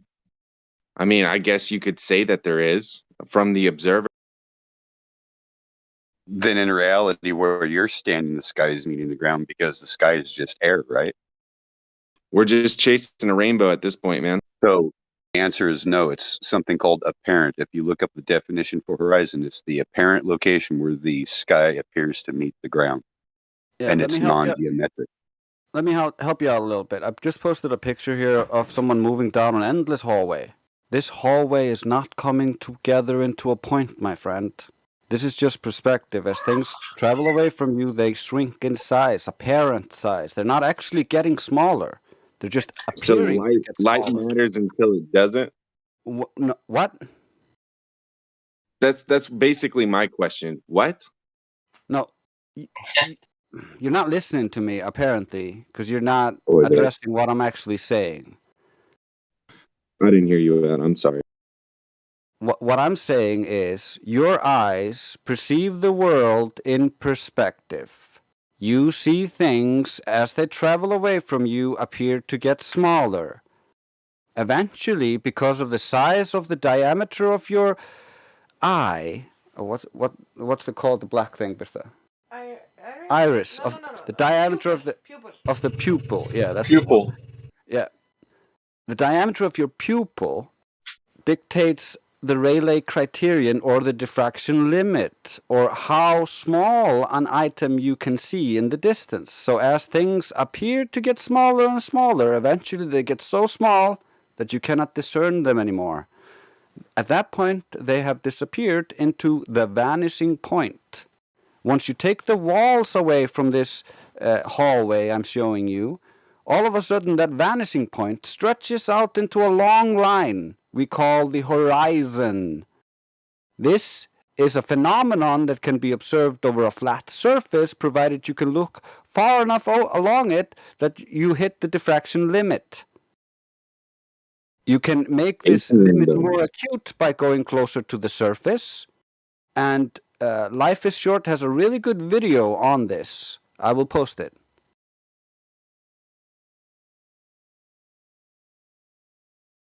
Would you like me to review it and come back? I just I think that would be really helpful for you, because right. That's what we're explaining right now, is the illusion of light. But I want to know how light acts and how it operates in your eye. Right. How does that prove the point? This is why this is a very crucial point that most Globers just don't get. That's why it's important to, I think, watch this video, because the Globers will try to steal perspective and pretend it doesn't exist to assume that the Earth is curved. In every single Earth curve calculator, they use orthographic view, where they divorce perspective and then make the thing you're looking at in the distance in its actual height and not its apparent height. So the mountain that you had to make your neck bend all the way backwards so you could look up to see the top of it, that when it was really close to you, now that it's really far away from you and is so tiny that you can cover it with your thumb, they still think it's the same size, same apparent size as it was when you were right next to it. And they calculate it as if it is that size, to then try to figure out how much of it should or should not be seen by the Earth curve. So they will try to divorce reality to try to fool you into believing this cult religion.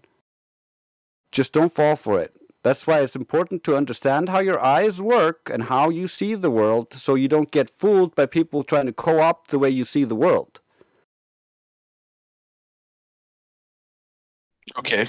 So we know that light is hard to understand just off of your perception, but you took a experiment that is literally based on light. You say laser, but it's affected by all the same, Yeah, things light that light travels in straight lines, my friend, and when it refracts, it refracts tiny bit based on the refractive index and the angle of incidence. The Globers do not have the conditions to make the light bend down around the globe. This is just an objective fact. And they don't have any substance. They just have terrestrial refraction, which has no experimental validation. But terrestrial refraction just bends all light consistently around the curve, when that's not how light acts in real life. Okay, so then we can say that we can control it to a point, and that's kind of how like GPS works, right? Yeah, we understand light to a point. We can use light to create cameras and create projectors and create things because we understand the principles of light traveling in straight lines and not curved lines. So how does triangulation GPS work in, like, say, the southern hemisphere or even anywhere with curvature? Like, we've all seen That's the our thing. plane go across the pond, if you will, to the Atlanta side. If you've, Yeah. been in a continental flight, you see how the plane You can see much follows further when you're higher up. and it Yes. goes down. So how are we following GPS when we have an idea of how refraction works and how triangulation works and GPS works? How is it that the quickest way is to go off the curvature? There's no curvature involved, buddy. That's the thing. There's no curvature involved. GPS, for instance, acts off of towers 99%.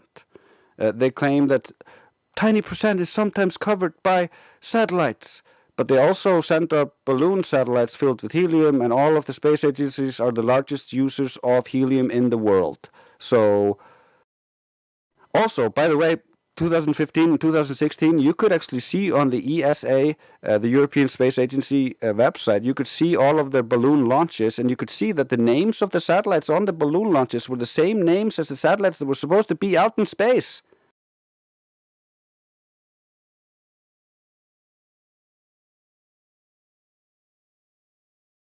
So they have balloons, and therefore the Earth is flat. No. They have balloons, and therefore that 1% to 2 to 3% of their so-called satellite coverage is covered by the balloons. The GPS works perfectly fine using towers on a flat Earth. Even before GPS, the thing that GPS is based on is LORAN-C, and LORAN-C was used by the military to triangulate and position things much further than would be possible on a globe. Unless they were interconnected, right? Or No. is that something No. It wouldn't have been possible to target the things they were targeting without the Earth being flat. But if they had multiple points to have like a The Starlink, points were too far away to be able to triangulate it without the Earth being flat. It's kind of like the Nickebein targeting system of the Germans. The British basically said, they cannot target us using this targeting system because of the Earth curve. We are protected by the Earth curve. And then the Germans just targeted them with the targeting system and bombed them. Oops. right? So you get a link to a link to a link, and you kind of just No. It was a microwave beam, and only when the beams cross will it ping. And if the Earth was curved, the beams would have crossed so high in the sky that the airplane would have never gotten there. So the Earth could only have been flat. unless you count gravity into. Gravity doesn't affect this, my friend. You can't just imagine gravity affecting things when it doesn't. Well, Gravity general of Earth, for relativity instance, is doesn't not strong. affect Gravity of Earth is everything, not strong enough. including time. Gravity of Earth is not strong enough to bend light or any of its variants. Einstein disagrees. No, Einstein agrees. Einstein claims that the sun and black holes have enough gravity to be able to bend the massless particle that is light. Yes. To a degree of sucking it So in. Earth doesn't have the power to be able to bend light.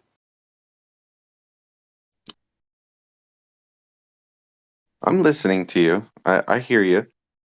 You're right here in my ear.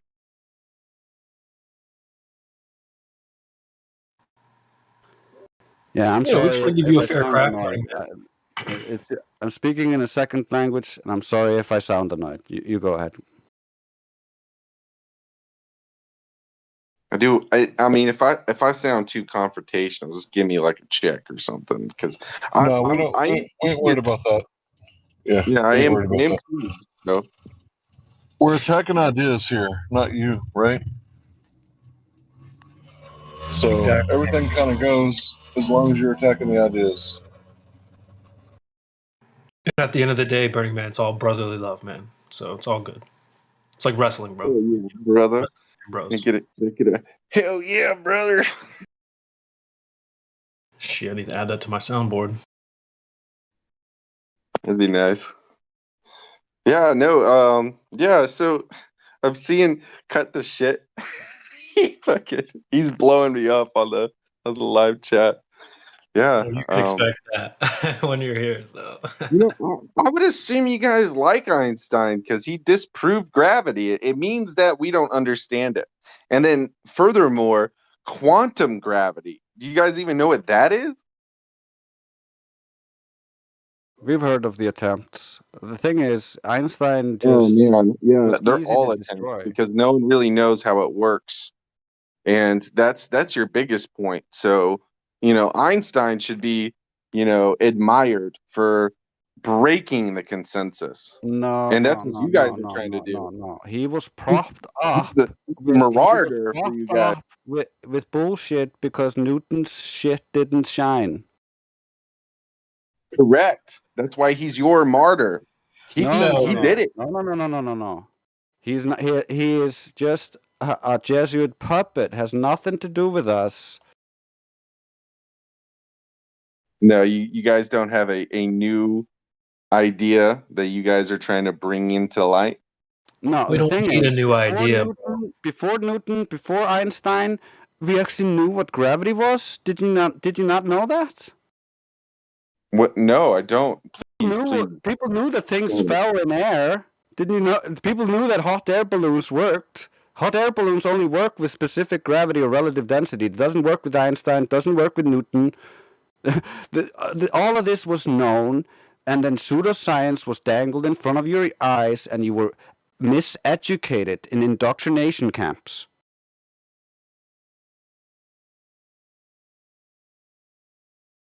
Well, they taught me math and how to read too.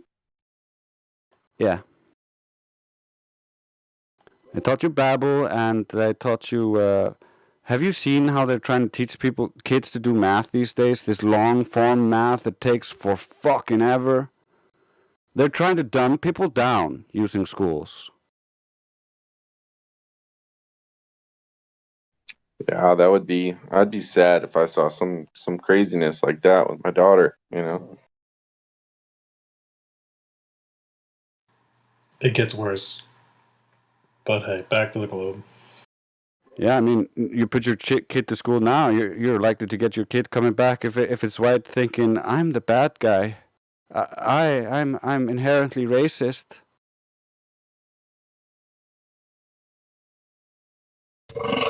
Not in Texas. Our governor said we ain't doing that. No critical race theory taught in Texas. Ah, that's nice. But even if you manage to block it there, they're still putting it in all of the entertainment and all of the media, so the kids are likely to get brainwashed regardless.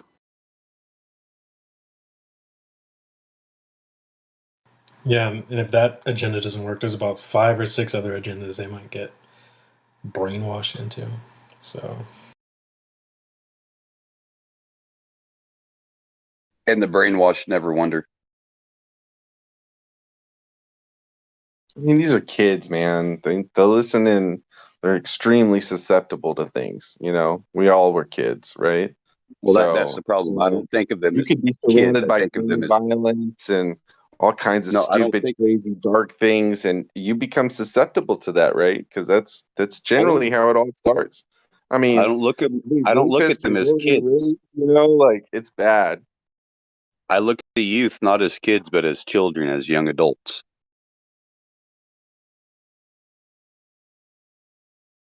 Right? They're just not developed yet.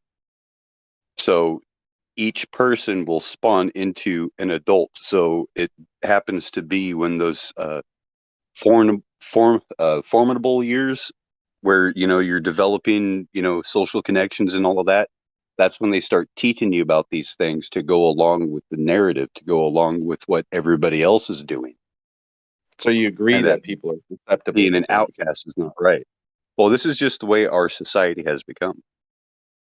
Susceptible, man. That's what I'm trying to say. Is you're influenced by everyone around you. Yeah, it's by design. It's by human nature, right? It's a way to create a culture, you know. Well, it's with the There's like breaking of the three pillars that creates a country, right? Borders, language, and economy. it's also with the So, breaking of the. Oh, sorry. so if like any of those things are compromised, and they've been attacking the language, they've been attacking the borders, and they've definitely been attacking everything about the economy,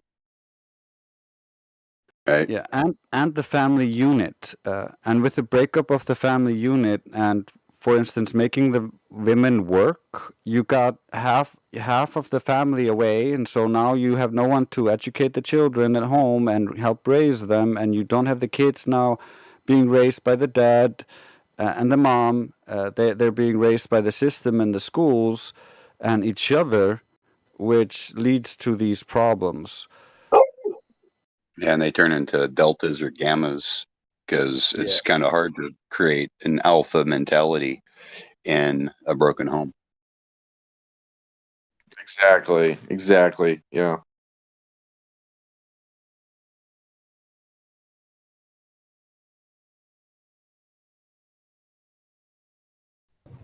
So anytime someone says system, I always want to remind them that it's the Federal Reserve System. Some people might call it the beast system or whatever, but that's what it boils down to, because you wouldn't be able to have war without the financing. I'd almost beg to differ in the sense of the Federal Reserve. Without that, we could have war. Absolutely. But yes, yeah, you need the financing, like soldiers need the paycheck. Like, what are they risking their lives for? But yeah, the Federal Reserve, fuck them bitches. I don't know if I can say that.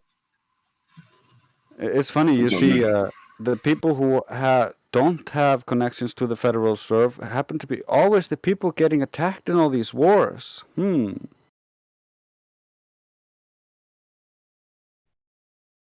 Well, there's other, world banks out there, country banks, but you're right too. I mean, I don't know who's, finance. Well, I mean, even in the Arab states, that's all funded by oil and the people trying to control that oil. So that's where the financing is coming from.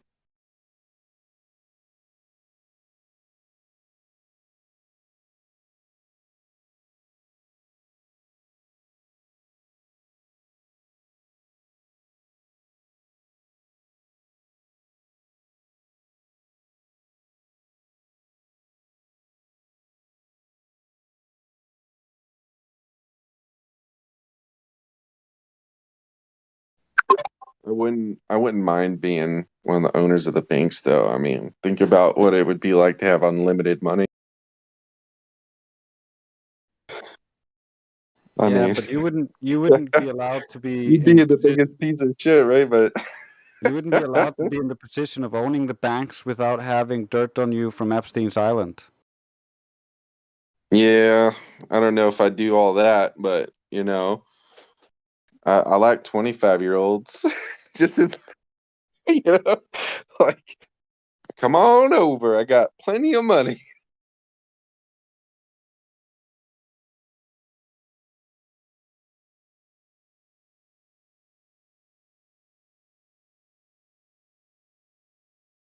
Probably bring some, never mind. Let's not. What about flat Earth?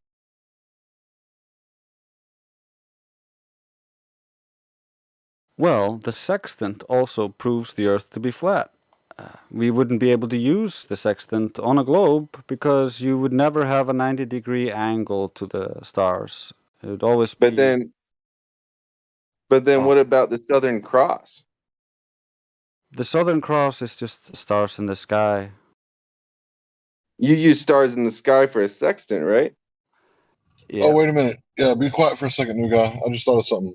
So, if the light is bending around the curve at 8 inches per mile squared, then that 90-degree thing would be all kinds of messed up, wouldn't it? Because who's to say where it's stopping at? Yeah, it will be all over the place. Yeah, I mean, if you're gonna use that, like they were using shadows back in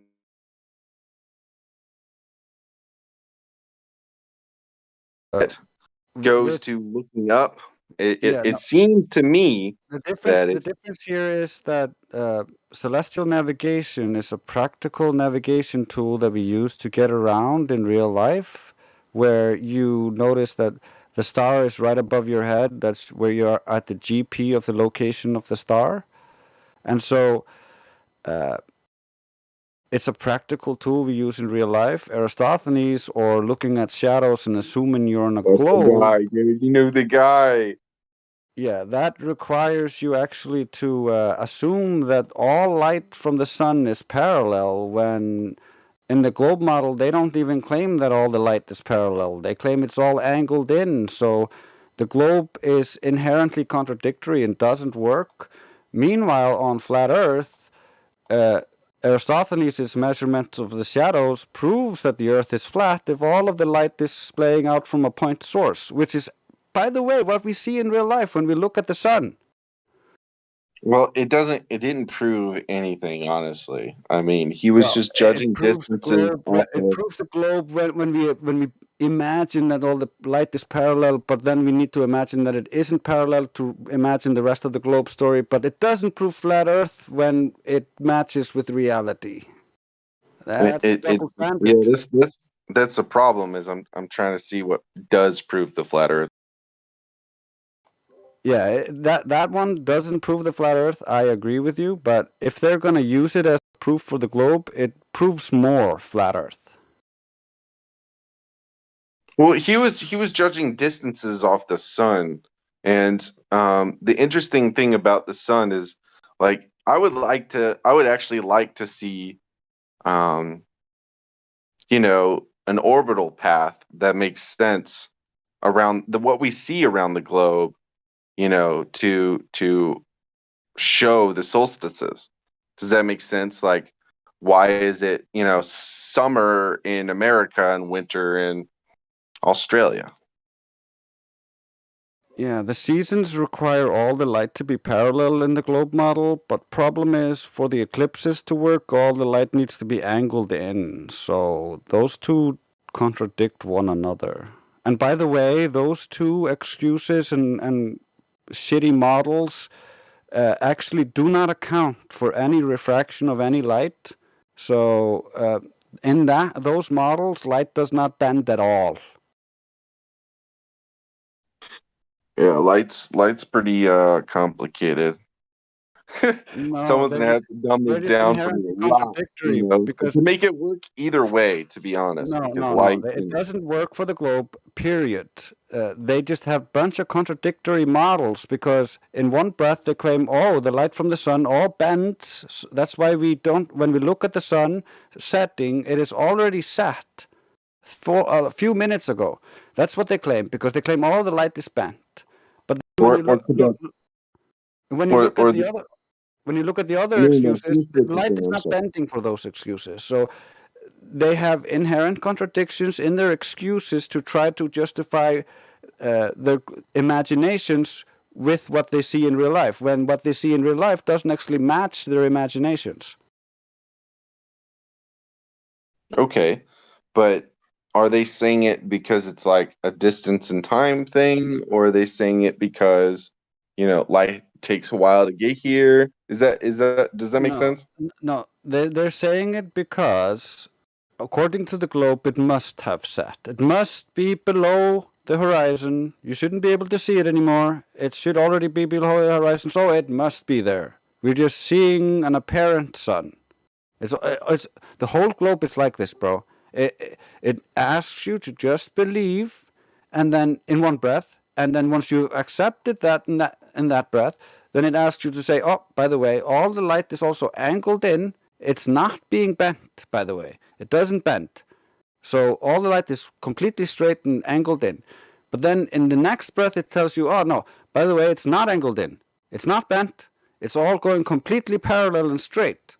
So you have to hold those three positions at once, those three contradictory positions at once, if you want to believe in the globe. Yeah, or understand celestial movement and light and distancing and how general relativity affects that. And No. You're it's just trying. supercomputer. It's a cop out. You're saying it's too complicated for me That's a to pretty good understand. thought It's not. because you're You're just bringing a trying very to make it advanced complicated when it understanding of isn't. celestial When you movement, have and when that's there's a lot. really hard to comprehend in a simple matter. Because the When, way that you're saying it, I don't even understand it in a flat Earth model. Make it make sense in the flat Earth, and then we can talk. yeah, that's a bit easier because I was teaching you earlier about perspective. Because when you see the ceiling of your hallway appear to descend towards your eye line and into the horizon, the ceiling isn't actually descending. It's not coming together into a point. The same way as when the sun is above your head, just like a light in the hallway, and you see more lights going down the hall that appear to descend towards the horizon, those lights aren't traveling closer to the ground. Just like the sun isn't traveling any closer to the ground, isn't going around any balls, it's just going straight above you and away. So you're saying the globe Earth doesn't know where the sun is, Yeah. and the flat Earth, it disappears out of our perspective. And that's your Yeah. belief. It just no. No, it's not a belief. Yeah. We Everybody watch can it. see that. I'll stay away from that statement. I'm sorry. The someone else jumping in like that as a moderator. I'm sorry. No, I'm not a moderator. I'm just talking. We're on the same level, bro. You and I. I'll show you what I'm talking about. If I can find it quick enough.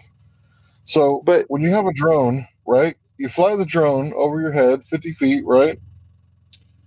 And then you fly it forward, just march forward, straight in front of you. The drone is going to stay at 50 feet, but it's going to appear to get closer and closer to your eye level, right? Right in the center of your eyeball, right? And the drone is going to appear to set off into the sunset, right? So, say you got a cowboy on a horse, and he's, trying to race the drone. So they both take off, swoof, right? They're both going to converge into the same pixel eventually because you can't see forever because you have human eyes. You don't have owl eyes. You can't see forever, right? right. Okay, so I'm going to try to find something and post it. No, I think I understood it correctly the first time. It goes out of the perspective. Correct. Right, but I'm fixing to show you something that's going to give it to you for sure. Yeah, because I think Hank's also going to show you some extra stuff because perspective is the primary thing that's happening here, but Well, there's also other things that can happen. there's Sorry. so much in perspective, and that's why I like to stay away from light because light it gets complicated. There's a lot into it. You guys are saying that it's not really setting; it's just going out of our perspective. It's falling into the abyss that is too far for us to see. Is that correct? Well, the sun itself isn't falling into a point most of the time because you are looking through a bunch of humidity, and humidity causes a lensing effect. So when you're looking through a lot of humidity, when you're looking at things in the sky, because you can see further in the sky than across the ground, because you're so pressed up to the ground that the angle to the things furthest away from you is very small. So if you would rise, you would be able to see further because you're opening up that angle so you can see Look at the GIF I more. just posted. Yeah, I'm looking at everything as it pops up, and I do understand what you guys are trying to say here. It's it might be coming down a little bit, but it's really just going straight back. Is that correct? Yeah, it appears to be setting, right? But the sun is staying at the same height, right? And eventually, right, the light goes so far away that you can no longer see it.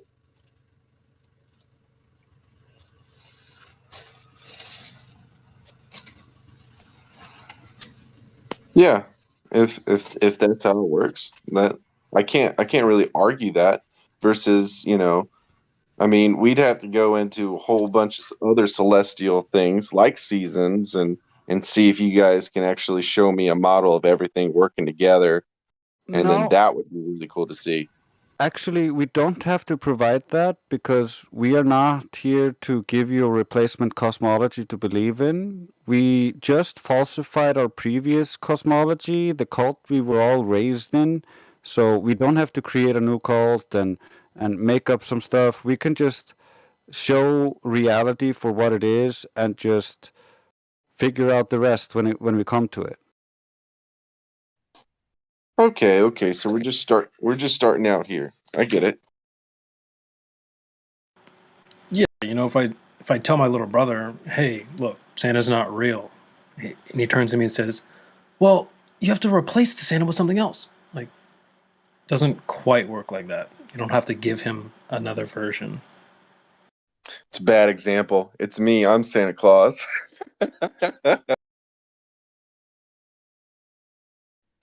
That's where the presents come from, right? So, what's the sun doing?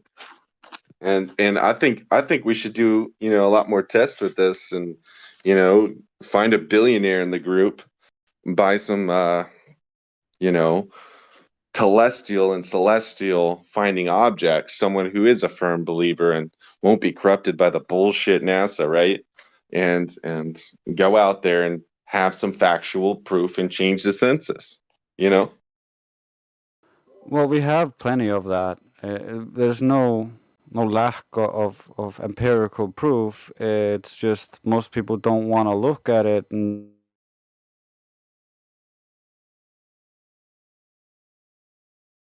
know how light works. So light must be bending however I need it to bend so that what my belief can remain infallible. And on the consensus thing, we don't have a quota. We're not trying to reach numbers. It's not about that at all. The truth, I we're think trying to. getting the truth is just as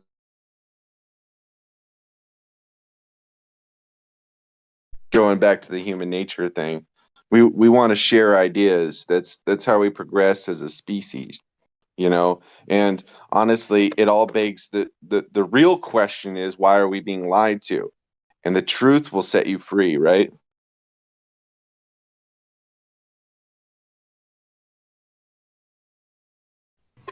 Because So God the knows. thing is that people have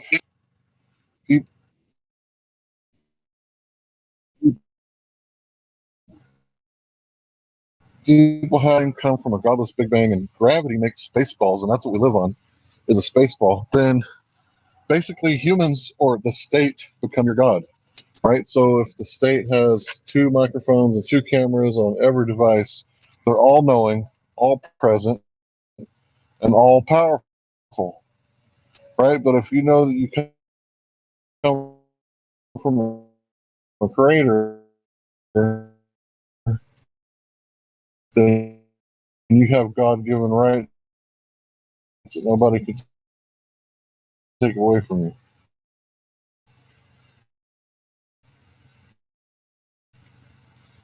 So we're not trying to tell you what the truth is, that you can discover the truth for yourself. Directly measurement of the scientific method causes.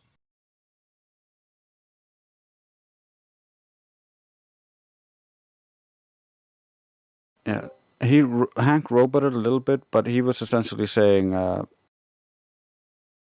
by when they came in with the globe, most people already knew that the Earth was flat and that they got their rights from the Creator, and therefore the government had no right to infringe upon those. Then the globe came in, and the nihilism and the solipsism, and with it, people forgot where they got their rights from, and then they let the government take them away.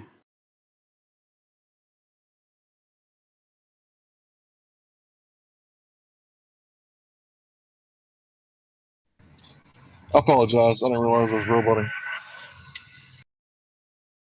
We got the end of it. Yeah, it was he. Was he breaking up or was I?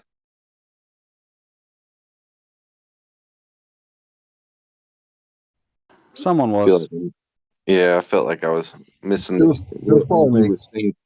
I heard some God in there. There's, you're not going to be able to expose it until you expose it, is basically what I was trying to say. So, getting together and changing consensus is only going to help that. Build the model, get the funding, and you guys will be a-okay, you know. But, the truth of the matter is there's a lot more people and technology that is saying, hey, like this is how it is. And Yeah, you guys there's are no sorry, but into there's no technology that supports the globe. All technology only functions on a flat Earth. For instance, a mechanical gyroscope has a rigidity in space and would only function as a artificial horizon on a flat stationary Earth. On our spinning globe hurtling through space, it would not work. It would constantly drift because of the spin and the motions. And if you would travel across the curved surface, it would drift some more. And so it would never function as an artificial horizon, yet we used it for decades as such. Yeah, and I could give you a list of certain things, and We can we demolish we all could of fill them. one. Please do. So, I mean, we talked about communications equipment, right? So Yeah, and we demolished that already. All of that is ground-based. correct. And you used communications equipment like a laser, which definitely can be used as communications equipment, and as an example. So you trust the technology of a laser. However, systems communicate to each other. And when that communication happens, you have to have a line of sight. Yep. And that line of sight can be triangulated. And unfortunately, right now, you need the right timing to get the data bits and the phasing correct. And, like, because you got to match the ones and zeros, right? So that's where timing comes into play. And you got to know the distance to your target. You have to know exactly where your target is. And all of those communication systems go off the curvature, the actual curvature of the No, they don't. multiple They actually don't. communications They happen at the actually same don't. time. Sorry, but no, they don't. There's Fresnel zone interruptions when there's still line of sight, but the cone of the transmission touches the ground or is occluded with an obstruction. There still might be line of sight between the two towers, but it can still cause interruptions. All propagation of electromagnetic fields are over flat Earth. None of it uses any curve in it. So please try to cite something or come with something that supports these claims. That wouldn't be a problem. I mean, am I allowed to post? I could look up a few things, or Yeah, just send it to it might Trace. take me a minute or two.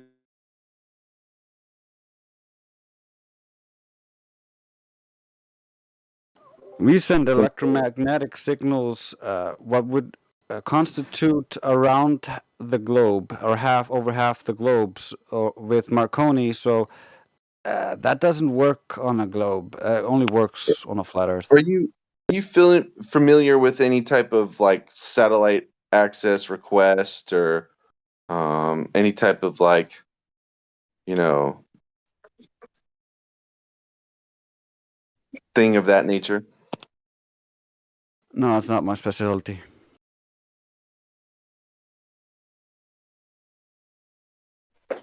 So these systems, they require like actual authentication. Just like, you type in a password so they can sell you time on these systems. And Yeah, and how does that prove the globe? it proves what you're talking to is authentic to what you want to talk to. Yeah, it So just proves you're talking to something that has those access codes. You have no idea what that correct. is, where it is, But or what it's doing. and now you have to think about like how you have to point at it, and then if you have a buddy looking at it as well, they have to Look, point at it. here's the deal, bro.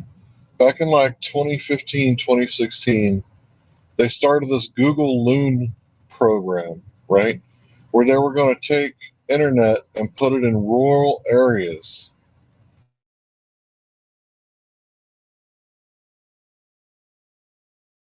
U.S. I'm with you. military, the U.S. government puts up balloons to spy on its own civilians. Now, if they got satellites in space, why would they need to put balloons up? Why do they need Google Loon if Google can It's afford closer. satellites? It's a lot closer. Satellites require like a low Earth orbit, which is really high up, and more satellites require a medium orbit, or like Clark. Back in Oh, you're 1972, talking we about. live streamed from the moon, bro. Sorry, go ahead. No, yeah, I mean, you mentioned these being a lot closer, so for all intents and purposes, we're talking communications that are communicable at a conventional standard height for these things, right? Well, that being said, when you look on NASA's website, it says that there are satellites at lower altitudes that use flat Earth computing just fine, meaning they assume that it's a plane and everything is working based on that.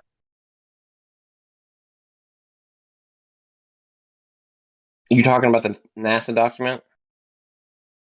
I'm not talking about, I mean, there's so many NASA documents. The one I'm talking about is one that nobody really talks about, but it's one that talks about satellites and how um, when they're doing their math or whatever, it's fine to assume a flat plane. Right, but to Never answer the seen question never about seen the that one. balloons and it being closer and how that's beneficial is they don't require as much of an expensive camera, right, to Wait, zoom in. wait, I'm sorry. What, what do you mean to answer the, Hank, what question did you ask the question or did you just No, offer you that just information? jumped in, and I apologize No, about your I'm asking confusion. Hank. I'm asking Hank because I'm adding to Right, what you guys how were the talking conversation. about. So Hank is saying that, well, there's this loon project, and then you offered, well, for all intents and purposes, here, this data, right, can be used because it's so close. But when it comes to far other things, that's when the other satellites are at play. Okay, fine. But these satellites that you're talking about right now, the one that deal with communication, right? This is done over a flat plane. So I guess your beginning point was, well, when you talk about satellites, we're talking about satellites and the fact that they're over a globe. But I'm countering that. That's why I'm talking now. Yeah, I wasn't. I was just answering a question before, so That's what I'm saying. Who asked the question that you were attempting to answer? Like what about, so just forget everything I said. Don't even say, let me take a look at it. What are you talking about? I need to look at that for myself because maybe you got something wrong. Like, where's the curiosity for the truth? yeah, no. Hank asked me like, why would they use balloons if they have satellites? And I told him that those balloons are much closer, so that way.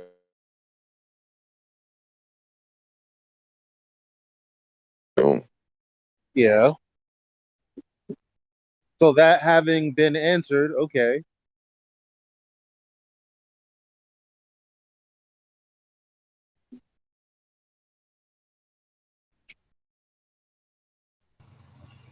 Yeah, and then when they put up balloons, I'm thinking if they got satellites up there, what's the purpose of the balloons? And you say, well, the balloons are a lot closer, Yeah, right? And and it's like, the other thing is hold on, satellite. hold on, hold on, hold on, hold on. Oh, sorry. I was almost done.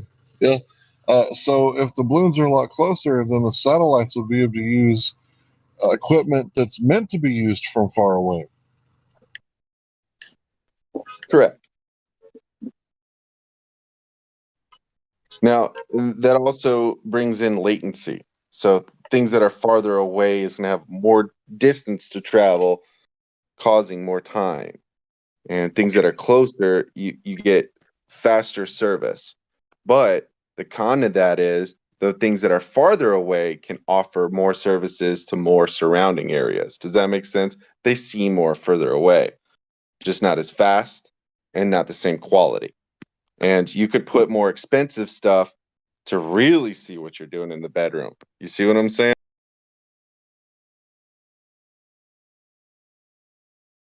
But it's almost like you're marketing satellites to us. We see what you're saying because we know what It they was brought claim. up. Right? I feel you. I feel you. I don't know how many times I got to say it.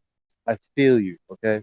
That being said, isn't the main point supposed to be about how satellites are related to telling you that the Earth is a globe? Just talking Isn't about the difference of quality. And then like yeah, they're definitely now you could say that the people well, I operating them mean, alone. yes, no, or I mean, I say it more specific. I did. I missed it. I do apologize. Well, hey, I mean, did you hear what I asked him? No, bro, I was working. I was talking to a customer. I apologize. Did anybody else hear what I asked him?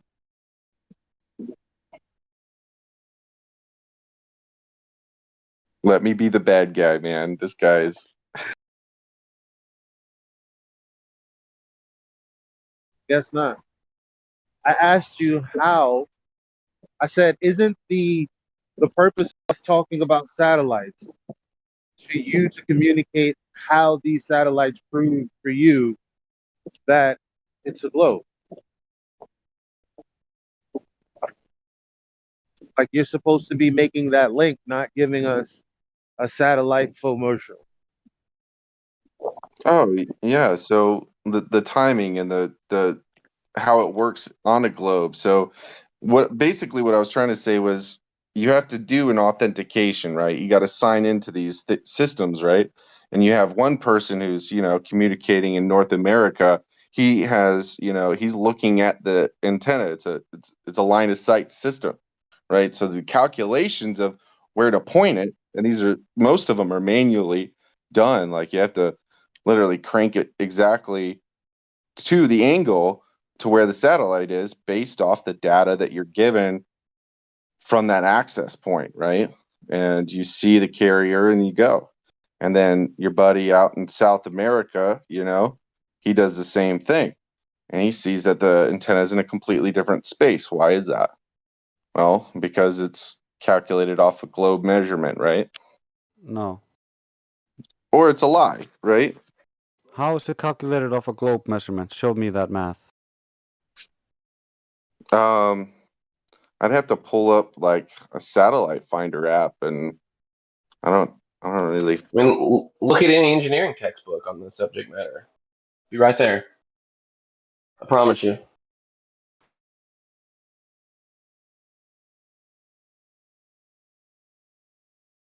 For 5 years, all based on what this gentleman is talking about. Rural areas, no other wiring, right? What is it? Matter of fact, you can sign up for Dish Network. It's a satellite TV organization that operates in the United States. Dish, How and many what's the other one? how many satellites do they have? Oh, God. Hold on. Yeah, it's common. I install for another ISP, and I see Bro, dishes all the time. this would be actually a really great point for you guys, because if you could figure out that there's like one satellite everyone connects to, you could just literally triangulate those satellites and know that there's just fucking balloons hovering right above. There's multiple of And them. If they're saying that there's one satellite above North America, or even three or four, right? Then you could literally just reverse that data Like, okay, well, where are you connecting from? Where are you Bro, connecting let me help from? you out. The Earth is Exactly. flat. Exactly. Let me help you out. It's There's there. these submarine cables, fiber optic cables that go from continent to continent, all over the world. Over like 99% of our communication runs through those. Everything else Not is in like rural short. areas, though. Not in rural areas. Yeah, but we're just talking Yeah, I about didn't specify like rural if you areas. You brought a changed dish the goalpost in the middle of my sentence. Do you mind if I finish my sentence?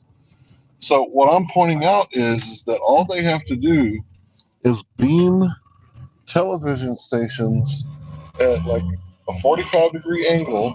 And how do the dishes always point? Do the dishes point up at the sky? No, the dishes are always point at a 45-degree angle, most likely where the signal's coming from. well, Right? if So that think about it. If you're trying to get signal from a satellite, you would have the satellite dish facing the sky if that's where it was at. But if you're wanting to get signal from somewhere over, like a lot of our signals come from Tyler, Texas. So you would just point the satellite at Tyler, Texas at 45-degree angle. yeah, the issue is I've seen dish point in a different direction than direct TV. And then it also becomes an issue too. These people don't have cables running. You know what I'm saying? And it would still prove a flat Earth if you can verify just Of by course, because they're two different towers. where this thing is, because it's like, oh well, mine's set at 45 and yours is set at whatever it is, but it is still a line of sight device, right? Whether or not it's a balloon that's hovering just above and there's multiple of them, or it's like they say and it's like a bunch of them. You know what I'm trying to say? So Tower, the man. issue becomes where are you pointing your communications device? You were talking At a about like tower. lines going over, but this person has no lines attached. Most people who have direct TV are literally like living in a camper in like fucking Arizona. Yeah, and where is it pointed to? Probably to the south because most of those systems are geostationary above the equator. Texas. And It's pointed towards Texas. yeah, if they were in like Colorado, it'd be pointed towards Texas. But if they were in California, it'd be pointed towards Even Mexico. in Arizona, they're pointed towards Texas, man. There's a giant tower in Texas. There's another one in Minneapolis where Dish Network, where Direct TV's at. Dish Network, or whichever one it is, it's a little bit different. Their main microwave programming devices for sending data because it's a burst broadcast, and they explain it as looking at the end of a football field at a small candle through a straw. So if I was able to show you something that differs from that, would we be changing minds here? What are you talking about? If I was able to show you I'm that. not here to change your mind. No. You need This to is a get that debate. concept out of your head. No, I thought that's what this was about was, like where are we all at in this?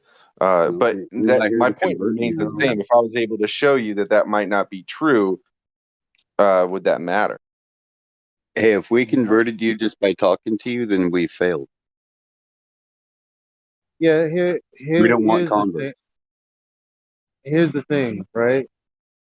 Like, um, for whatever reason, people think they're gonna come in here and they have a logical standpoint where if they just lay it out, these people who think that the earth is flat by way of some kind of other cosmology that no one knew about till 2015, then these people would just realize, oh, yeah, it's better for our children to advance technology by way of understanding all of these heliocentric concepts and evolution and accepting everything that we all accepted when we were children.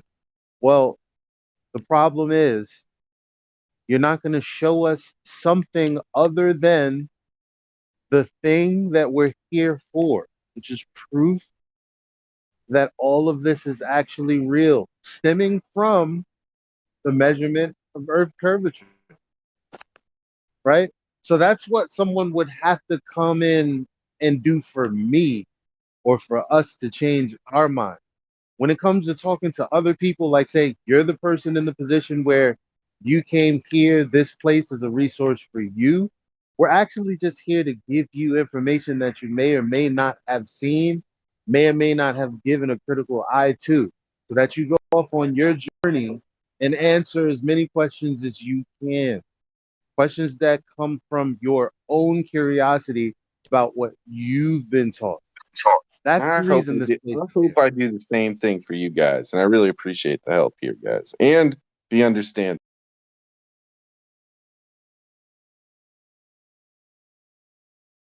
I've just been You do indoctrinated. realize that most of us grew up in the heliocentric geoball belief system through school, right? You do realize that, right?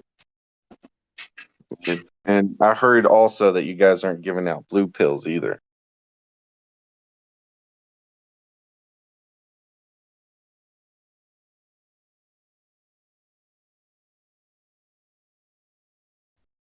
That We're was a just here major to present reference. I don't know evidence. if you guys We're caught here to that. present Yeah. evidence and think logically. If you seem to see, a lot of times they'll come in here and they'll try to reconvert us back to the heliocentric model. Like, oh, well, maybe you didn't understand. Maybe you didn't finish school. Most of us in here have college degrees. Outside of physics, I'm sure. No, science, electron And theory, physics is all mechanical based on, engineering. Oh, an engineer that didn't take physics 1 and Mechanical 2? engineering. Bro, I'm telling you, there's a lot of people in here that are really, really smart people, right? I don't think you can go to too many places where you can find so many, like, okay, have you been to other Discords? Yeah, they're all dead. Do you think No, they're not gravity is a dead. force? There's a lot of people in They're there. not as live Like, as this one, man. I'll tell you that much. Do you think gravity is a force? That's the question. I think gravity is more than a force, yes. Well, according to Einstein, it is not a force. According to Einstein, it's more than a force. And if No, you according do to not Einstein, it's not understand even a general force. It's the relativity and warping of space-time fabric. space and time as well as mass, yes, sir. The space-time fabric, both, all three of which are all fabrications, man-made constructs. Time. So it's not just a force. Do you think Gotcha. time exists? I think He time explained in his definitely first exists. theory of relativity that time is relative, right? In the special theory of relativity, he quantified and came up with the cosmological constant, and the general theory of gravity, right? I'm tracking. So yeah, if you ever study oh, he's physics on military. a college level, they will tell you that gravity is not a force. Yeah, it's more It's a than that. perturbation. No, it's just a perturbation.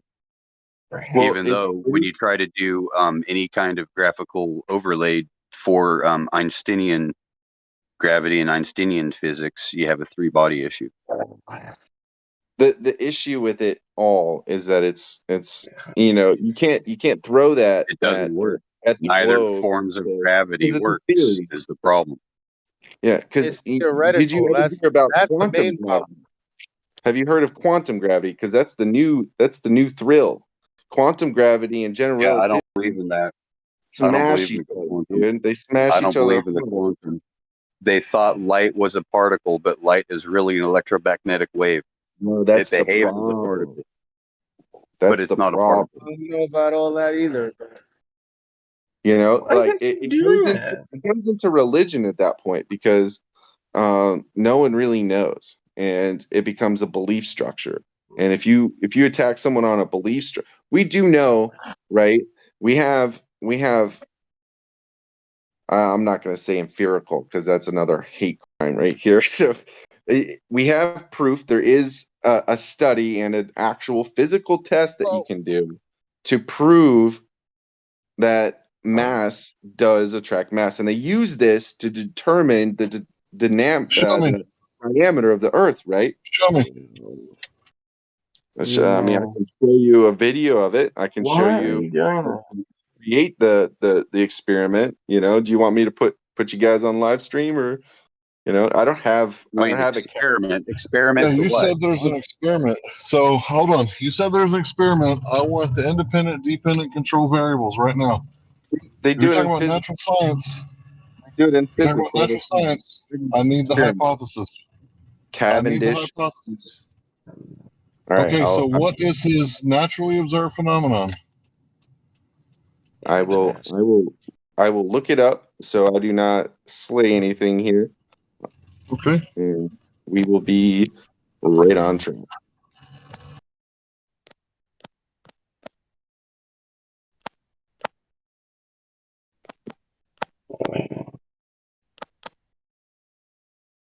Cavendish, so boring.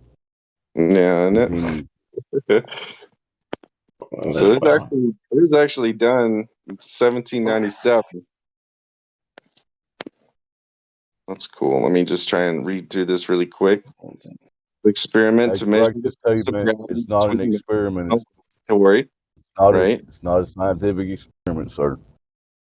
Okay, so a scientific experiment is, just the scientific method, right? Is that what you guys are talking about? You have a hypothesis, Why right? are you doing Am I Right, loud? what's the naturally observed phenomenon, please? I need your dependent variable, please.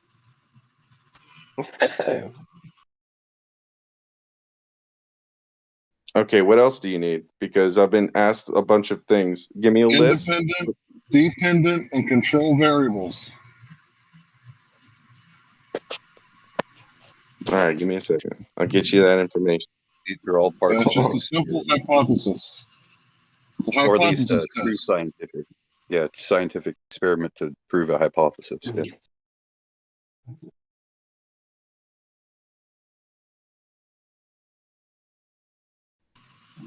You're the one who said you had an experiment, empirical, to validate, I think you said, the circumference of the Earth, and the mass attracts mass. That's one hell of an experiment to prove two things at once. The diameter, but I mean, Have you guys really not looked up the Cavendish experiment? Yo, we know everything there is to know about it, my man. So at the end of the day, what you guys think is at the end not of a the day, control. we listen. Because everyone here is now looking at Cavendish and they're going to go somewhere else. Listen.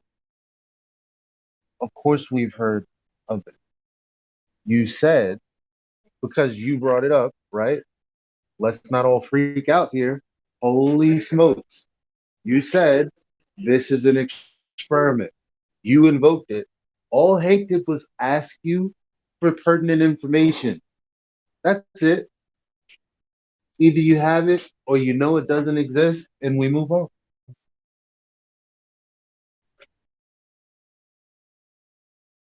All right. I need to find out exactly what the controls are here, because right now it looks like you got a force of attraction, right? You got the universal gravitational constant, right? You have the mass that is larger in kilogram and a mass that is smaller, and then you find out what You the drink that? separation, We right? just need to know the effect and the supposed cause. That's all. Okay. The effect would be, the gravitational constant. All right. That is the force that you fall. All right, so what's the cause?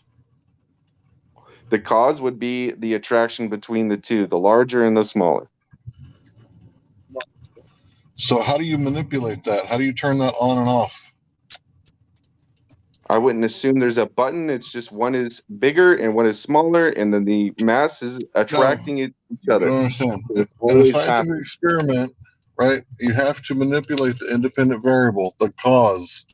So how do The you cause manipulate the cause? having proximity to the larger object. That would be the cause. Okay, so how do you manipulate that? You can't. That's why the experiment works. Wait You a minute. create a larger object and you have a I'm smaller about to object, pull some stuff. and then there you go. Yeah, that's not an experiment. And it definitely looks like one. Yeah, it They doesn't did a follow the really good scientific job. method.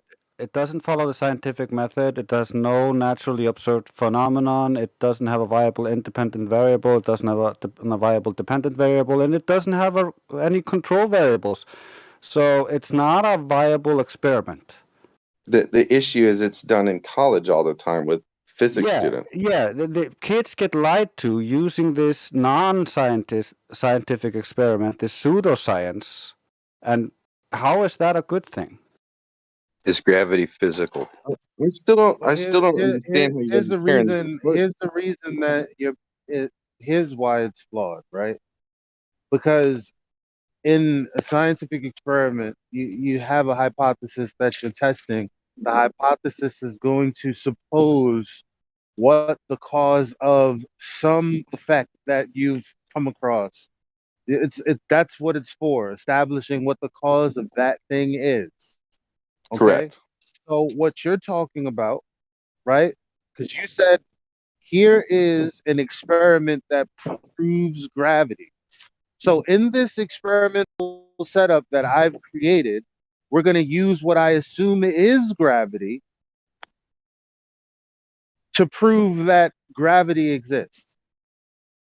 So gravity is going to be the constant, and then we're going to have two things, one bigger, one smaller, and then we're going to do some calculations or some measurements or some shit. Oversimplification.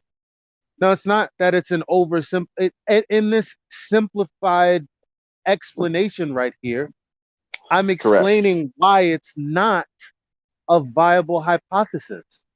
And it's very simple to understand. So the issue is that there is an angle that the bar turns, all right, and it always turns towards the larger object. Why is that? Oh, what are you talking about? The little one, obviously, it goes towards the smaller object. No. Also, by the way, I posted a video here of a pseudoscientific quackster who's trying to move a pencil with his magical powers, and then a scientist comes in afterwards and shows him how that can be done using static, something that you do not control for So in what your you're saying Cavendish is, experiment, and something that is so what you're saying 37 is times the more Cavendish powerful than the experiment is effect a that lie. you're trying to find. So it's a lie. So then we can skip past this, right? But yes, in the experiment that physics students will do Oh my all around, God.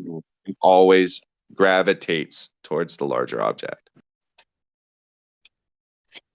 That's all I was trying to say. If you guys want to That's not believe true, that this though. experiment does not work, that's fine. We It's can move never been past it. replicated. It's replicated every day at the university.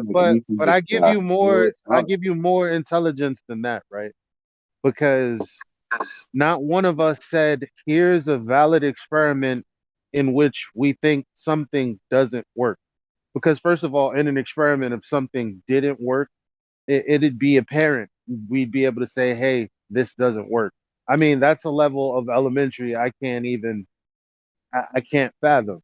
We're talking about how what you think is an experiment is actually not an experiment because there's no viable hypothesis. You have yet to try and speak to that by challenging it, by saying, well, yes, it is, and here's why. I just wanted to say that I posted. Oh, sorry, I thought you were done, bro. That this was actually Hold on. I've been waiting to speak. Hold on, I've been waiting. So I posted something in the live stream voice text. Can you see it? I'll look at it. Right, it's below. It's at 59 after the hour. Experiment from Penn State University. Okay.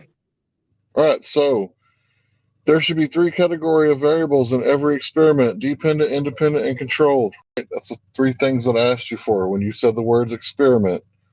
Dependent variable is the effect, right? The result of the Yeah. prediction. Independent variables, the cause, right? I asked you, what's the cause? What's that thing that you manipulated? You said you can't manipulate it. That's how you know it worked. No. So I was thinking. yeah, that's I was what you thinking said. gravity. You can't manipulate the gravity, and I do apologize. I misspoke. The cause would be the rod gravitating towards the larger object. The cause is the rod. The cause is the rod. So the rod causes. How could the cause be the effect? If you're looking at the rod do something, that's the Correct. effect. So what's the cause?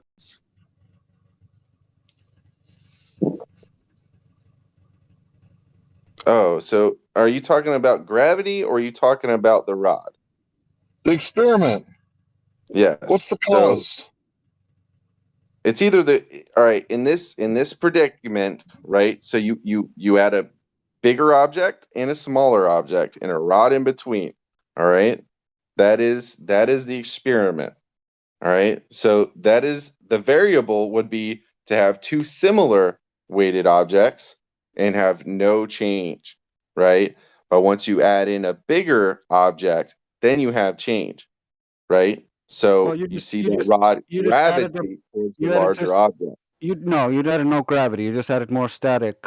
There's a I bigger feel like object which can contain I more feel like static charge. So what are you talking about? You didn't control for that variable. So how can you claim that it's gravity, which is 37 times weaker?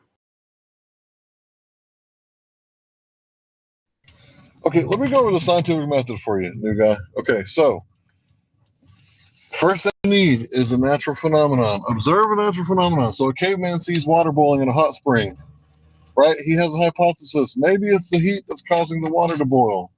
So he goes and he heats up water and it boils. He takes away the heat, it stops boiling. He adds heat again, it boils. What did he prove and how did he prove it? He proved that if you add enough heat with enough duration, right, it causes water to boil. So the okay. independent variables that Explain hold the on. variable in that, and I'm then doing it continue. right now. The So sorry. independent variable is the cause of the effect. The effect is the natural observed phenomenon. So the heat causes the water to boil. How do you know this? Because you can prove this in your own kitchen, right? You can add heat to water and it boils. So, what is the naturally observed phenomenon in the Cavendish experiment? The angle the rod moves towards the larger object. That's a man-made contraption. We're talking about natural science. What is So the is naturally observed the heat phenomenon? added to the water. What is the naturally observed phenomenon in the Cavendish experiment? The rod moving its angle towards the larger object.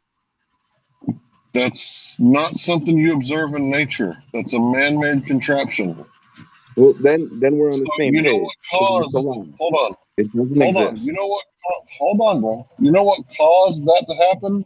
Man made that contraption, and that's what happened. It's okay. Then we're on the Man same made it. page. It's a lie. We're on the same page. You're agreeing with me now? Yeah, I'm tracking what you're saying. Like it's not. It's a lie. It's not Like an experiment. that is a lie. That doesn't exist.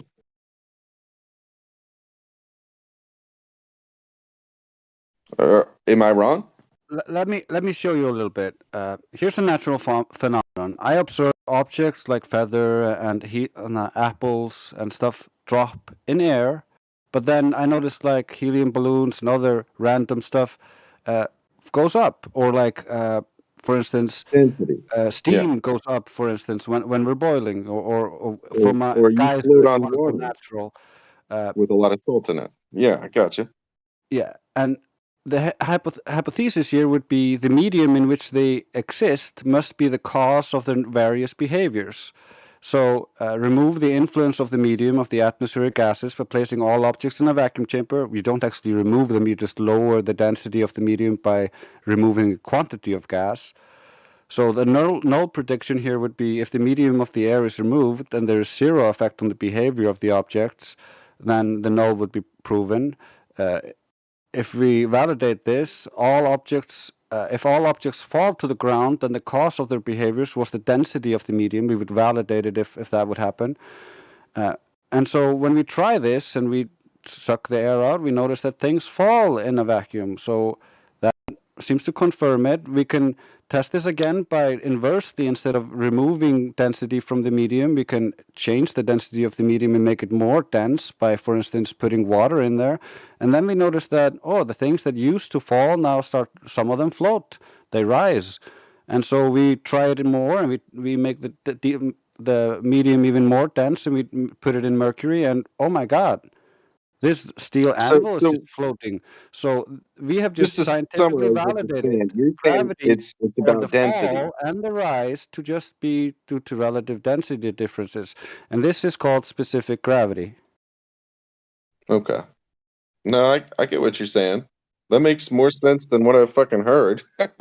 About flat Earth, like they're talking about like electromagnetism sucking you into the Earth. Like that doesn't make fucking sense. I can go with density. I could. Yeah, but do you know what It makes it's more called? natural Specific sense than gravity. anything else. But It's called specific gravity, right? It's like another reason why buoyancy occurs is because of specific gravity. It's weight against water.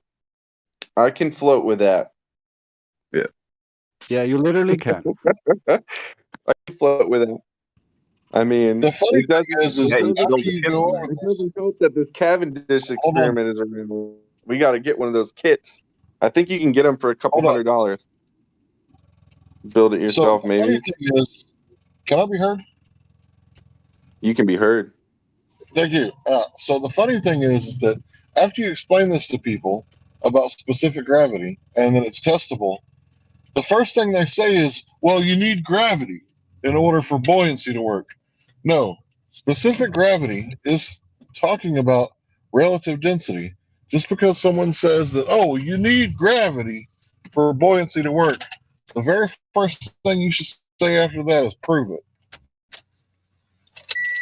Yeah. So I can't really argue with density. You know what I'm saying?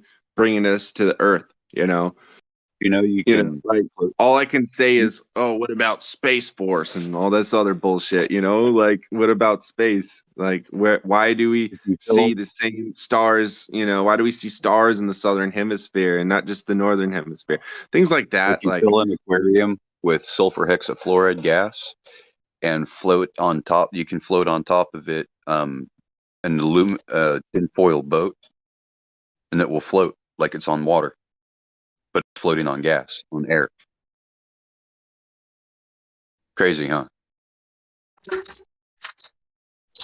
It's like one of the densest gases that's not radioactive. Sulfur hexafluoride. It's because it's extremely dense. What did you call it? What'd you call it? Sulfur hexafluoride.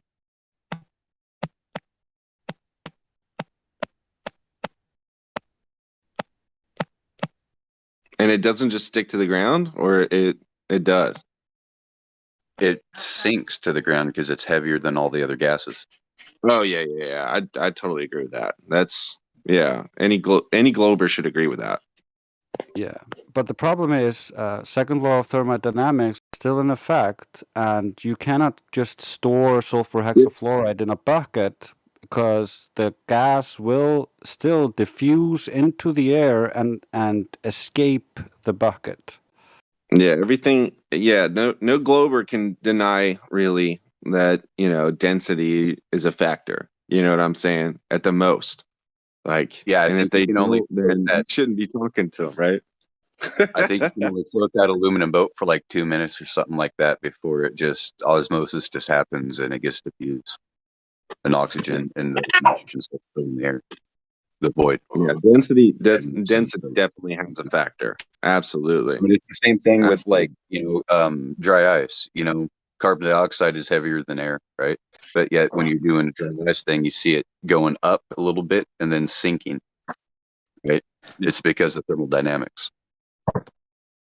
Yeah, and that's another thing. But even then, it's just about excited particles, and it gets more complicated. There are anomalies with everything. Excited particles is heat energy, right? Correct. calories. Same thing. Yes. The caloric energy or temperature at which something is burning. That's me, the Burning Man. One of the. So here's the deal, man. What we see everywhere is that people lay false cause on everything. This causes this and this causes that. And the question should be, how do you know, right? We can prove that everything goes up and down based on the relative density. So if something falls, right, if it falls into a different medium, right, like you drop an egg on the floor, it's going to break, right? Because the atmosphere couldn't hold it up. But if you drop it in salt water, what happens? It floats. Correct. Right. So it's a different density, right? Right. So it has a different buoyant force than the atmosphere. It has a much stronger buoyant force, and buoyant force is what causes things to rise, and lack thereof is what causes things to sink. So if you got an apple, you put it in a pail, right? It's at the bottom. You manipulate the independent variable, which is the cause, right? You pour water in the bucket, right? This is changing the medium. It causes it to rise. You manipulate it again, you take the water out, it causes it to sink. So what did you prove? That the relative density that surrounds an object will decide whether or not it's going to rise or sink. Now, this is true in every case in the natural world except for birds. Birds have aerodynamics and they can fly. But other than birds, everything else in the natural world is seeking its equilibrium, just like high pressure to low pressure, just like hot to cold, right? Just like high charge to low charge. You plug your phone into a battery, right? It's going to slowly discharge, right, until it's dead. You plug it up to the charger, the high charge is going to go to the low charge until your battery's at 100% every time, right? Every time. Yeah, there's never going to be a day. Go ahead. So let me just stop everybody here. I'm gonna dip out. I like that we are ending on an agreement here because I do agree with density. I do agree that that is a factor in things. But I bid you guys all a good night, and I hope you guys enjoy the rest of the time. I'll be back later, probably, most Later, likely man. tomorrow, maybe. Depends on how work is tomorrow, and I'll talk to you guys then. Yeah, you're a pleasure. Yeah. Come see. As you're walking away, I'm gonna leave you with this one last thing, just Sure. to help you see the differences. A hot air balloon, for instance, uses relative density, but when you think about it from the perspective of gravity, they need to tell you that the attraction on cold air, which is very minuscule, is overcoming the attraction on the tons of weight the hot air balloon is lifting against from the surface. So they claim that lower attraction is overcoming greater attraction and lifting the hot air balloon away from the surface, if you believe in Newtonian gravity. I appreciate that last note, Drace. All right, good night, guys. Peace. Trace, run that by me one more time. I like that. Feel free to elaborate too. I'm listening. Yeah, it's when they tell you, when you ask about buoyant force and you ask where does it come from, they tell you it's gravity. Gravity is pulling everything underneath everything that is not heavy, and so heavier things get pulled down more, so it lifts up the light things. So with the hot air balloon flies because you're making the hot air less dense than the cold air around it, so it rises, and you're capturing that in an upside down bucket essentially. And that hot air is lifting tons of weight with hot air balloons, yet they want to claim that the attraction on the cold air is pushing all that tons of weight up. That just doesn't compute. One plus one isn't two here.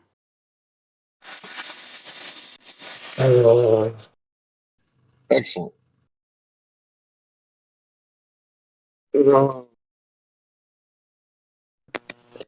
Have you ever seen a diagram of how the buoyant force works? So, like, if you imagine that balloon and you imagine the buoyant force on it, like the bottom of the balloon would have bigger arrows, and as you go up, it would be smaller and smaller arrows, right? It's kind of squeezing it up. Hello.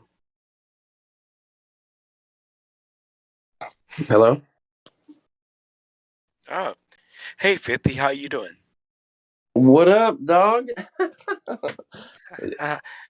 What's can't up, run man? from it, bro. I ain't been here in a minute, man. It's been a while, but Yeah. Good to see you back. yeah. Life always brings me back for some reason, man. I've been interested in this for about 2.5 years.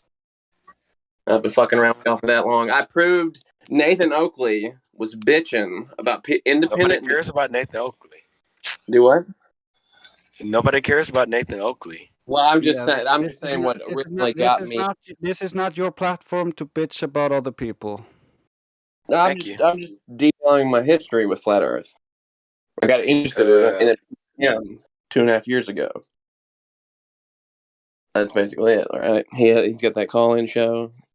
Apparently, somebody's offering some money right now. Yeah, I'm gonna shoot you down right now. Just listen to it like this. His show is still going. Do you have a show I can go to? No, I hadn't thought about it. Do you want to come to my show? If I make a show, will you come? Make your show. Make my show? Will you come? Can we have like a debate? And No, I don't need debate. I'll get super chats and shit, and you can have like 25% of the cut. No, I don't need no money. I'm good. What? I go You to don't work. want 25% of the cut? No, it's your show. All right. That's whatever. No, but I was trying to get old boy on contract, man. That was offering the 2 Bitcoin, but I don't know much about him. Okay.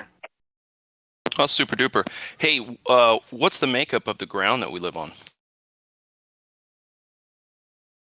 He totally broke up. All I heard was super duper. What's the makeup of the ground that we live on? The makeup, it's a lot of different stuff, man. It's kind of complicated. Geological layers, the crust, then you got the mantle, the beginning of the upper mantle, I guess. And how do you know those things are real? When did you see those things? Well, it's kind of inferred through science, really. Inferred. Gotcha. So it's a hypothetical that no one's proven yet. It's just kind of like, well, it's the best guess we've got so far. No, yeah, you're right. We don't know exactly. You're right. 100%. Correct. But it doesn't give us. That doesn't mean we can't get a general ballpark idea, though. Why would we general ballpark when the truth is out there? You know what I'm saying? Like, you can hone in on some things. You don't get everything. We don't know the exact makeup. Do you know what I'm saying, sir? Yeah, Let's start over. Russia? I didn't ask the right question. You got me on it. I didn't ask the right question. Starting off, let's start over, okay?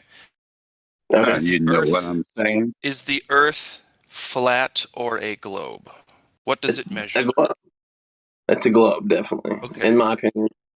All right, so I got to take you through 3 questions really quickly, if that's okay. Very easy yes or no questions.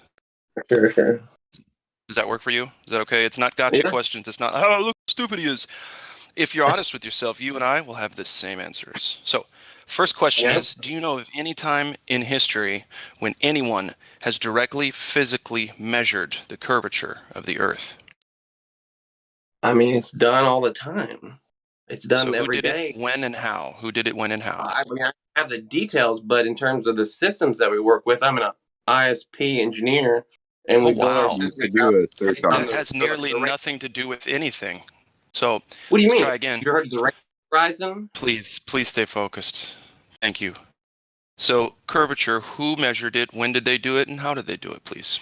I don't have John's. Okay, hold on, wait. Actually, I know this guy, Robert Smith. He did it last Wednesday. Nope. Let's try it again. One more time, please. Then we can move on because three strikes and all that. So, can you provide a demonstration of when somebody measured the curvature of the Earth directly? When did they do it? How did they do it? Yeah, I didn't come with that information prepared, so that'd be no. Awesome. Me too. I don't know either. Great. Thank you for being honest. Do you think there. Okay. Second. out there, maybe you could go find it if you looked? Hold on. We got to get through the other two questions, and then we'll just free for all, whatever. But this is how the audience and the panel get to know where you're at with the information. Is that cool? So just two more questions, and we're done. Cool. Okay. Second question is: do you know of any time in history when somebody directly, physically detected the rotation of Earth on its axis? Physically detected the Earth? Yeah, so like if you're trying to get the RPMs of something, right? The rotations per minute. Like in what manner? Like we can get that from the sky. No, you can't. What do you The mean? sky's the sky. We're talking about the Earth. We don't want to know what the sky's doing if we're talking about the ground, right? They're mutually exclusive. If you're talking about speed is a relationship between two things, right? So you have to talk about two things if you're talking about speed. It's impossible. Right. So if we compare it with the sky, does that mean globe Earth? It means or does that mean two things moving at different? It appears to be a sphere. Yeah, based on the sky. When does it appear to be a sphere? When and where? Well, a map. Every day. The horizon is a map. So a map is the best we can do to prove our reality. A map. What's the best? Huh? I'm just talking about the general shit. Like the horizon's 5.5 miles, right? We can calculate. When did you measure? Have you measured yet, though? Have you measured anything yet?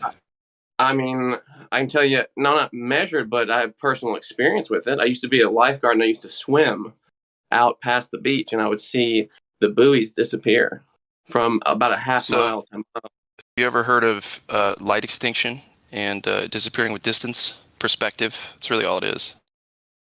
No, that's not what it is. It doesn't shrink uniformly. How can you assume that it's Earth curvature making the things disappear from view? It's everything together, right? I got a list. Like, I'm sure you have a list. Overwhelming. I told you I've been around for a while, man. I've been talking to you guys for 2.5 years. I got a list of 20 things that you can directly. Okay, let's get through the third question if you can, and then we'll go to your lovely opinions. Are you ready? Sorry. Go ahead, man. Hold on. Okay, this one's, you may or may not pick it up right away. That's okay. When I first heard it, I was like, oh, I don't know. Shit. So, can you have gas pressure without a container?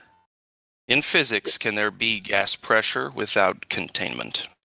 Absolutely. The definition of gas pressure is based on change in momentum. It's not based on a container. Yeah, I was hoping you'd be honest about that, but that's okay. That's all right. We do get a lot of people who think you can have gas pressure without a container. That's okay. Here, really quick, I'll tell you why not.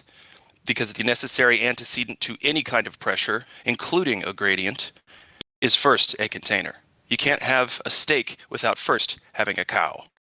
Does that make sense? No. It's a hypothetical. Well, it is sensical, so you either accept it or we move on. No, man, you're not listening to anything I'm saying, dude. Whatever. I'm done with him, guys. You're on a script. I mean, if you could actually have a conversation with me, it might be interesting. Oh, I could, but there's a lot of people here who probably want to talk to you. You seem like you just want to talked to you in a while. I like talking to you. You're one of my favorite people, honestly. No BS. Yeah, you seem to keep it real, and you keep from getting too emotional. So, you said that you can have it, right? So just demonstrate it to me. Drive down to Texas, right, with no rubber containers on your rims, and just show me the gas pressure on your rims. That's like saying that's a little dishonest, man. Like you're asking for something impossible that you know. Wait a minute. You said that you don't need sentence is impossible. Did you say that you don't need a container to have gas pressure? No. Let me actually finish something and you respond to it, okay? What I was trying to tell him was the definition that you guys are familiar with was propagated through the flat earth community. I don't know where it started, but Nathan Oakley's picked up on it, and there's kind of like the specific definition that almost all flat earthers know. That's that's a chemistry version of that. You have to look at this. It's from NASA.gov. Do what? The molecules are in constant and random motion and frequently collide with each other and the walls of the container. Yeah, Because of chemistry. the That's a molecules are in chemistry motion, the definition. gas will expand and fill the container. Since the density is defined by the mass divided That's by the exactly what I'm volume, talking the density depends directly on the size of the container. This That's is from exactly what I'm talking about. That master.org. version. Yeah, that's exactly what I'm talking about. Exactly what you just said there. That's a No, chemistry you definition. didn't say that before. You said it was about chemistry, and it wasn't. So, Yeah, oops. yeah. That's a chemistry definition. Gas pressure as it relates to chemistry. That's from a chemistry textbook, a chemist textbook. You have to look at the physics textbook and what it says. That's the mother science, right? Chemistry is a subset of physics, right? It's physics within the bounds of, molecules, like small spaces. And when you're doing chemistry, you do chemistry in containers. So that's why in chemistry textbooks, that's all they talk about, because you have to have containers to do chemistry. Show us some non-container gas pressure, please. In so what that you can regard? validate your poppycock that you claim is physics. Have you ever heard that before? Like the physics definition of gas pressure is change in momentum for a given area. Right? So like in front of you, me or you. What is a right? given area? What's Huh? a given area? What's a given area? Hypothetical. It's a Oh hypothetical no, area. it's not. If I give you It a Coke is. can as a given area, right? A given but I'm just area saying, is a funny way of saying container, bro. What'd you say? What'd you say? A given area is a funny way of saying container. A given essentially area. it's saying the walls of the container. Yes, that's a chemistry definition. That's not a physics Your definition is essentially saying walls of the container with the area. That's a chemistry definition. No, I'm not talking about the definition anymore. I'm talking about your definition. Well, my definition is change in momentum. It's like, it's right. You got a ball, a ball is heavy, right? Changing Just momentum imagine is called acceleration. y'all know what momentum is, right? So it's just Change in momentum is acceleration. That's not gas pressure. it imparts a force. It's a little bit more technical of a definition, but it makes sense, and it's what's true in terms of like what the physics textbooks say. And the physics around it, it is changing momentum. A lot of people don't analyze it like that. Like as an engineer, like you wouldn't typically analyze it like that. But as base level, that's what it is. And you understand that it's a hypothetical area because 6 feet in front of me or you is an open space, most likely, and there's nothing there except air molecules, and there's pressure there, but there's no walls of the container. Right? That's the very thing in question, sir. That's circular reasoning. If I say, how do I know the Bible is true? You say, because the Bible says that every word in the Bible is true. That's circular reasoning, sir. No, yes, it is. We're asking, We're asking, how do you have gas pressure, right, inside of a vacuum with no containers? And you're saying, look at the room in between. Look at the room.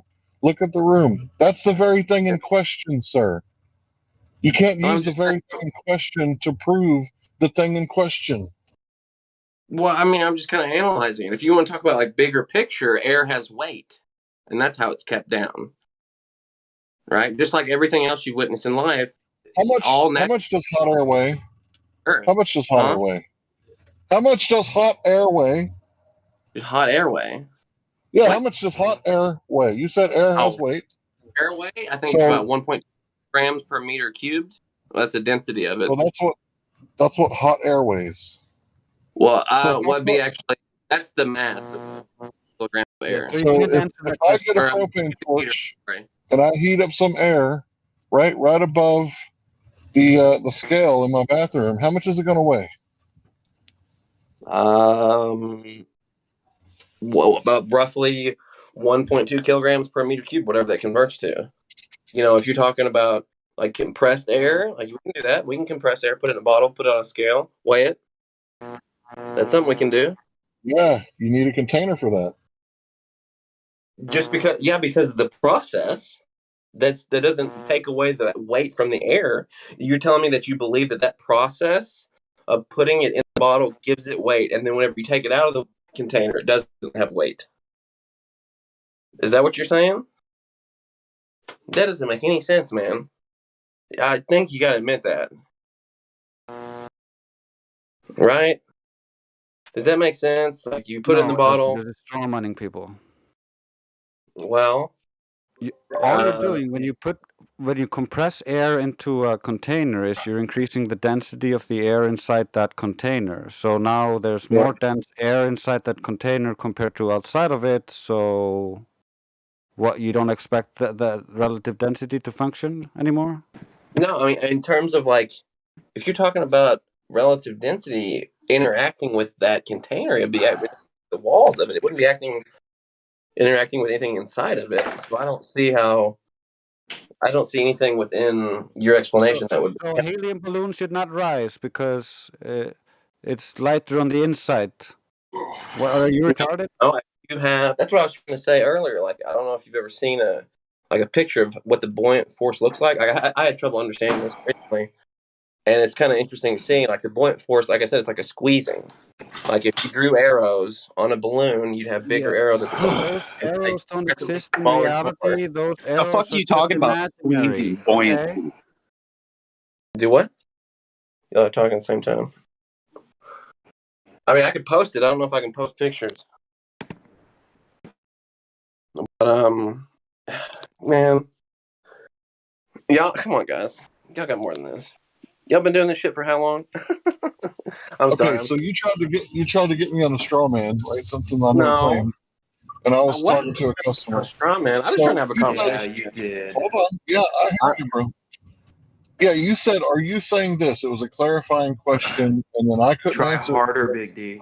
Customer. You have to forgive me. I'm kind of stoned, so I kind of forgot. If I was the dick, I didn't mean to be. I mean, I wasn't trying to like. I'm not doing any it's debate tactics fine. here. Hey, Huh? I get it. It was a clarification question, but if I wouldn't have came back, it would have looked like a straw man. Okay, so what I'm saying is I never claimed anything like that. You claim that air has weight, right? Yeah. So that means all air. If you want to reformulate your statement, feel free to do so. But if all air has weight, I asked, how much does hot air weigh? Hot air meaning the regular air around the room, right? The temperature is going to be lower because that's why I said hot air. So relatively hot air. How much does it weigh? I don't know. I just know like the regular like atmospheric conditions. I mean, you have to give me a specific temperature. That could be calculated pretty easily. Do what? Hot air rises. Does hot air rise? Yeah, hot air does rise. So I guess you would have to put the scale on the ceiling. Why No. doesn't gravity like?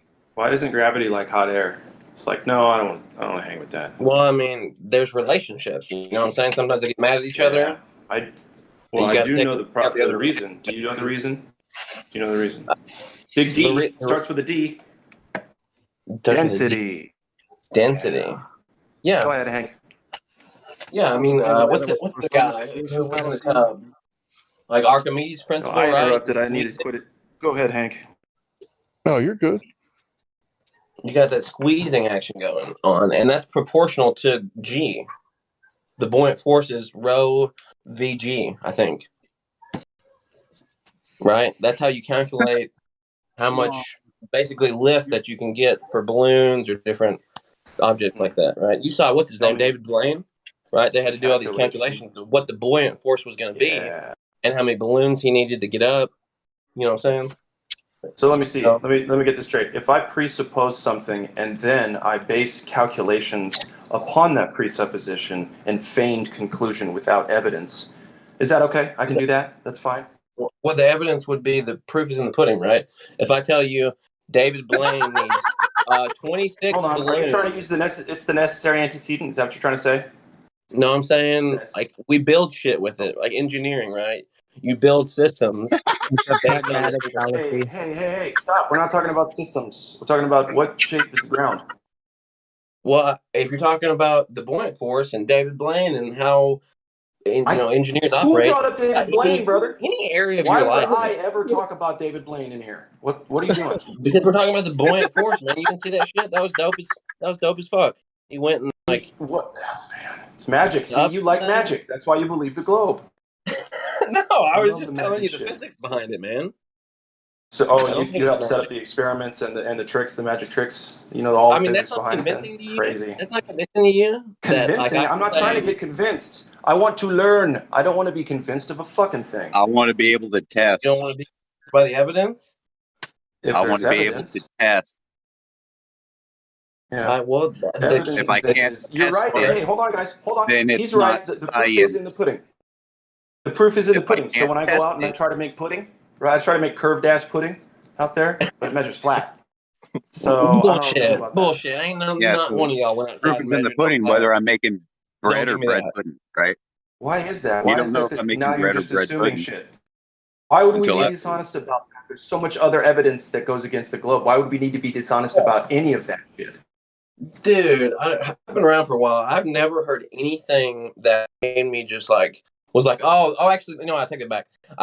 One time I did see something interesting, Two Horizons. I was like, well, what the fuck is that? But anything else that y'all have kind of come up with as a community, I've just been able to immediately kind of throw it out and be like, there's no way.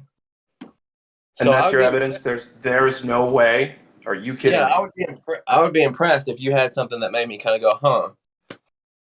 Wow. You know what I mean? That's called appeal to incredulity and denial. No, I'm just saying I would be impressed if you could pinpoint. Yes. It's called He denial. brushes past it. Dude, you're not very good at this, are you? Hold on. That's okay. Don't worry I told about you it. I'm kind of stoned right We're now. here to help. We're here to Smoke help. weed, Do you want to get better at arguing, or do you want to talk about the flat earth? Because we do both. I don't know. But what? Yeah, man, the proof is in the pudding. I got I don't know if you heard me, but I got a list of 20 things, right, that can be explained by the Earth being a globe. A flat Earth. You want to give us one of those then? Let's do that. I'll bet the audience is looking for some gravy. Yeah, let's talk about those, please. Cherry pick any one of those that you want to talk about. Let's go. They're on my phone if I really want to get into it. Oh no, that's just terrible. Then why bring it up? I was trying to paint a bigger picture thing, and you wouldn't let me finish. Like, I'm probably not going to let trying you to paint finish a picture alive. that's not true. So You know just what I'm try to stand on your evidence and bring one of your evidence instead of waffling here for hours. Well, I'm just saying listen to my point. You respond to it, okay? We don't need to listen to nonsense when you don't want to bring the evidence. Bring the evidence. I'll bring and then it. we'll I'll listen bring it. to I'll you. post it in chat in just a second. I'll give you the list of all 20. It's like 20 It'd plus. be great okay? if we did it now, because there's nothing else to talk about it until you do that. Thanks. So just saying it works is a pragmatic fallacy. So saying that you can predict something doesn't prove the cause. No, but it's evidence for it, right? And it's not definitive, but each one of those is evidences, right? So you got 20 different pieces of evidence that all lead you to the same conclusion, whereas flat Earth has to have 20 different explanations. Hey, I got a quick question. I think it's a little odd. Maybe you do too. Do you think it's a little weird? You base your entire reality off the Earth being a ball, but when asked for evidence of it, you don't remember? Or one thing? I told you I'm stoned, man. I don't usually smoke weed. I got You don't even know how the fucking ball was measured. I got my list out. Let me just go through a couple. Shadow on lunar eclipses, solar eclipses, boats over the horizon. Hold on, we got to go one at a time, brother. One at a time. Let's go back to the first one. Say your first one, then stop. Just one at a time. What does the sky tell you about your feet? But I was trying to make What does the sky tell you about the ground? I don't want to go through what scientific experiment proves Earth's shadow was the cause of lunar eclipse? Go. Like I said, it's not the one thing. It's each one of them So is you evidence. just have an explanation without proof. So just talking out your butt. Well, but it explains it though. So it that doesn't. The That gives it explanation weight. does not prove the cause. Oh my god!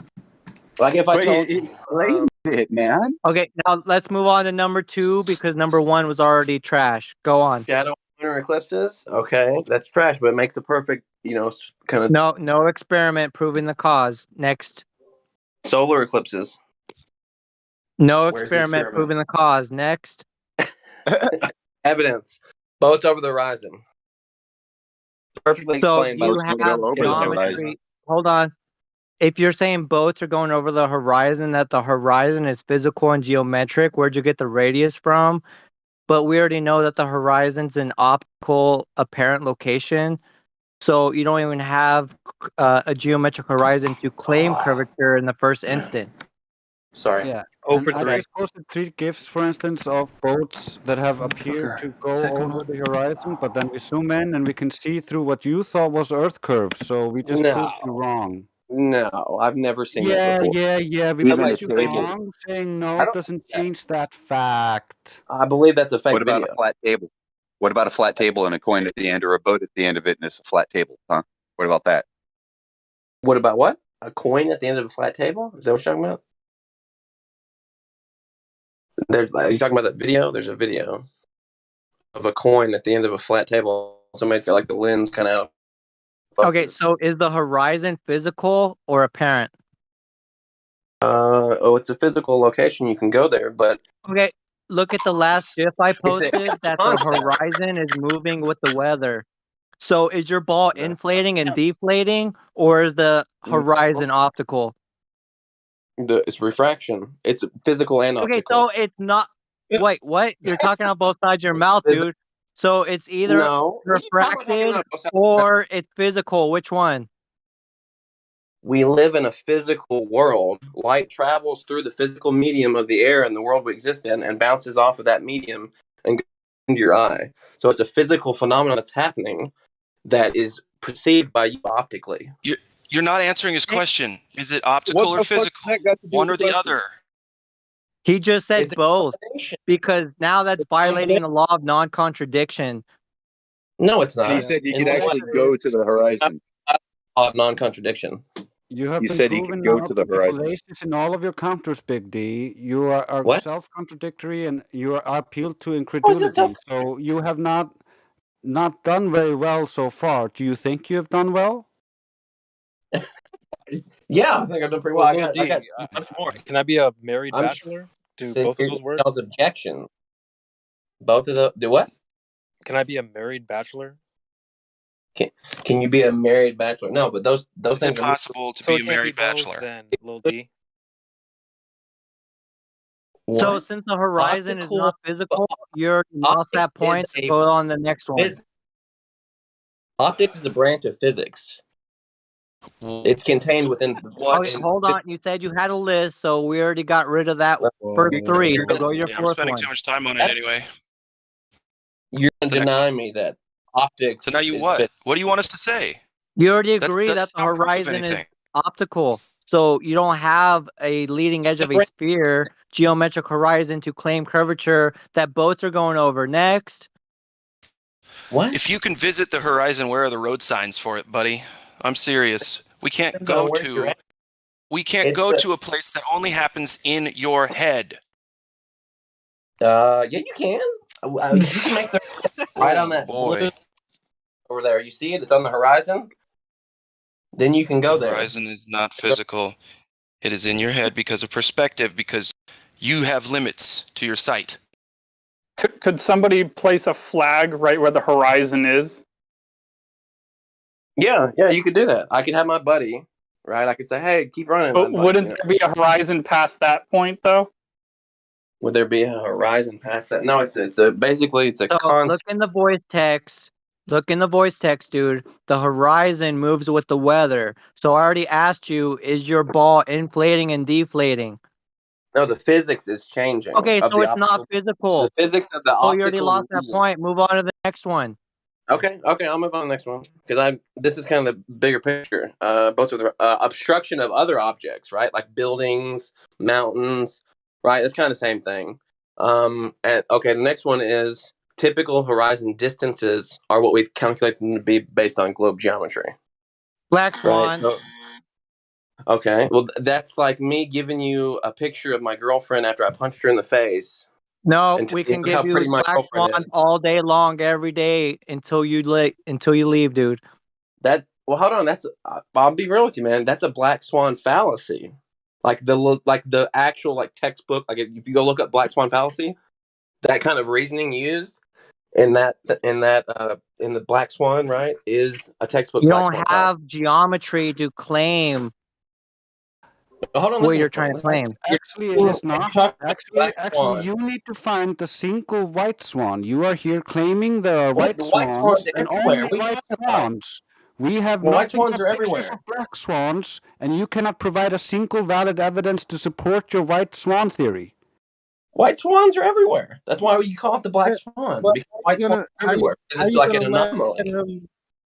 It's How you anomalous. gonna let him say what he just Wait, said? hold on. I want you to answer this question. Is the black photo No, no, no. is a typical I was photo, saying or is it something. an anomaly? My bad. Is My it bad. unusual? I forgot that I was gonna have to get all crazy on you. And Get all crazy on me? Don't get all crazy on me. Dude, I'll get all crazy on you, bro. Well, Big D, just let the mod speak. well, Please. the problem is you can't because you don't have mod capabilities anymore. What?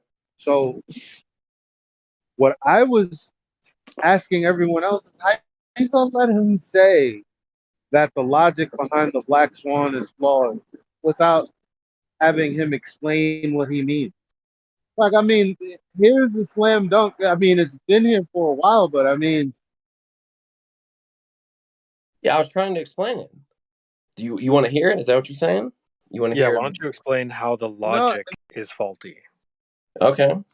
So, if you look up black swan fallacy, like Why in don't you? Wiktionary or whatever, it basically goes like this: you're denying basically everything but that one occurrence, right? You're not looking at the other 364 days of the year or the Wait, are you other, looking at the 700 plus modus days of tollens? 2 Because years. that's the Do logic. what? The modus Do what? tollens. That's the modus tollens. That's the logical Yeah. premise. So tell us Yeah, how but that's it's kind faulty of logic. it's wrapped within a bubble of the black swan fallacy, right? It doesn't exist in isolation. You know what I'm saying? So like the reasoning to get there in the beginning is a black swan fallacy. Hold on, I'll get it just a second. Let me get like the textbook definition because I'm kind of stoned. no. It begins with a statement that's Bro, believed to every be time you true get put in a by position, you I'm and sorry. everyone. It begins with a statement that is believed by you and many other religious people. Perhaps. That statement is that the Earth, the radius of it is 3,959 miles. That's the beginning of it. Now, the geometry applied to that means that the horizon would be no more than. Why? Because that's what the math dictates. The math dictates where it would be. Yeah, it's got a range. Like the typical Right. range. So that being said, in the modus tollens, the only thing that's in this logical setup is what people believe the Earth and its dimensions to be. So when does it become a black swan fallacy on the part of the person giving the black swan What? as an example? So you have to kind of process what I'm saying, man. Listen to me. So, like the lot that you're talking about, like a syllogism, right? What you're talking about is this modus tollens argument that he's got as part of the black swan, right? What I'm talking about is right. There's kind of a story that you tell yourselves in regard to how you get there. That bubble, how you get there, is basically the black swan fallacy. And I'll read it Incorrect. here. Hold on. The Incorrect. black swan. Let me read what it Incorrect. is. Just a second. We already The black, posted it, just, and you're just projecting. a second. The black swan fallacy is the tendency of people to ignore evidence that contradicts their beliefs and assumptions, which is what you have been doing. This fallacy can also refer to the tendency to believe that things they've never witnessed don't exist. Sure, that's a little bit longer version, but it's basically ignoring the contradictory evidence. So Which is what every you have been doing. Have you forgotten no, how you always say no, no, and that's your whole evidence and counter to getting proven wrong? no, you know, You did it in again. terms of the I black just did swan, it. no, yeah, in terms of the black swan, it's in regard to basically you ignoring every other picture of those oil platforms, right? There's So three to every four time hundred, we see five the hundred horizon moves, that oil proves our platforms. point. You're You don't want to making use those our studies. argument for us, dude. Well, So I'm just saying, it's not about no. It's why do not you about ignore just. everything else? Why do you Anomalous day, the weird day. Oh You know, yeah, that's what I thought so. It's also it's like But you again, don't realize I, that the horizon is never where it's supposed to be, or 1.2 miles away from the observer when you're 1 foot off the water. That just doesn't work. Like Sure it does. no, it doesn't. You think that, oh, there's this thing called the Black Swan where there's this one video, right? Yeah, Clearly you that's think why there's that. multiple clearly you think there's multiple videos because there's one titled magnification that explains something entirely different than what you guys utilized the still from that video for, but that's nor here nor there. This is applied to all different kinds of observations. Give me 5 One minutes. one being Oh, one sorry. being one being when National Geographic went out and put a flag on a boat to try and prove that the stripes would disappear because the curve of the earth is obstructing it based on the height of the observer and how far away the boat is. So applying the black swan to that video alone, the horizon is not where it's supposed to be. That's not a fallacy. That's not a black swan fallacy. That's just someone claiming, hey, in this video, and in that video specifically, they said, hey, this is proof that when you go beyond the 3 mile mark for a 6 foot observer, the boat is going to disappear from the bottom up due to the horizon. But the horizon was behind the boat.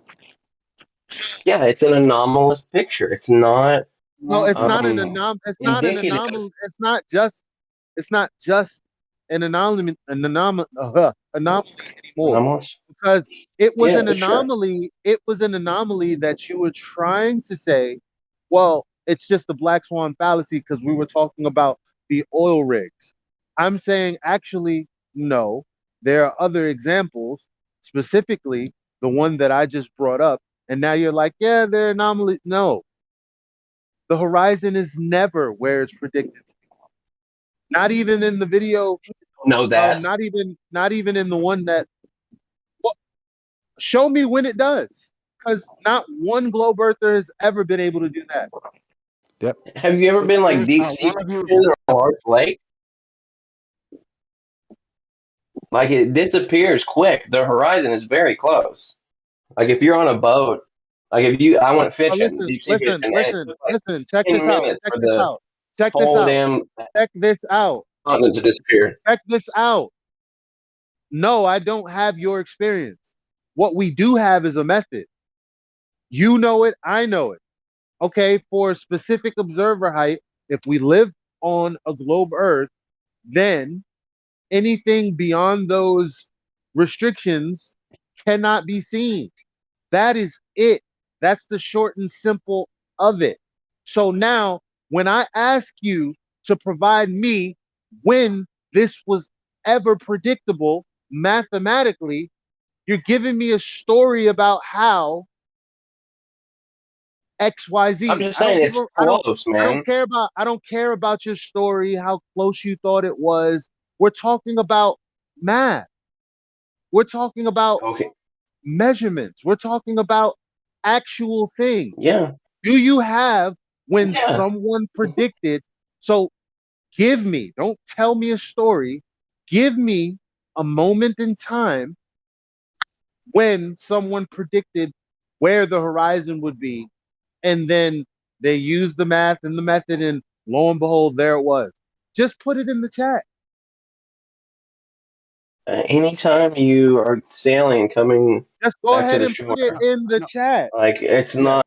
we don't want a Yeah. story. No, hold on. Just go ahead and put it in the chat. I've muted you.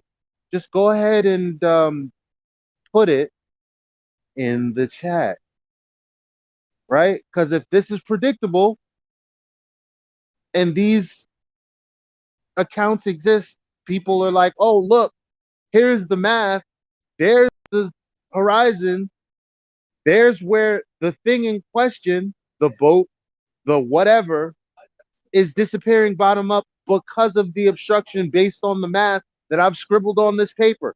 Here it is. Where is that? Give me one example of that, and I'll shut up. It's almost Just like throw out the math and just take in your senses, man. Think about your senses. Like you're right. You Just don't throw out all ever the math. experience a globe, so you don't have an axiom.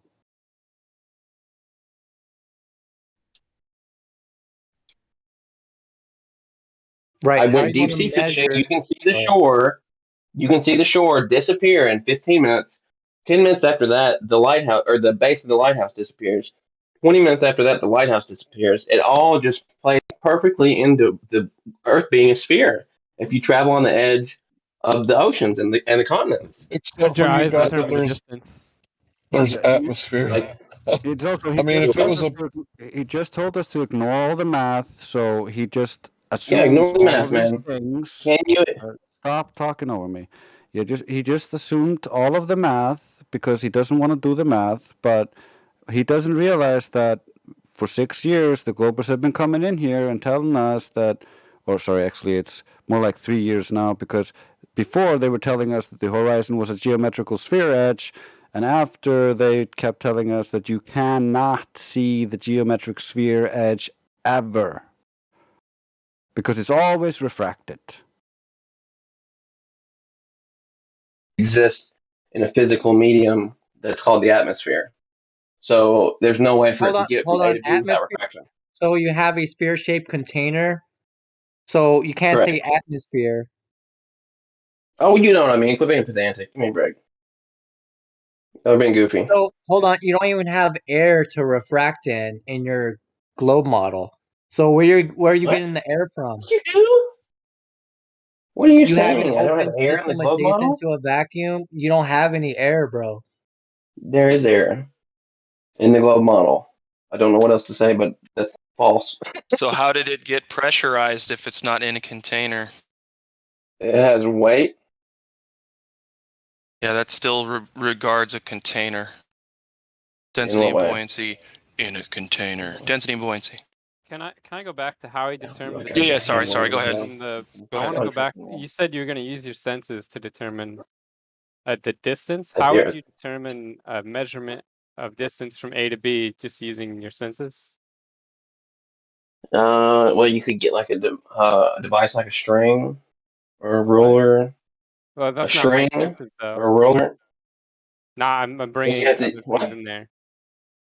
I mean, you're not getting a measurement. You're not a measurement machine. That's a calculation you have to do afterwards. But just from the simple fact alone that the horizon is so close, hints towards the Earth being a sphere.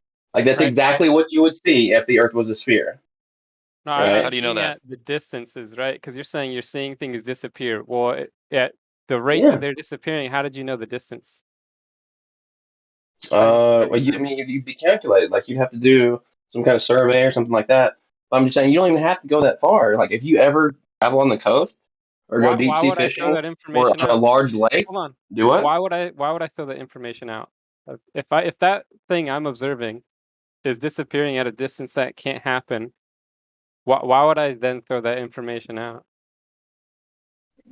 I'm not sure what you're saying. Like, So the So black you can give me an first, you're example. going to assume that you're on a sphere and the horizon is the leading edge of a sphere, but you already said that it's No, you don't refracted. have to So assume you already that. tossed yourself out, dude.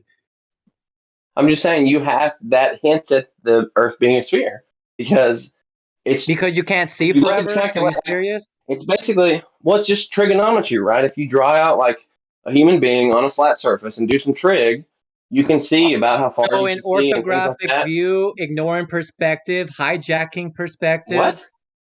No, I have no clue what you're talking about. We're talking about just like blunt measurements here, just like basic just triangulation or just triangles, Well, sine and cosine, I thought you trigonometry throw all essentially. that out. Remember, you throw out all the numbers because those don't matter. I mean, you can go there if you want to. No, I'm asking you. That's proof. That's not proof of anything because if you don't know the distances to something, then you can't claim anything, right? Because that's why the black swan works. Do you Don't. understand that? Because it notes He, the distance to something. If you're you know, telling me he to go didn't. look at a Nobody measured pier, that, right? hold on. If you're telling me to go look at a pier and go look at the shore and watch it move and disappear, well, I don't. If I don't have any known distances to that, What you're telling me is just nothing. You're not gonna. You're just. It's empty. There's nothing What do there. you mean? That if 'Cause you I don't have a known distance to anything that you're talking about. You're telling me just go look at we things can, disappear, but I don't know the distance at which they're disappearing at. you can have a rough estimate. I mean, you don't have to be exact. I mean, Right. So you, when you that know when that what I'm saying? estimation, when that prediction for the ball is proven wrong, then what? Well, how do you do that? That takes I a got a lot question. Black swan. of work. Black swan. I've never seen that done. I've seen like a blurry photo. I got a question. What's the question? 50. Yeah. Are we all standing on top of the ball? Yes, of course you are. We What do are. you think? Do you think there's just like a dome, and the dome goes on forever, and the No, earth no, beneath no. us just goes on forever? You're going too far. Can That's a you straw picture it man. in your It's head? three Can you straw picture the men, by the model? way. Three I'm of them, just guys. curious.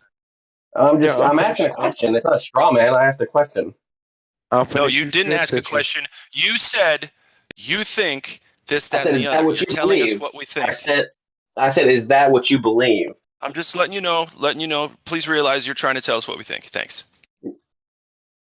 I was a question. There's a literal question. Like, is that No, what no, you sure think? Do wasn't. you But think? let's stay on top. Okay. Can we stay on topic? I just wanted you to know that, and the audience. So yeah, let's stay on Okay. topic, Well, please. somebody tell me what they think. What's the sky like? What's below us? Like, can you describe it in any way, meaningful No, way? why are you deflecting? Let Redman ask his question again, and then you answer it. Okay, Like, we from have your so view, much shit, guys. I'm sorry. Go ahead. from your view, uh, when you look out there at the horizon, are you standing on top of the ball? Yes, of course. Okay, so when you I mean, look at on the top, I horizon, wouldn't say on top of. Like, on top of kind of gives like a weird directionality to it that you're kind of placing on top of it. Like, not really on top of a ball where all kind of gets stuck no, to no, the surface of it. your feet, you're standing on top of the ball, right? I'm staying on a large sphere, approximately 4,000 miles in radius. Really, when did you measure that? Yesterday, I did a Sure you calculation did. for Wi-Fi max in a city, and the radio horizon was 7 miles away. Radio horizon now. Jeez. Yeah, the radio Oh. horizon. So I that's work as like an if we were NSP trying to engineer. directly So, measure it, it'd be like 6 to 8 steps away from direct physical measurement. That's great. Yeah. Cool. Keep going. Keep talking. The radio horizon is just the height of the antenna. So the radio horizon is it's basically the basically horizon. 1.2 times the square root of the antenna height. Yeah, there you go. I mean, that's how you propagate radio systems or Like, RF systems on globe Earth. You have to you have to my, take into account the radio horizon. I don't even You know how can't get y'all past that. letting this guy. That's a Dude, direct if you're measuring from interpretation. hold on. I'm If starting you're to have a measuring from conversation, the top man. of 2 towers, hold on. If you're measuring from the top of 2 towers, doesn't that require line of sight between 2 towers? Yeah, that's what the radio horizon cuts off line of sight, essentially. Thank you. Yes. So that's what it's all about. Is you need basically the line of sight for roughly, right speaking, right? There's some, Welcome refraction to in Flat there, Earth. but Yeah, no, definitely welcome to Flat Earth. welcome to flat Earth refraction. I wish I it didn't was say that refraction. easy. I said line of sight. Line of sight. Yeah, Yeah. that's what So if you have to, fuck it. He doesn't get it. Sound. I don't get it. That's Refraction what the with radio. horizon is. It's blocking off the signal. Refraction with radio So waves. it's the curve. As engineers believe it, it's the curvature of the Earth, right? It's blocking off the radio signal. So I don't know how you're thinking that. Welcome to flat Earth for that one, man. Are You lost me radio there. waves bent by refraction like light is? Say that again? Do you think that radio waves are refracted like light over Yeah, distance? they all refract different, basically at different angles based on the wavelength. So different wavelengths are refracted differently. Are you sure about that? Radio waves. Yeah, absolutely. Can you show me a citation for that? Man, I don't know if I want to dig that. You want me to dig that up? Seriously? Yeah, sure. man, I'm here to learn. do it. Let me tell you Do it. something. I It would didn't be think that was so that refreshing. big a deal. It'd be so refreshing if somebody brought in something like that. Wow. Yes, Okay. please go and get that. Okay. No, well, if you're looking live voice text, that's the picture I took. Me, my old lady, and my daughter. If you're standing on top of the ball, why is the horizon higher than me? It's not. It's not higher than you. You have to look down to look at the horizon. What? It's above his head, brother. No. Yeah. So that was a What fucking makes you lie. what makes you think that? Look at the picture. Where's his head? In the picture, the horizon's above it by enough to That's see because you framed water. the picture a certain way, Wait. Silly Go. 50, stop. Go look for your citation. We're talking about I got this. it. I just posted it. Yeah. You don't need to talk. Shut up. Go ahead and say what you're gonna say now. Shit, I don't remember what I was gonna say. Not you. Shut up. Fuck you, man. Give me a break. You talking to me? Yeah. Go ahead and say what you're gonna say. Yes. What was it? I was just gonna say, look, in the picture, right? Look at the camera angle. That person is looking directly at that other person's back. Okay? They're not up in the picture or down in the picture. See the horizon in the middle of the picture? His head's dead in the middle of the picture. So there's no camera tricks, brother. And the horizon is above his head. Also, check this out. It wouldn't be rising if it were supposed to be curving. Does that make sense? It shouldn't be going up. It should be going down. It should be going down. That's a beach. It's a simple Okay. concept. I really wish you guys would pick up on it. There's a slope. Almost any beach you go to is sloped down. Because Where? the What are you shore, the way the talking about? shoreline washes away. Okay, fine. Yeah. What does that mean? That means they're below the photo. They're No, below dude, it the doesn't center affect the of water. the The camera. water sits level in its containment. It sits level wherever it is, okay? So it doesn't matter what the beach does. Hold on. Sure it Again, does. You're talking about the hold on, framing of the camera. hold on, no. This is the third time he said something extremely crazy. That's extremely crazy. No, Are you because fucking with me? I'm about to mute you so that you can do all of that on mute. You can still talk, but just on mute till I finish saying what I'm gonna say. So you have the beach that's sloping down, and that's why it appears above his head, my man. All of the land from the beach and beyond is at a higher elevation than the sea level. My man.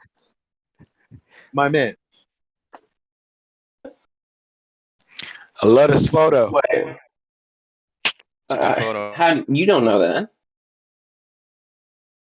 What? We know we got a photo here, right? Everything above sea level is above sea level. So everything not at sea that is land is above sea level. Does that make sense to you?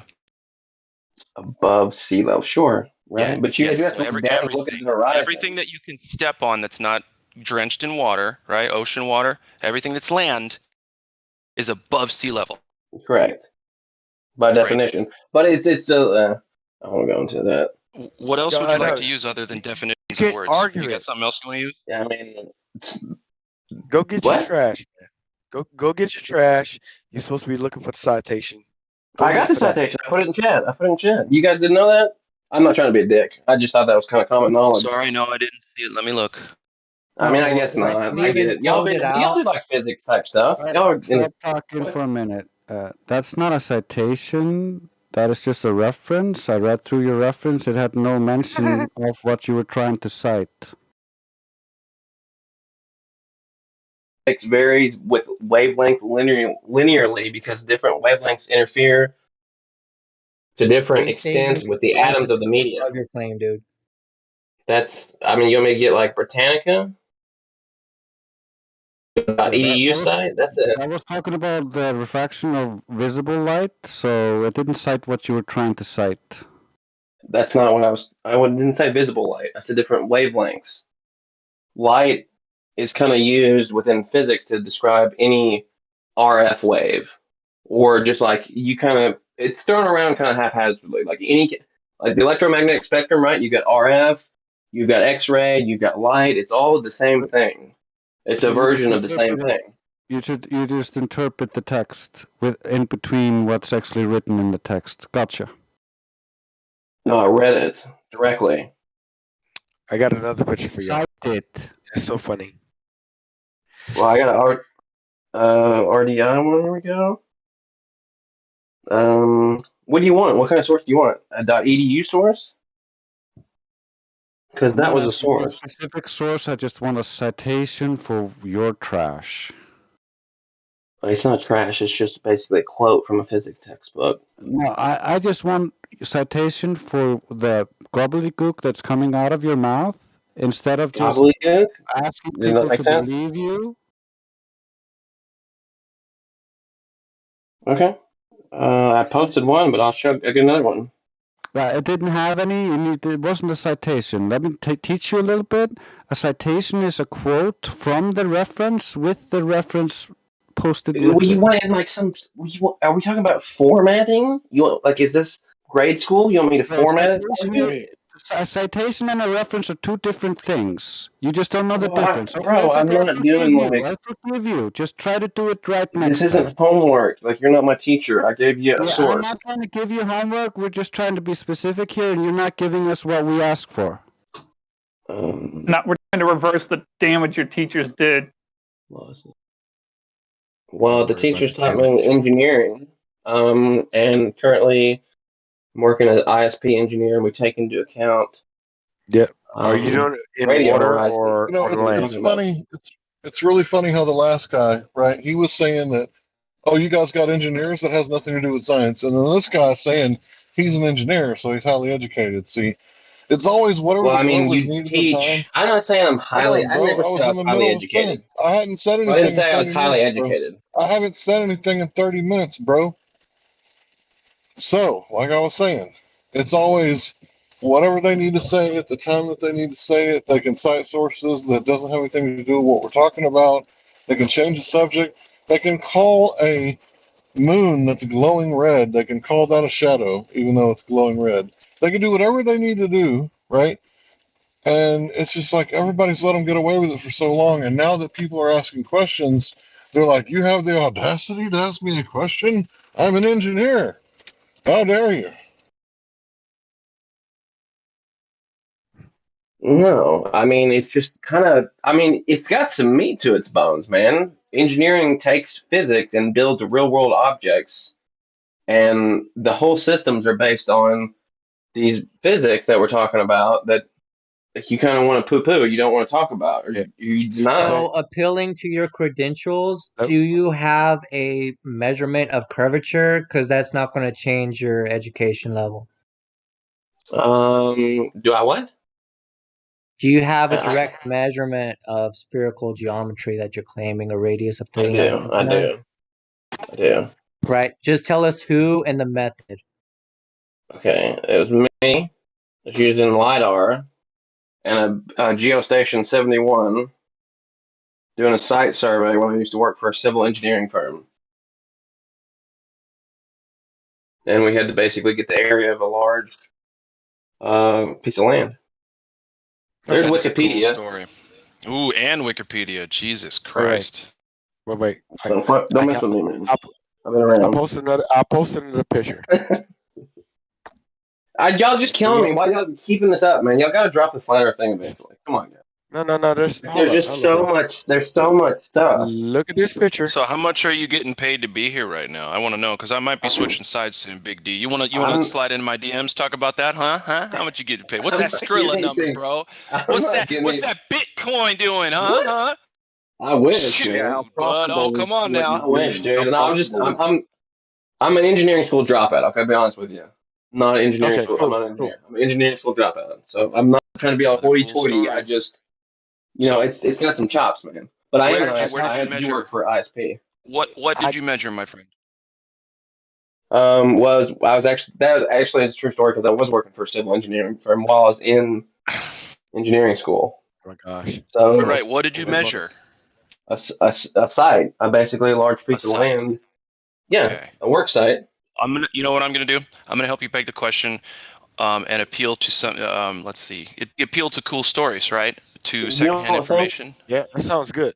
I like it. Secondhand information. It is secondhand. Man, I'm sure you think that you did, or that you're saying you did. But listen, how are you and I going to verify that right now in this chat on the internet?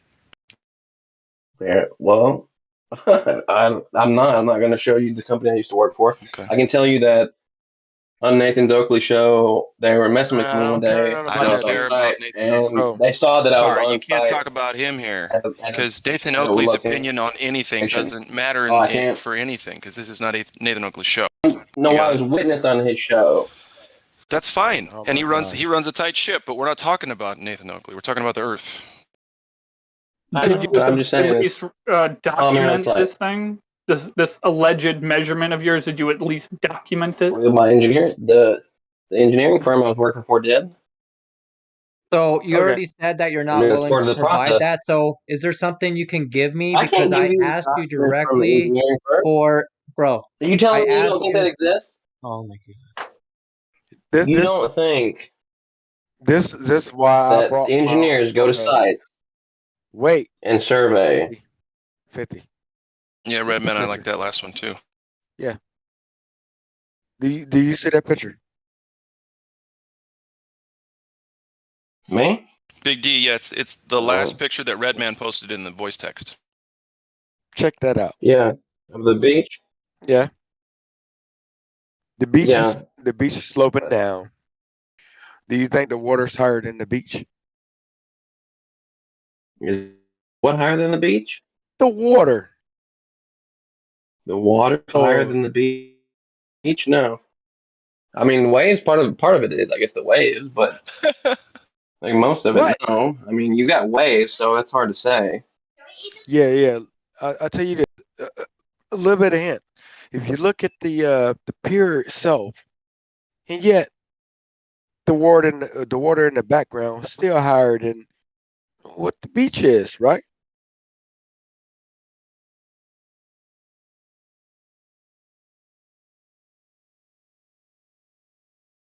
Hello? He dropped out. He wasn't going to provide me a measurement. He told me a cool story instead. Mm-hmm. So hearsay is the evidence for the globe. Yeah, I wanted him to say what a curve is in that picture. Yo, Extreme Assist, welcome. Can you provide that direct measurement of a globe, please, and the method? Who did and how? Go. I don't want any part of it. Yeah, you don't need to have no part of it. Get out of here, girl. All right, so you have nothing like the last guy? All right, well, at least we established that. Yeah. So just a belief, right? You see the beach sloping into the water. Uh-oh. The water in the background is higher than what's sloping into the water. Uh-oh. Yeah, hundreds of feet higher. I can get you a picture of that one too. Hold up. It said don't jump off the pier. It's 150 feet higher. I get you a picture of that. Wow. It's cool, yeah. Ocean stuff, like, it just gives it away, but they don't want to see it. They don't want to admit it, really. I don't care if they get it or not. Oh, That's right. on them. Yeah.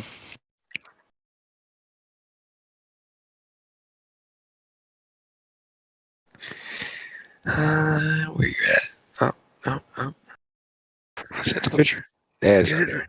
Is it the water in the distance is 100 feet higher, or is that just an illusion of perspective? Say what? Is it that the water in the distance is hundreds of feet higher, or is it just an illusion caused by perspective? It's not higher. Listen, it's not higher than the viewing angle. It's higher than the land under it because the beach keeps sloping down, and the water stays the same level. So eventually, there's going to be hundreds of feet of difference between the top of the water and wherever the fuck the ground is under there. Does that make sense? Didn't you say the water is hundreds of feet higher than the beach? Or It could be thousands. It could be tens. Wait. No, it's not. The water's not higher than the beach. Yeah, it's higher than that. It's higher than that land right there because the land keeps sloping, but the water doesn't. That's what we were saying. The land slopes down, the water stays level. But at the point where okay, I see what you're saying now. But what you're saying is the point where the water it touches the land, it's the same distance there, the same height as it is in the far distance, isn't it? Wait. My bro. my bro. Yeah. Yes. No. He's right. He's right. He's right. Yes. That's what I'm saying. I'm not being. That's what I'm saying. Yeah. Sure. It is the perspective. It gives the. It is perspective based. Yes, indeed. Redman, go ahead. No, that's why I was making sure. You're right. It's just because you see the beach sloping into the water, but yet you look at the piers and the water out there, the horizon itself is higher than what you stand upon where the water's sloping in. Hold up, it's perspective based. That's just it. It's an illusion caused by perspective, because looking at that picture of the hallway, you know that the carpet you can see at the very distance is still 6 feet below the level of your head. It's just an illusion caused by perspective, isn't it? Yeah, the funny thing is concavers don't understand this, and so they think that the picture that Redmond showed means that the Earth is concave because the water is all the way up there.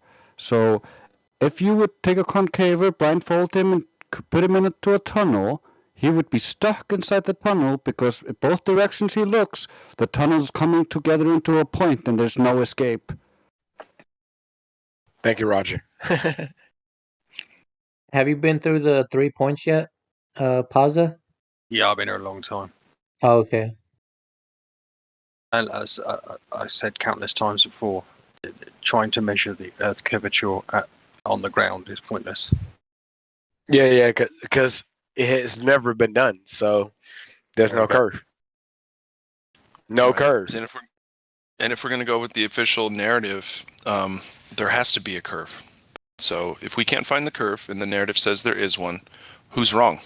It's really that simple. No. Stop right there. Because if they can't tell me the method how to do it, then if it can't be done by the layman, it's not done. Yeah, just I story. agree. Just story.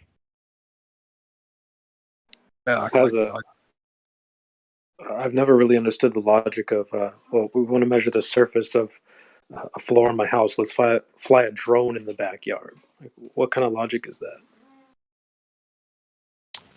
I think the vast majority of what the scientific community says are the proofs for Earth curvature got nothing to do with observations on the ground anyway.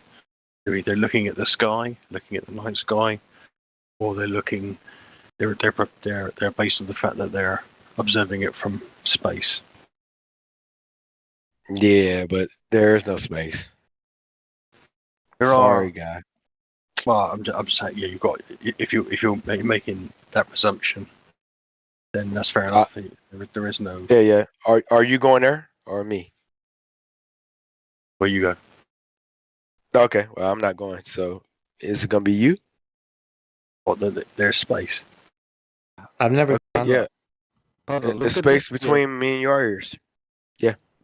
Puzzle, carefully look at this GIF. This is from NASA and one of their first spacewalks.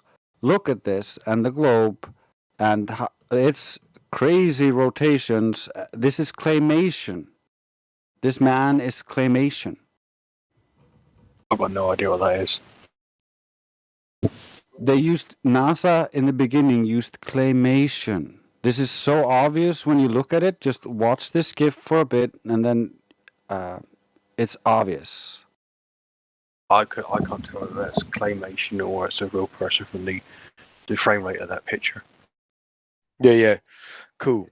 It's their footage, and does it look like trash? Yes or no? That's all we asking. Well, that particular rendering, I don't know if that's what the original would look like. That could just be someone taking a film and taking one frame every, say, 30 seconds to make a quick GIF. Doesn't necessarily mean that it's there. I'm being skeptical of the image, which is a healthy thing to do. You can look for it yourself on the original NASA Gov. Yeah, I know that. Back to curvature. So, do you think it's impossible to directly measure the curvature of the Earth to prove it's a sphere, to prove it's flat? Probably. Okay, well, I just want to point out to you, if it is impossible, to measure it, it's impossible to verify their claim that it is a sphere. I think the only thing well, yeah, you're right. I mean, from a press perspective, I either don't have the equipment that they propose they use, or I don't have access to the information, the equipment that I need to generate the data that they use to evaluate that. Yeah, I got an even better one for you. If you look at the picture I just posted. Hang on.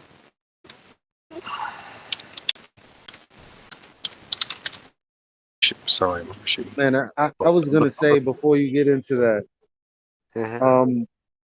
their equipment, well, if we're talking about the measurement of the Earth, and then you box yourself into a corner saying, well, it's a sphere, then you had to have come up with the math based on this truth to send things like satellites into orbit.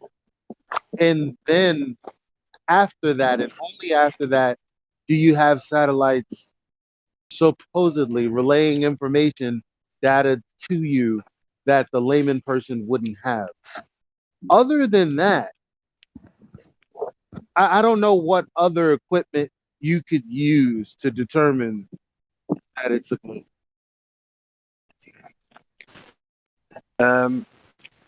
I think that I certainly know that they've used sophisticated equipment to measure seismic activity around the world simultaneously. Yeah, they did. Did you? No, that's what I'm saying. I said a minute ago I don't have access to the equipment or the expertise to operate any. What about seismic activity though? What about it? Well, if you have, let's supposing you have an earthquake somewhere in Asia. Doesn't prove anything. No, let me finish what I'm saying. Yeah, they have shown that when you have an earthquake somewhere, you have a ripple effect of the echo of that earthquake travel out in concentric circles across the landmass. Okay, and in extreme cases, it travels many tens of thousands of miles.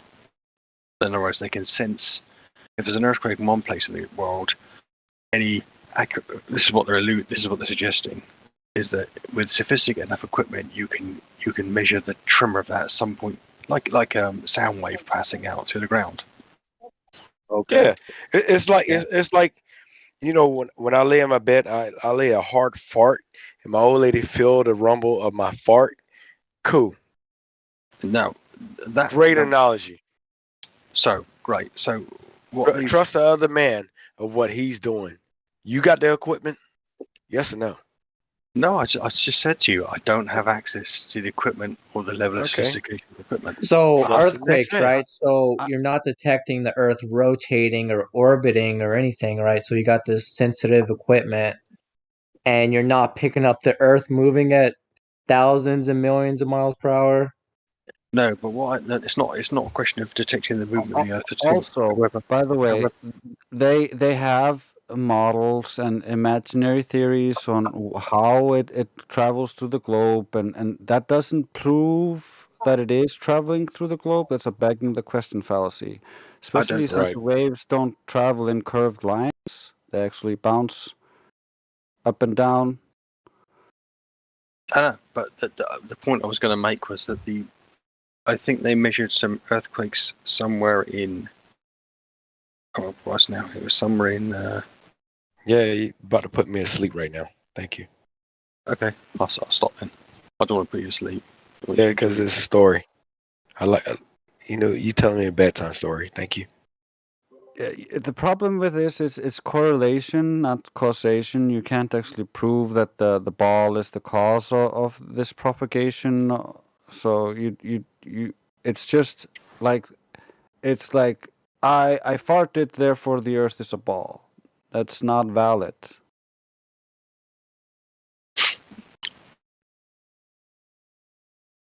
I mean, it's just like my photo right here. You can look at the picture itself. No swimming. There's 150 feet pier If you dive off, that's 150 feet you got to drop. But yet, if you're always standing at the top of the ball, how is the horizon still higher than the pier? You gotta also understand that the models are created ad hoc. They're after the fact. They realize that something is detected over here, and then they try to explain that with their models. And that doesn't prove that their explanations are true. That's just one way to try to explain it. But even those Yes, explanations have their own flaws. So it's just a theory sure. at the end of the day. So it's not valid proof. I know, but what they have detected, as I said, I was going to say is that there have been earthquakes. I think it was South Africa, and they detected the echo in Australia and South Well, America. It's such a you say it's an echo, but you don't know what it was. It was just a similar vibration. Like it could have been just a small earthquake in the other place that coincided. No, it was an echo. No, Roger, it's not his equipment. He's no, taking off somebody else's work. yeah, that's Yeah, article. yeah. So, can you explain this picture right here? If I'm standing on top of the globe, why is the horizon still out there? Well, irrespective of whether you're on a flat Earth or a globe Earth, No. Explain it. Explain it in your model. If you're standing on top, why would you even see your horizon? you're on the pier, yeah, and the line of your line of sight to whatever is however far the horizon is away, yeah, is nearly horizontal. It's not quite horizontal. It's nearly horizontal, isn't it? Are Really, those lines run? Are those lines running parallel? Not quite, nearly. Cool. All right. So, are you on top, or am I at the bottom looking across the sphere? Sorry, say that again. Yeah, I'm gonna explain it to you again. No, Even no, with don't me, explain it. Just even that's the same question again, no, but clear. if even with me standing on top of the sphere, am I on top of the sphere? Yes or no? On top of the sphere. Wow. Yeah. What does top mean? If the model that they're proposing is it's floating around in space and it's spinning, no one's ever on the top at any given time, are Bro, they? you're always Well, on top of a sphere, right? from your own personal perspective, So perhaps. get an army man, right? Put him in the Middle East, right? On top of the sphere. Get an army man, put him in the Middle East. I'm sorry, put him in the North Pole on top of the sphere. Because if you put him on the side, he's going to fall off. I don't know why you Globers always ask us why you fly off of a stationary plane. Hold on, listen, bro, listen. If you're thinking about a basketball, if you're thinking about it, you put the army man on top. It's going to curve down in all directions, right? If he's on top, if he's at the highest point of the ball, it's going to curve down in all directions. We do this so you can think about it simply. That's all. Thank you, Hank. From your own personal perspective, you're on top of the sphere, yeah, wherever you are in the world. Yeah. Okay. And the horizon, your line of sight from your eye, wherever you're stood, to the horizon is nearly vertical, but not quite, because if you take that the horizon is in the is the last point you can see, whether it be the flat model or the globe model, then the line from your eye, which is elevated by your height, is slightly off, being parallel, isn't it, with the line of the ground? The triangle. Your height is the short. Your height is the short side of a triangle with two very long sides going up to the horizon. No, the horizon varies in its height, and so it's not always exactly below your eye level based on your rising. No. You're assuming here. Better yet, I tell you what. If you give me a demonstration of the horizon being below my feet, where you stand, I we didn't have say something going. I didn't say it was below your feet. Okay, so you're not on top of the sphere then, right?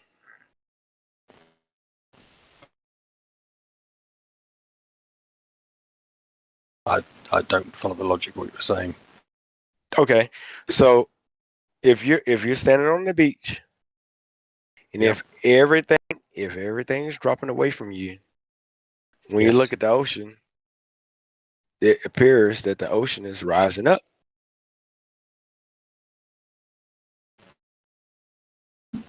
That's only an effective perspective. If you look out to Yeah. any point on that sea, yeah, it's lower than your perspective, your position. If the further away you look, the closer that line of sight gets to horizontal, because You did say up into the horizon. It's practically horizontal, right? it's practically horizontal. Of course, it is, because it's you are making a Yeah, very I get you're making a that. triangle. I get that. So I'm sure you've heard of and seen the black swan, right? Yeah. Okay, so when you get the formula 1.2 times the square root of the observer's height, but you get a horizon 10 times the distance, what's going on there? I have no idea. What do you mean? What do you mean? What do you mean? If there's a horizon that's further than it should be on the globe Earth model, then I've got no solid explanation for that. Well, I mean, why would you think there would be an explanation? Because I mean, if that horizon, at least up into it, is practically horizontal, parallel with um, uh, your line of sight, if you were looking straight out in the distance, it is practically it's horizontal for all intents and purposes, for as far as you can see. And that horizon is supposed to represent uh, a predictable blockage, and then it doesn't. But why would you think? Why would you? What would be the? What? Why would there be an explanation? That's like me. That's like someone telling me that they can fly, but every time I see them, they're walking, and I'm like, "Yo, how? Why are you never flying?" And then someone comes along and feels compelled to give an explanation for why this dude is never flying, but he actually is flying, even though it doesn't appear that he is. I mean, Like what? That's what anyone who would attempt to give an explanation for that is doing. I mean, when you're looking at all those photographs, okay, right? Yeah, none of them prove that there's an Earth curvature, in my opinion, because there's too many variables. As the last photo that Glatt Flow. What variable? What variable? Well, I'll tell you. Are you talking about variables that uh, make your statement about up into the horizon being horizontal false? No, I'm talking about what you observe when you look out. If you look at the photo that Glatt Flow. Well, you're observing a horizon, right? This is let's keep it simple, because I'm not looking at what you're looking at, but I'm just going off of what we're talking about. So you have a horizon. I'm looking at that horizon. It's horizontal. It's near horizontal. It's horizontal. So what variables? What variables do you need to consider at this point? Like what would those variables be changing in the information that we already have. There's a horizon. It's horizontal. The the horizon isn't even on the flat. Even if it was flat, the horizon isn't a horizontal line between your eyes and the what in the far distance. It's nearly horizontal. He's talking about an imaginary line between his eyes and to the horizon, and trying to say the horizon is not horizontal. That The doesn't line make sense. between the line. Listen, bro. Listen, bro. Just give me a second, please, if you don't mind. Saying the horizon is not a horizontal line is like saying salt flats aren't flat, and they're not made of salt. No, sorry. Yeah, you did just preface it by saying, even if it's flat, it's not horizon, like it's not horizontal. That No, I doesn't make any sense. think we're at cross purposes here. Okay, right. Looking across your field of view, the horizon is horizontal. Right. If anybody presumes I was saying that the horizon is always on a tilt across your side of view, then that's not what I said. I said the line of sight between your eyes and the horizon is nearly horizontal. If you're standing on the beach by the water. Okay. So I just posted another picture. You can look at that red man. Just But that's posted what I'm another. saying. Wait. I'm sorry, Redman. You good? So You you're good? saying. Go ahead. So you're saying what I thought you were saying. Okay, for all intents and purposes, basically horizontal across that water. That being said, why is the horizon much further than it's predicted to be? I don't know. And then I said, well, how wouldn't you know? If all you've offered up to me is there's the horizon, it's horizontal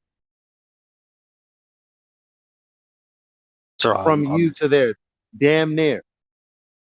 the line of sight between your eye and the horizon. Yeah, I got that. I got that part. What about what I'm saying is making you repeat yourself? That's what I'm not understanding right now because I'm trying to move forward. You're making the proposition that the horizon is not as far as it ought to be according to the globe Earth model. Yeah. And you asked me why would that be? I said I don't know. I don't know what's unclear about that. But how don't you know? Yeah, how are you not sure of the heliocentric model? Like NASA's supposed to be very, very particular about everything about it, No, right? yeah, it's either true.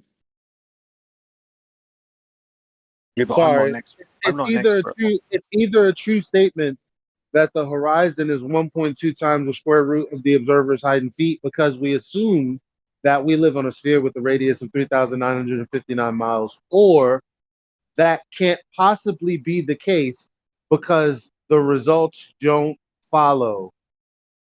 Or there's something else which is, or potentially there's something else which is disrupting. Okay, and I said if we have variables like well, and then I said here's the information we have. There's the horizon. Looking out to the horizon, for all intents and purposes, it's basically level. From across my field of view, yes. Right. The only other variable we have to deal with is how much distance. But when we look at the distance, turns out it's much further than it's predicted to be. So here we have a horizontal plane that you're looking across. There's supposed to be curvature, which is supposed to necessitate how far you see that horizon, but that's the one thing that's actually not calculable. Right. Okay. I'll take what you say. Okay, so you're saying that there are other variables, and I'm trying to think, what variables could he be talking about? Some variable that changes your line of sight being horizontal to it not being horizontal, or I'm confused as to where you're going with it. Well, I don't know what the variables are, but what I do know is that when you look out at the horizon, atmospheric disturbances mean that even the line of the horizon moves up and down against Okay, fixed. up and down, not forwards and backs, though, right? Well, how would I know? Because we're not talking about.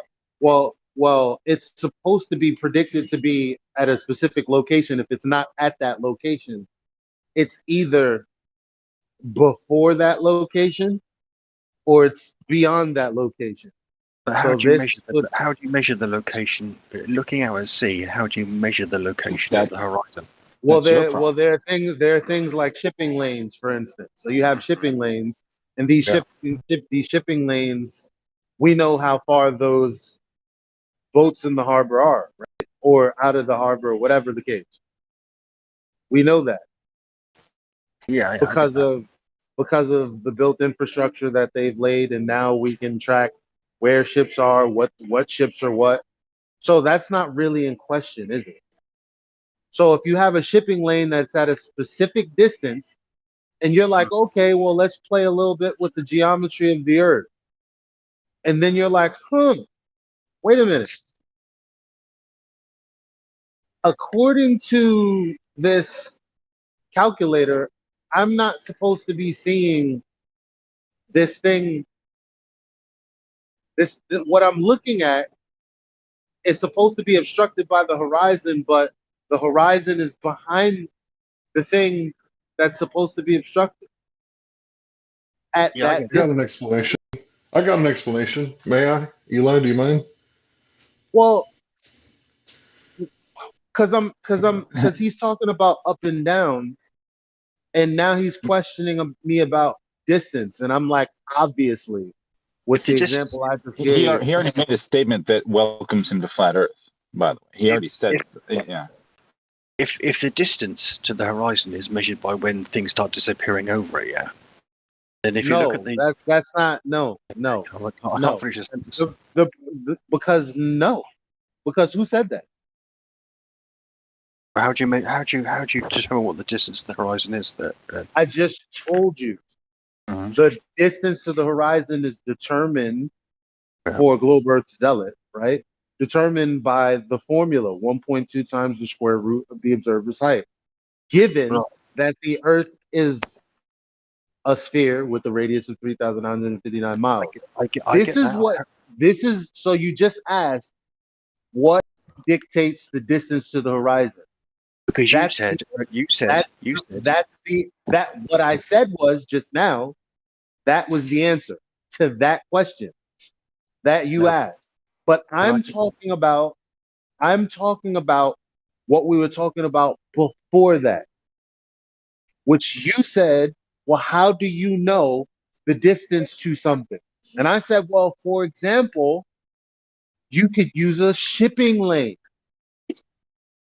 And how would you use a shipping lane exactly to tell the distance to the Because horizon? if a shipping lane was, for instance, because I'm not a boat person, I don't know about these things, but let's just say, for example, if a shipping lane was 3 miles away, and you were a 6-foot observer, then somewhere beyond that 3 miles, things should be disappearing because the horizon should be right there for you. So the problem comes where things are at that limit, but the horizon is behind them. Right. Okay. So if you look at atmospheric refraction does mean that at different times of different days you can observe different things in the distance, though, doesn't it? Yeah. To some degree. Welcome to the flat Earth. Yeah, but this is how we began the conversation. So please don't make this circular. But what I'm saying is, when we're talking about the effects of the atmosphere, we have a time lapse of Skunk Bay where you can see the horizon moving up and down. Yeah. I'm questioning you about the backwards and forwards. I don't care about the up and down. You care about the up and down.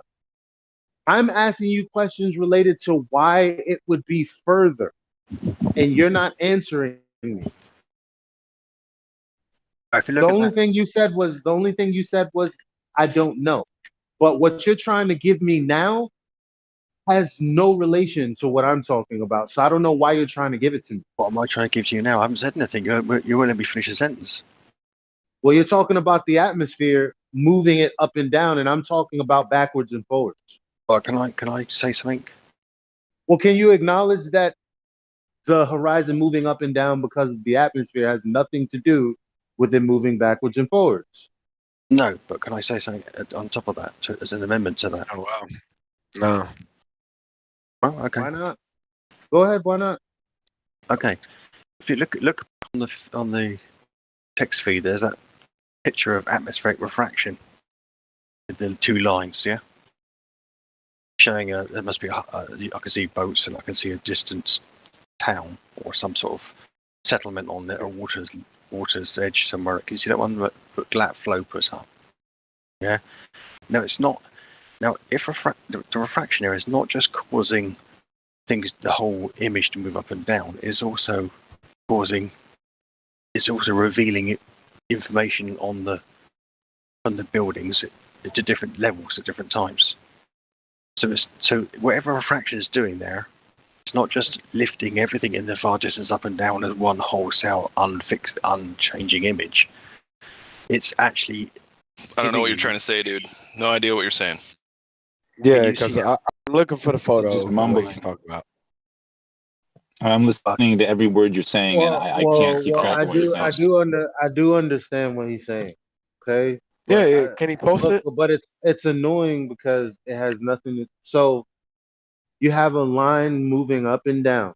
When it moves up, it obstructs or obscures what you can see of Skunk Bay, and then it goes down, and you can see more of Skunk Bay. So what? All right, it's So posted. so it's just, dude. You don't have to turn everything into this long-winded, long drawn out. Yes or no?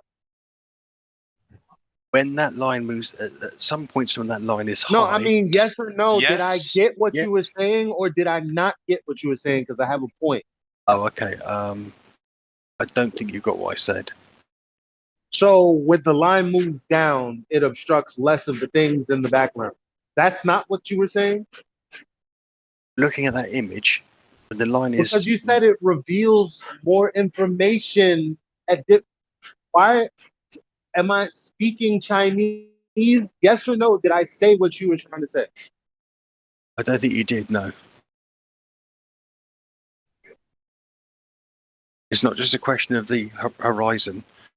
It's not just a question of that sea level in front of the settlement. They're moving up and down at various heights. You can see even against that line, wherever its position is, you can see more or less information, irrespective of the fact of where the line is. See what I'm saying? It's almost like the ground looks like it's tipping. That's the illusion it gives. Cool. I'm gonna ask you a straightforward question. Yeah. Is the water higher than the land? Excuse me. Is the water higher than the land? No, of course not. So why is the water in the background versus the land? Is that water in the background or is that a mountain range? In my picture. Oh, go back to my picture. Which one's that, sorry? Which picture is that?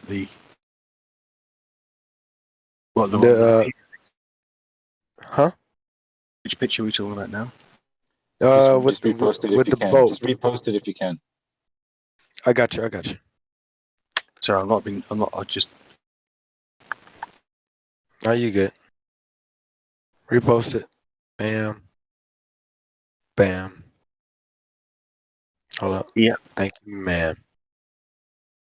In that picture, you're asking me, is the water? So you got a boat. It's the one with the oil tank. What appears to be an oil tank in the background. Either or. where I stand upon, is the water higher than what that ship sits on, or what you can see right there with the pier? Either or. Sorry, what's the question? Can you clarify what the question is again? The land itself, is the water higher than the land? The land you're standing on, you mean? Yeah.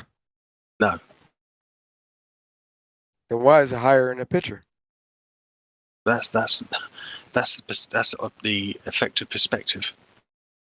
Cool. So are you standing on top of the ball or not?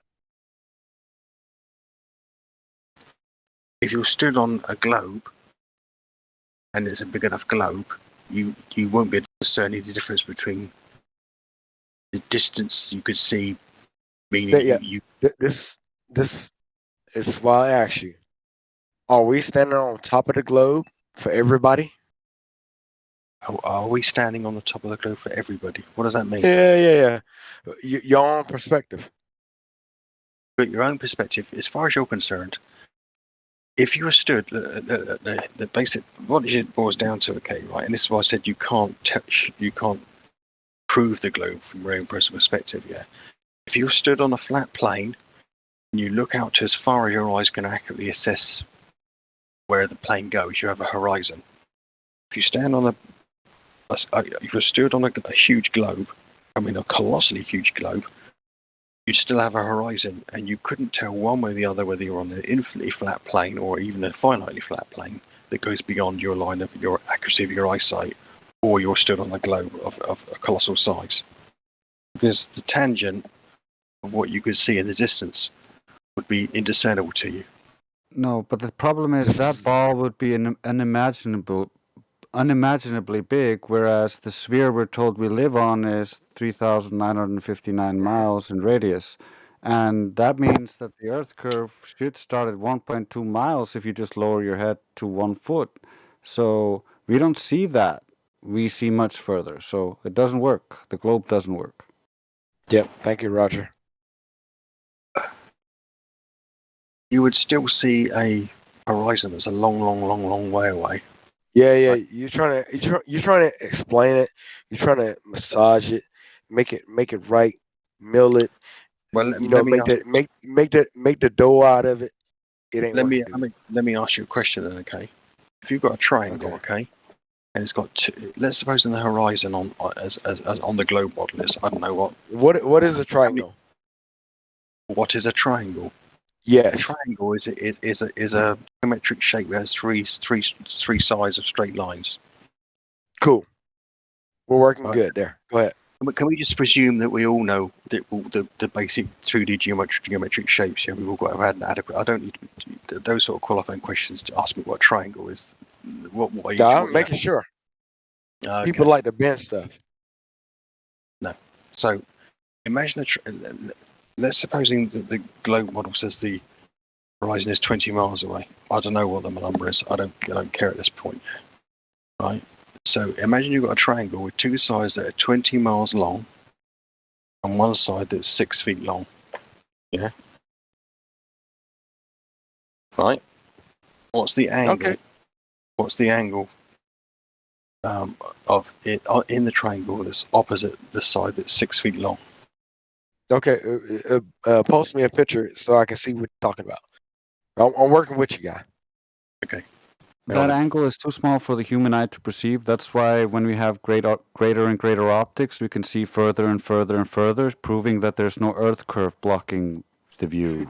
You just admitted earlier that there's no geometric horizon, there's just an apparent horizon, and the Earth is too big for the geometric horizon, so that just throws the whole globe model out the window, by the way, because Venus was assumed to be the same size as the radius of the assumed Earth, which we just debunked and you admitted to.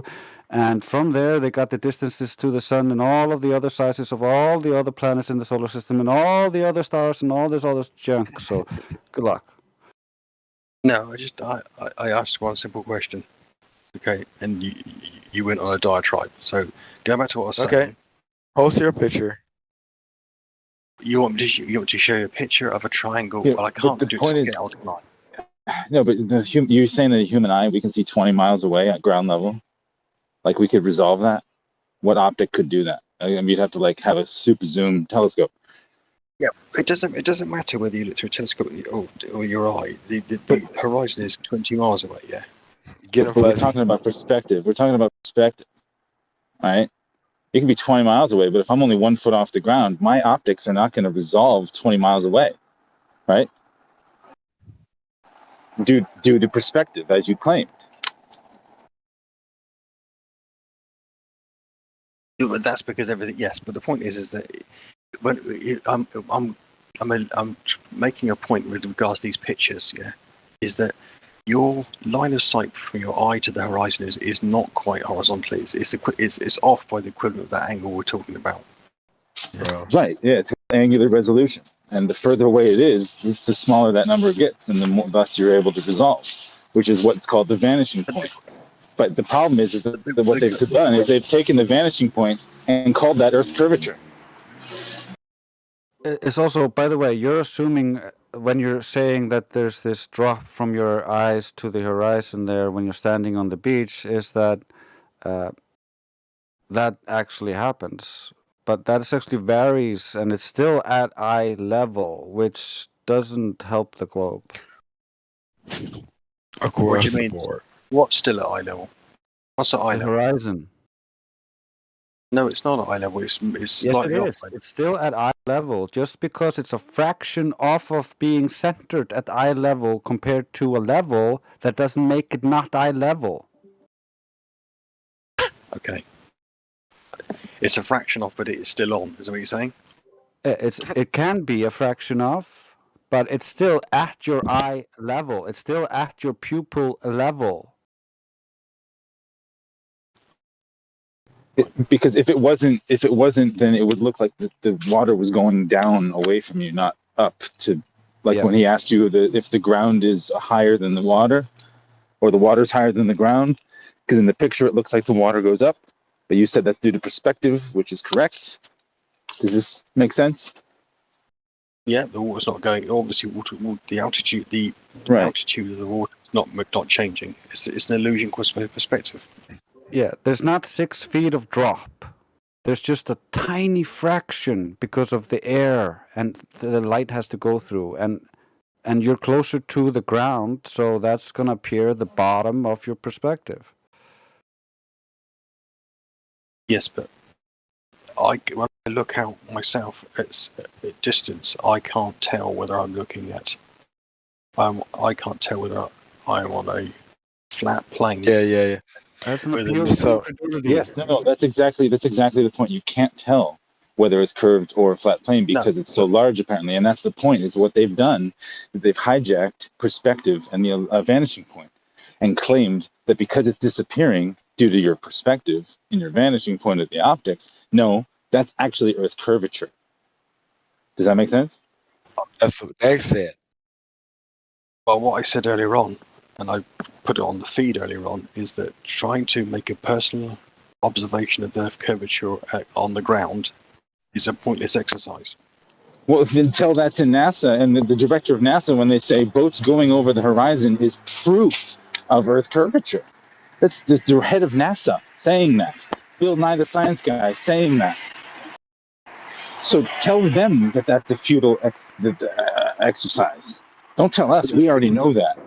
Yeah, they use it as proof of Earth curve, and then we use high-powered optics to watch. We watch the boats go out of our view and appear to go over what they claim is Earth curve.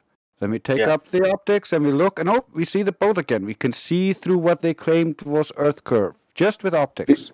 Because we changed our vanishing point. Our vanishing point with our eyes, it reached that point, and they claimed it Earth curve. What we did, got a telescope, changed our optics, increasing our vanishing point, and brought the boat right back into view. So did that curve around the Earth or go through the water?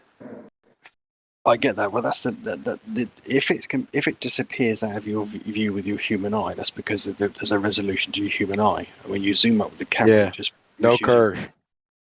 But if you still welcome to flat Earth. Because what you just said goes against what the director of NASA has to say. So take it up with them. You got to also remember that all this globe talk and these globe proofs they didn't have any telescope when they were claiming this. Like, and the first telescopes were complete garbage. Yeah, but the thing is that even if you zoom up on a boat or a large object in the distance traveling away from you, you still got the issue of it disappearing from the bottom up. No, that's due to angular perspective.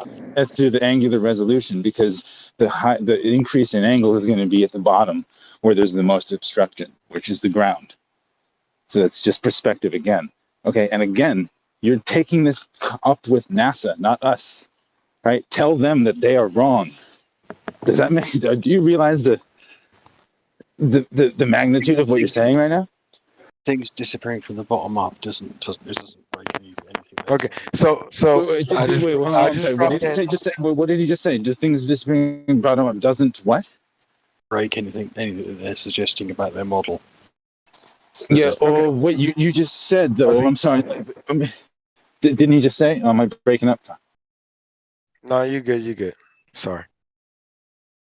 But so, hold on. What do you mean it doesn't break? Okay. The directive of NASA says that the proof of the Earth is a sphere is that boats go over a curve in the horizon, and you can see it disappear at the bottom. Yeah, absolutely. It's on video of them saying that multiple times, bro.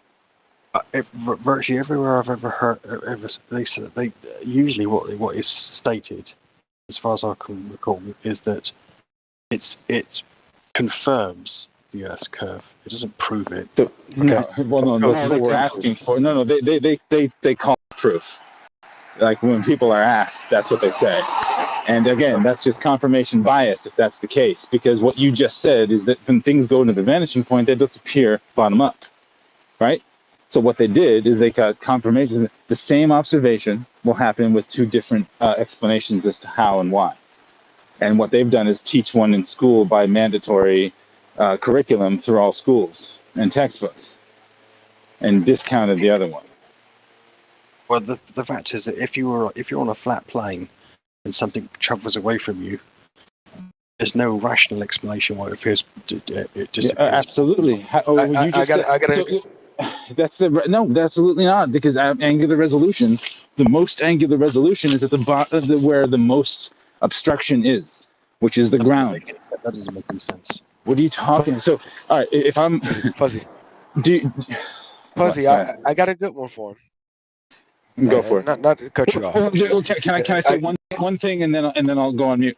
Just if you're you're not going on mute. Basketball court. You're gonna go on. Tell them about the basketball. No. I'm going to my thing. You go ahead. Go ahead. All right. Well, that's a simple thing. If you gain, all right, you know what a basketball court is. It's 30 seconds, right? Basketball court. If I put my eye to the floor. Yep.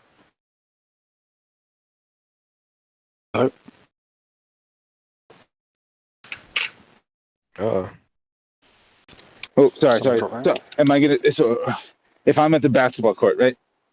I put my eye to the floor. Am I going to see the foul line or the 3-point line? Maybe barely. Well, I'll definitely never see the out of bounds on the opposite court. Correct. But if I raise my altitude and I go higher and higher and higher, I can easily see the other side of the basketball court. Correct. Are you talking about the white lines on the floor? Are you talking about? Yeah. And any field, right?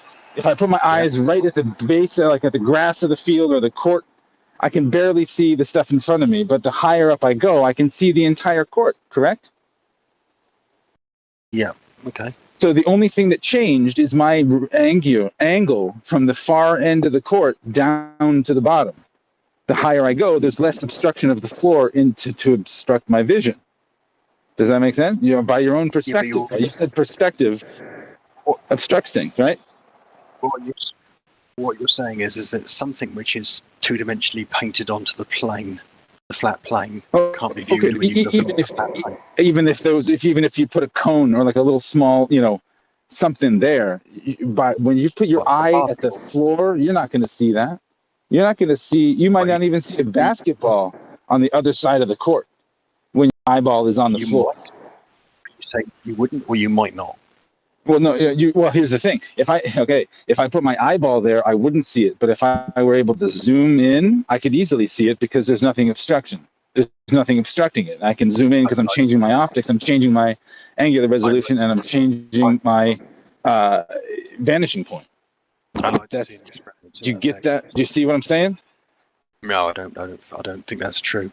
Well, okay then. Maybe it's good luck. Whoever else had. I'm sorry. Whoever it was, go for it. This is okay. I'd like to see someone show me that when you look along a line long enough, things disappear off the side. Disappear because you're looking along the no line. problem.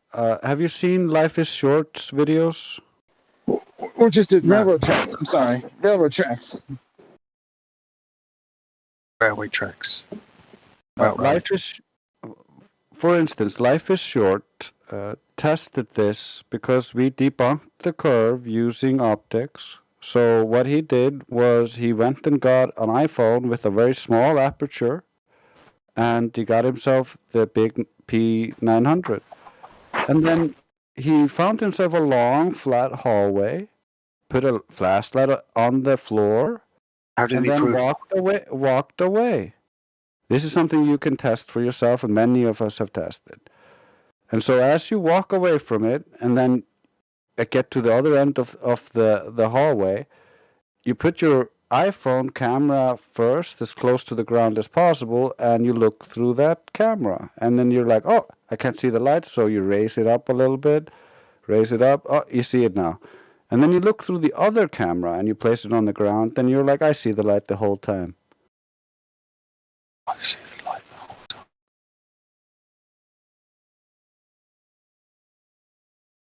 Yeah, I'd like to see the video of that. Yeah, Life is Short has a bunch of videos on these things. I think that's on YouTube, is it?